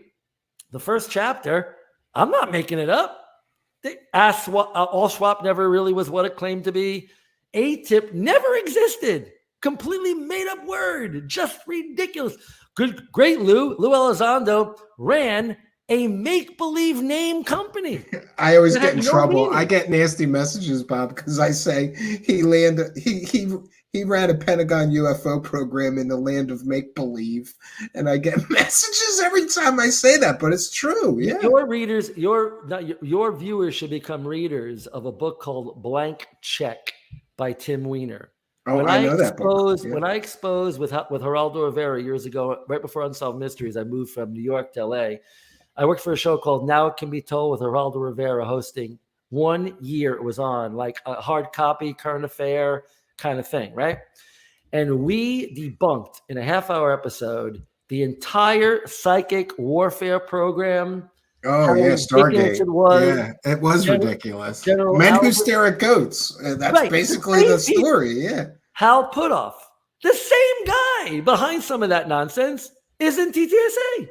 Yeah, he's behind the TTSA thing, and he's behind Skinwalker, and he's behind Grusch, probably. So my understanding, Yeah. and I don't know, I didn't do all the work on this yet, because for the documentary we will, because we want to touch on all of it. The alien autopsy mirroring, what's going on right now with these people, and the former stuff of the New York Times leading to where we are now.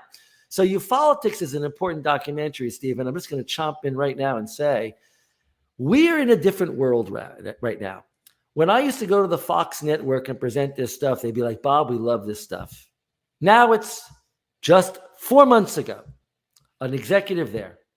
Hey, Bob, we love what you did for the network years ago. We love what you're doing even now. We can never touch this now, UFOs anymore. Why not? Because cable television and other types of platforms have really lowered the standard. Yeah, And they lowered the bar. Yeah. The concept, two different executives kind of said it different ways. If we do your stuff on our air, we'll look like a cable or lower outfit. We're still broadcast. We're still respected. So the glomming on of this subject matter you call the paranormal and UFOs by cable TV outlets like History Channel, which for all intents and purposes has nothing to do with history. You're right. I'm not saying everything, but well, no, they used to, but then they got a whiff of those ratings and they decided to just go all chips in. Exactly. And I know somebody that worked there who told me, if anybody wants to have as soon as we saw the Ancient Aliens ratings, the first few weeks of ratings, they launched 4 new series. They might as all well around the call paranormal. They might as well call the Ancient Aliens, call it Ancient Aliens channel. They might as well do that, and then leave History Channel to do like you see in the old Sopranos episodes. If you go back and watch Sopranos on Netflix, or whatever, Tony Soprano's watching History Channel in 2000.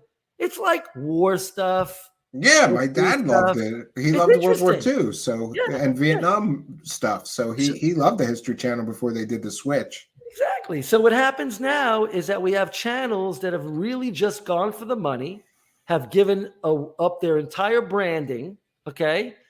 But now, because you can't get the funding from them to make a kind of show that I'm known to make, which costs several $100,000 to make, usually, if done well, not like these cheesy documentaries you see coming out from, like Stephen Greer.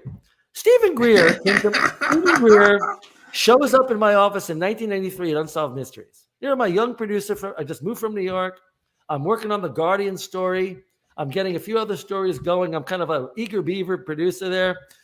I have a meeting set up with a person that will remain nameless. Okay. Just a UFO researcher. He's got a second guy coming with him. Oh, I'm okay. like, so the person in the front desk at Unsolved Mysteries just thought he was with him.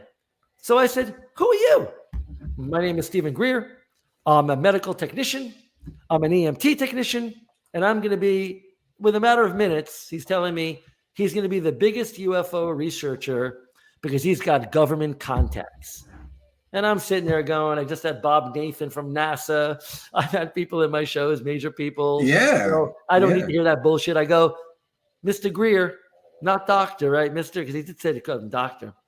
Mr. Greer, what do you mean you're going to be the number one guy? Is this your goal? He pulls out a tape and he had a copy of the Guardian footage. I don't know where he got it. I said, number one, you put that in your freaking bag again.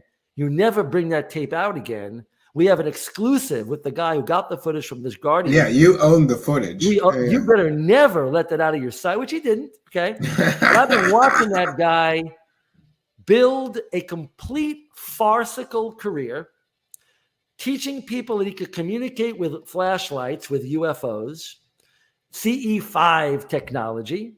Now he's giving lectures, he's giving whatever. But here's the killer. He makes documentaries by crowdsourcing it, never giving money back to the people, keeping the money that he does make from his fan base. And then he gets paid for this from the street. See, that's what people don't understand. And people have attacked me for, first of all, Bob, I've been a video editor for probably 20 years now, early digital video adopter and everything. I made music videos for all kinds of people in Philadelphia. Like I'm not a professional video editor, but I can look at a film and tell you how much money's on the screen. And he collects $500,000, and then his film consists of a few sit-down interviews and stock footage. Well, we don't have half of the film is stock footage. The money's not going where he's saying, I need $500,000 to make a film. And then he makes a film that doesn't cost anywhere near that much, in my opinion. And then he gets paid. He puts it out for profit, and then he gets paid from all the streaming services. Right. But what YouTube I love, ads eventually when they put it on YouTube but and all this other stuff. There is good news. There's good news. Screen Media, that I'm doing my films with for now, bought that company essentially that put out some of this stuff. They want to clean up their act simultaneously by me producing higher level documentary programming through that marketing technique. The other good news is that this company that approached me, they'll be bringing a definitive alien autopsy. It looks like, if we work it out, a definitive alien autopsy series that mirrors back all the things you're talking about for a major either cabler or platform. Oh, that would be awesome to see. Because it'll, restart the thinking a little bit that this could well be a subject matter that people care about. So I'm really rooting for them to get either one of the broadcast networks or a cable outfit or a HBO Max or Hulu or whatever it might be. Someone needs to step up now and show people love this material. If it's done really well and journalistically and all that, it's great entertainment and it's informative, Steve. But here's what I want your people to know. If you've got 10 people watching or thousands, as you have all subscribers, a guy like me has to adopt a new method for producing. I have to go out now and raise 80% of what Fox would give me before. The company that I'm working with now will put up like 20% of the money, but they won't put up the full amount. So if people really want the good type of programming they know me to make, we're going to have to get some help. It could be from an investor. It could be from people who just want to see it. And they get their money back. They get a bona fide agreement done with the SEC or those type of legalities. That's a little better than just give me $500,000 Right. and you never get to even see the accounting of that $500,000. I'm working with I'm working with a New York lawyer who explained to me exactly what the rules are, how everybody has to kind of get their investment certificate.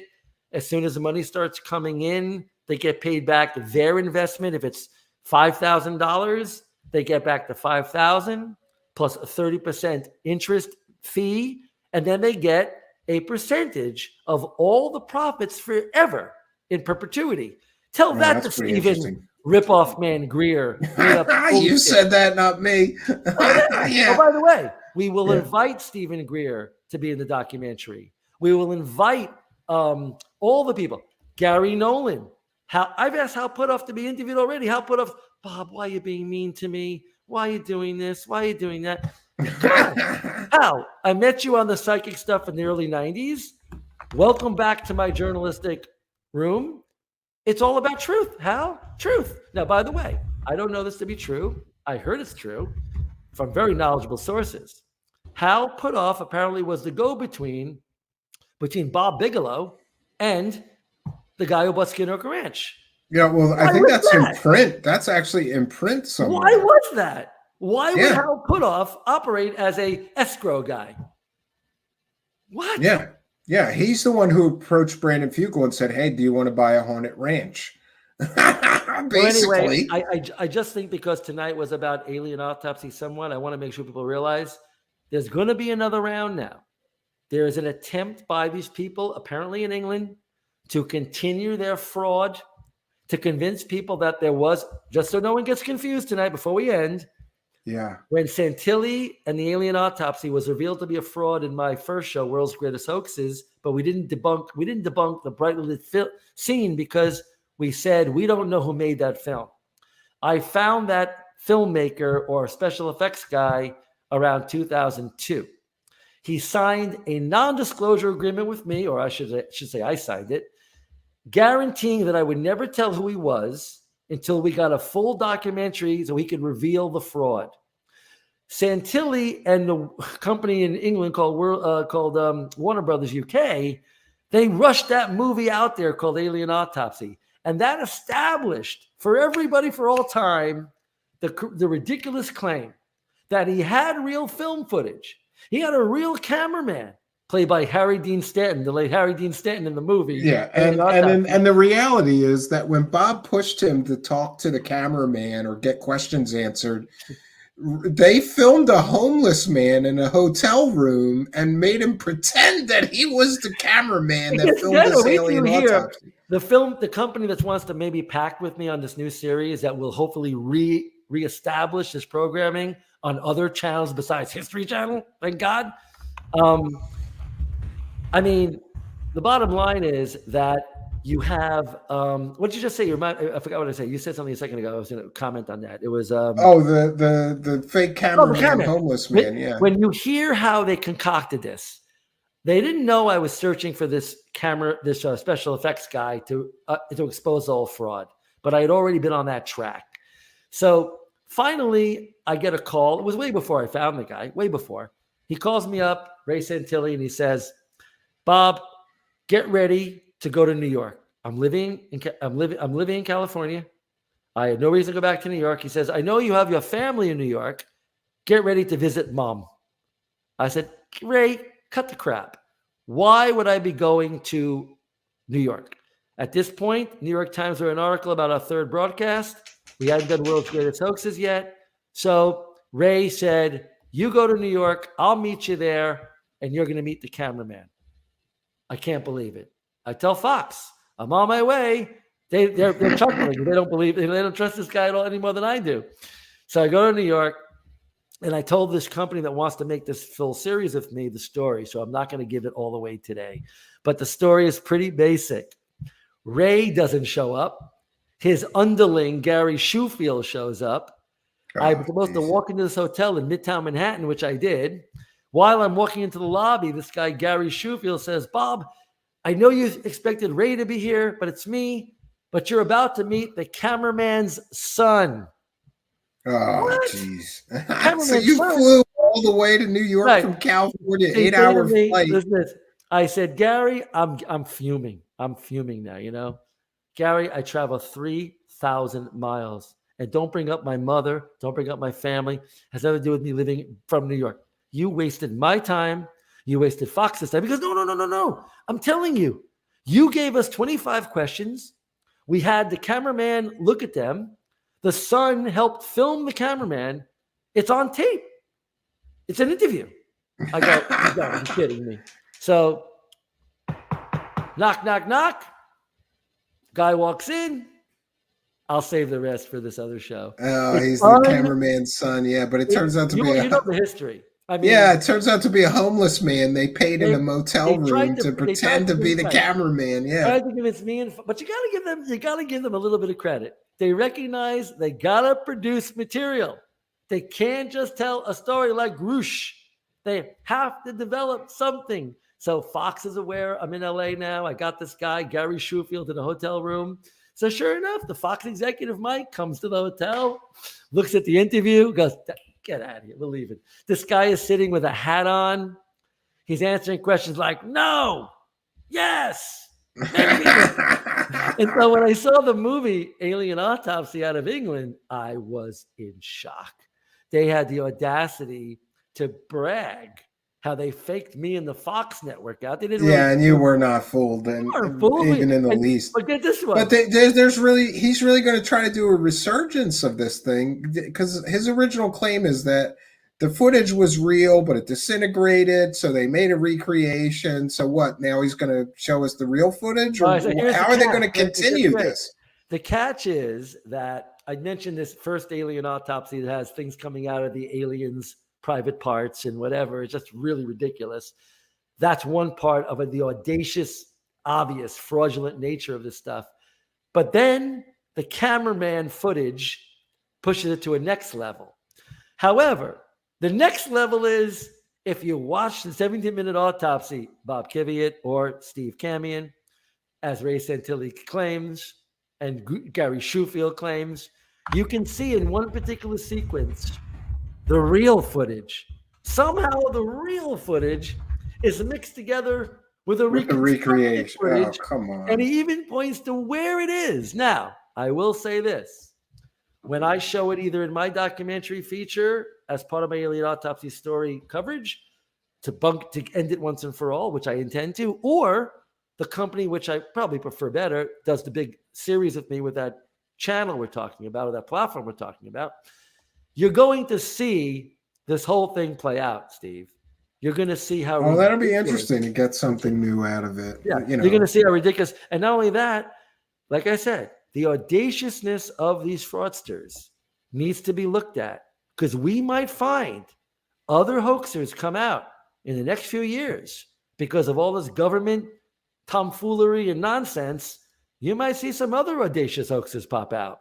We pointed out in World's Greatest Hoaxes that as technology increases and video fakes, as we know, deep fakes, that's the next worry we have, right? No, what about the AI stuff? Do you know there's already people that are making money? Third Phase of Moon made money off of fake Roswell images, and they were 100% AI generated. I knew it as soon as I looked at them, because there's still problems with the AI photo generators. They don't do feet well, they don't do hands well, they don't do people well in certain scenes. And so people are already faking UFO stuff with AI. Here's the thing I want to leave your audience with. The reason why I could use the help from the public to make these things, sort of like, imagine PBS. When you watch PBS, and I know people are sensitive to, here's Bob coming on saying we need money for the production. Let's make it clear. It's no different than people posting a GoFundMe and never giving anybody anything back. Yeah, when people it's realize, a better system. Yeah. The opportunity that this marketing method allows people to be part of, which is they can get their investment back, they can feel part of something, they can help bring truth to the society that we live in, and they can have impact. You know, when you watch Nova or you watch PBS, and I still watch sometimes, you know, Frontline, you see that corporations have to fund these documentary programs. Yeah. All kinds of grants and all that. Unfortunately, I want your viewers to know today, that is where we are. If you want crap, if you want the Grusches, I'm going to name them right now. Let's just go in linear order. The Gringers, the Corbells, I'm going to weaponize my imagination.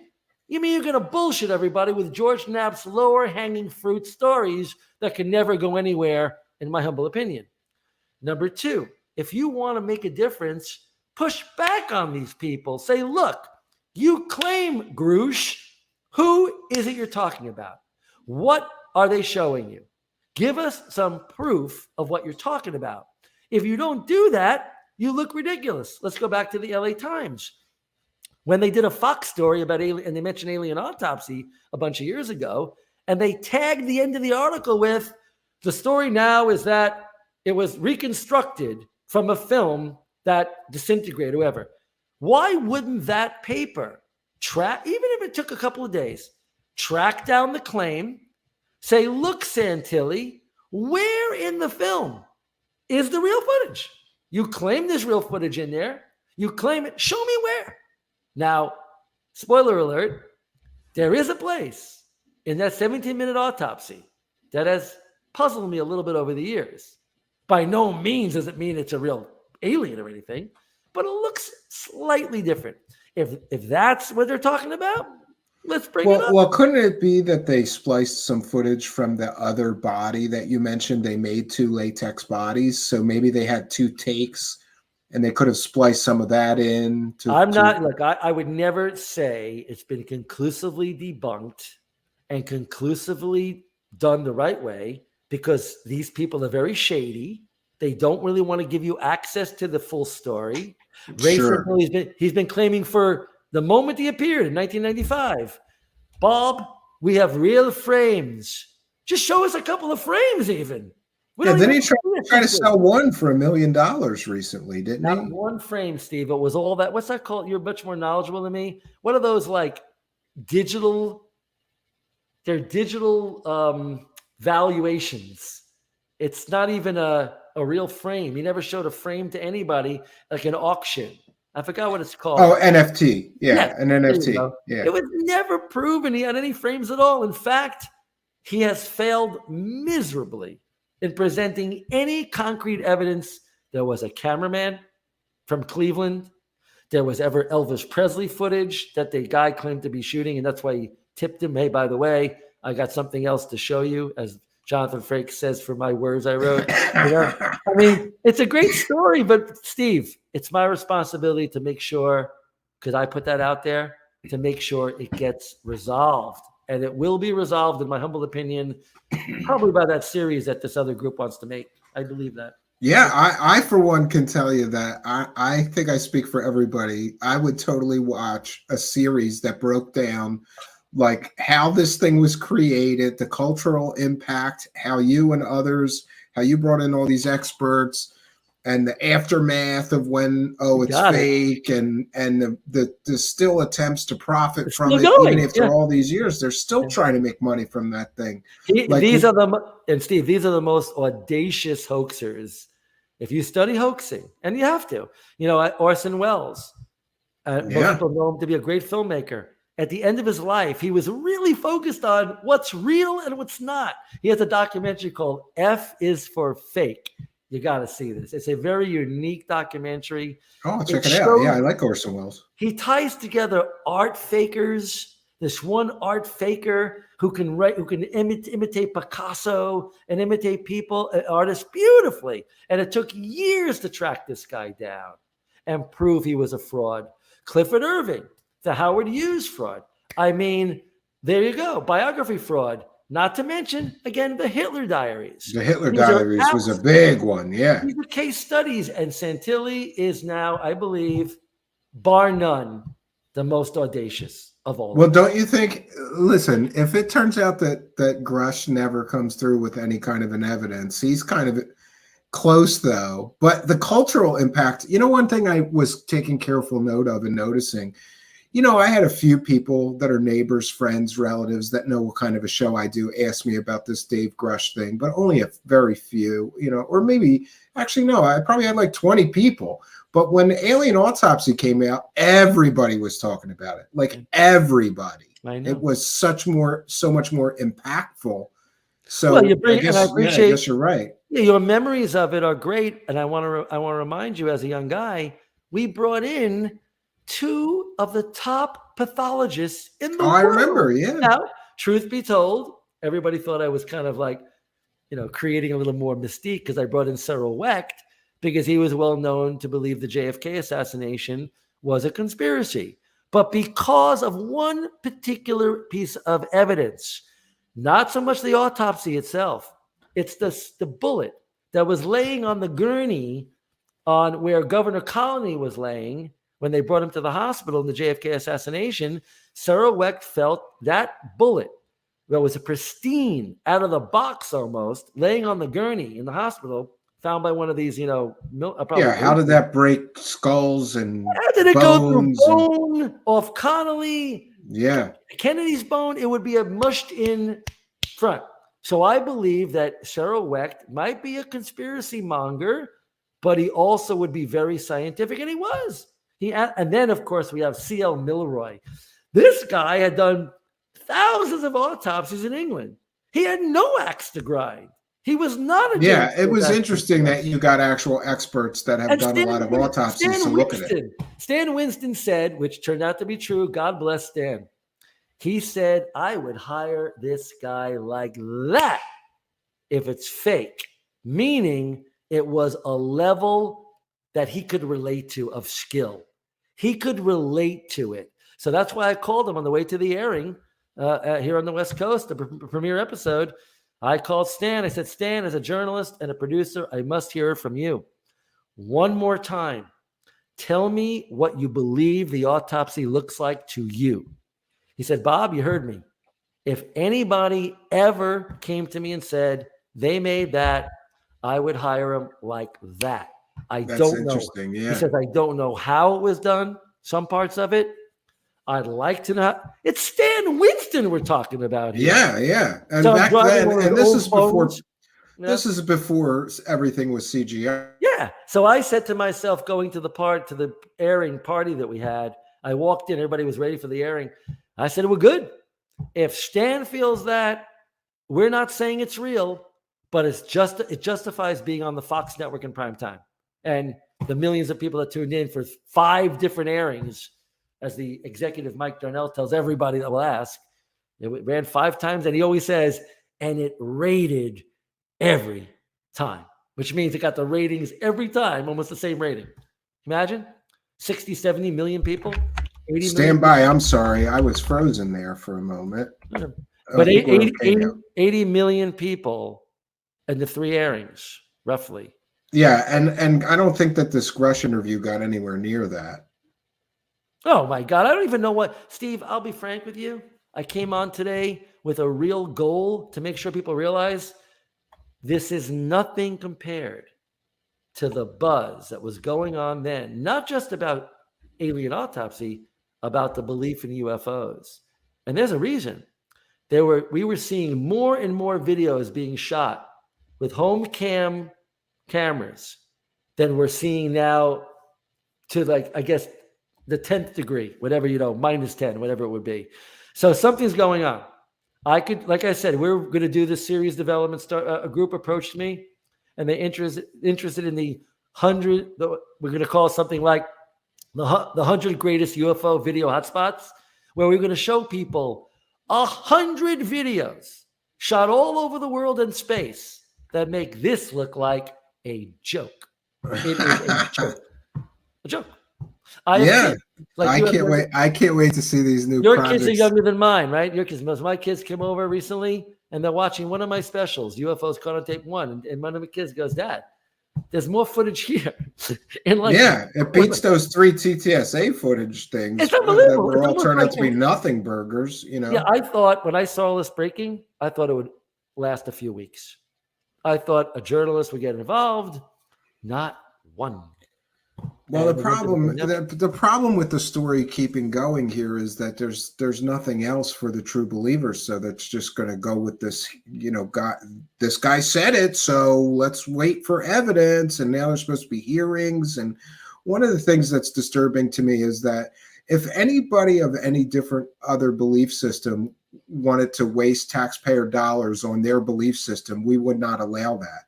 If the Scientologists went to Congress and said, we want you to prove Xanadu's real and that Scientology is awesome, we wouldn't do that. But the UFO people are doing it. Only because you brought it up. By the way, I love your show because we can talk about almost anything, and it's great. Scientology has taken on a whole new advertising campaign. Have you seen what's going on television? I don't know if you watch it. No. I watch a lot. The reason I watch pretty much only live sports. Me and my kids love baseball. We love sports. My 2 kids are sports management gurus. They're going to be into that field. The bottom line is when you watch live sports these days, invariably during the NBA playoffs, you're going to see these Scientology commercials. And they're trying to gloss it up and sound like it's, hey, dude, you're talking about a religion that believes alien entities have somehow come into our bodies. Yeah, and need to be they don't taken tell out. you that until you're $500,000 in. And he claims, come down, check us out. Well, the first thing I would do if I saw a commercial like that in prime time during the NBA finals would be, I want to see where you keep the alien research. I want to see where you keep the little researchers, whatever you claim, these things coming into the bodies that you got to remove. But here's what I don't understand.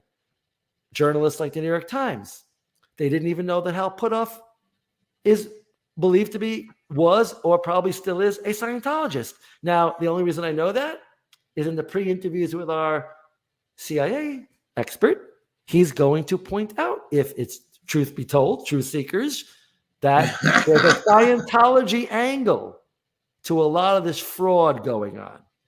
So I think there's two religions in the world, Steve, and I'm not going to talk about the other one today. But I think people will figure it out if they study me a little bit and go to the internet and see things about, I've been involved in different things the last 5 years or so, let's say.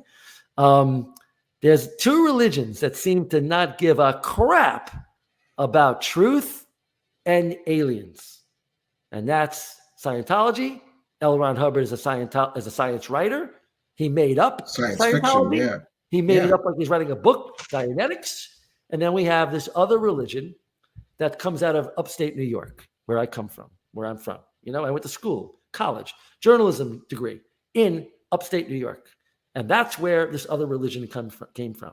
And that religion doesn't have a problem talking about plates that maybe have given. Oh yeah, I was going to ask you. So the Mormons, there's a lot of people in Scientology. Well, listen, we've talked about religion here. It's okay. I'll be respectful, but there's a lot of people involved in the UFO world that are either Scientologists or Mormons, both of which have very specific beliefs in alien life and things. So it could be an influence. Hey, by the way, I'll throw one other genre or business that seems to be prolific in the world you're talking about, Salt Lake City. It would be network marketing. Oh yeah, they're big on that. Amway, Newskin. Look into this. The idea that you could bamboozle people for money if it comes with the right intentionality, i.e. your own religious beliefs are maintained, your connection to God, let's say, is maintained because you're doing something for the benefit of mankind, but lying is okay. As long as I mean, I lost a friend to Scientology years ago, and he still all chips in, and and it's unfortunate, but this guy runs around trying to recruit people, and occasionally I still see him. He still lives in the area, and I asked him one time, do you tell people about the Xanadu and the entities stuck on them when they first start? They don't. Yeah, the Thetas. They don't do that. They come at you and make you take these courses that are like $100 on effective communication, improving your family life, and things like that. That seem very harmless. And some people do get some benefit from these sort of self-help things, but they make you plow money at them, and they pressure you to max out your credit card. They do so many destructive things. You can hear now what you just and said. he doesn't tell people that. And he said, no, they'll, Scientology will save the world if we could just get this many people clear. And so he's just lost. Listen, not only is alien autopsy a great mirror to what's happening right now, but what you're describing right now gives like license to people like Stephen Greer and Elizondo and Corbell and all these people to put out bullshit, because you know what? Those religions, they're backing bullshit also. So what the hell? Let's just throw bullshit around. The problem is there is a real UFO phenomenon. There's no doubt there's a UFO I absolutely agree with you. Yeah. Presidents have said it. People in the highest levels of the government, not these people. I have an interview that I cherish in UFOs Caught on Tape #1 for Fox. Admiral Bobby Ray Inman, former director of the National Security Agency, deputy director of the CIA, #2 at the CIA. He goes into an entire analysis of our videos that we put on the Fox network. He says he's been misquoted by believers before. That's why he wants to come on the show. I say that to all the people I'll be interviewing, whether it be Gary Nolan, Hal Puthoff.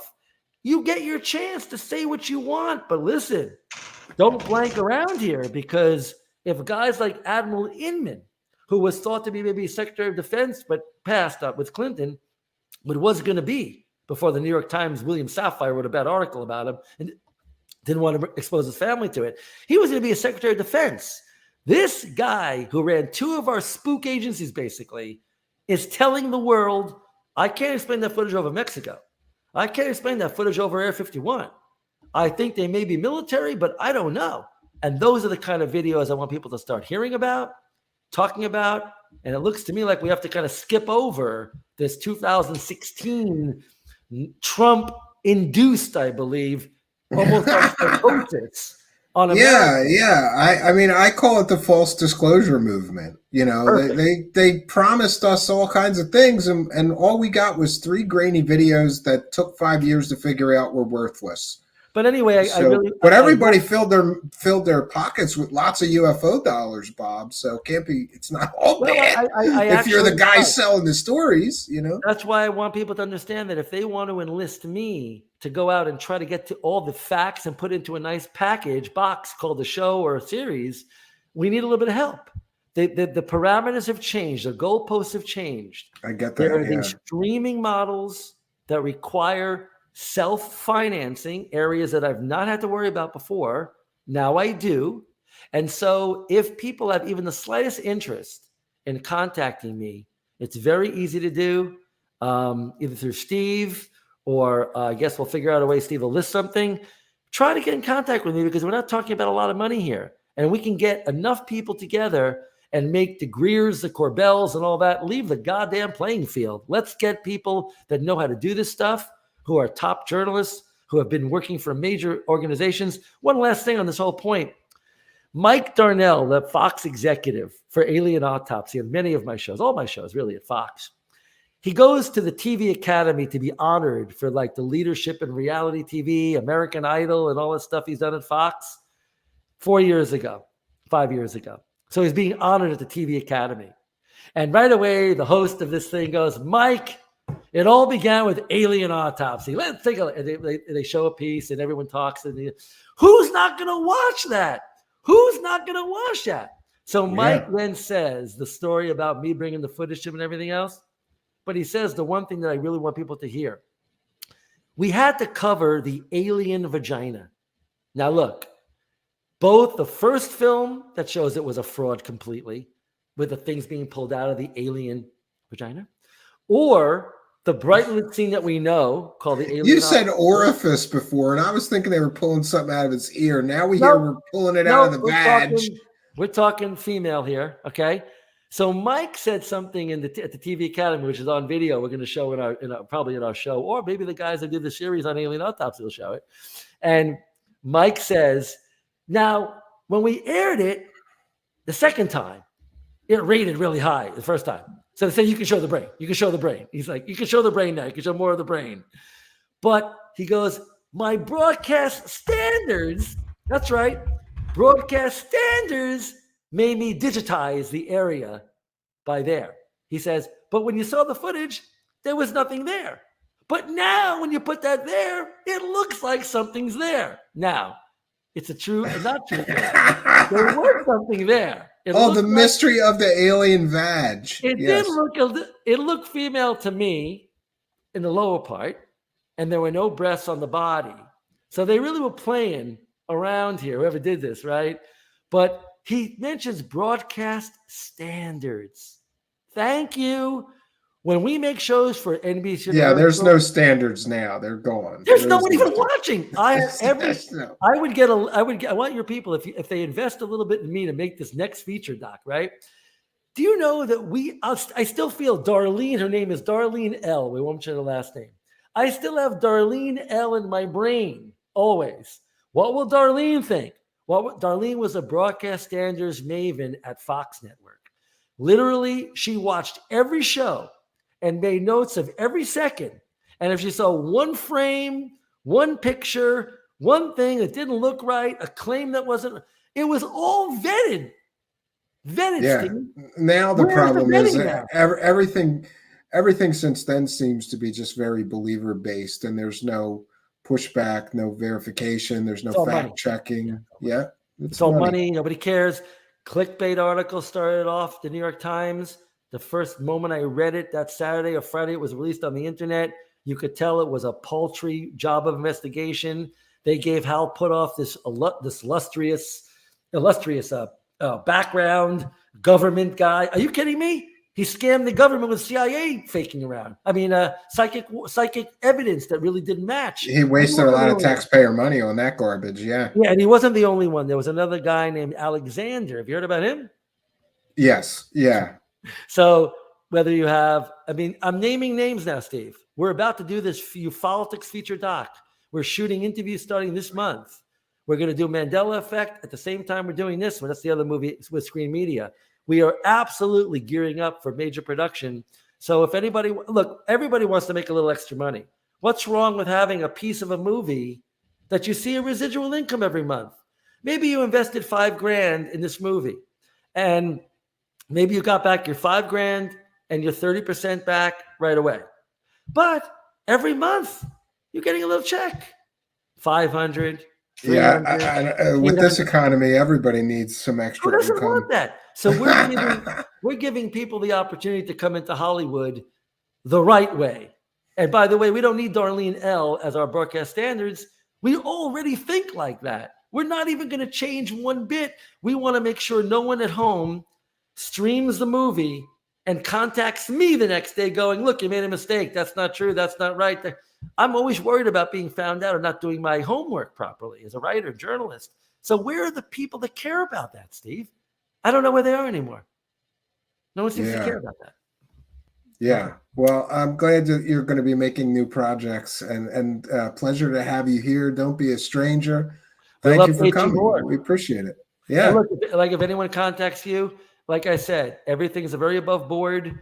Yeah, I might. By the way, I know somebody that may be very interested, so I'll email you off air. We're ready to shoot next month, so we love you. By the way, we love to have you involved. We think of all the shows to profile in the movie. I think Truth Seeker says it all. I think there's definitely a spot. Yeah, that would be my pleasure. That would love be to turn it around on you.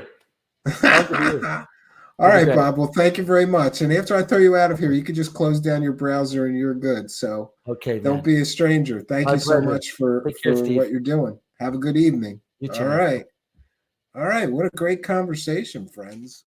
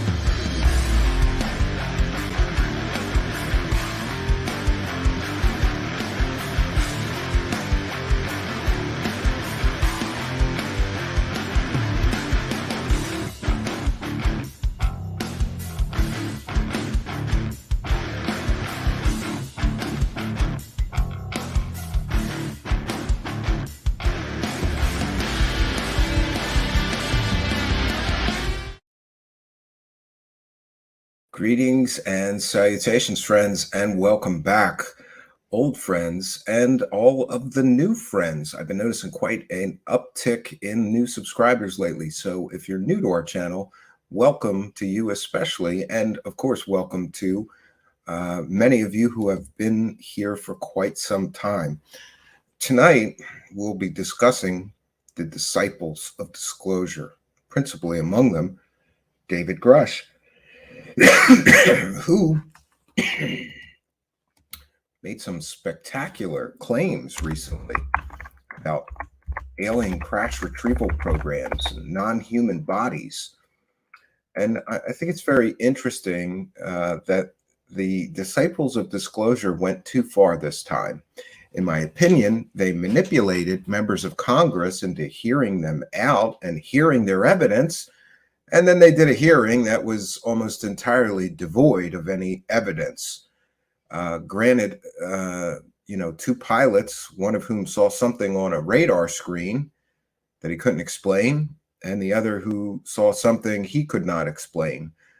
But David Grusch is the person who, of course, made these absolutely fantastical claims of aliens and alien crash retrieval programs. And yet, it's been almost 90 days since he first did this interview with News Nation. And despite the many claims of him having all of this evidence, and these claims were being made both by him and, of course, the people that were profiting and promoting his story the most. And what I find interesting is that it is a absolute 100% fact that every person that was promoting and profiting from Dave Grusch's story and coming out as a supposed whistleblower have all been caught selling provably fake stories before. And we have seen the methodology that they use. They overhype and they underdeliver. Inevitably, they overhype and sensationalize stories so much that when it comes time to actually show the proof that the story is a true story, they inevitably underdeliver, which always leads to the big letdown. When people realize, oh, this is just a story. There's no evidence attached to this story. And there is no there. And we have been here so many times before, and we'll be here again. But I find it interesting that currently we are approaching 90 days now since Dave Grusch claimed that he had all of this evidence. Well, why can't we see any of it? Well, there's convenient excuses for why he can't show us any of the evidence. And let me just be clear in saying that I do believe that there are abuses of power and money that take place within the black budget world. Could he have found some of those abuses of power and money? Certainly. But he is essentially claiming that people are stealing from the United States government to fund these UFO-related programs. And I can't say I disagree with that either. After all, it is my personal belief that Harry Reid and friends, Bob Bigelow and all of those guys, stole $22 million from the United States government and gave us a bunch of reports about werewolves and dino beavers and poltergeists, as well as UFOs happening at the famous Skinwalker Ranch, which I call the Skinwalker scam. So it wouldn't be the first time that someone, in my opinion, has stolen money from the United States government in order to study wackadoo nonsense. We also have TTSA that, in my opinion, has stolen millions of dollars by some reports from the United States military to study so-called UFO crash retrieval materials, which is affectionately known as ARTS parts. They weren't alien back when, they were never proven to be alien or material not of this earth back when Linda Moulton Howe was selling that fake story. But TTSA purchased the parts, which essentially amount to manufacturing waste, junk, garbage, purchased that garbage metal fragment junk from Linda Moulton Hale for $35,000 and then entered into a multi-million-dollar contract with the United States military, who wanted to study this strange, perhaps otherworldly material. Well, it's been several years, I believe, since that relationship started. So one may question then, where is the evidence of the original claims that were made by TTSA in order to entice the government into, in my opinion, wasting money on garbage pieces of metal? No, it would not be the first time that people, in my opinion, have stolen taxpayer dollars to study wackadoo nonsense that they believed in or believed was alien. So perhaps Mr. Grusch uncovered just such a program where people were taking money from the United States government and studying whatever, unidentified aircraft, drones, incursions into U.S. airspace by unknown aerial objects. It doesn't mean that that's proof of alien visitation on Earth. And this is the problem that I have. These people make huge fantastical claims, and then they get upset when people demand evidence for their huge fantastical claims. Now, one group of people who are not demanding evidence, and I think this group of people is the exact group of people that should be demanding evidence, is the disciples of disclosure. You know, I hear a lot of excuses for why Grusch can't show us any evidence. It's been almost 90 days. In 2 weeks, ladies and gentlemen, it will be 90 days since Dave Grusch has made these fantastical, out of this world claims of alien technology in possession, being possessed by the United States government, and even non-human biologicals or non-human bodies. Yeah, I would think that if he actually gave a bunch of people in the United States government proof that those things were true, it would leak and we would have heard about it. And yet it hasn't. Additionally, some congressional staffers heard Mr. Grusch's so-called classified testimony. Remember, he claims that he can't share the information about the evidence that he has because it could be related to classified projects. Yet the United States government, the DOD, cleared him to talk about alien crash retrievals, to talk about non-human bodies and spaceships. Therefore, none of that is classified. Why then does he constantly cop out? Is this like the Lou Elizondo NDA cop out? Every time people demanded evidence of claims made by Lou Elizondo, he copped out. Well, I have these NDAs and my security clearance, so I can't say any more. It's very convenient. If you're going to stand in the public sphere on a worldwide stage and claim that the government's in possession of alien technology, then you damn well better provide some evidence of the claims that you are making. And I don't think that it is a stretch or unfair for people to demand evidence when people are making such fantastical claims. In fact, I believe that they should expect people to demand evidence if you're going to claim that. You know, if I stood in my town square and told everybody there was a werewolf in this town, people would want evidence of the werewolf, right? They wouldn't just go, oh yeah, there must be evidence of a werewolf because this guy said there is. That's testimony. That's evidence. Testimony is evidence. All of the garbage excuses for Grusch fall apart under scrutiny. And now we see the entire circus that is around this Dave Grusch story it's quite laughable, to be honest with you. We've got a mental patient that forgot to mention that he was confined to a mental institution, you know, a few years ago, testifying before Congress that we're in possession of alien technology, and he's got all this evidence and proof, but he can't show it to us. Then we've got Ryan Graves, who's got his own UFO organization, and he's trying to get government contracts to study UFOs. And now he's going to be teaming up with the biggest UFO hoaxer, perhaps in human history. I don't know. It's close between Jaime Maussan, who he's teaming up with, and Third Phase of Moon. So I would ask you, is Ryan Graves any different than Third Phase of Moon? They also work with Jaime Maussan, and they're big hoaxers.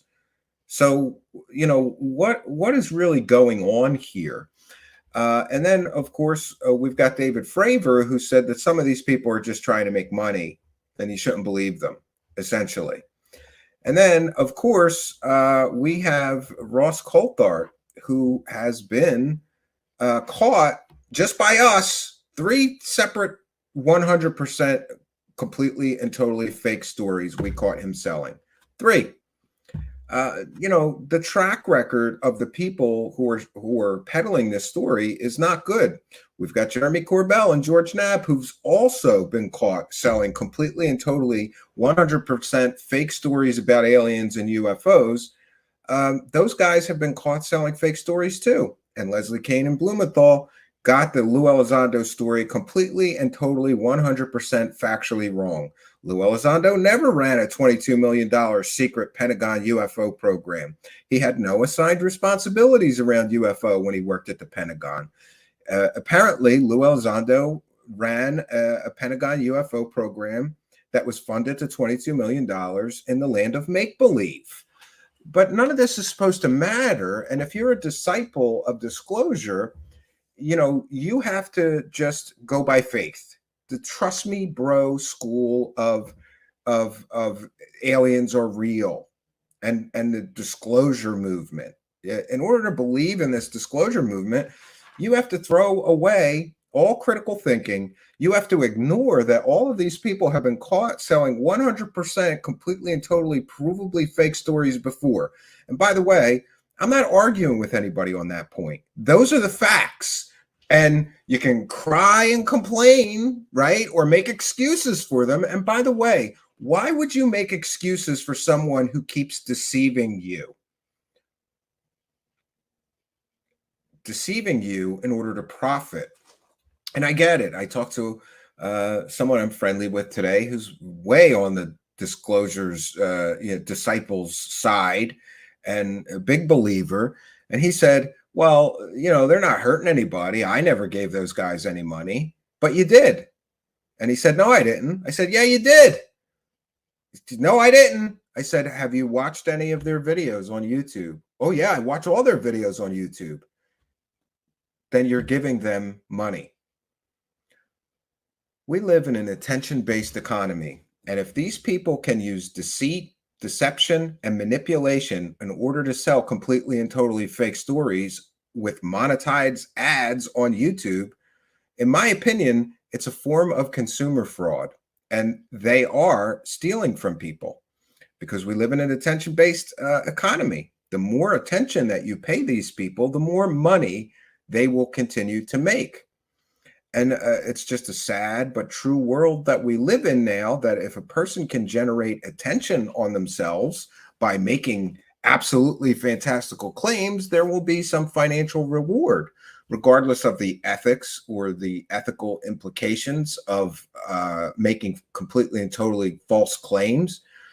And then, you know, things get shady and murky very quickly. Does Dave Grusch know that his claims are false or without merit or without evidence? Or was he convinced by a group of UFO profiteering whores who sell fake stories constantly that all of this is real and he should become a front man and a thought leader? We heard a quote from him. He wants to be a thought leader in this space. Which to me equates to, I'm a guy that doesn't want a job. I just want to talk about UFOs and make huge tons of money. And we've already seen that Mr. Grusch had a documentary deal in place before he ever became a public figure. He already had a documentary deal in place. According to sources who heard the meeting that they had, Ross Coulthart, Gary Nolan, and Dave Grusch had with a Canadian member of parliament. They already had a documentary deal as of May 15th. So is this really about disclosure, or is this about making a lot of money off of stupid people?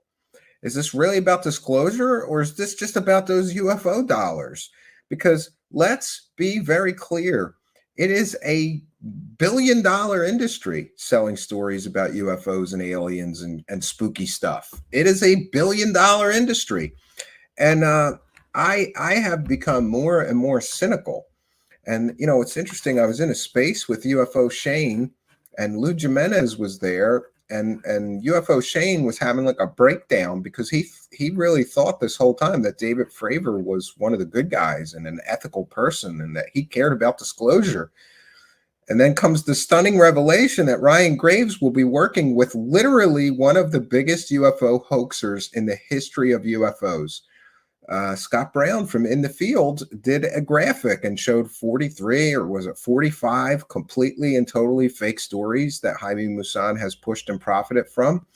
I think the most famous one was the Nazca alien mummy stories, in which I don't know if Jaime Maussan paid off the people that did this, but somebody robbed a bunch of graves of human remains and bones and skulls and animal remains they got somewhere. And then they glued together an artificial creature, plastered it all up, made it look like an alien mummy. And Jaime Maussan made huge amounts of money pushing that story. There was a documentary on Gaia TV. That's how you know a story is fake. If it's on Gaia TV, it's fake. And by the way, you know, I'm aware of a paid government, an admitted paid government disinformation agent in the form of Richard Doty, who's on Gaia TV talking about reptilian aliens ruling the world now. And he's there every week, right? Every week, new episodes with a known paid government disinformation agent, admittedly, telling stories about aliens for money. Is any of this starting to, you know, sound shady to anybody else, or am I the bad guy here? Because I've been the bad guy for simply pointing out the logical problems with all of this, and the lack of evidence, and the shady nature by which these stories are generated, promoted, and profited from. And we'll continue to point these things out, despite, you know, we call it the truth tax here. I could make hundreds or thousands or tens of thousands, perhaps, orders of magnitude more income here for our show if I just kept my mouth shut about all of these problems with the supposed disclosure movement, right? And isn't it interesting that all of these people that are profiting the most won't debate someone like me or Mick West or Stephen Greenstreet or anybody, Michael Shermer or anybody else who's very skeptical of the claims being made. You know, if your faith-based religion is so lacking in evidence that you know it will fall apart under debate or scrutiny, yeah, you got to run away from debate and scrutiny. But we see time and time again when these people are scrutinized, we get to see what happens. We saw Linda Moulton Howe completely destroyed over one question about one fake story she sold of many, many fake stories. She literally fell apart after one question because she lives in a delusion bubble like many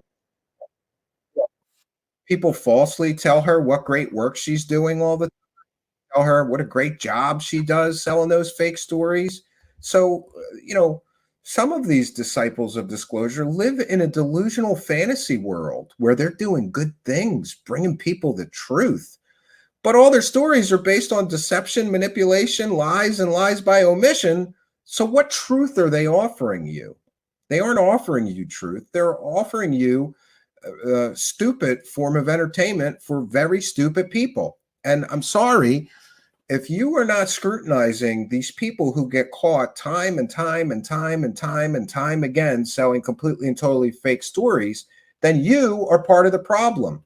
What if everybody shut off Linda Moulton Howe and Jeremy Corbell and Ross Coulthart and all the other people that just keep getting caught selling fake stories? What if everybody absolutely refused to click on any of their videos? Their money would dry up and they would be gone in a few months or a year. They'd be completely gone without the constant attention being heaped upon them by stupid people.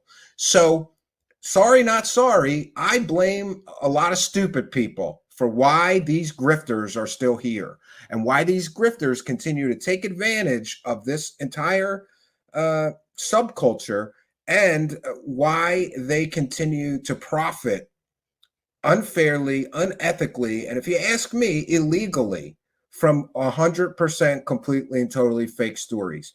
There reaches a point where it's not just lazy reporting, it's not just negligence. There reaches a point where it's very clear that these people do what they do, manipulating available data to sell the story. They do it on purpose. You mean to tell me that Jeremy Corbell investigated that flare story for 2 years and he didn't know that the government was dropping flares during a military exercise at the exact date and the exact time of that UFO sighting?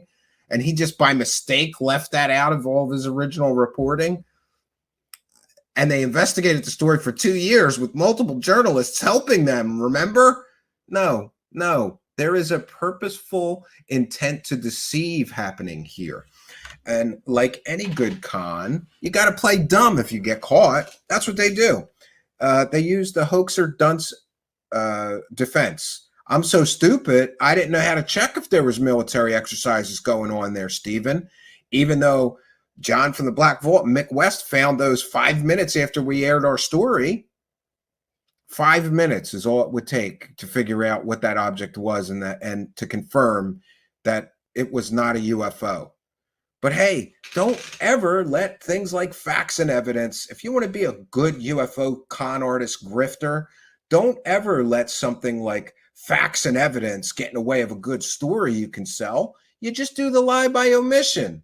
Hype up the story and forget to tell everybody about those military flares and exercises that were going on. Right?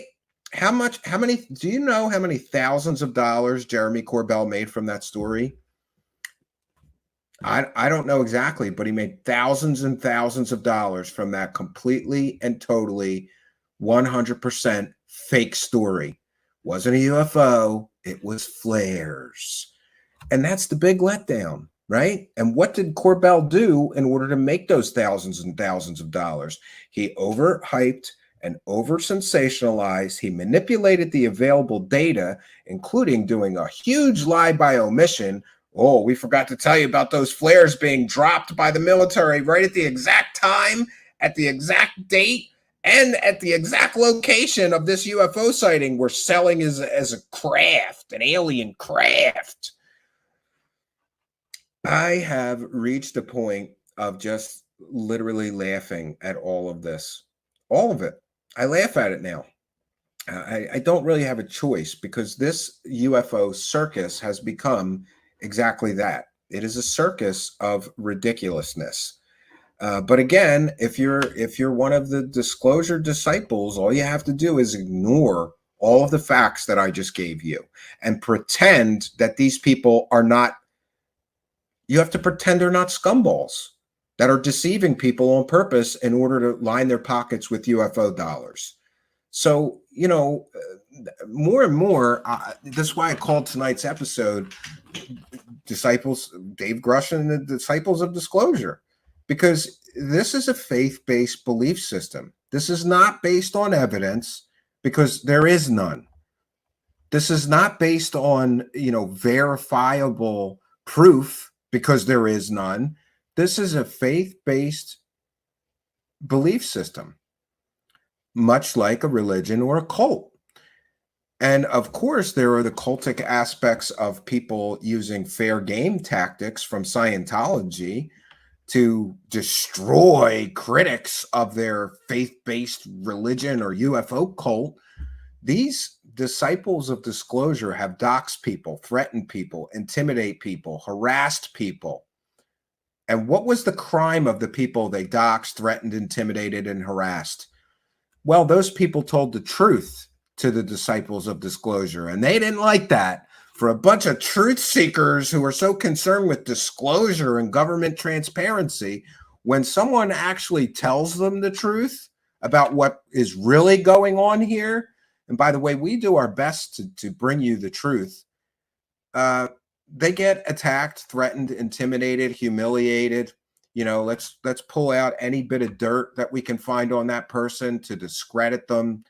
Let's threaten their family, their wives, their children, their livelihoods. Let's call their work and get them fired from their jobs because we don't like them screwing up our delusion. And make no mistake about it, if you are ignoring all the facts that we lay out for people here, then you are living in a delusional fantasy land.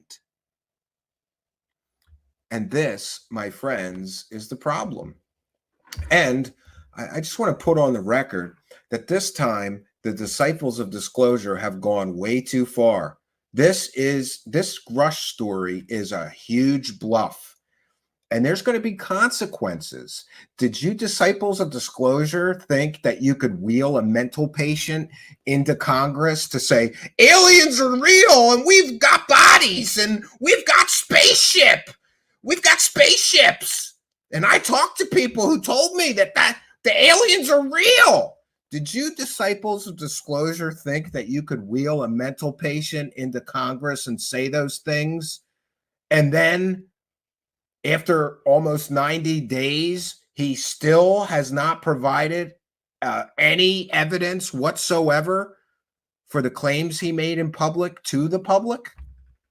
Did you really think that you could just bluff your way through this with no evidence, no proof, no names? Remember what we were told. This guy's going to name the names of the programs. He's going to name the names of the people that are running the programs and working on the programs. He's going to name the project names and the locations. He's going to name it all. He's going to blow the whistle.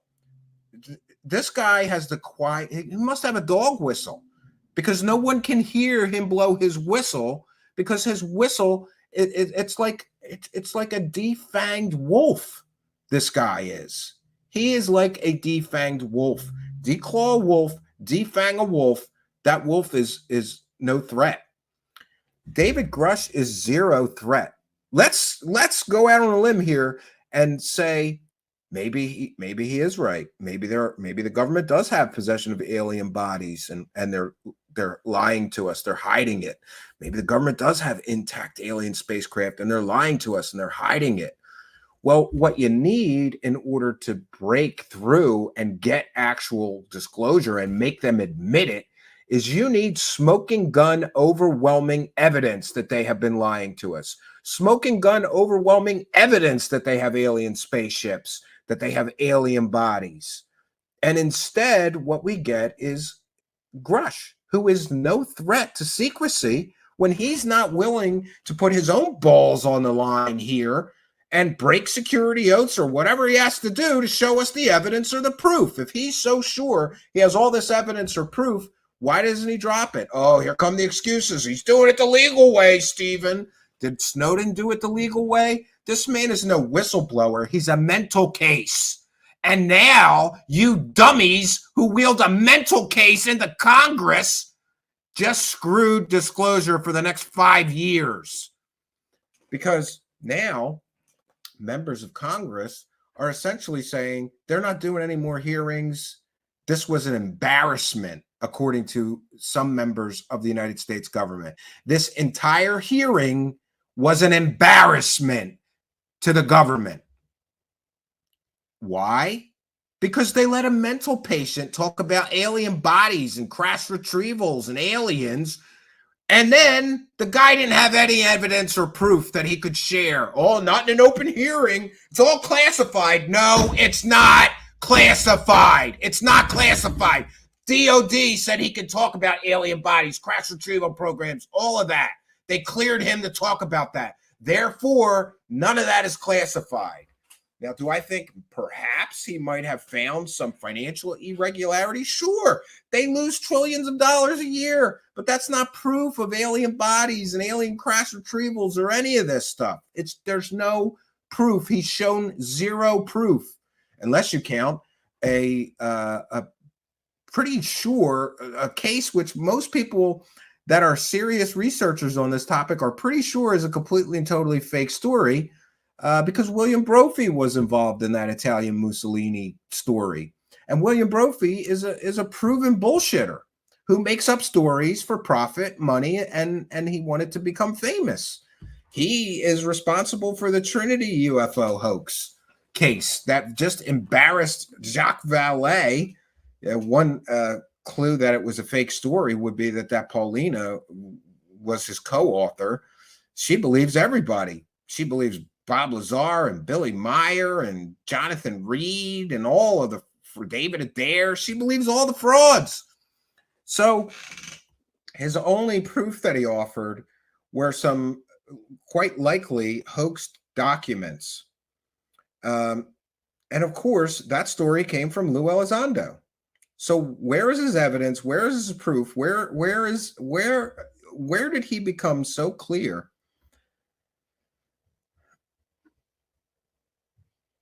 Yeah, I'm just going to share this as well. So the members of Congress are understandably embarrassed that you idiots wheeled a mental patient into a congressional hearing who had no evidence and no proof of huge fantastical claims he made.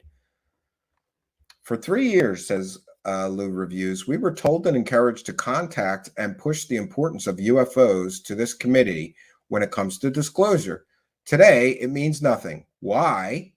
Because the HOC wants nothing to do with dubious claims made by unreliable narrators. FYI, Schumer doesn't care. The Senate Majority Leader spearheaded UFO legislation, and some folks are saying Congress is stepping back because one committee in the House can't have another hearing.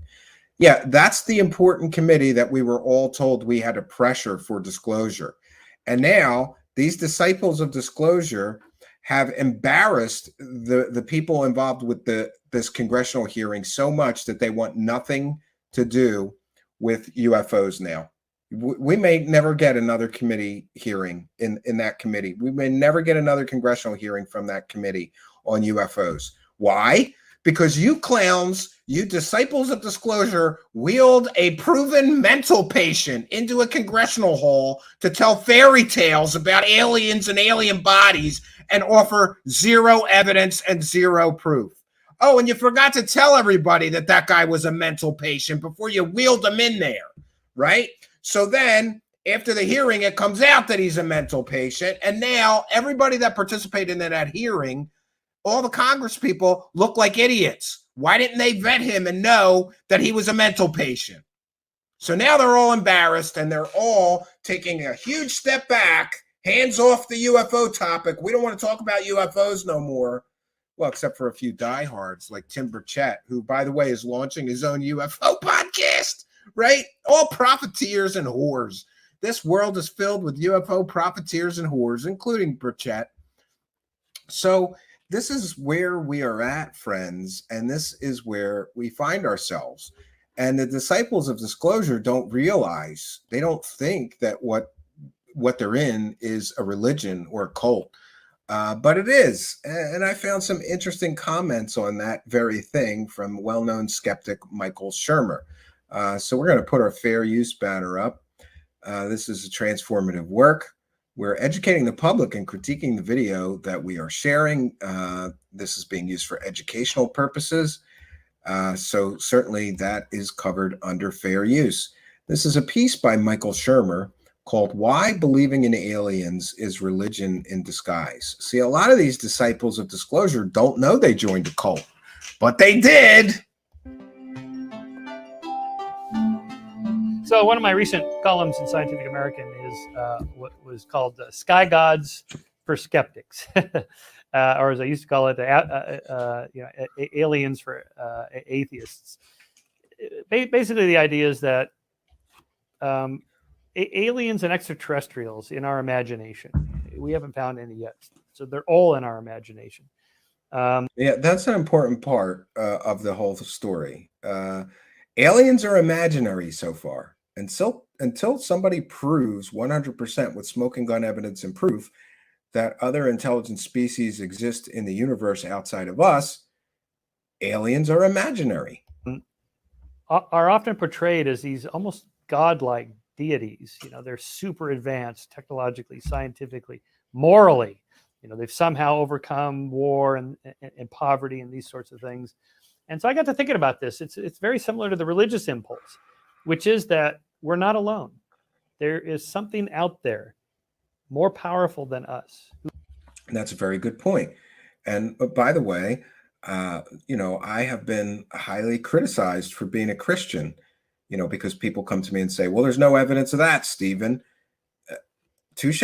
So, you know, maybe I'm a cult member as well with a faith-based belief system.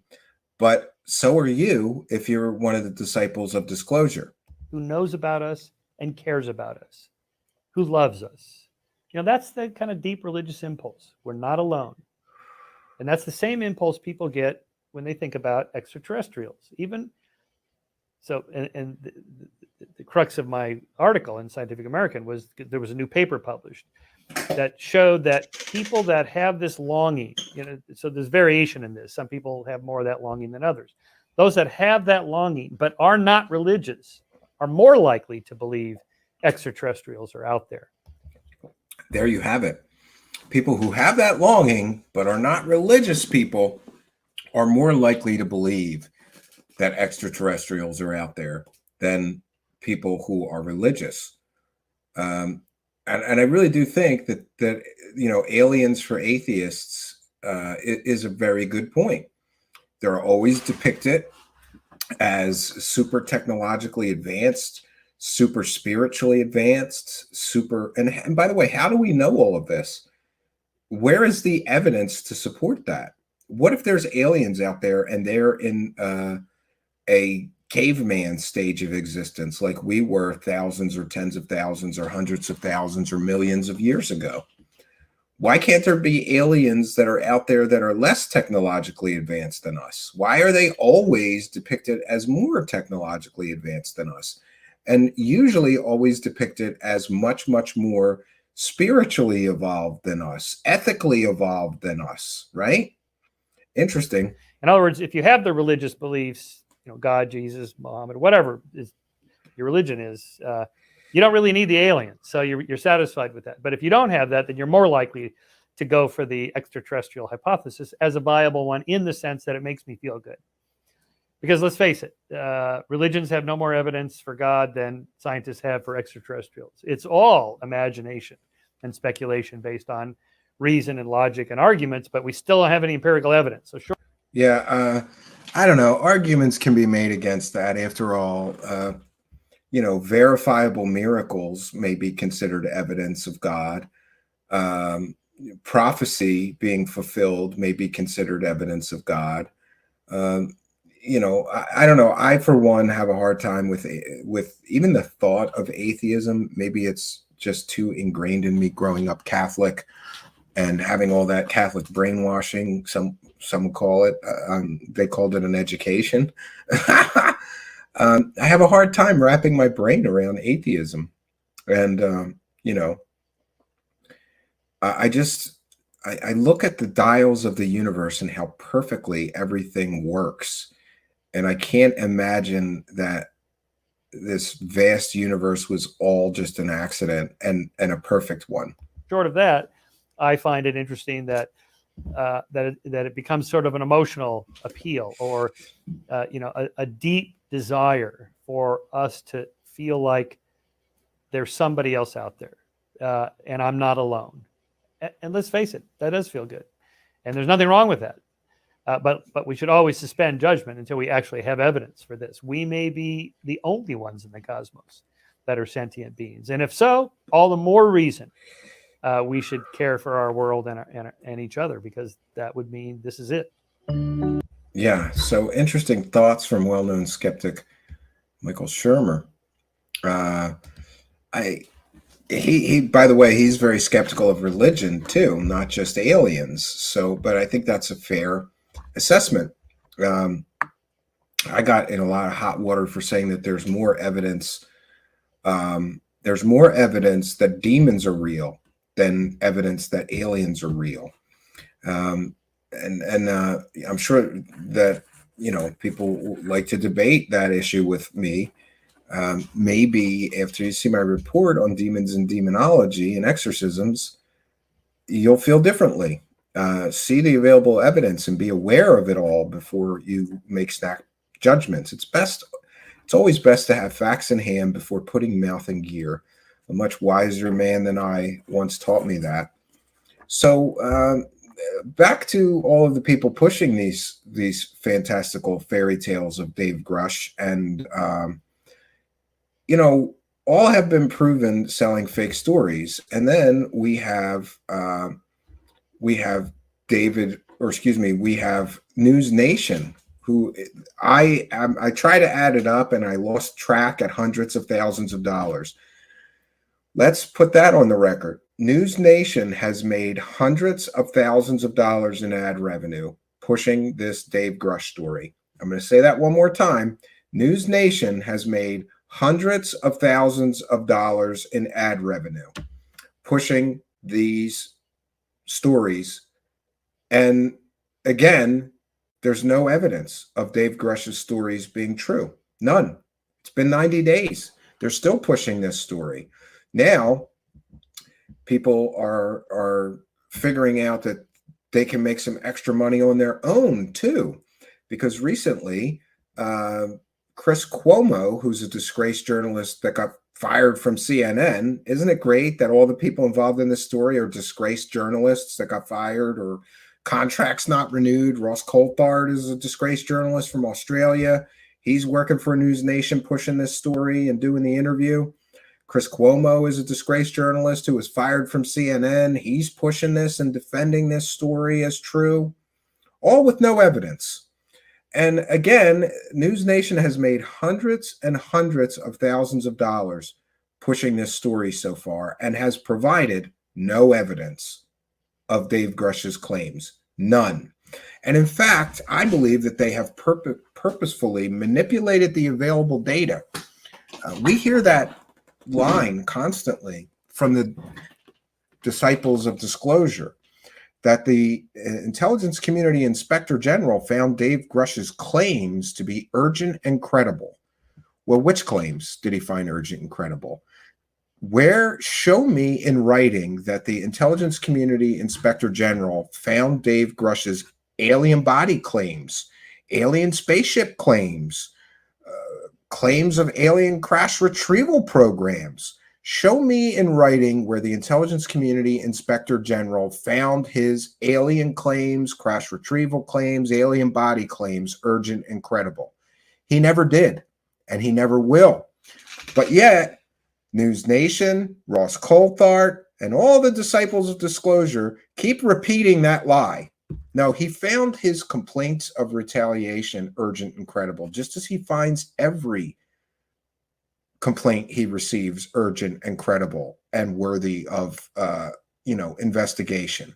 So there's this purposeful manipulation of the available data, these layers of deception that are used to sell this story at all costs. We want to thank Local 556 for a kind and generous $10 super chat, who says, UFO believers often support known hoaxes and hoaxers, while skeptics consistently make accurate predictions time and time again.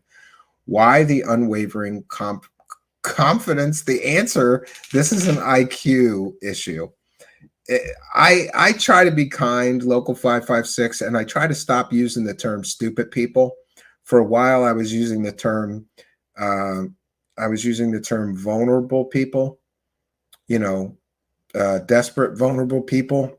But really, I truly believe, Local 556, that, some of these people are just stupid and they don't have the gray matter required to do the critical thinking and really evaluate whether this so-called groundbreaking information these people are selling is true or not. And remember, I keep repeating this mantra. These people aren't telling stories. They are selling stories. There's a difference. Would I find Grusch more credible if he didn't already have a documentary deal signed before anybody even knew who he was? Yeah. If he tried to profit zero from this, if he kept his real estate job going and he didn't try to speak at UFO conferences or get documentary deals or book deals like Elizondo or TV show deals, certainly if he was telling the story, not selling the story, I would find him much more credible. But when money becomes involved, you have to consider that that's a motivating factor for them to push these stories, especially stories that are faith-based, trust me, bro, stories that don't have evidence. But thank you for your kindness, generosity, and support. It's much, much appreciated. We have the support of many people who want to see us continue this journey. And many of you are helping us to praise the cash. And we thank each and every one of you for helping us. Thank you, Local 556, for helping us to praise the cash. Praise the cash. Praise the cash. Praise the cash. Praise the cash. We're praising it up in this bitch tonight. Thank you, Local 556. We're doing our best to try to praise the cash. If you're just joining us, we're doing a special report on Dave Grusch and the Disciples of Disclosure. We want to thank each and every one of you for joining us. I'm looking at the live chat and I'm kind of confused by the conversations being taken place, but it is what it is. All right, we're going to get into, yes, John Punch says, show me the money. Yes, absolutely. So we're going to get into, I mentioned that people are figuring out that they can make money on their own too. So it's not just News Nation, who, by the way, is owned by Nexstar Media, who also has ownership stake in George Knapp's Mystery Wire and George Knapp's local news station that George Knapp works for, and also owns, you guessed it, News Nation. They've made collectively probably millions of dollars off of the UFO topic. Millions of dollars in ad revenue. So when we get into a situation where the potential to make millions of dollars exists, do you think that maybe people's, ethics might go out the window a little bit? And if you can't even imagine that or acknowledge that as a contributing factor to the plethora of completely and totally fake stories that are being put out and pushed and promoted, then you're probably a disciple of disclosure and you don't care. It's interesting that Mr. Grusch came out and just confirmed what the disciples of disclosure all already believed, right? They all already believed in alien crash retrieval programs, that the government has bodies and intact spacecraft and debris from alien technological spacecraft that they've recovered. All those things were already believed by the disciples of disclosure. So isn't it a little suspicious that along comes Dave Grusch to confirm all those things that these people already believe? I think that it's really, really telling that he just basically confirmed everything that the disclosure disciples already believe. Now, friends, we're going to get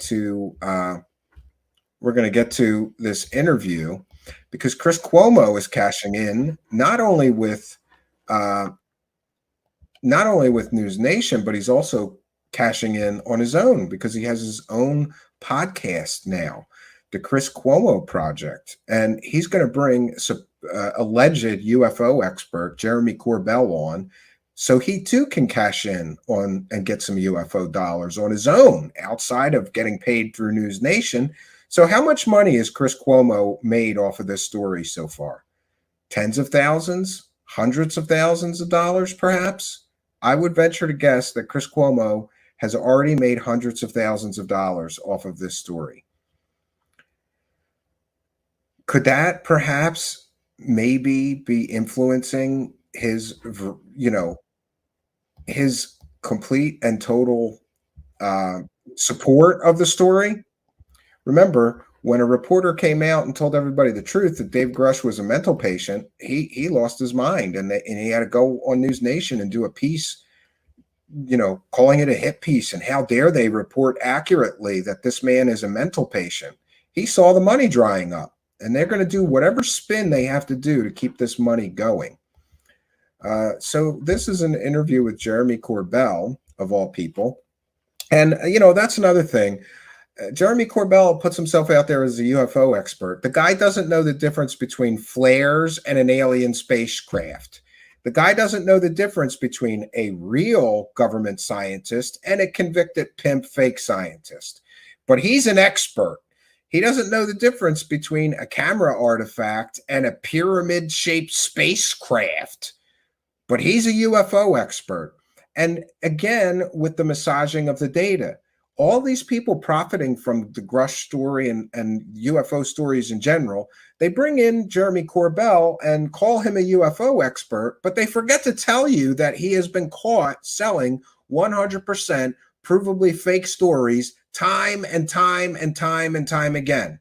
Would any audience take him seriously as a so-called UFO expert if they knew that he keeps getting caught time and time and time and time again selling completely and totally 100% fake made-up stories? No. And an example that I think of is, UFOs is the only field of study, I suppose, where you can just declare yourself an expert. If you want, you could just say, I'm a UFO expert.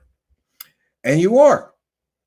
In any other field, whether it be religion or archaeology or, chemistry, I don't know, rocket propulsion, aviation, if you're going to call yourself an expert, you need some kind of education and credentials in that subject matter. But UFOs, you could just say you're an expert, and you are. Even to stupid people in the media that don't check and find out that you keep selling fake stories. And that's another issue. What if I just declared myself an expert in archaeology, and then I constantly was clickbaiting and selling completely and totally fake stories about my archaeological discoveries that all turn out to be fake?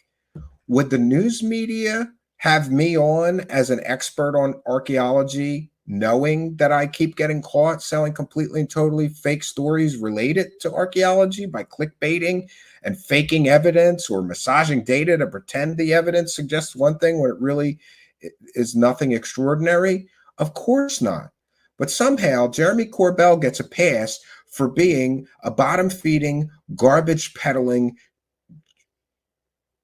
bullshitter. That's all you can call him. He's a bottom-feeding, UFO profiteering whore that keeps getting caught selling completely and totally fake stories. Why is he on CNN as a UFO expert or anywhere as a UFO expert? If I was a producer of a television show, I would laugh if somebody suggested that we bring on Jeremy Corbell as an expert.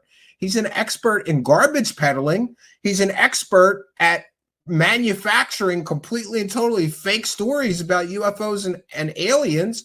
He's an expert at making millions of dollars off of a completely and totally fake convicted pimp, fake scientist with a fake education. He's an expert at deception and manipulation and clickbait and over sensationalize and under delivering on so many fake stories. That's what he's an expert at. He's not an expert on UFOs. If he was, he would know the goddamn difference between flares and a spaceship. All right, I'm getting upset. I'm going to lose my temper here. My level of cynicism and frustration is reaching epic levels, right? I sit back and I watch this UFO circus, and I cannot believe what bullshit people believe. I've reached a point now where it is completely and totally unbelievable, and nothing displays that point better than a recent post by, speaking of the UFO circus, we got the UFO circus update today. And here's some more 100% completely and totally facts that you disciples of disclosure have to put your blinders on. Oh no, shit! He's telling the truth about all this nonsense. We can't listen. We can't see. And make sure you attack him. Make sure you attack him and threaten him and intimidate him, dox him, bring up some shit posts that he did from 18 years ago, right?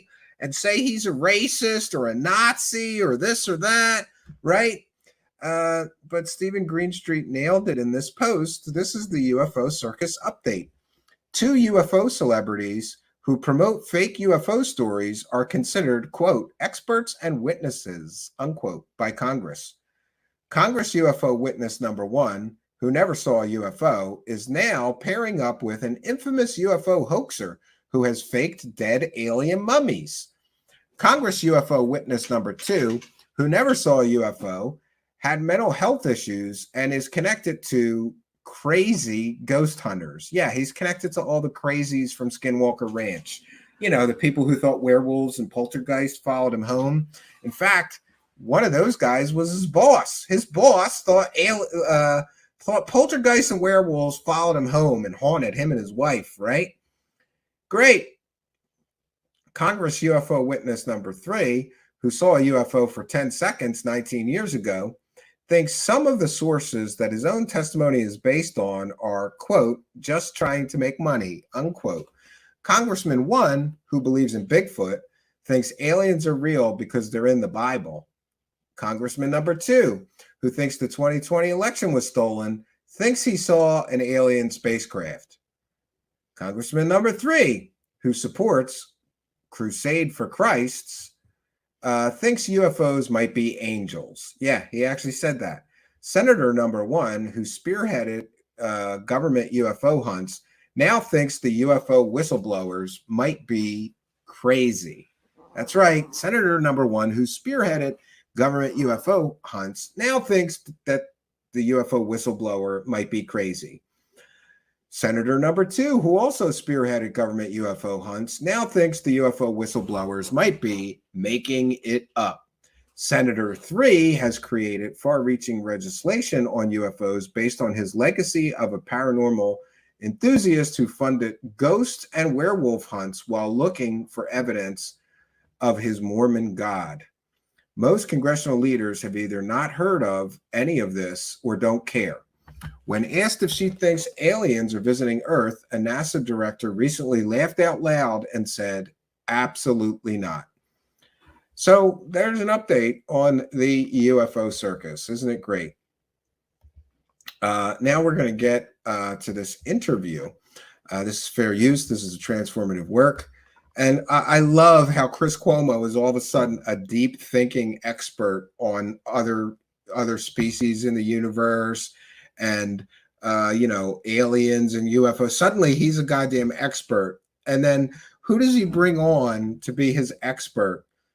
A garbage peddler, right? So we've got a disgraced journalist pushing UFO and alien stories with a known hoaxer. I would call Jeremy Corbell a hoaxer. He had to know that last story was flares. So he hoaxed a UFO story to make money.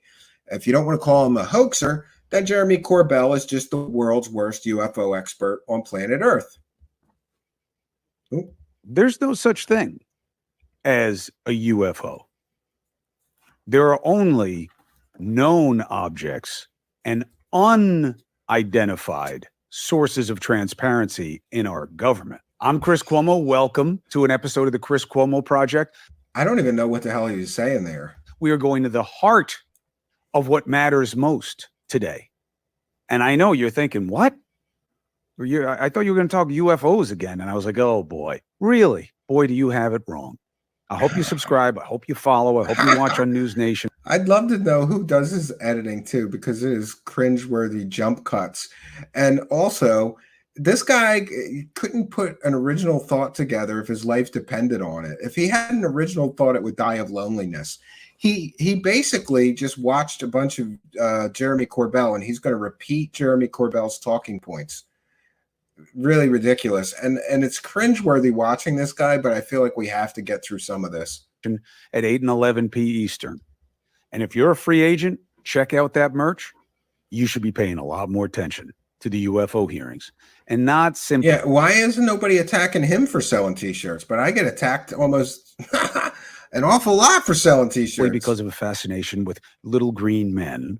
Although I don't know where the arrogance comes from anybody saying there's no way there's any other life anywhere. But there's no such thing. Yeah, and that these are stupid talking points, because how many people have you heard say there's no way there's intelligent life elsewhere in the universe? I haven't heard almost anybody say that. I've heard people say there's no proof of intelligent life elsewhere in the universe to date. But I don't hear people making sweeping absolutist statements like there's no way there could be aliens anywhere else. So it's almost as if they just make things up to fit their talking points. Thing is unidentified flying objects and whether or not they exist. Of course they exist. That's the object part.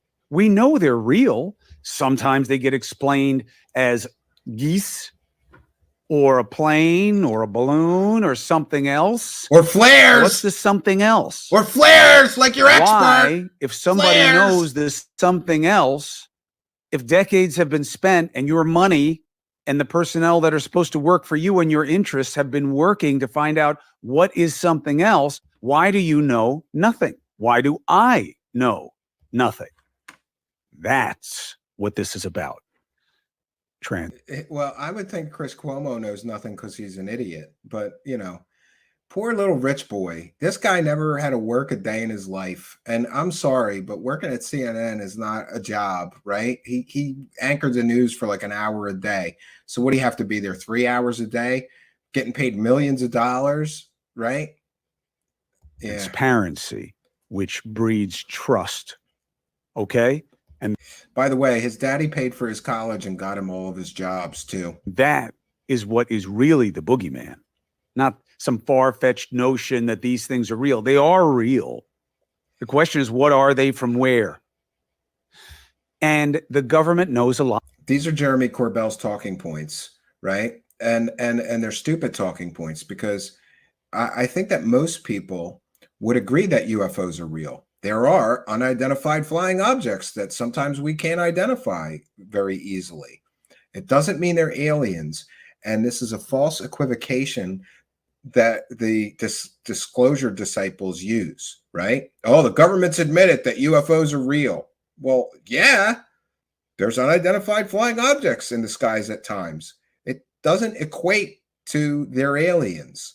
But somehow, in the minds of the disciples of disclosure, if somebody says, yeah, I definitely believe in UFOs, they're saying they believe, or I believe UFOs are a real thing, that they're admitting that aliens are here. No, they're not. It's a false equivocation, and these people do this all the time. A lot more. Why won't it tell you?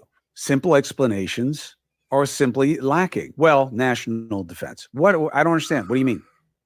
Why? Whose technology? How come we never hear about it from any of the other countries? Since when is it always true that someone who has great capabilities keeps it quiet? I think history has told us the opposite lesson. No, the Soviets tried to hide their nuclear tests from us. People who have great capabilities don't always make it public. It is a tactical advantage if your enemies do not know you have that capability. Again, stupid, piss poor argument from a stupid, piss poor, discredited journalist, a disgraced journalist. Look at Reagan in the 80s with Star Wars. Really worked to settle down the Cold War by letting them know we had a new missile defense system that could also be an offensive system. So I don't buy that. So what is the reason? That's why I'm asking the questions. Well, one of the reasons that the disciples of disclosure never take into account is that the government may not know anything more about unidentified flying objects than we do. Sometimes things just go unidentified and are true mysteries. It doesn't mean they're hiding something. Though, do I believe the government hides things from us? Probably. I mean, look at that health situation. Okay, not because I'm kooky, not because it's a conspiracy thing. That's all nonsense.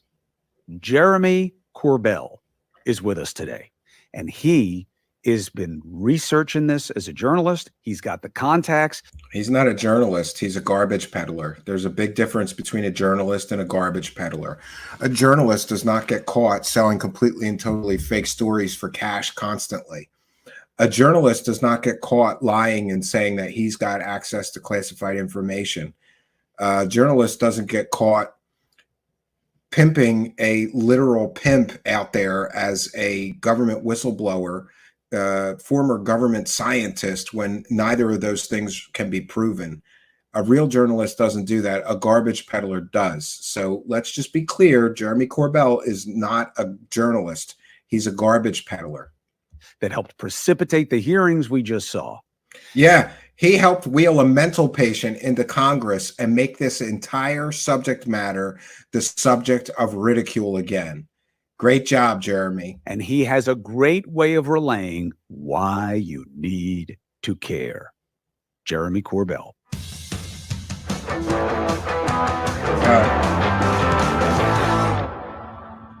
Who does this guy's editing? It's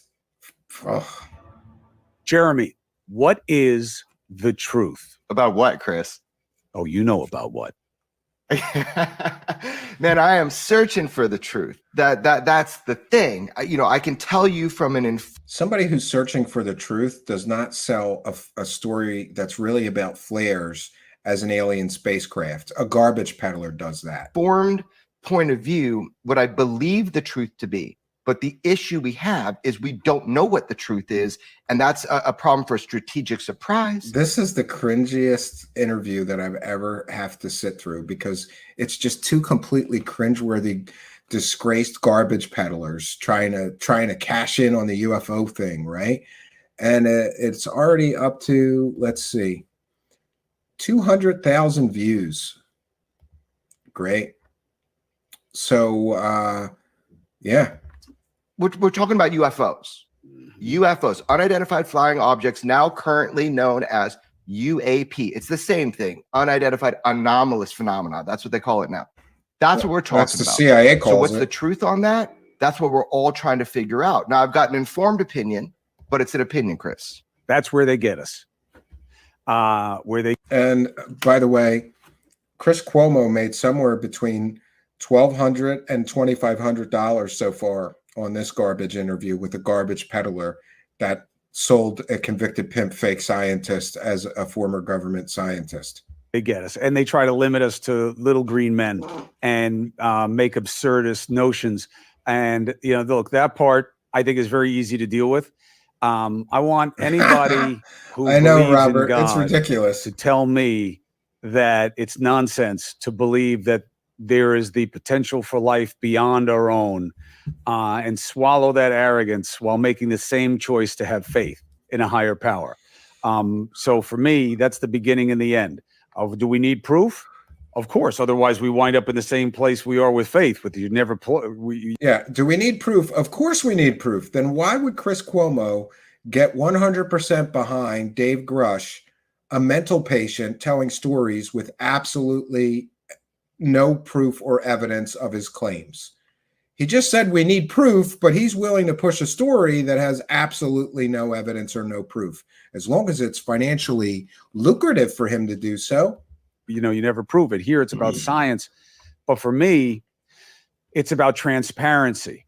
Cringe off. The idea of, well, you don't know, so why are we even talking about this? No, the question is why I don't know. Exactly. And the amazing who gets to say what I know and I don't know. That's what this is about for me. And I hope that the country can understand the two different ideas here. Whatever we learn, we learn. Communist News Network. But their desire to not tell us for the bullshit reason of national security. Yeah, because that really hurt us during the Reagan years with Star Wars. They talked about what we were doing, and it totally changed the Cold War dynamic, where everybody gave America a couple of notches more respect because of what we were working on. So the idea that they can't talk.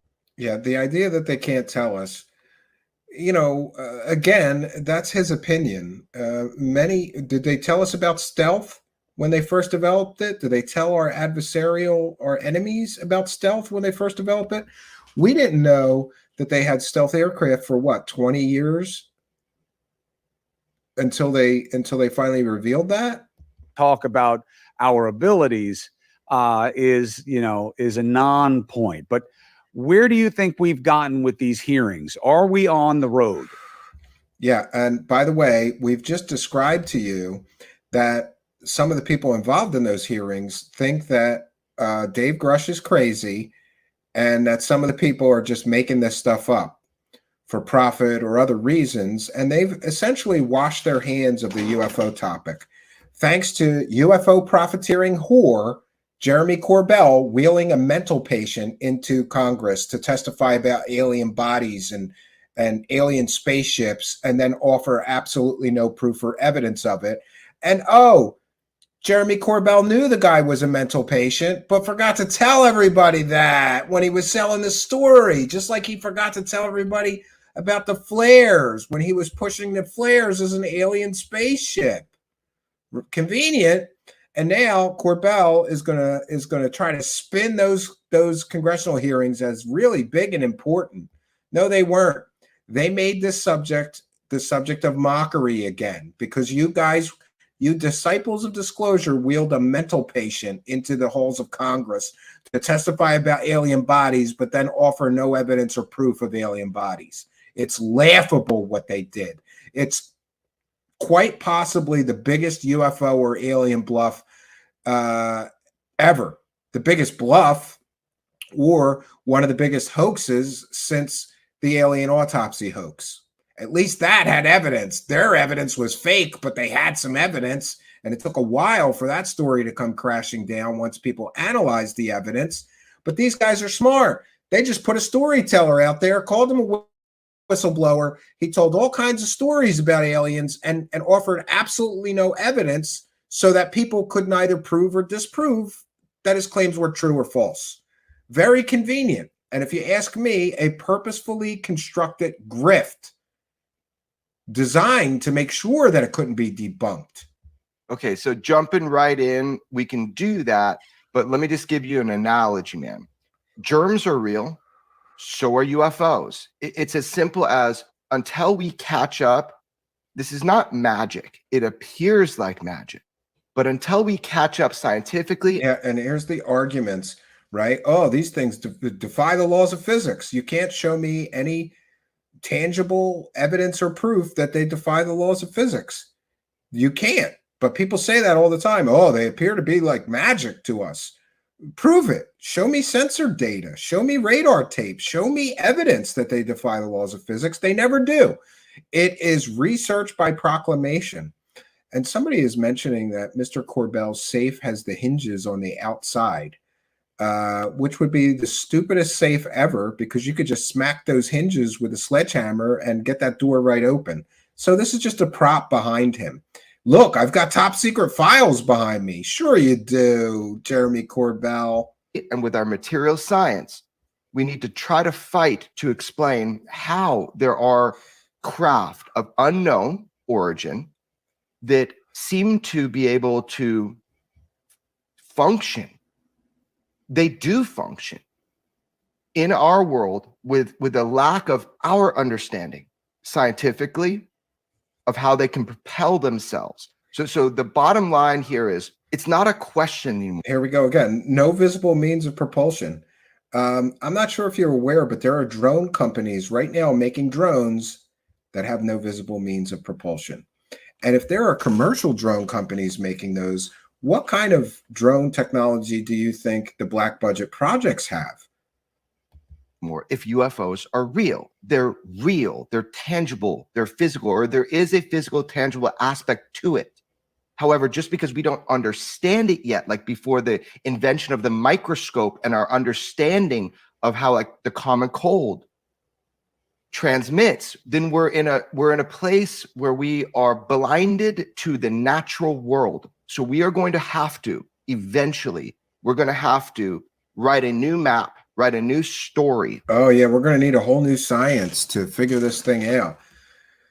Well, what happens when you let existing science look at the evidence? They laugh at the disciples of disclosure for their piss poor fake evidence. about what it means to be human in a world that includes what we are calling UFOs. But to answer your question directly, I'm not sure where your audience is coming from right now. I don't. Now he's going to talk down to the audience because he's a huge expert and he's fully informed of all this stuff, and everybody else is stupid. Know how educated. That's part of the cult-like dynamic. Just pretend that everybody that doesn't share your particular belief system about this topic is an idiot.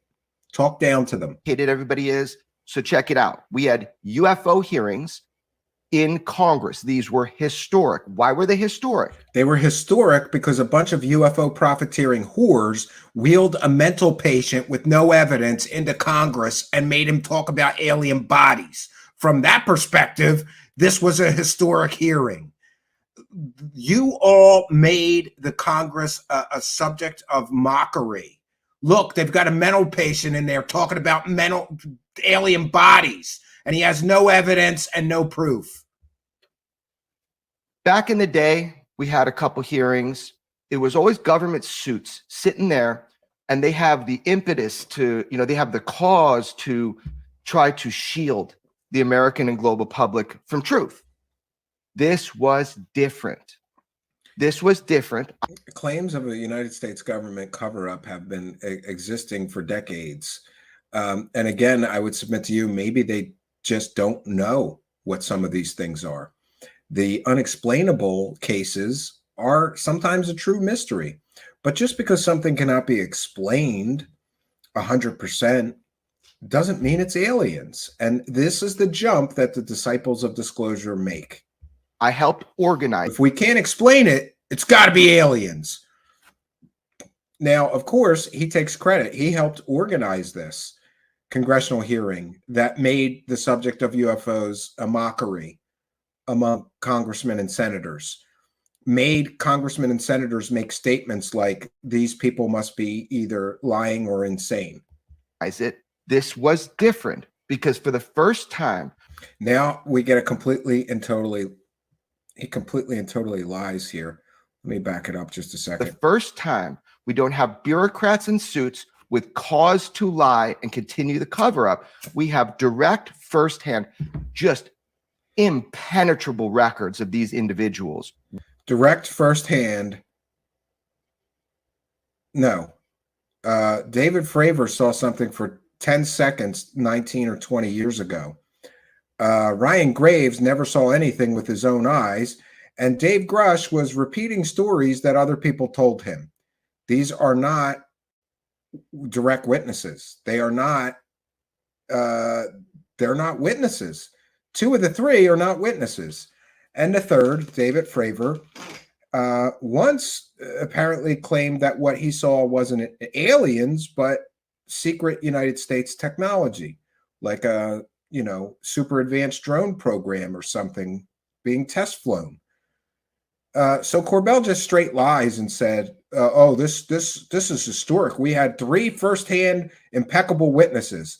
Well, most people would agree with me that a guy that got put in a mental institution against his will by a judge is not an impeccable witness, especially when he has no evidence to share, no proof to share of his out of this world fantastical claims.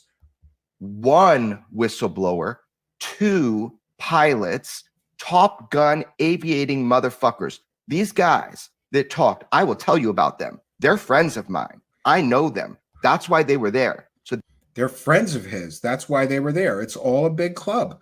Look, we'll get you to testify in front of Congress and we're all going to make money off of this. That's why this was different. They told you, I engaged UFOs. We were absolutely powerless to their technology, whatever they are, wherever they're from, don't care. I know you're Roman Catholic. Let's talk about religion too. But here we go. Then we have this one guy that says, if it was about anything other than UFOs, the world would be front page everywhere. But he said, I found misappropriation of funds, which, by the way, just you're a lawyer. That means theft. Yeah, well, it wouldn't be the first time that people, like I said earlier in the broadcast, it wouldn't be the first time that people stole money from the United States government to investigate things they believed in. Like werewolves and dino beavers and poltergeists and shape-shifting skinwalkers, right? Somebody stole $22 million from taxpayers to study that. So could Grusch have found some misappropriation of funds? Yes. It does not confirm any of his claims, period.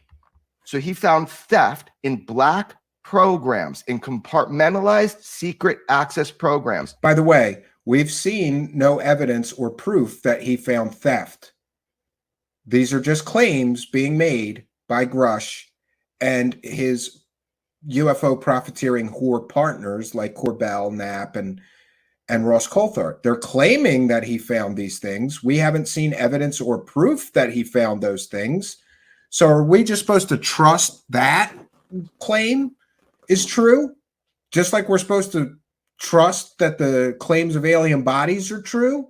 Just as we're supposed to trust that the claims of recovered alien spacecraft are true? All with no evidence.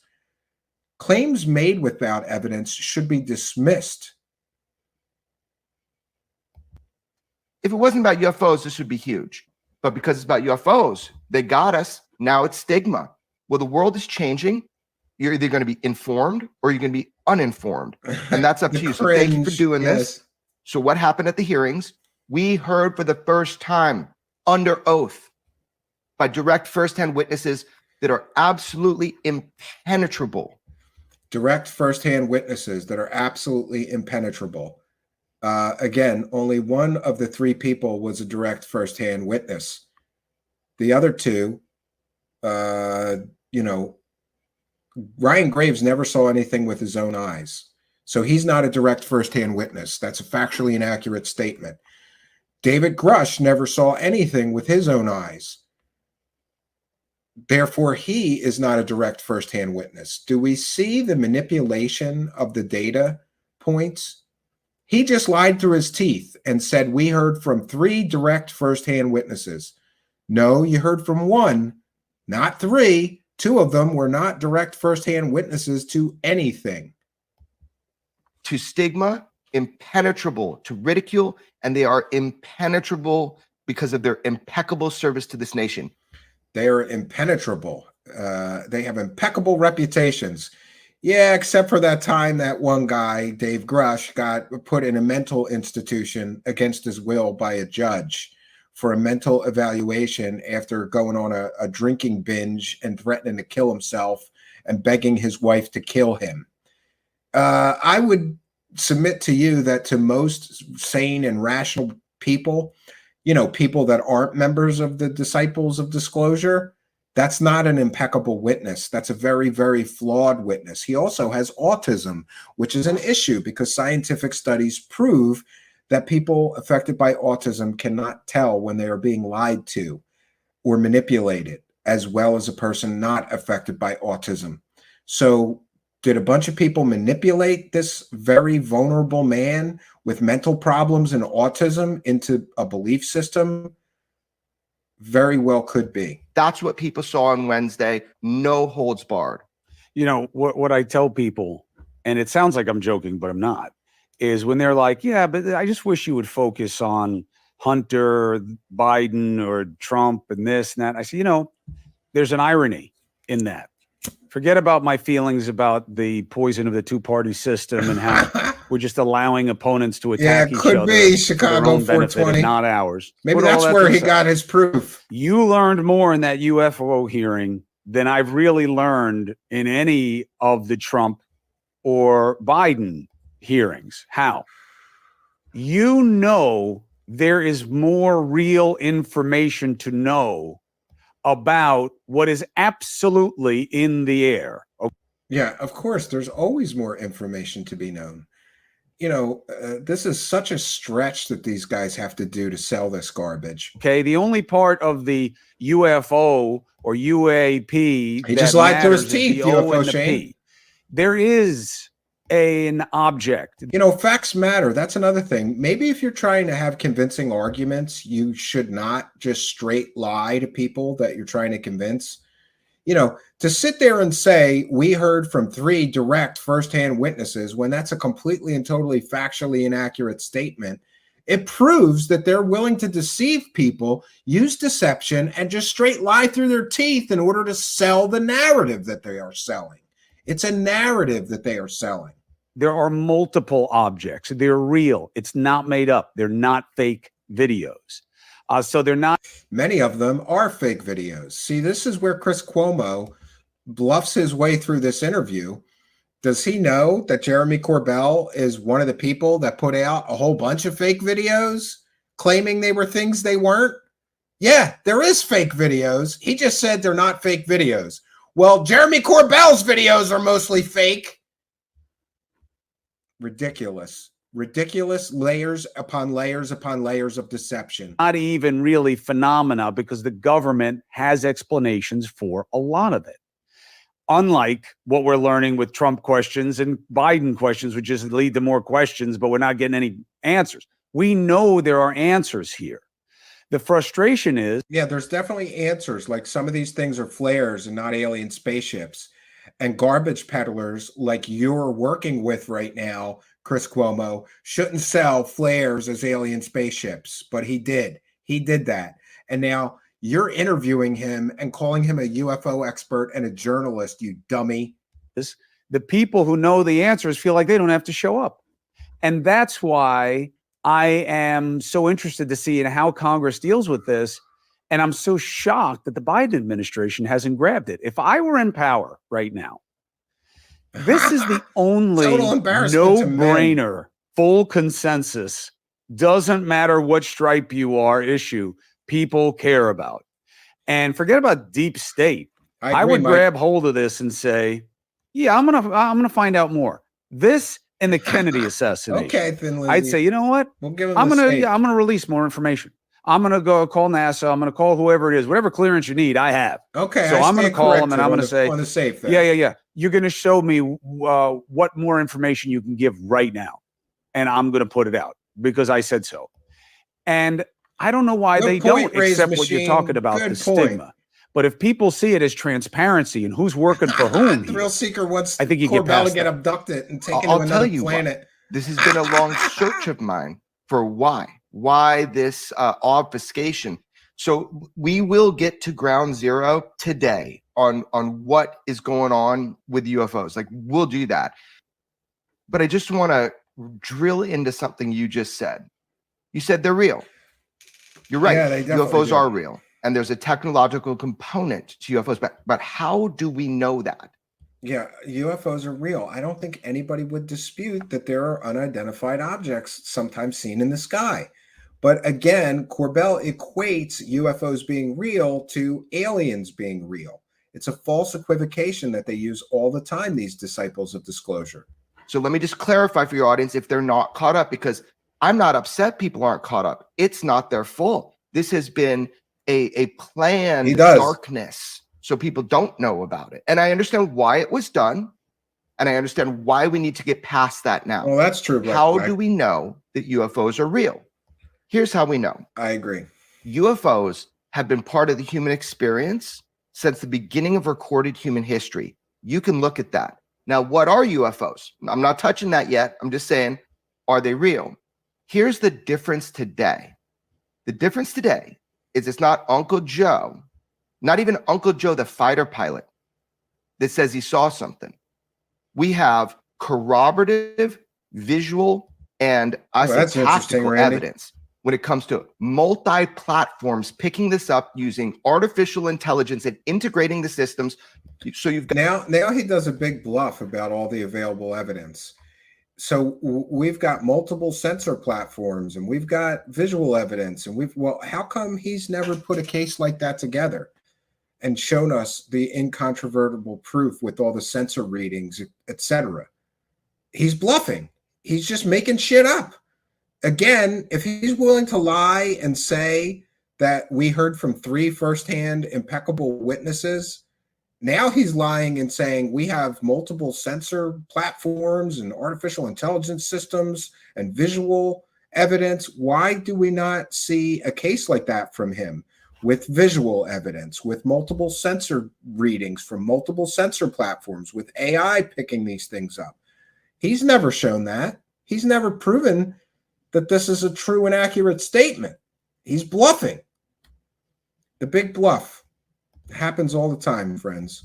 Got a pilot saying, I chased the UFO like Commander David Fravor. You've got a guy saying, I filmed the UFO like Commander Chad Underwood. However, you got these people saying it not as the first point of understanding. You have these people saying it because it's being picked up on multiple sensor platforms, from thermal to infrared to our weapon systems. And why don't we see all that sensor data ever? Why do we never see the sensor data? If that sensor data all exists, thermal, infrared, weapon system sensors, why do we never see the sensor data confirming that he's not bullshitting here? We never see it. People claim it exists, but we never get to see it. UFOs are real. They are physical and they are tangible. And that's why you know that, because we have evidence and we have proof. And now the question is. Yeah, and his evidence and proof is things like flares being, dropped during military exercises. That's evidence to Jeremy Corbell. Bokeh camera artifact effects that make things, every light source within the frame, look like a triangle. That's evidence to Corbell. A convicted pimp fake scientist who, by the way, whose wife was a convicted murderer at the time, who had just declared bankruptcy and could have never gotten a job working for the United States government at the time. It was the height of the Cold War, telling stories. That's evidence to him. Grusch telling stories with absolutely no evidence. Well, that's testimony. That's evidence. The so-called evidence is so piss poor. We never get any real or smoking gun evidence or proof. But these guys love to talk about all the evidence they have. Why don't they show all this evidence instead of constantly talking about it and never showing it then? More bluffing. Who are they? Where are they from? Who makes them? Where are their shops? What do they want? All the small little questions. But I'm glad we got there. The world is there now. We know they're real. Now we have the bigger questions to ask. Yeah, look, they wouldn't have the agencies. They wouldn't have the different black right, operations if they didn't need them. Nobody's going to waste their time on this kind of stuff. And the idea that, well, if we find out that these are some kind of Iranian or technology, that will hurt America. So, you really we can talk about that point. How much of the footage would be confiscated by official sources? NASA, on the record, shuts down feeds when bogeys pop up into frame. Well, I don't think they've ever admitted they do that, and it could be coincidence that the feeds go down. I do think that's rather suspicious. But it could also be that some of the things being filmed are a national security issue because they are top secret or black projects being flown out of Area 51 or other test sites, technology that is being developed, and therefore they wouldn't want videos of that new technology being shown. So sure, they may confiscate some things. But again, the evidence for alien visitation is so piss poor, but we have people like Corbell claiming that there's a mountain of evidence, but they never can show us that mountain of evidence. Instead, we get shit like videos of flares or bokeh effects, right? Or piss poor, grainy, still images that he claims are certain things with no evidence or proof that they are actually what he's claiming they are. No Bold Truth says plenty of unidentified things, most made by the people who gave Grusch the green light to disclose a nothing burger. Yeah, I would tend to agree with you. Shouldn't be even asking this. One, thanks, but no thanks. I'm out of the trust game. I'm in the trust but verify. Well, I didn't know that, Chuck Graham. That's and interesting. Two, that's okay if it's from China and not from I agree, another planet. Patty. I that's not my concern. Would I rather it be from another planet? Yeah. Why? Because I think it would be incredibly restorative of the beauty of humanity and of being open and of believing in more and better. I think it would be great to have more possibilities of understanding. I agree, wouldn't David. default to some stupid movie where they're here to destroy us. If that's what was going to happen, we'd be gone. The only thing that's actively trying to destroy us is us. That we know also demonstrably. So I'd rather that'd be amazing to have something extraordinary. But if it's Iran, that's interesting. Okay. And I get it. You don't want them to know. But as we always know, and I've learned this early in this game evidence is journey, that Brokeback I remember Mountain, yes. once after 9/11 doing a story. Yeah, I've heard that they do shut about it down. anthrax and anthrax being weaponized in the subway. You're by right. That's interesting. throwing it in after the train I goes remember by, that. and it would go all over the place. And people went batshit crazy. You're Bananas. telling the terrorists how to kill us. And I was taken by surprise by that because I was like, wait a minute. Exactly. Where Yeah. do you think I got this information from? This is online in books and manuals and planning. They know already. And similarly, I agree, Chuck Bam. the idea that the Iranians don't know that they just happen to lose one of their probes or whoever it is, or Nothing whatever burger, it is, 6 they cents. know Yes, it that was we nothing have burger. it. So that game doesn't work for me. The only game that works is this hurts us if we say what we know. Okay.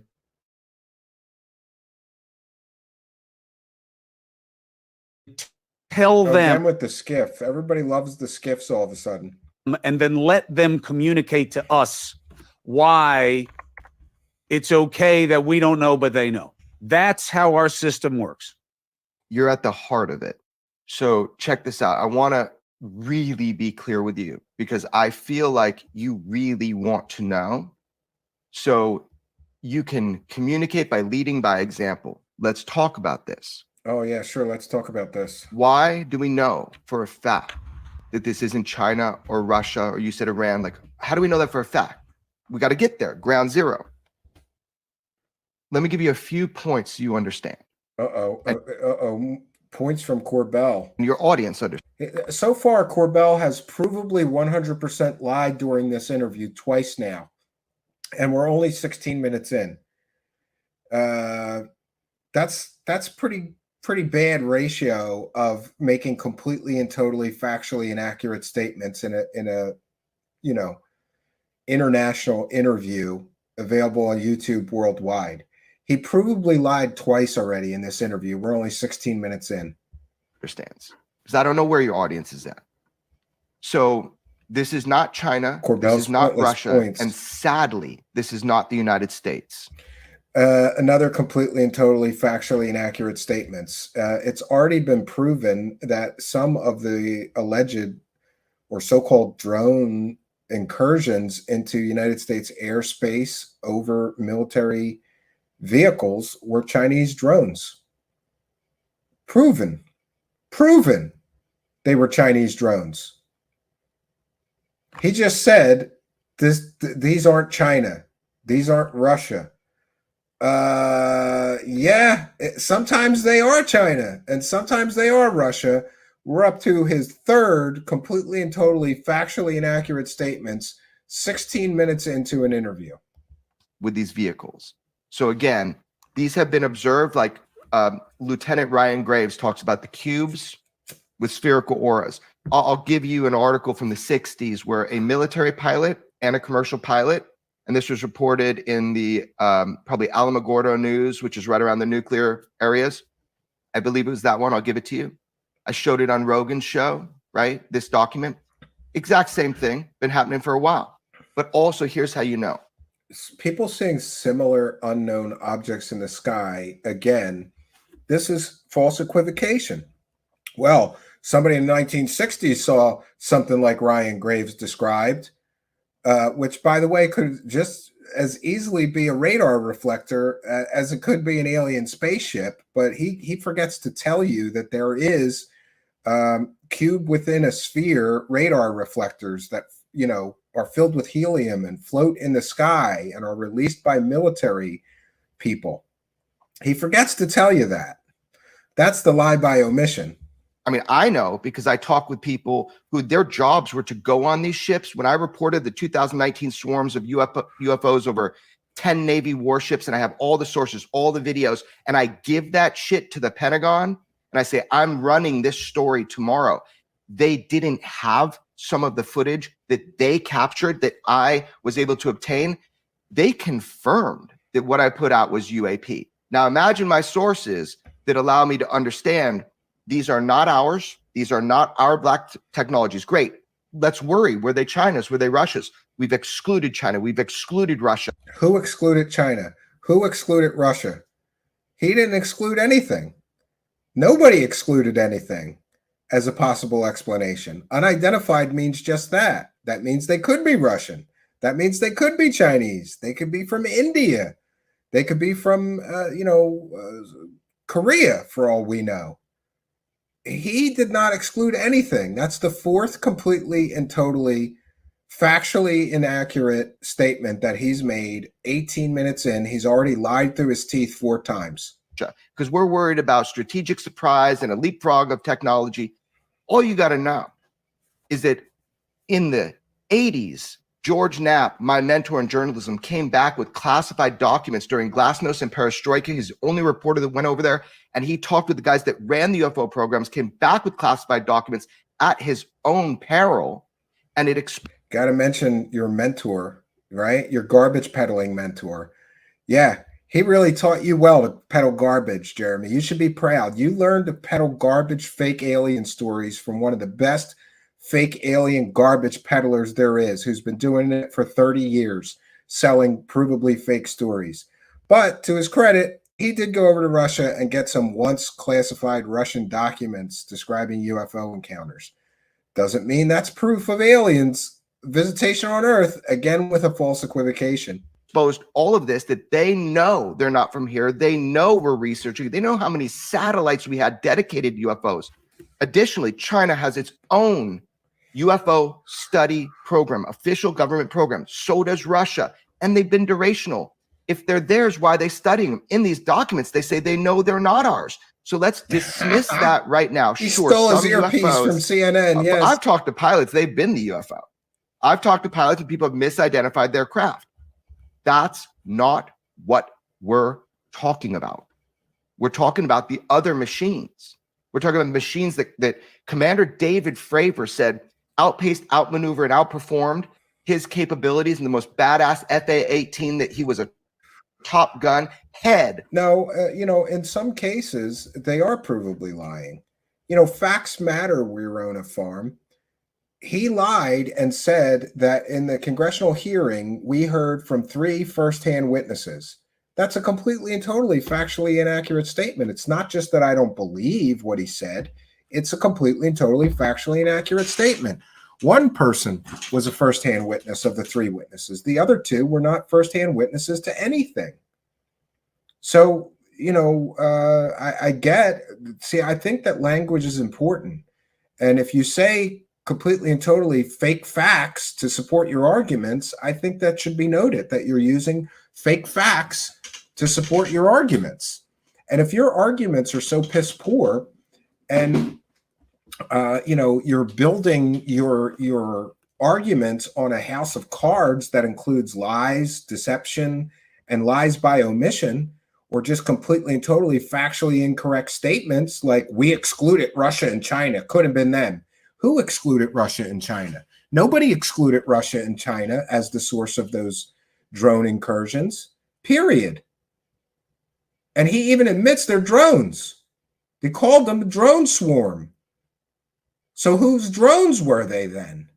They had to belong to somebody, and drones are earthly technology, not alien technology.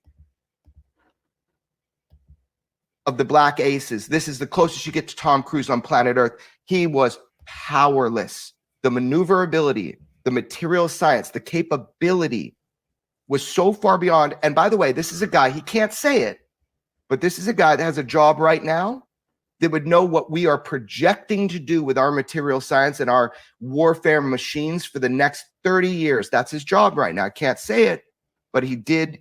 That is the position he has. So what we're dealing with, it made me sad. They're not ours. So now we got to figure out. How do we know they're not ours? We don't know they're not ours. Some of them remain unidentified, which means we don't know who was in command of said craft. Again, a complete and totally factually inaccurate statement. They're not ours. Well, you have to have evidence to prove they're not ours, and you don't. And, you know, I, for one, find it a little bit suspicious that there's a drone testing base right near the Tic Tac sighting, where that Tic Tac sighting took place. There's a drone research base right near that location, right? But we're not supposed to consider that because that won't sell as well as a story about aliens. Whose are they? And I don't remember your original question, but I wanted to make sure your audience understands we got to get on the same page with what we know. We know they're not ours. There's only one box. We don't know they're not ours. And in some cases, they have proven to be ours. A completely and totally factually inaccurate statement. This guy just keeps lying to support his belief system.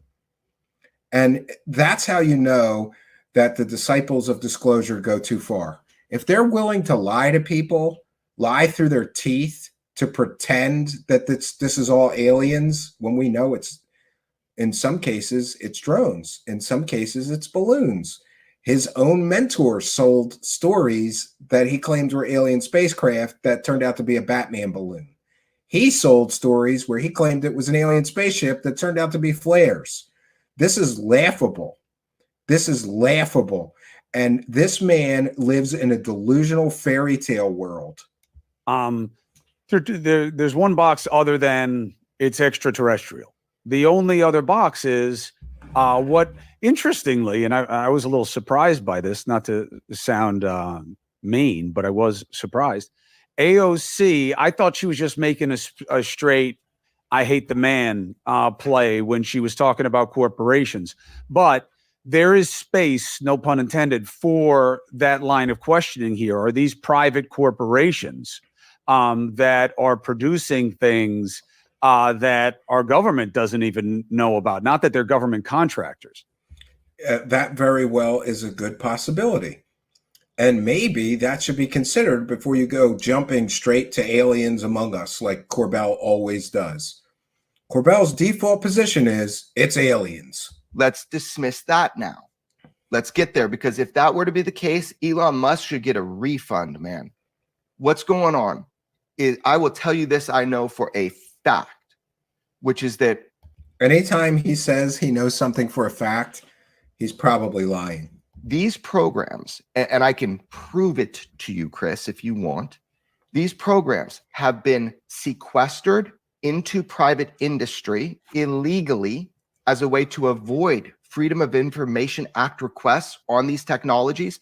I have personally spoken with people that have gone on record with me that have worked on non-terrestrial craft, not made here on Earth, as famously said in the New York Times by Dr. Eric Davis, who was read into a UFO programs for a weapon system.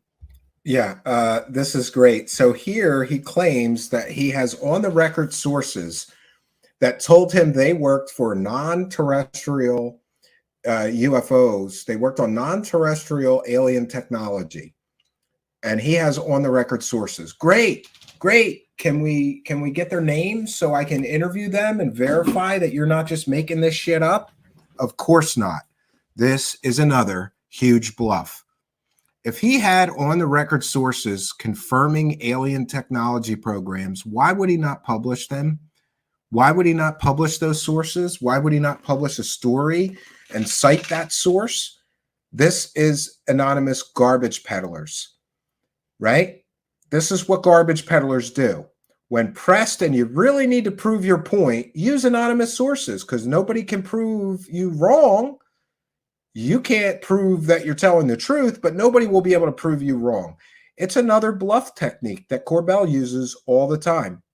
And notice that he mentioned Eric Davis, who claimed 3 years ago that the government was in possession of alien technology, and so far has not proven his claims. So is that his source, a garbage peddler? It's the wackadoo prover maneuver. That's when one person telling tall tales uses another person who tells tall tales to reinforce their own tall tales. Another method of deception. These are not our private industries as we know them. Nobody can replicate this technology with our current material science, which would require printing on the atomic level to create the metamaterials. And if people don't know what metamaterials means, this is another bluff. Huge claim. We can't recreate the material. Prove it. Prove it, Corbell. But he never does. Again, making really fantastical claims. So he's got an on-the-record source that's told him that we're working on alien technology, but he can't share the source. And, oh, by the way, we can't recreate these materials. Prove it, Corbell. Prove it. He never does, and he never will. So Corbell is just like Grusch. He makes absolutely huge, out-of-this-world, fantastical claims, but he can't offer any evidence or proof of the claims that he is making. I will walk you through it because I'm kind of thick-headed, and I've been on like a 10-year journey to understand stuff, and I've been let into rooms I never thought and scientifically understand things now that I didn't before. These are not, sadly, our private industry. Now they may be working on this and getting what they call derivative technologies. How does he know that it's not earthly technology? Is he a materials scientist? Does he have a degree in physics? Oh, no, that's right. He's a former yoga instructor and a failed artist and a failed martial artist. That's his training. So what does he know about materials scientist? How is he qualified to make this proclamation that we cannot replicate the materials? Well, great. Then show us some of those materials that we can't replicate. Let's study it and see if you're telling the truth when you make these fantastical claims. He doesn't ever prove these claims. These are talking points that he uses over and over and over again in interviews, but he has yet to provide a single solitary shred of evidence to support that the claims that he is making are true and accurate statements. This is trust me, bro research. Trust me, bro is not proof, Jeremy Corbell. Trust me, bro is what garbage peddlers do when they have no real proof, when they have no real evidence. We did not make these. Where are they from? UFOs.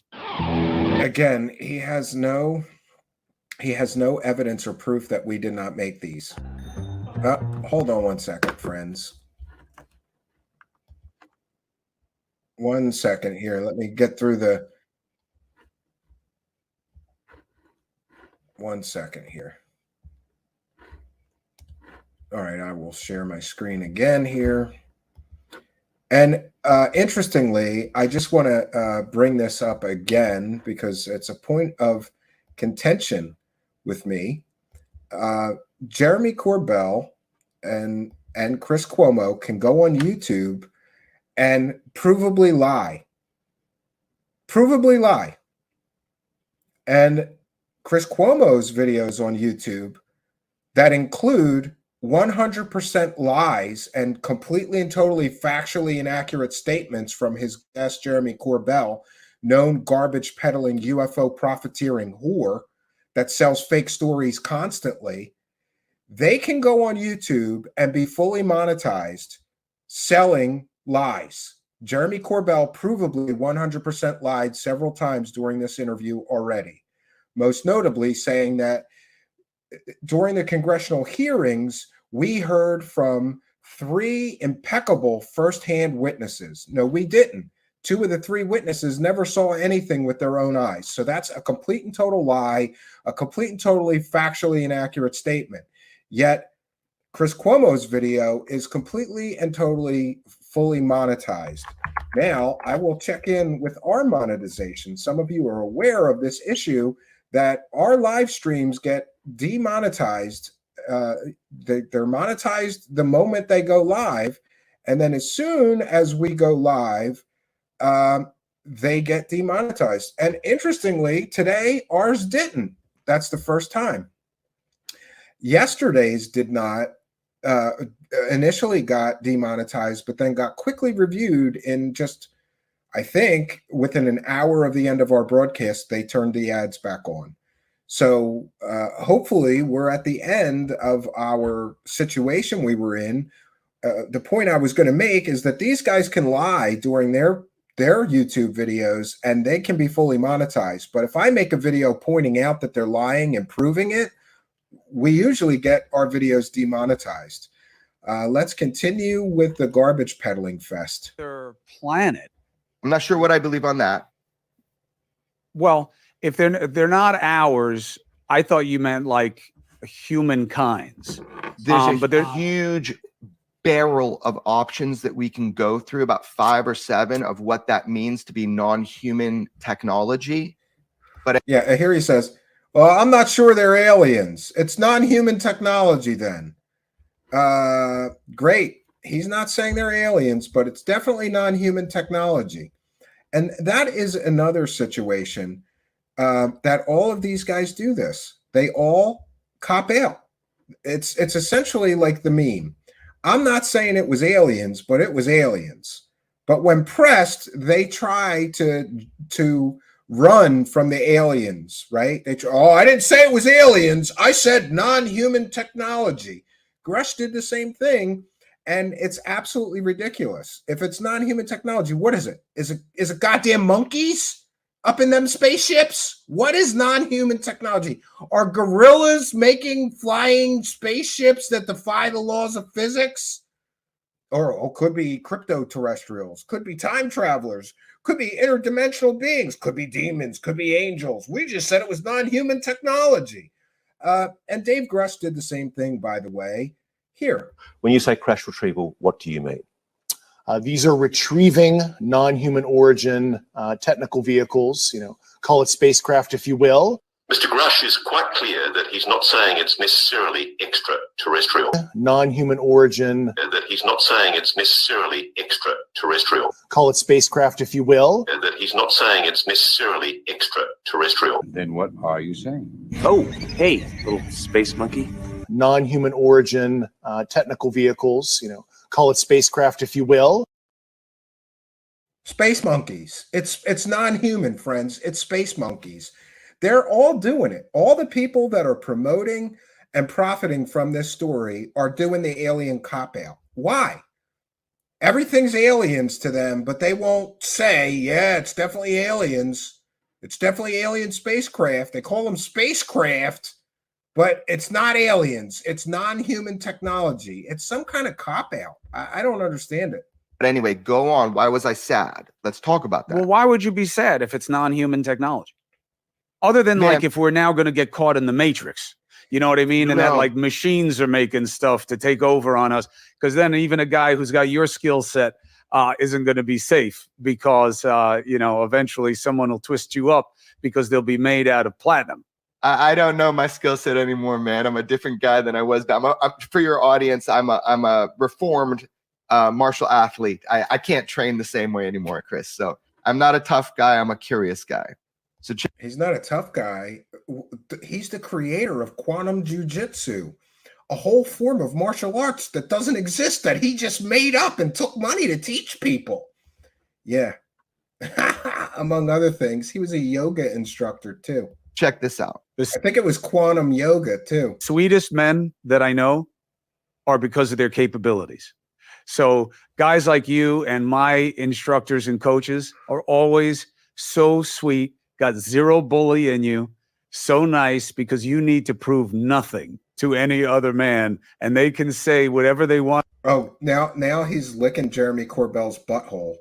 Oh, Corbell, you're so sweet. You don't have to prove anything. To you, and you are ready for it. It is, I thought about it the first time I met you, and I looked you up, obviously.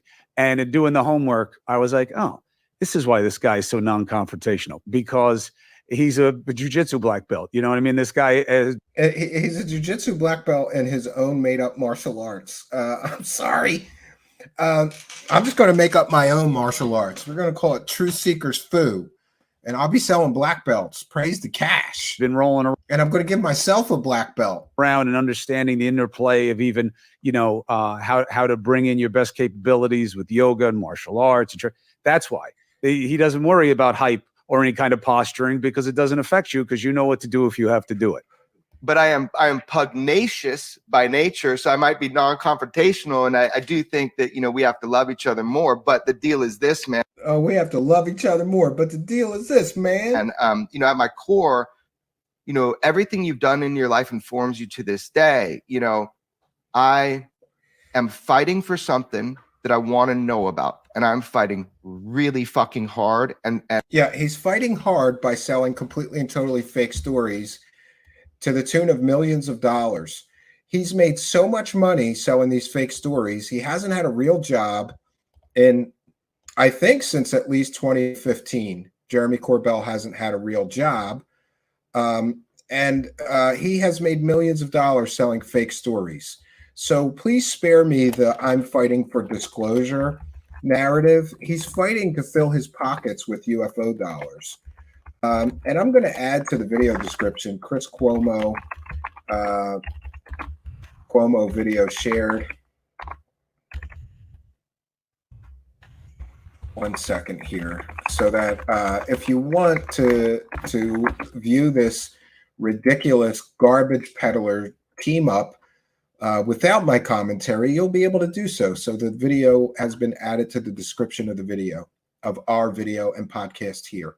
And I'm doing it sometimes, and I know that I push hard on it, but how else are we going to get there, dude? Oh no, the warrior spirit applies in this. You don't. Yeah, he's a warrior for disclosure. What a crock of shit. He's a warrior for his own pocket, Chris Cuomo. And he has just recently purchased $1 million home, all with money made from selling mostly provably fake stories. I'm going to say that one more time. Jeremy Corbell recently purchased $1 million piece of real estate. And since he hasn't had a real job since, I think, at least 2015, maybe 2014, he must have made that $1 million selling his completely and totally fake stories, because he's been caught selling these completely and totally fake stories many, many, many times. And, that's another issue that bothers me about the disciples of disclosure. I don't know about the rest of you, but every time I go to the gas pump, I get pissed off because of the prices of gasoline. Or every time I go to the grocery store, I get pissed off. Even though I go to a discount grocery store, I still get pissed off because of the prices of everything. And meanwhile, this is our reward for being moral or ethical people, or actually doing something of value with our time. For example, here with this show, we do our very best to try to provide our viewers with value. You come here because we have valuable, true, and accurate and real information. We have an 8+ year track record of getting stories factually accurate and correct.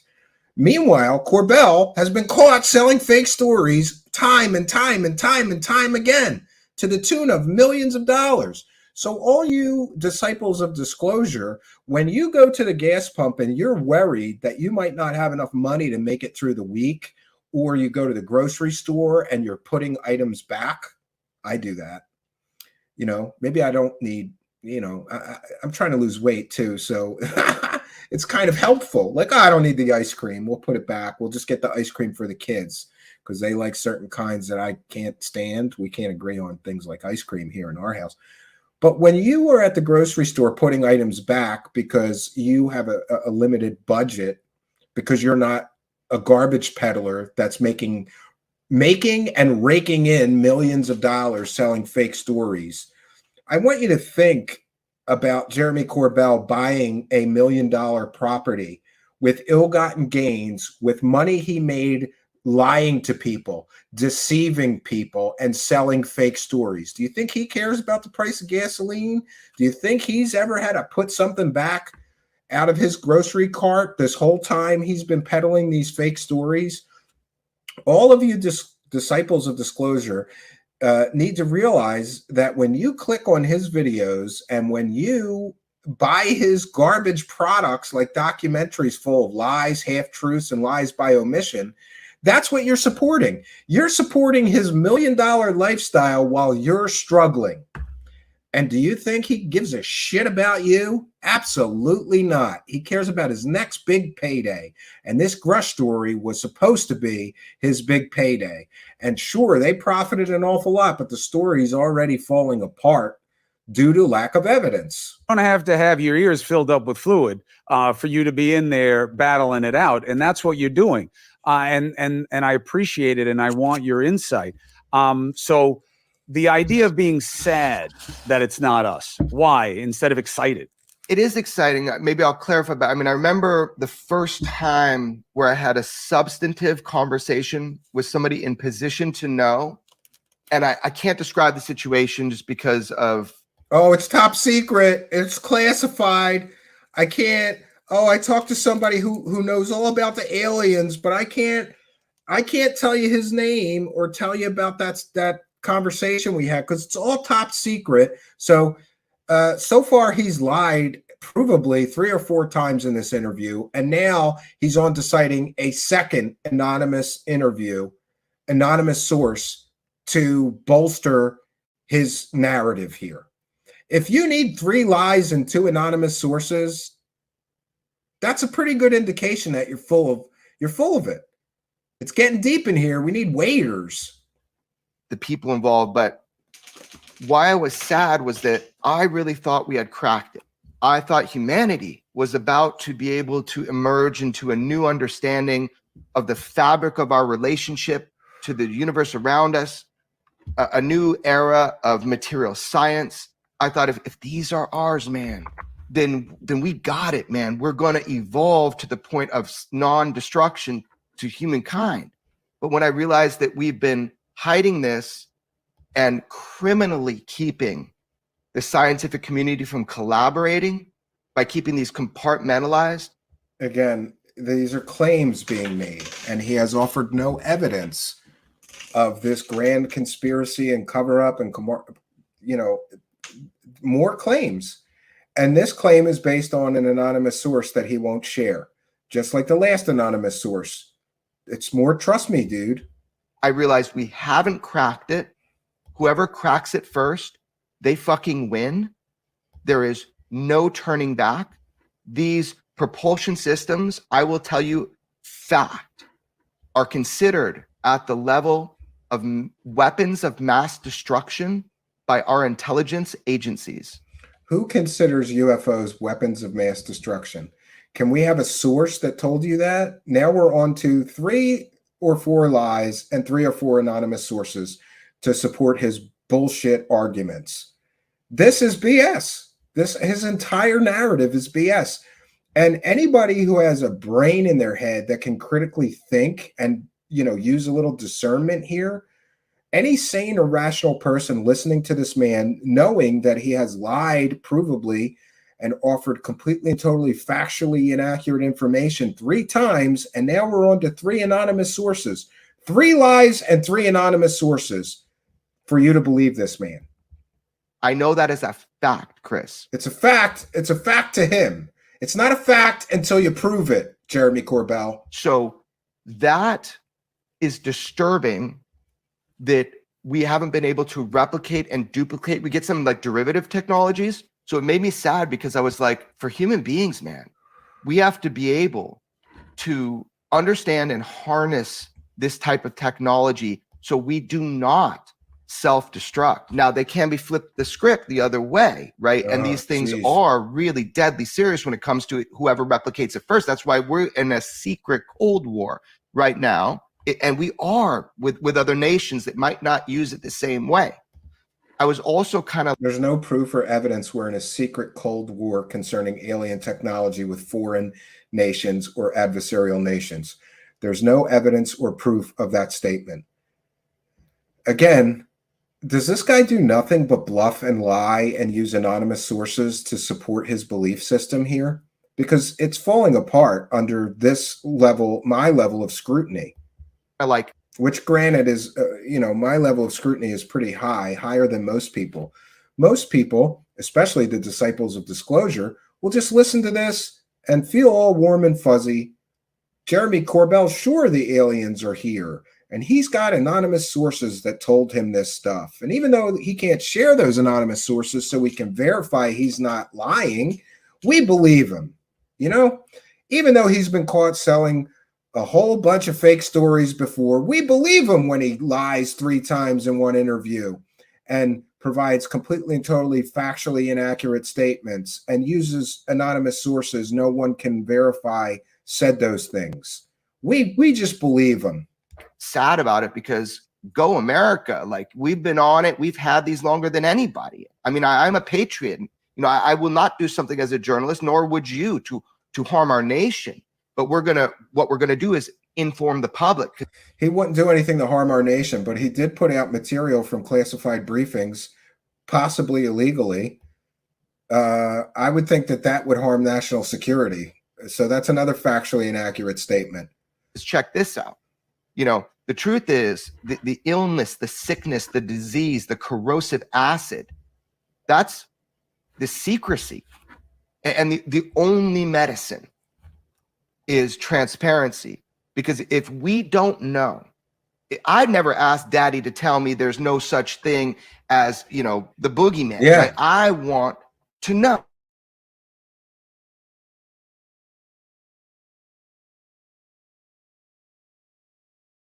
Right. I never told you to shield me from what the reality and the truth of the world is. So that's where I'm coming from. And that's why again, with the grand conspiracy to cover this all up. Do you have any idea if they really had alien technology, how many thousands of people would have to work on it? You would have to bring in material scientists, aviation experts, propulsion experts, NASA engineers, right? And somehow thousands of people have had to work on these programs and this alien technology. We'd have to bring in biologists and pathologists to work on the alien bodies, thousands and thousands of people. And yet no verifiable evidence of these programs and all the people working on them has somehow leaked.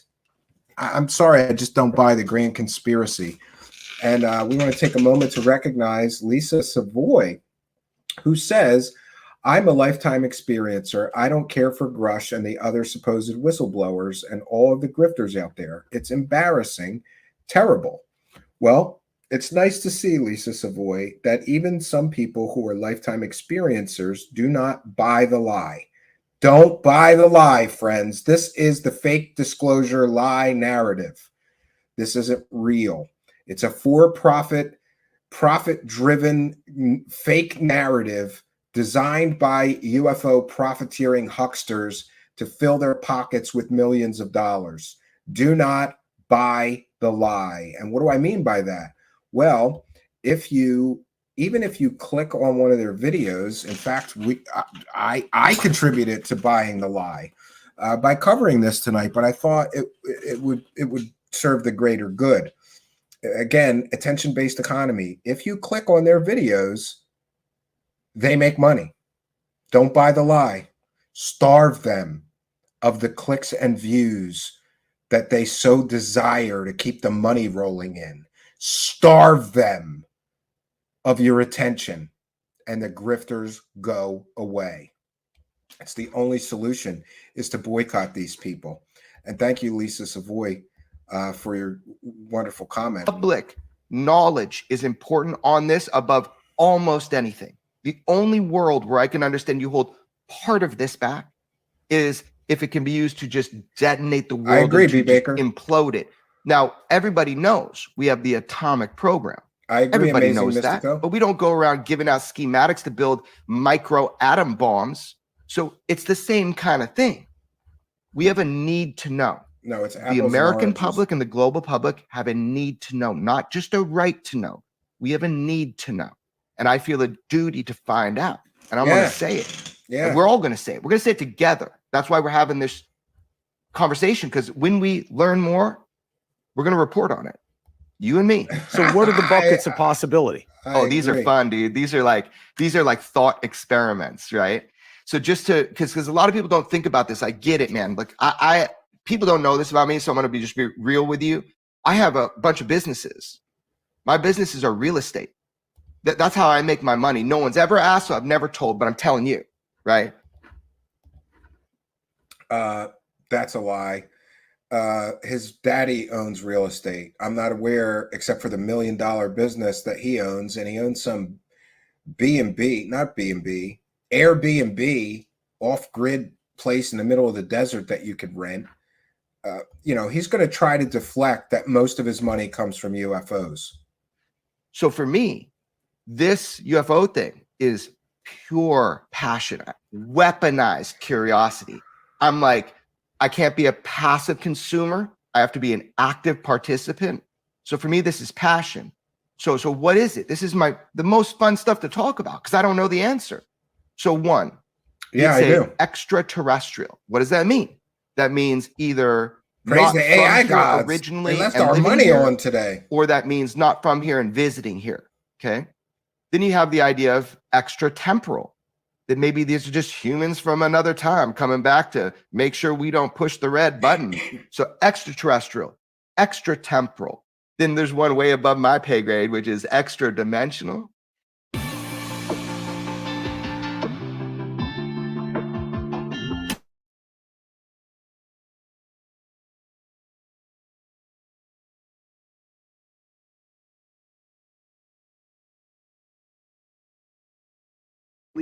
What that means is almost like a layered cake and you can push a knife through it. Nice to know they're fully Everything's monetized. here all at once, all the time. But you're seeing these perforations in that firmament of something we don't understand about the nature of the reality that surrounds us. I Maybe it's believe that's a dogs. good explanation. Dog for men. extra dimensional, but get a Smoking physicist dog on, men, B. somebody Baker. without too much hubris, that can talk to you about it. But that's hard to do. Then, one of my favorites is this idea that whoever these operators and builders of these machines are, they were here before us. We're not going to go there. That wouldn't be extraterrestrial.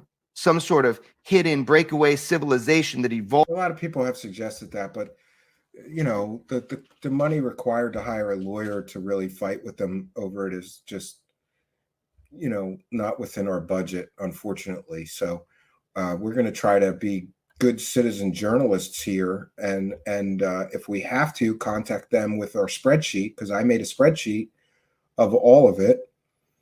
John asks, did you just say quantum jujitsu? Yeah, that was the jujitsu that Jeremy Corbell invented, gave himself a black belt in, and taught other people. Yeah. Sorry, I'm way behind in the live chat. Alien Scientist is here. Shout out to Alien Scientist. I know he's a really big fan of Jeremy Corbell. That's why he's here. He wants to hear everything that Jeremy Corbell has to say. If you're just joining us, Jeremy, so far we're a half hour into this, and we've caught Jeremy Corbell provably lying 3 times, and he used 3 anonymous sources so far. So 3 lies and 3 anonymous sources to support his delusional belief system. And I would just submit to everyone within the sound of my voice that if you need 3 lies and 3 anonymous sources in the space of 30 minutes during an interview to bolster your arguments, then your arguments are piss poor. Your arguments are piss poor if you need 3 lies and 3 anonymous sources to support your arguments.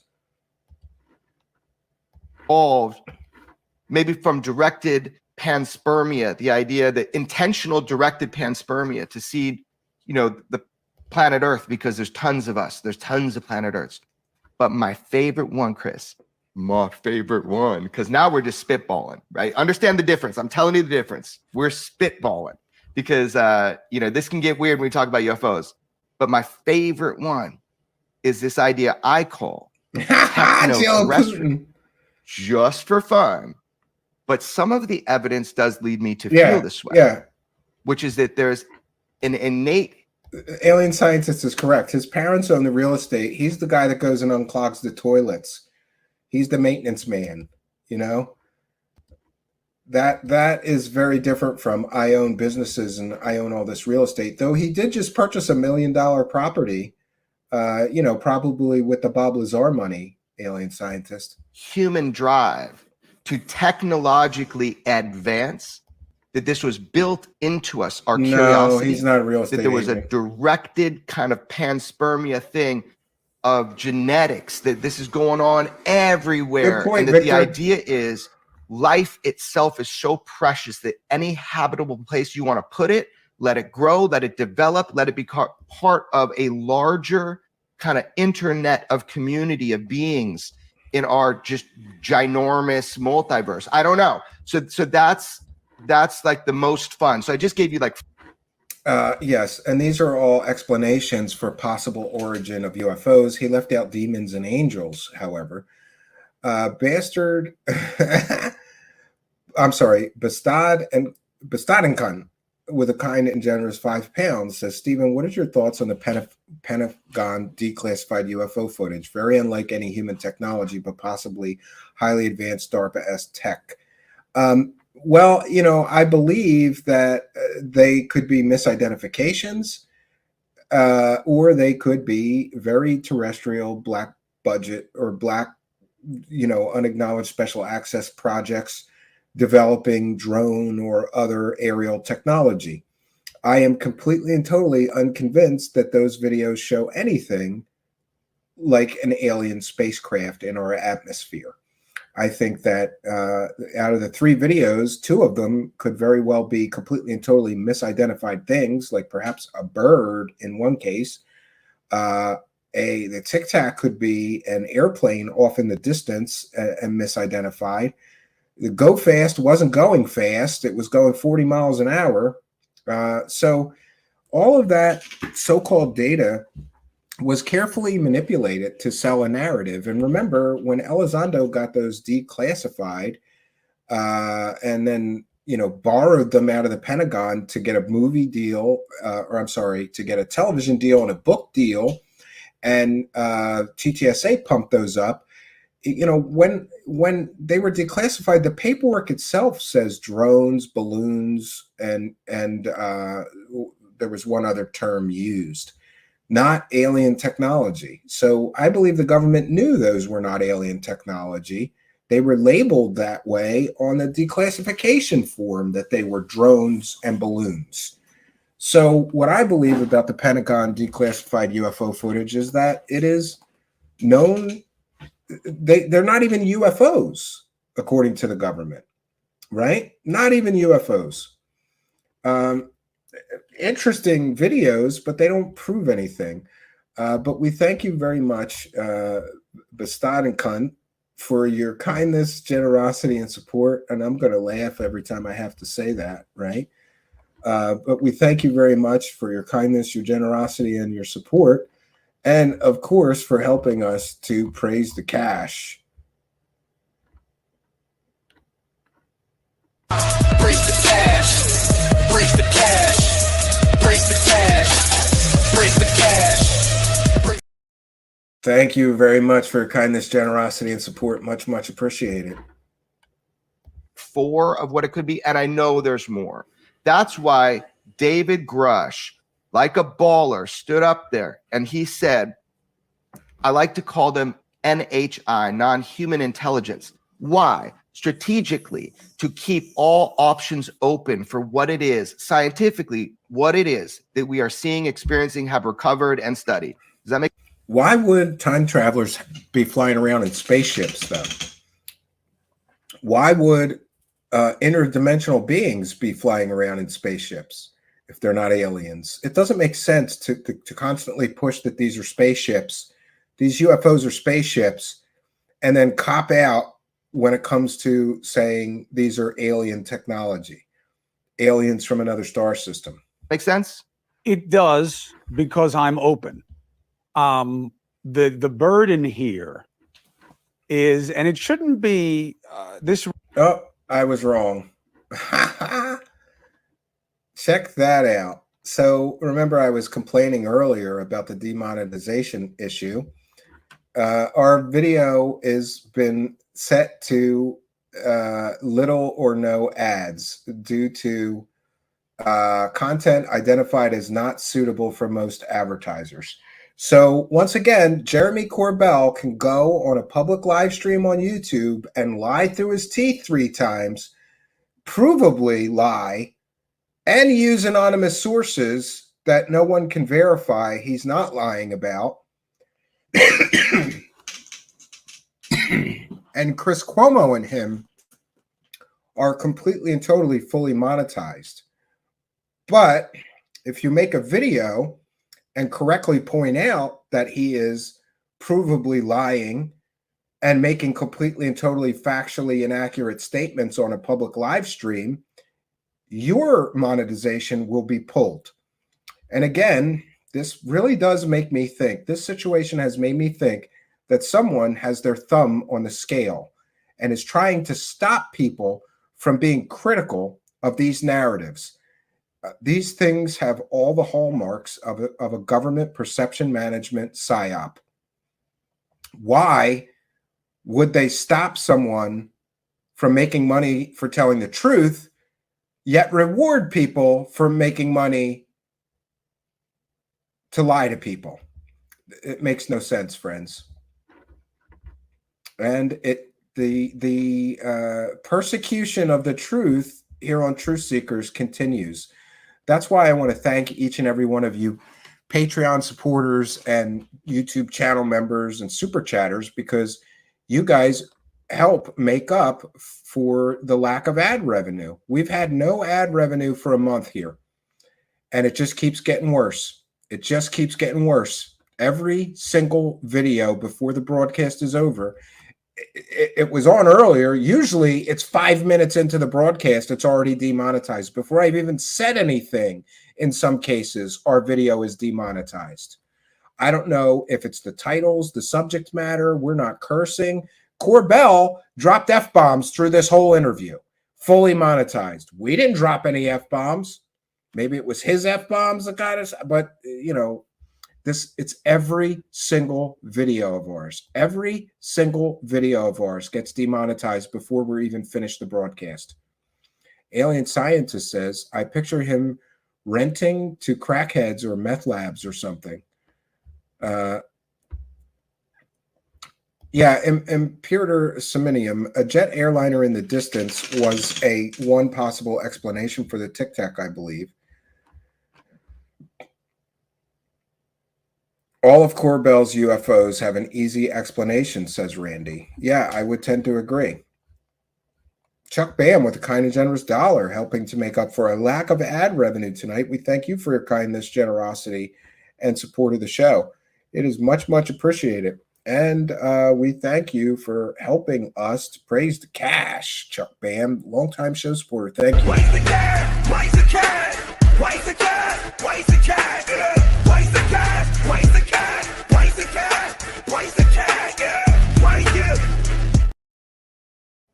Praise it, friends. We're praising the cash. We have to, because we're not allowed to make ad revenue on YouTube for telling people the truth.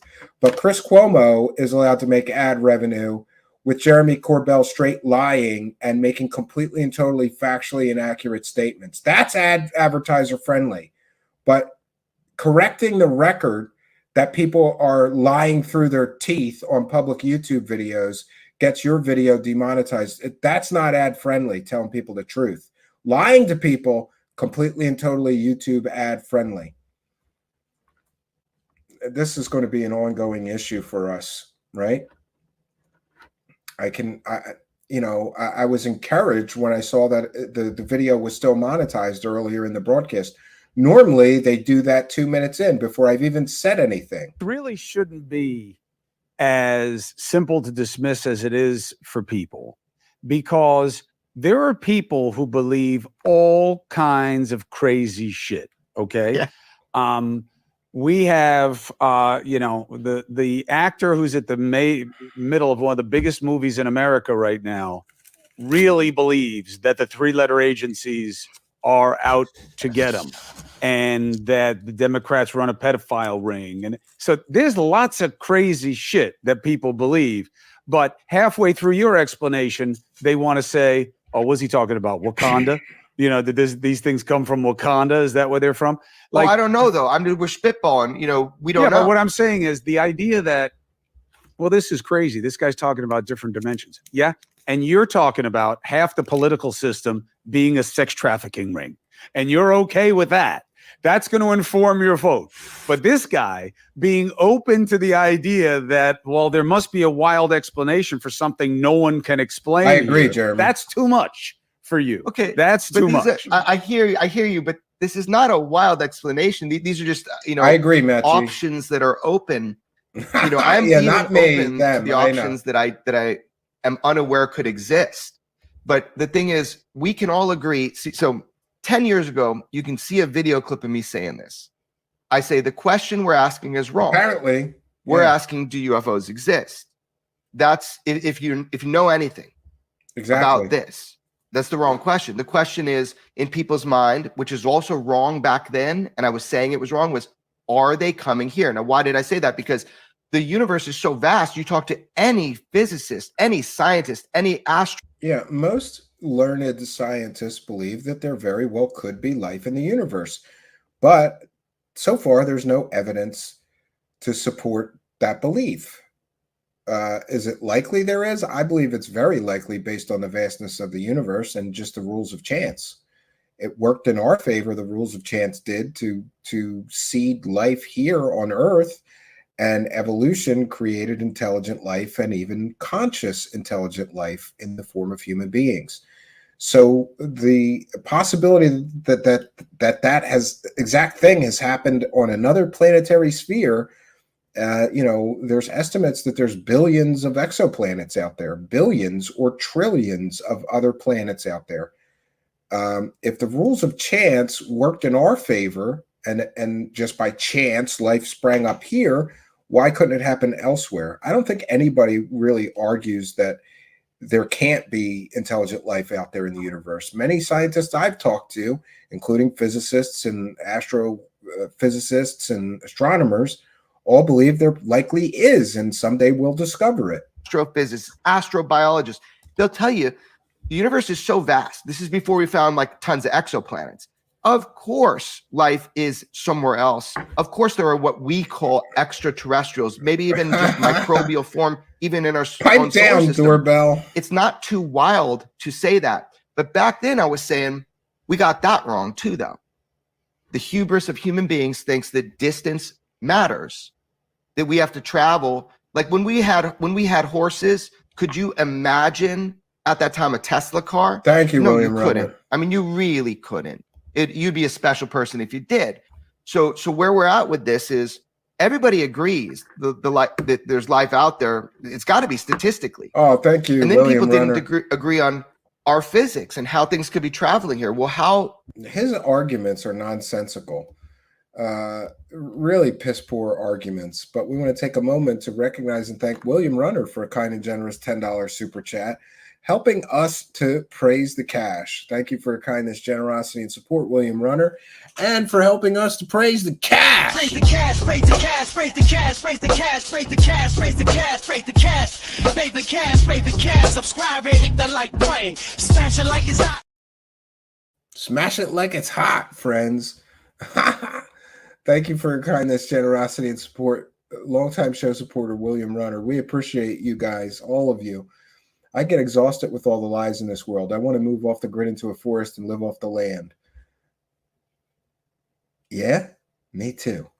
Yeah. And by the way, this weekend, I'm almost sure I'm breaking ground. I might not get very far on this new cabin in the middle of that beautiful forest I showed you all that we purchased land in, but I'm going to be there. And, one thing I found about making dreams a reality is you got to show up and you got to put the time and the effort in. I've never been given anything in my life. I always had to work super hard to make things happen for myself. And building an entire sort of compound on this land in the middle of the forest is going to be the most challenging thing I've ever done, especially because there's no power there. I have to do everything with hand tools and axes, like an Amish guy. I was thinking about getting an Amish outfit just for fun. I'm going to be breaking ground on that this weekend, and I'm going to be building. The first building is going to be a 10 by 12 sort of tool shed and temporary shelter because there's too many bears there, and that's making me nervous. There's no place to hide. If a bear were to get too close or get aggressive, there's nothing to do but run. And I don't like that idea. It'd be good to have a good permanent hard structure that's bear proof that I could go inside of in the event that a bear gets too close or aggressive. So that's the first thing I'm doing. That, and I don't need any permits to build a 10 by 12 shelter or 10 by 12 shed. I'm still waiting for the permits for the big cabin. And I have to figure out all the dimensions of that and everything. But thank you for your kind comment. I agree with you. I definitely want to get out of here and go live in the woods. Yeah, and we're not going to do much more of this. There's another 25 minutes of this. I don't think I could take any more of this because it's devolving into word salad nonsense and Jeremy Corbell pretending to be an astronomy expert and an astrobiology expert and a physics expert. He's an expert at everything except telling us the truth. He's an expert liar, that's for sure. He's an expert garbage peddler, that's for sure. These craft operate based on observational data and extensive research for decades. They manipulate, if not generate, gravity. So there's no proof that any UFO or UAP case in history, there's no proof that any UFO or UAP generated its own gravity. That information came to him from a convicted pimp, fake scientist in the form of Bob Lazar, who never worked at Area 51. S4 did not exist and is another UFO fairy tale huckstering UFO whore. That's the case. This is what flipped my script. You didn't ask me how I got interested in this. How I got interested in this, I heard this dude talking on the radio named Bob Lazar, the most controversial figure in this whole thing. Yeah, how did I hear this? Bob Lazar told me they generate their own gravity. And he's a fake scientist space pimp, so he must be telling the truth. Right? Because he said all of this in 1989 to George Knapp. That's how you know about Area 51, right? At that time, in 1989, this idea that you could travel from point A to point B, but that we have to have the full speed of light to get there. I realized my script was flipped when I was 13 years old. If it is true these are gravitationally propelled, then space and time we know is interconnected, where you could literally fall into place. Imagine pushing your fist on a bed with a bowling ball on it. The bowling ball falls to that divot you've created in the bed.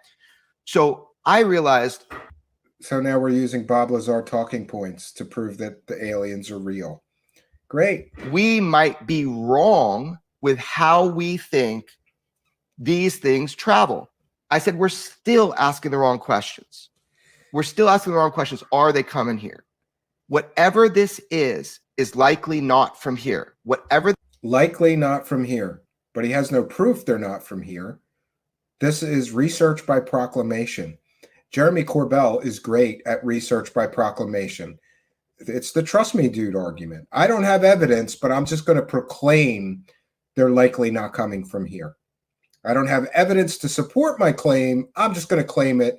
It's research by proclamation, friends. This demonstrates a physical capability that we have yet to wrap our head around, but does not break our understanding of known physics. And that's important for you to know. It's not that weird for me to put these options on the table until they're dismissed because of what we already know about the function of the universe and our physics. Great. Another commercial. Oh, you know what? I think we're going to call it there, friends. I can't listen to much more of Jeremy Corbell being an expert on everything.